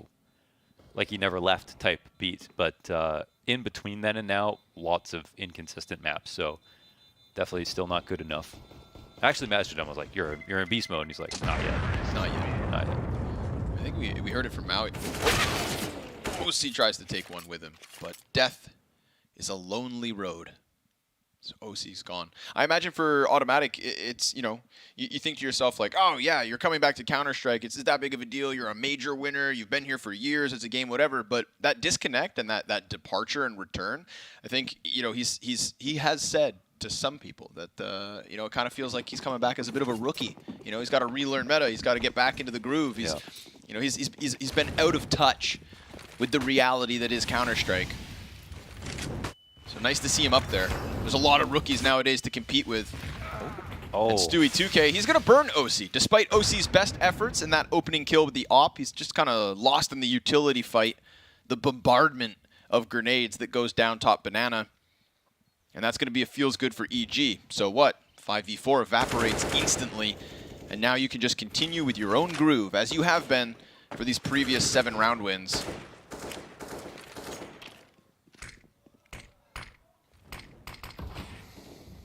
Liquid leaning back as they're smoked off arch side. We get this close press from Breeze on porch. Shox will be up there on balcony with him. And Automatic looks to split this. So pressure on Nafly, I'd say, who has been very quiet in comparison to what we got on Vertigo. Only has 1 kill here. And Shox decides to play a little proactive. Peeks out from pit, dies, and luckily Nafly is able to trade Breeze. But then Naf has to ask himself, where have they gone? It felt like they were about to hit that bomb site, especially with Shox being caught on lane. And now there's this uncertainty shrouding Liquid. So Alish goes for a peek, sees nothing. That's going to get Naf into a peek, and he almost gets caught by Rush. The second is there, and Cirque also gets punished. So Naf, cold as he may have been, comes in with a killer couple of kills as Alish doubles back from Library, and something goes well for Liquid. Yeah, and I think Naf started basically 0-5, so really got it together in these last couple.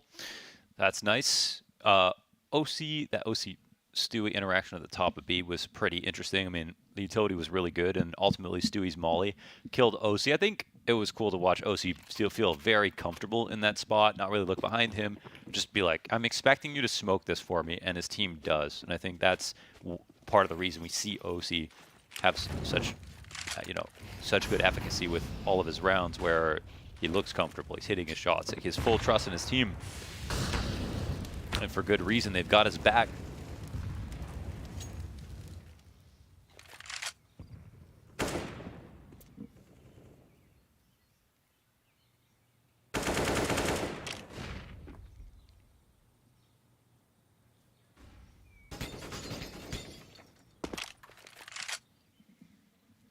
Shock's going to have much more of a challenge.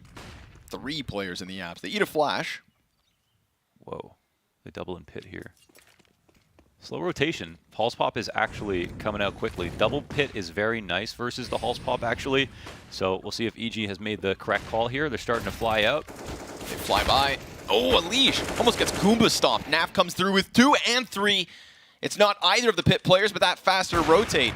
It was a little bit delayed, but got there just in time. Cirque gonna try his damnedest here to clutch back the 1v4. He knows Shox is over, but he missed his shot, and now he falls. 4 health, all he would have had if he's able to land the kill to Shox, but not the case. Wow. Liquid hold off. Very awkward there, that pit setup, like you said, right? Good for the apps play, but they were so blind. Shox had a smoke out, and yeah.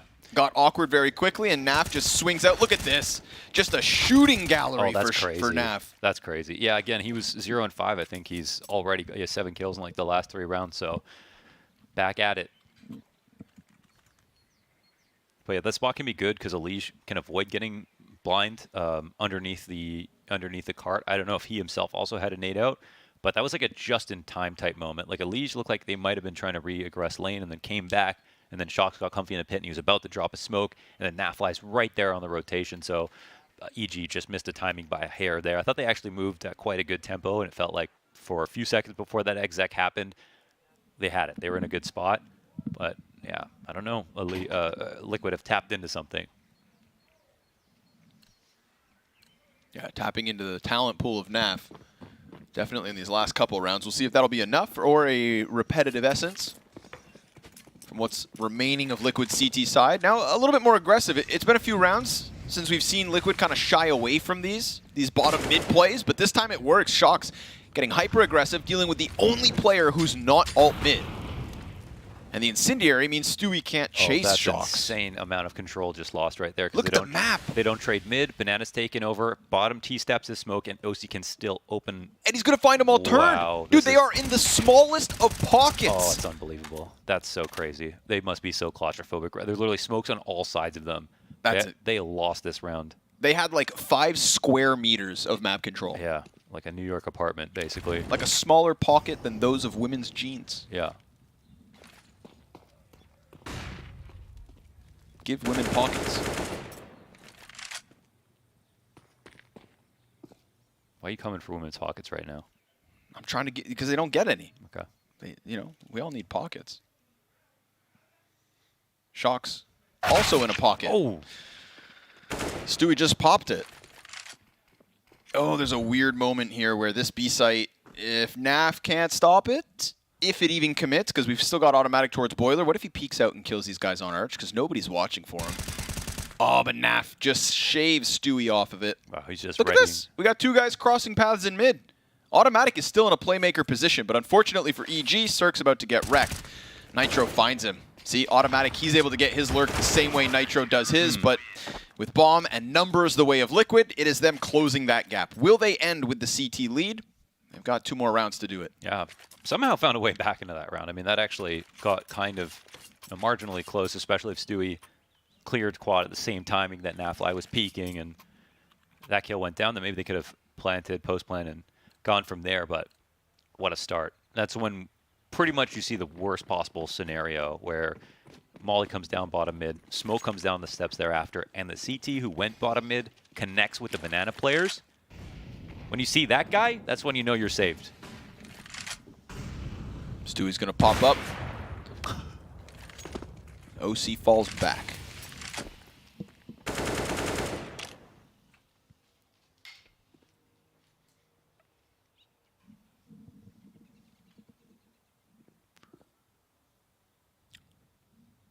Ooh, Shox, man. You can feel it. You can feel the heat from Breeze. Stewie just got Shox Shox. died. Wait, what? That must have been out from Boiler. That was like a Boiler. Yeah. Yep. Very narrow I was angle. going to say Shox has been doing kind of like one of 3 things. But Nitro. Okay, now Hello. they've got late. 3. And then stopped by Automatic. Still tons of damage. OC almost dies right then and there. Automatic could still win this 1v3. Yeah, he could. He's got the bomb on him as well. He could grab that bomb and run B. Elige peaks and succeeds in giving Liquid 7. We're tied going into the final round of this first half. That was so close, man. Yeah, Nafly was very low. He was in the red HP. Would have been almost a free 1v1 from there. So I was going to say, yeah, with this position, very nice shot from Stewie on the kill for Shox. But seeing that smoke at the end of Halls, we've kind of seen Shox do one of 3 things, with this Halls position. I felt like maybe they're telegraphing it a little bit, like you were saying, the Deagle watching the smoke. We saw Shox spamming the corner of that smoke at the end of Halls previously. So when that smoke's down, he's always been there. It's never kind of been one or the other, which I think is key for keeping it changed up. Now, here's something a little bit different. The very early Halls push, but Alicia's right behind him. Breeze is waiting patiently for it. But it looks like Alicia's comfortable just holding on to Halls. Don't know if he goes through or not.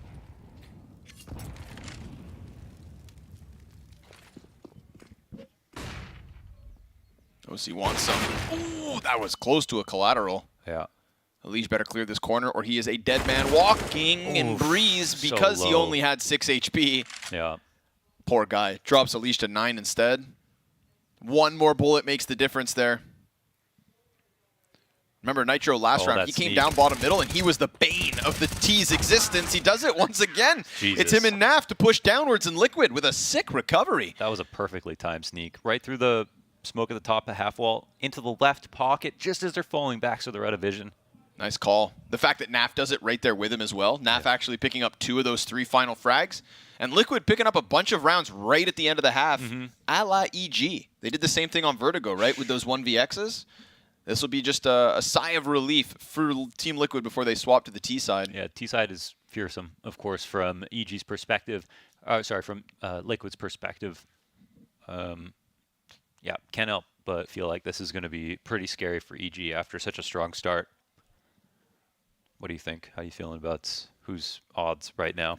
I feel like there was some cold pieces on Liquid that were definitely costing them those rounds towards the A side, man. Yeah. I didn't even say Naf's name until I pointed out he was 1-5. Yeah. And then the round that I point out he's 1-5, he just has killed everybody and ends 10-7. So now, just like Vertigo, everybody's there for Liquid.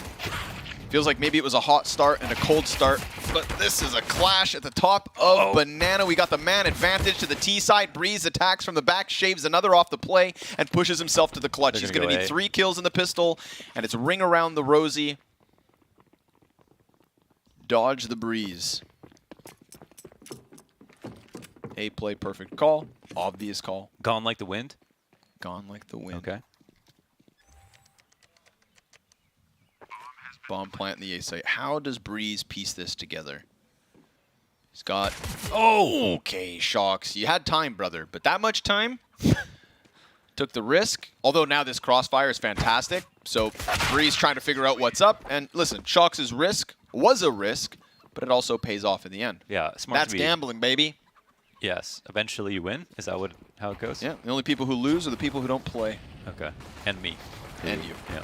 But look at this, dude. We had like 8 players just trying to fight for this banana control. Yeah. That's like a deathmatch kill feed right there. Automatic nearly given enough time to dive back, but isn't in the end. So 3 SMGs up for Team Liquid. They'll continue the winning ways of the end of the first half straight into this one. Quiz. Hit me. Who won the pistols on Vertigo? Both pistols went the way of Liquid. Oh, okay. I've been really good at counting pistols the last couple days. Man. You're like Rain Man with the pencils falling to the floor.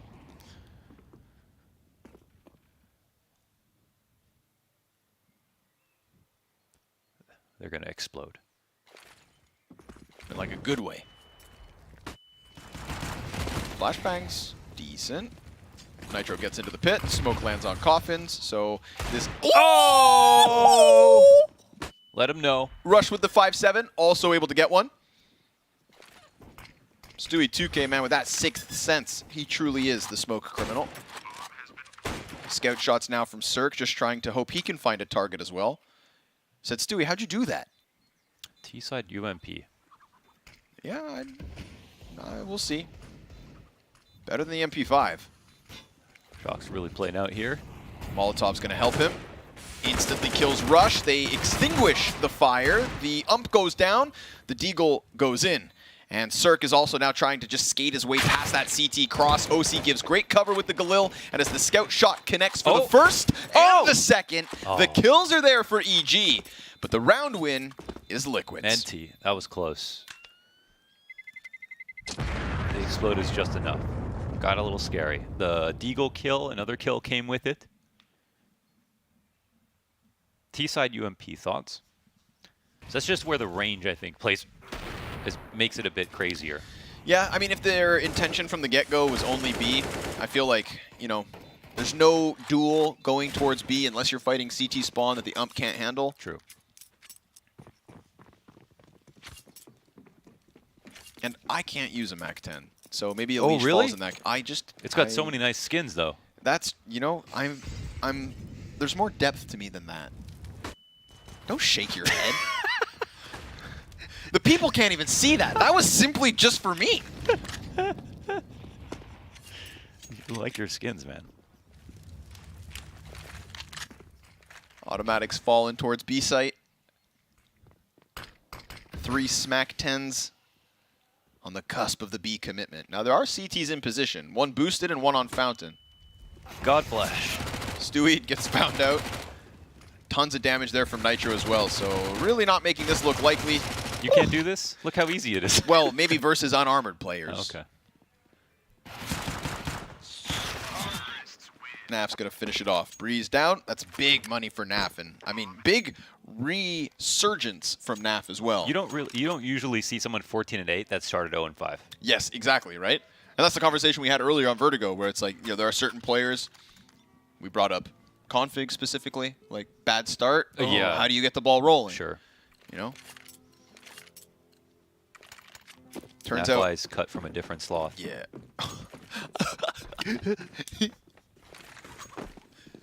Why are you cutting sloths, bro?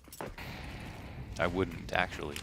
Everybody go on YouTube real quick. Look up the video of a sloth getting hit on the zip line. You ever seen that? No. Kid riding. That's violence. Kid riding a zip line in Costa Rica. Yeah. And then there's a sloth on the line, and he just takes it to the face, dude. Thump. Oh, so does the sloth win? No, the sloth hangs on. Let's go. Yeah, he's just chilling. Kind of looks at the kid like, excuse me? The same way Cirque and Rush are going to look at these T's like, excuse me? You think you can just wrap around arch side? You think this A site's going to crumble? Ooh, The op's posted, and it's quick as hell. Hell yeah. Smoke right there for Cirque as well, so that's going to take pressure off him, but there's this weird gap. Smoke's not very awesome. No. Slothsome. Stop. One in library, and Elige is the first guy can get out. What a shot from Cirque. Beautiful. Oh my God, go skeet shooting. Takes the dead guy's gun out of the air to just really remind them this A site is closed. Okay. Perfect defense from Evil Geniuses and an emphasis on Cirque. Yes, finally. He's gotten kills this game, but hasn't been really the star of the show. But also just of any map, like people just do not T-side off that much, so that's why we don't see it. Cool part for OC is that he's actually a sick rifler too, so definitely one of those players, just very well rounded. Yeah, he's like pretty much like Monacy. Yeah. Pretty much like the best,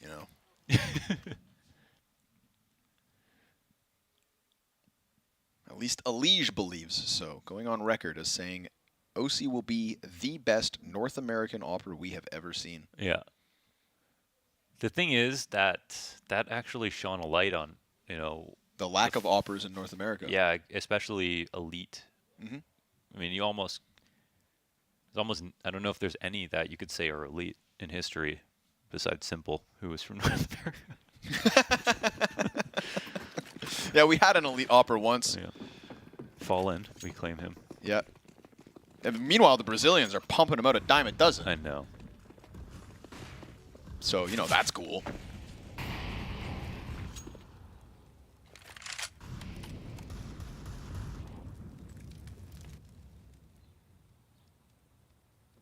AK-47 for OC, everybody else on the Tech 9s, Deagle for NAF.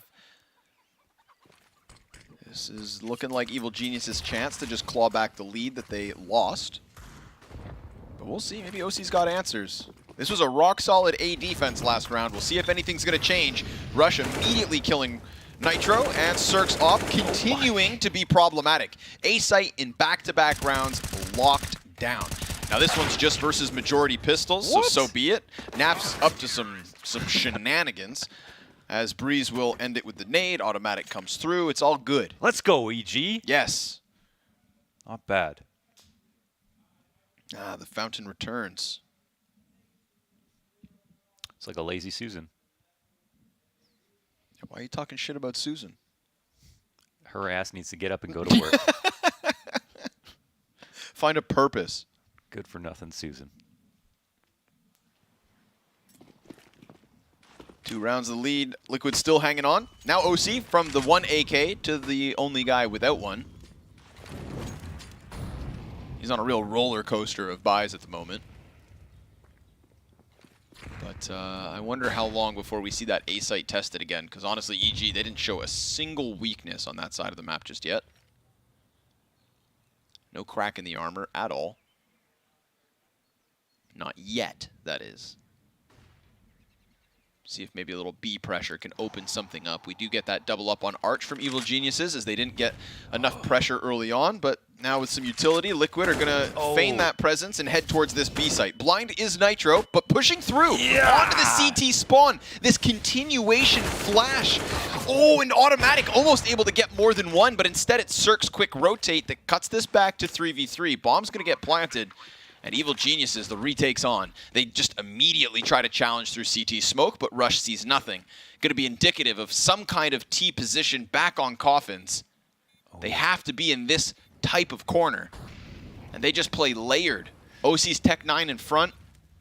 Elige comes back from Banana. He's going to be the one with a handful of CT players here. They don't check! And that's 2 kills easy for Elige, forcing Cirque to retreat and giving Liquid 12. That setup is really good, and the really tricky part about that retake right now is you can smoke Banana off, but standing in front of the smoke is perfect because everything you're exposed to on your left is the site, and as long as you have Coffin's control, you don't have to worry about the con wrap. So you actually have a very nice fight into CT spawn, and the players coming out of CT have a lot of angles to worry about. So Elige, you know, makes the very typical move, smart and simple one of pushing towards CT spawn. The best part is you can push into CT afterwards or fall back to Banana and wait out the rest of that smoke, which will be already halfway gone by the time the CTs push in. Not easy to retake B these days. This used to be the retakeable site, but it's definitely still tough. Already a solution on the flashcards of Liquid strats. Yeah, that was unfortunate for EG because they were just about to throw their utility to peek out from CT spawn, and Liquid have executed 1 second earlier. Also, I don't know how much stock I put in like the consistency of that like flash streamline on CT. I feel like that fight could have maybe gone EG's way instead. I can't believe Nafly went through too. Yeah, right? I was like, was that in the playbook? But it's what they needed. EG needed an opening in this, and they got it.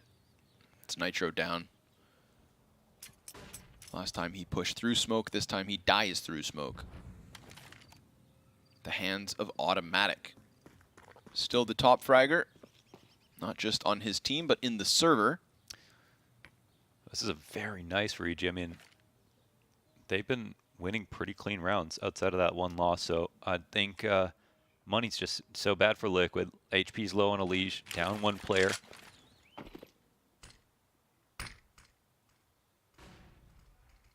But top banana control still open, and it's the same exact setup on the CT side. Shox will see one, and will they clear CT spawn? Oh, they don't properly. And with that, Automatic going to make this all the easier. Remember, Elige only has 27, so it's going to have to take a real performance from somebody on the side of Liquid, and Stewie pushing through perfectly. But Elige is still up. Runs over with a gap in smoke. Cirque should have this. The shot tells Elige all he needs to know, and he's going to get that plant in at the very least. Now, as he pops up, he's dead. Rush, MP9, guns him down to give EG double digits. That money is huge, though. Look at how bad it is for Liquid right now. So that plant is a Pyrrhic victory, but still a victory. They could come back with a buy, but they'll be short on some grenades.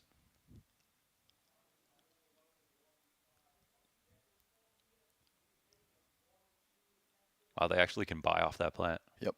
Damn, that made the difference. And he just got it in. Money was so key right there. Less than a second before Rush kills him. Let's see what happens this round then.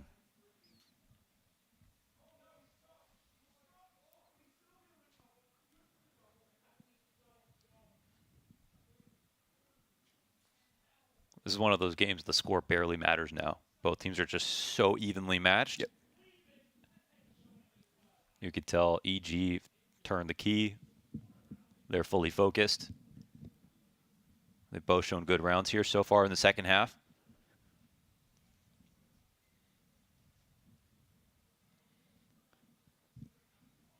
The small edge that Liquid have can disappear. Hasn't felt like Liquid have been, confident enough to really retest that A they don't site. buy. Did they buy? A little half. A little bit. They could have gotten more. But Nafly has 1 AK. Yeah.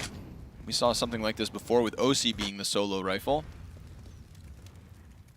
See if Naf can hammer it home, but he just got Molotov'd out of the apartments, so he'll fall back with 60. Hey, Banana Controls, I actually love this call from Liquid. The reason is we've seen 2 rounds now where EG have given up Banana really quickly. And the thing is, you can give up Banana really quickly, but the other team can't know you've done that. Because look at the clock right now. Top Banana Control, they're clearing out sandbags, minute 20, and they've just been able to walk into the middle of B and execute before the smokes have come out. Now one's going to come, but the CTs have no information whatsoever.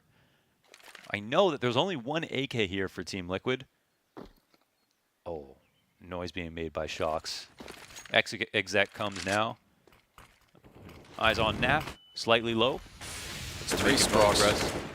They thought they could just jump into... Oh, Stewie. Oh, man. That's OC P250 headshot kill. 2 players in, and Automatic, nice reposition, but Elige also joining them through Orange. There's a chance at the plant, you know, they're making something of a round they had no business winning, and Shox also got really deep in this. Yeah. And I don't think that would have been spotted, because maybe it went through CT spawn. Yeah, it's kind of like they clear it randomly, yes. Oh, they might. Oh, maybe they don't. Oh, maybe they don't. Yeah, he went through CT spawn. He must have, because Stewie was still playing Coffin, so this is not going to have been called. Shox, while all that chaos is going down on the bomb site, has put himself in such a sick spot. And now he knows there's 2 backs turned. He gets the insta-kill Berserk and Rush. Out. He knows they're both here. What a disengage. What can he do? He puts the smoke in front of Coffins. He's trying to find that bomb, doesn't know exactly where it's at, and Elige is just locked in on it. Rush staring at his shoes, and down he goes. Shox, in the shrouding of the smokes, finds a pocket position worth its weight in gold. Wow, beautiful. Man, the disengage was insane too. Some people, I think, would have felt like they couldn't get away after that first fight and committed through and left it in a 1v1, but Shox believed in his movement right there, got out fast. The site hold is middling. I mean, they get a kill each, but that just shines a light on the fact that there's no rotation in CT spawn. Everyone's slow behind them. They need more than 1 kill each, you know, to seal that up. And again, Liquid did that with 1 AK. They were going to buy the next round. So not only do they buy now, but they have money left over. And they called out a specific gap that EG showed them, that this top banana has been completely clear every round from the beginning. Now, this round is no exception, but it is one where they don't have utility to fight back. But this is something that EG have to take into account when Liquid get to 14.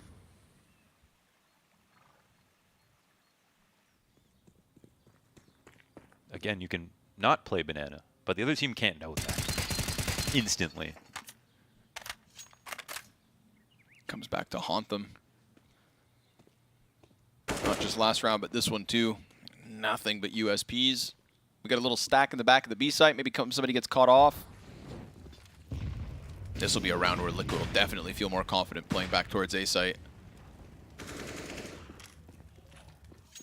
Elige attempted one of his 900 variations of apartment wallbangs. Yeah. He knows them all.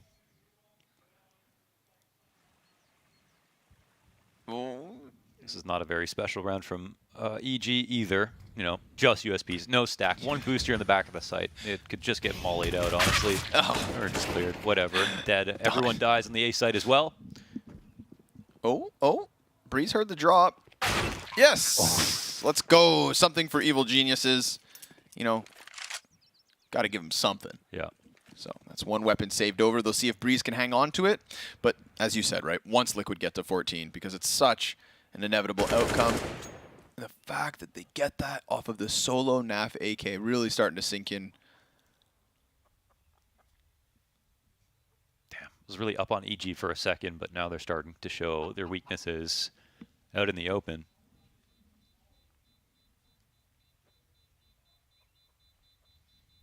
We'll see if they give away banana as easily as they come back with a buy next round. At least fake it harder. They need to be more tenacious on that side of the map.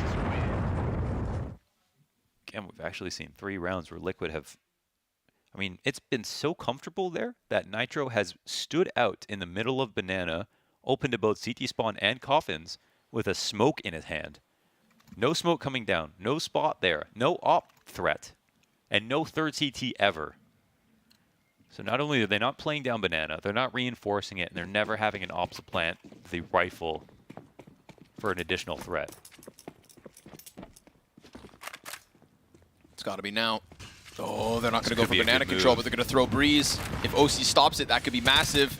But instead, OC's dead, so it's Nitro's task to stop it instead. And nope, at the exact same time, we get this fight from Automatic. So they attack it from both ends. Really good pinch.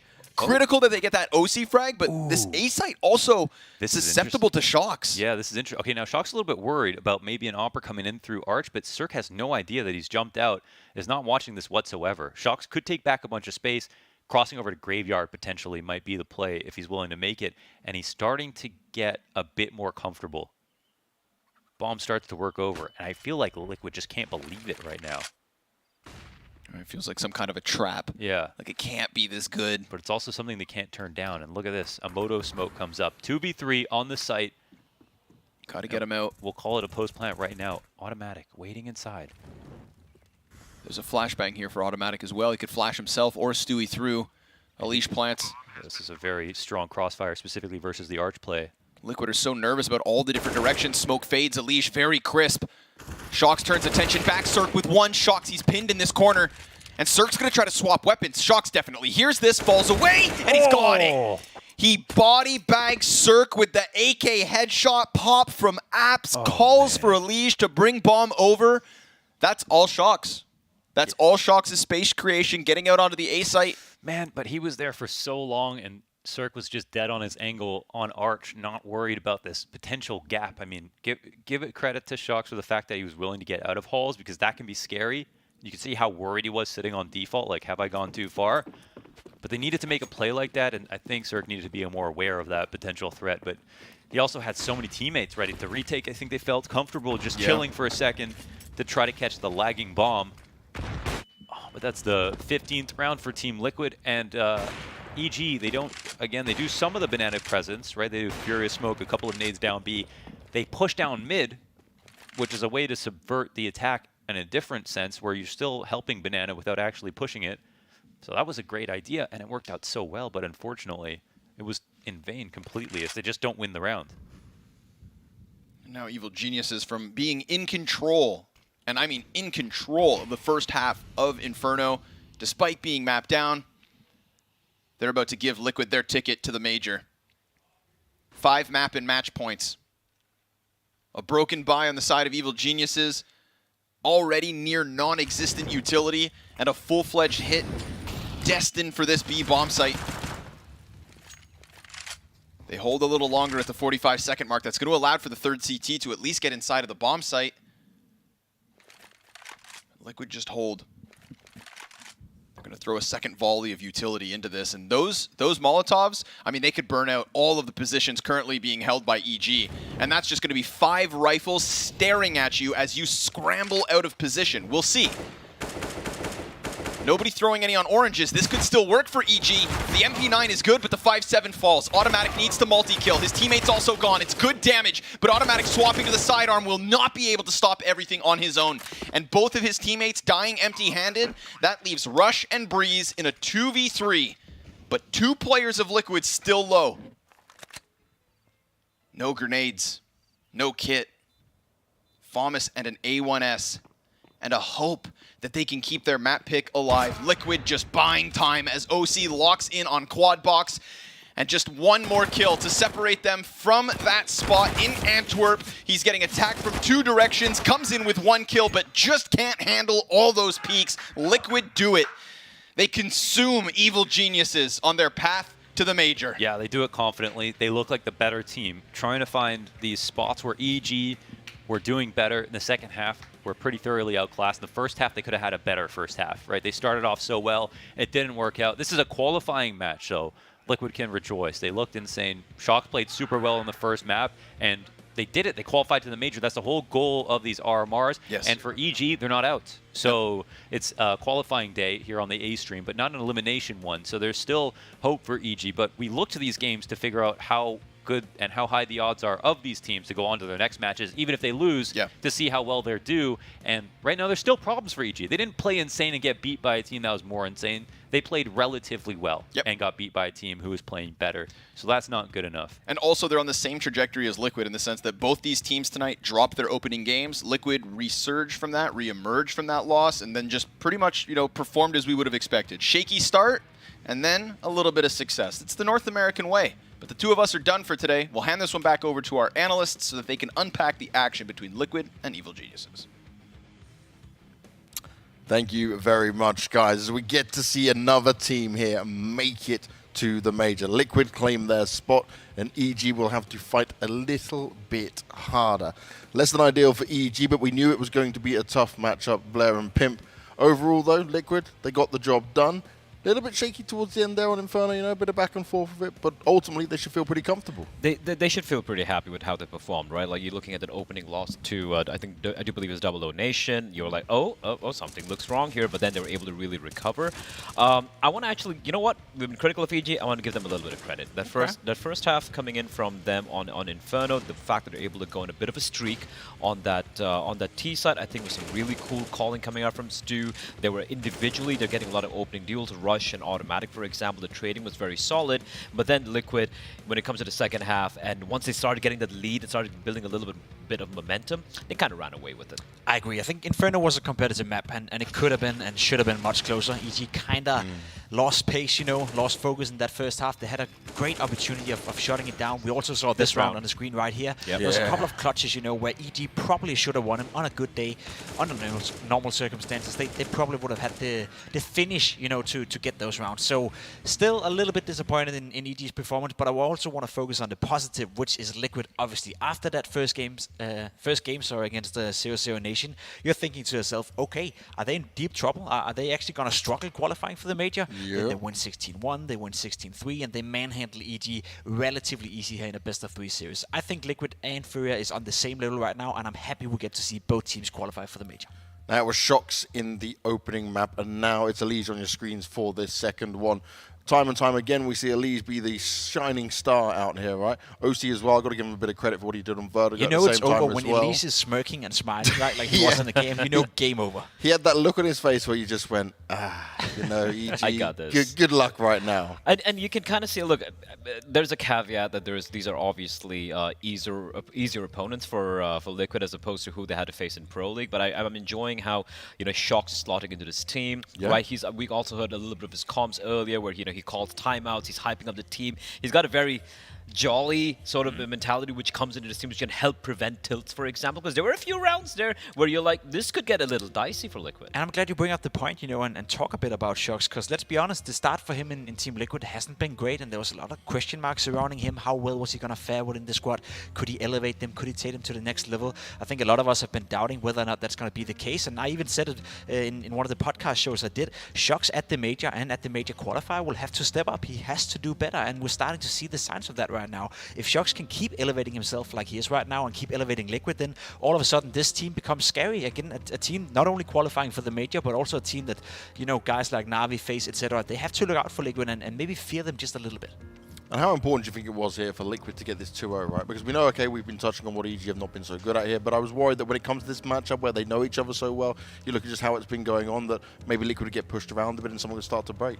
Yeah, I mean, we could see in Vertigo itself, right? Like, there were a few rounds with so many clutches being won by EG, and you're like, okay, this could potentially maybe snowball. But I said in the beginning itself, after the loss from 0-0 Nation, I was like, if Liquid did not qualify for the major going 3-1, it's already a disappointment, right? And it was very important for them to qualify, James, because now we have one spot remaining and 6 teams battling it out. Yes, obviously some of these teams are not exactly, of the caliber of Liquid or a Furia, but when there's one spot, the tensions start to rise, nerves start to show, and that could maybe be a very dicey situation if Liquid lost this game. Sure, and now, the reality is that for EG, it is a very dicey situation, and again, the EG we saw in this game is not really giving me the confidence that they're gonna burst through that, field of teams. There's a couple of teams in that, 2-2 area I think they could lose to. Obviously, I still rate EG up there. I still think they have a decent chance of qualifying, but as Blur said, 1 out of 6 teams, you really have to be, flawless from here on and out. And that's not really a word you want to put on EG. Flawless and EG in the same sentence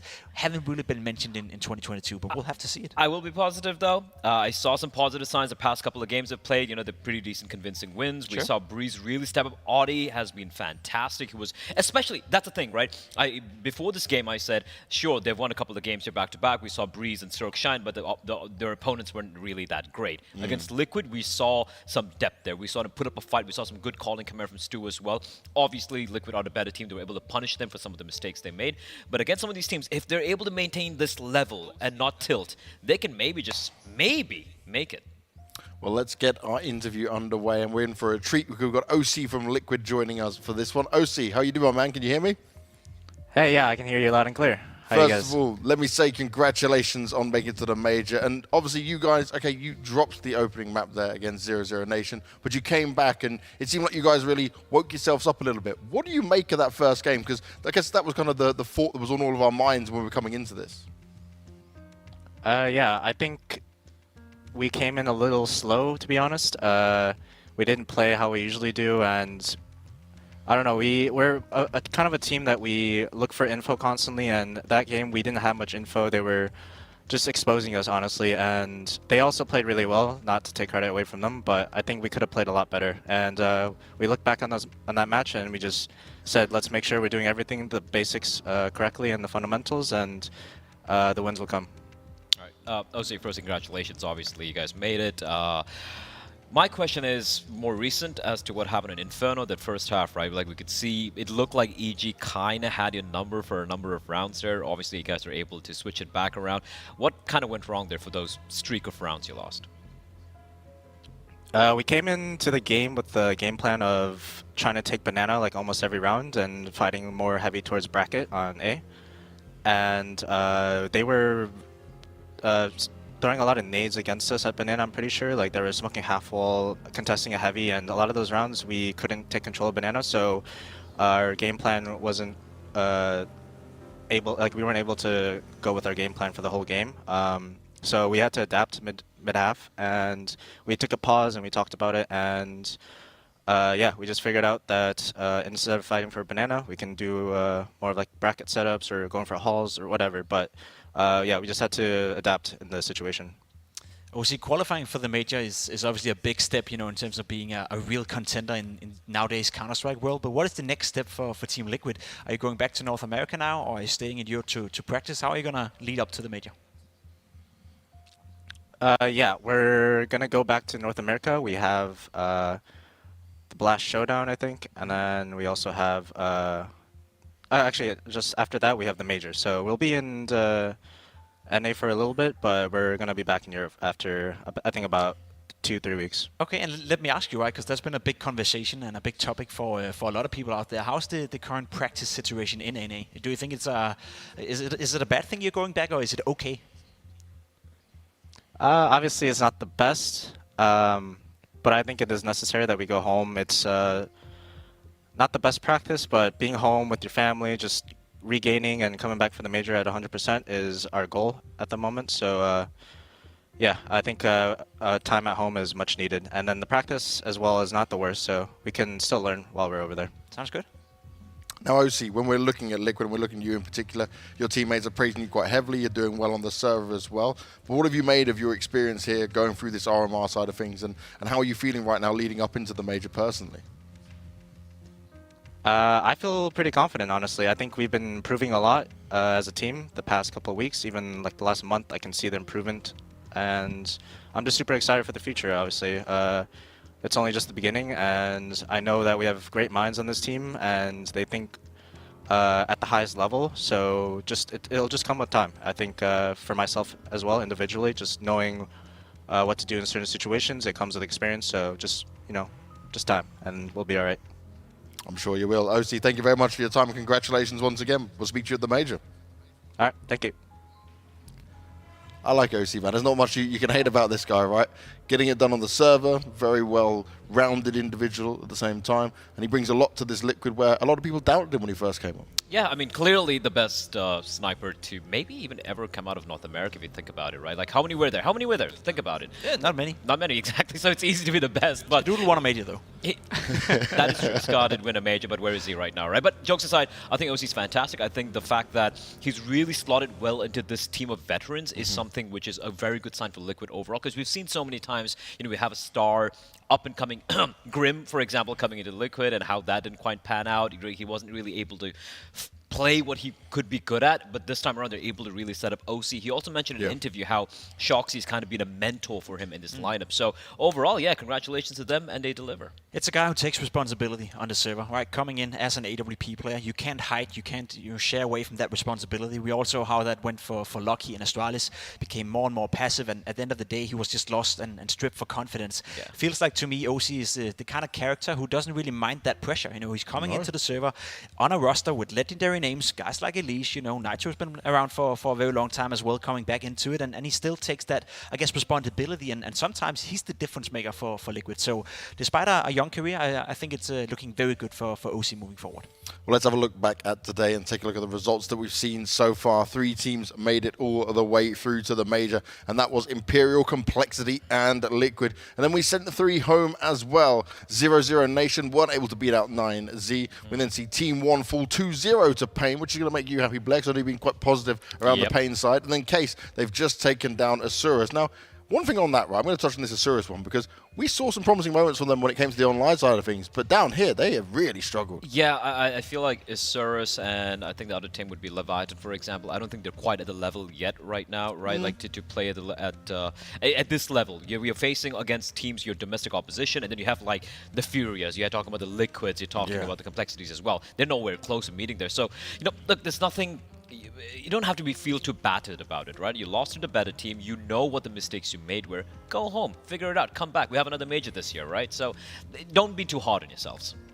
Wise words. Wise words for sure. I'm just looking at the results here, thinking to myself, it's been a disappointing tournament for 0-0 Nation. Obviously, it's been disappointing for a lot of teams so far. But I do like the fact that we're getting to the point now, James, and you. I know you love me for this, but there's no more, no more easy games. Next time you lose, you're out and you get sent home. So the pressure is on, and that's when often you get the most intense counters. I do want to I don't want to lose in 0-0 Nation because I've been pretty positive today about quite a few teams, Pim. But I have to say for 0-0 Nation, you look at the players on that lineup. You're looking at Try. You're looking at Mobs. I'm going for it. You're looking at Mobs, you're looking at Try, you're looking at, who am I forgetting here? You have Leo, he's pretty solid as well. You have VSM, and you have Cold Zera. And you have, like, I think they're right now the bottom 3 team in, like, out of all the teams that are playing here in the NA RMR and the Americas RMR, unacceptable. It's been a while already. We have, like, even newer teams come up and deliver decently, at least put up a fight altogether. And unless they figure out what to do very quickly, it's just so much of a loss of talent. And I'm being critical because I like these players. I know how much potential there is in this team. And to see just fall apart is just, it hurts. Well, another thing we've got to talk about, right, is obviously Imperial at the same time, Very positive signs from these guys. And obviously FNX made himself way back to the major. If we look at this, right, in terms of majors he's attended, majors he's won, where he's at now in his career, could we be on for another one? I mean, FNX, right, FNX, he's played 2 majors, he's won both of them. I'm just putting it out there, Pim. Yeah, I made a tweet saying that if FNX wins the next major, I'm not going to tweet for an entire year. So stats and, I guess statistics right now are against me. But just the fact that they qualified, just the fact that we get to see these guys share this happy moment together once again is a surprise in itself. I don't expect them to do too well at the major. I don't expect them to go into the playoff. But I've learned once, that you can write them off. And the fact that they did it, in the fashion they did here as well, without really struggling too much, it's impressive. I have to agree with you. When this team came together as a last dance, like, a lot of people are like, listen, they're not going to be achieving much, right? And even the fans were like, yeah, we just want to celebrate these players in this team and the legacy they have and kind of just have fun playing CS and, streaming and all that stuff.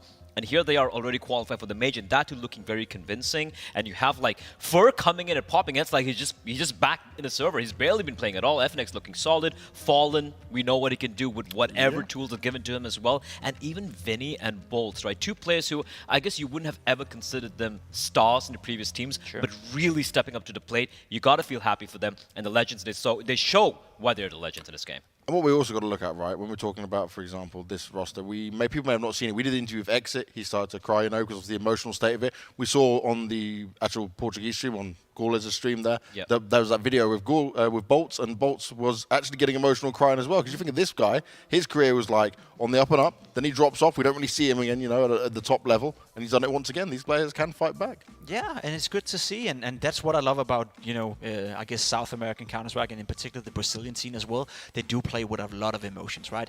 When you look at a Danish team or a Scandinavian team or some, just regular European teams, sometimes you feel like, you like a bit of that fire, you like a bit of that, Stewie 2K standing up and yelling at the opponents, or Nafany yelling all sorts of swear words, when he's winning around. Sometimes you lack that a little bit, but when you look at the Brazilians play Counter-Strike, you can always see on the body language as well how much it means to them, how important it is to do well, how much, I guess it's pride as well, right? They represent their country, they represent their people at home. We don't really have the same culture for that, at least not in Denmark or Scandinavia. So for me, it's very refreshing to see. Yeah, definitely not in Scandinavia. No, not at all. You lot completely the opposite. Very, very, very selfish. And when we're looking at this, right, I just want to touch on this standings part, because right now we see Made in Brazil, Furia, Imperial, Complexity, and Liquid all through to the major. Now, look at all these teams with 2-2 stats right there, yeah? There is only one more spot left for this major. There's a hell of a lot of fighting that is going to go on right now. It's still up in the air. Now, EG is the big name that everyone's going to be looking at and thinking, yes, they can make it through. But there are a few teams within this that you could definitely make a case for that can take down EG and take that last slot away. Absolutely, right? Like the two teams who was extremely disappointed at the beginning of this tournament were obviously Pain Gaming and 9Z. I've seen what they can do. Pain Gaming, a very EU-style-esque sort of Counter-Strike, like we saw Godson play, and 9Z we know can do damage. They had a rough start, but they're able to bounce back, making that run from almost being on the brink of elimination. They're going to be dangerous. Party Astronauts also look pretty dangerous right now from the NA side of things. Sao Caetano as well, surprisingly, still in the tournament alongside Case. So for EG, you're looking at this and you're like, this is not easy. This might be probably the hardest game they will have played thus far. Yeah, it's going to be a long road ahead of him for that as well. I just want to touch on, we've got this at the top of the graphic. It says Made in Brazil right now. It's got the green #1 by them. They're not actually in the legend status just yet. It will be them and Furia that are fighting out for that top spot. We're all saying likely Furia, but you know, Made in Brazil, they've caused some moments already. Could they do it again? Could that passion shine through? Maybe, but it's going to be an extremely tough game against Furia. There's no doubt about it. I will say, the way I'd love Furia, the Cinderella story. Yeah, I guess so. At least a competitive game, a 2-1 where there is some emotions involved. Have you been watching Furia play, man? No, it's not going to happen. Most likely not. I will say, though, that the significance of that game, whether you're a legend spot or just a challenger spot, it's very, very important to win that. What you get to exit, or I guess enter the major one stage later than everyone else. So you basically secure top 16 from the get-go, and it's important. Oh, it is very important indeed. We're still waiting for these results to come up as well. I want to see which matchups we're going to get. It's going to be very spicy either way, but EG are the ones probably with the most pressure on them right now. But realistically, at the beginning of this week, a lot of you were saying, no, EG might not even make it. Now they've got to this far. Do you think it's possible? Are you more convinced from what you've seen, boys? I think EG have lived up to my expectations by being, just decent. I didn't expect too much from them. I thought coming into the tournament, they're looking weak, especially during Pro League. It wasn't looking too good. And let's be honest, they haven't really blown anyone out of the water. They haven't really impressed any one of us. So I think they're living up to the rather bleak expectations I had coming in. I will say I agree with you on that, but at the same time, it has been a little bit better, right? Like putting up a fight here against Liquid the past couple of games as well. I've already said, that the teams they beat weren't the most impressive of teams and whatnot, but it depends on how much you want. Going back to that Russia interview we had, he was very real about, the team has problems, the team has issues when it comes to being hungry, when it comes to things just starting off flat. And he even said, like, if you're not able to deliver, maybe, qualify for the major, whatever, after time, we're going to be reconsidering what's going on here. Maybe change a coach, maybe change the lineups. He just put it out there, right? So they are aware of what the problems are, but are you hungry enough? If you're hungry enough, if you have that edge, they might pull it through. You may have a chance, and I'm not disagreeing with you, but we come to a point now where you look at EG and they lose 16-9, 16-10, 2-0 to Team Liquid, and we're standing here talking about, it wasn't too bad, they put up a bit of a fight. That's the reality for for EG right now, that they are a team that, against, a team like Liquid, they share the same, I guess, budget, they have the same amount of players, and they should be able to do better. Oh my lord. We got it. The NA Dream game, huh? Okay, so once again, North America taking on North America for that final one. We were just talking about EG. They will be going up against the Party Astronauts. And I feel like that is one of the tough opposition that EG would have not ideally liked early on. We've also got Sao Caetano going up against 9Z, Pain going up against Case as well. Oh my. And don't forget, we do remember still have that legend spot that has to be played. That will be the Furia taking on MIBR game. That has not been forgotten about as well. But Pimp, what are you thinking, buddy? I'm thinking good, I'm thinking good. At least we get one NA team to be in contention, the day after tomorrow. Yeah, it's not even finalized. It's not even finalized, right? Even if you win your games tomorrow, you still are not through to the top 6. Exactly. So it's tough, but again, all these teams you see on your screen right now, they all fight for one spot. So it doesn't really matter who you face. When you face them, you have to beat out every single one of them to get into that 6th position. But no doubt, it's going to be tough for EG, and it's going to be tough for Party Astronauts as well. And then I'm looking towards a team like 9C. That's a pretty good draw for them, and they're only getting better game by game. Yes. I actually have them as a dark horse to make it.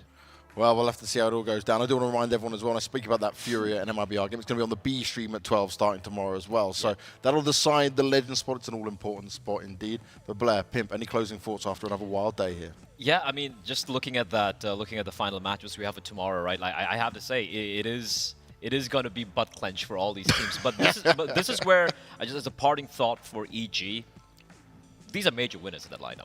Right. Out of the 6 teams you saw on the screen, Blair, who's going to make it? Just putting it out there. You know what? This is a hard one. I feel like 9Z have that edge, but they're pulling it back. I'm gonna go with Party Astronauts. I'm gonna go with Party Astronauts to the moon, baby. Let's go. All right. I think 9Z is a bit of a dark horse. I could also see EG take it all the way. Even Pain. Even Pain for that matter as well. Technically, all the teams can still win it, right? But it is one of those scenarios where it's probably going to be a lot of close games, you know, with a lot of pressure on. It is definitely going to be some pressure games. Did you notice how Pim just didn't pick a team? Didn't pick a team. He went around it all. Pim's very good at this, right? He'll predict one thing, say a completely other, and then never give us a full answer to it. So Pim, you got one last chance. Open your big mouth. Which one are you going for? Being the smartest guy in the room is always tough, but you know what? I think 9C is going to make it. All right, so we've got 9Z, we've got the Party Astronauts. I quite like to see the Party Astronauts logo in the game as well. We'll have to see how it all goes down. But we're done and dusted for another day here at the PGL RMR Americas. Bring on tomorrow. Let's see which teams have another chance to go a step further. We'll see you then.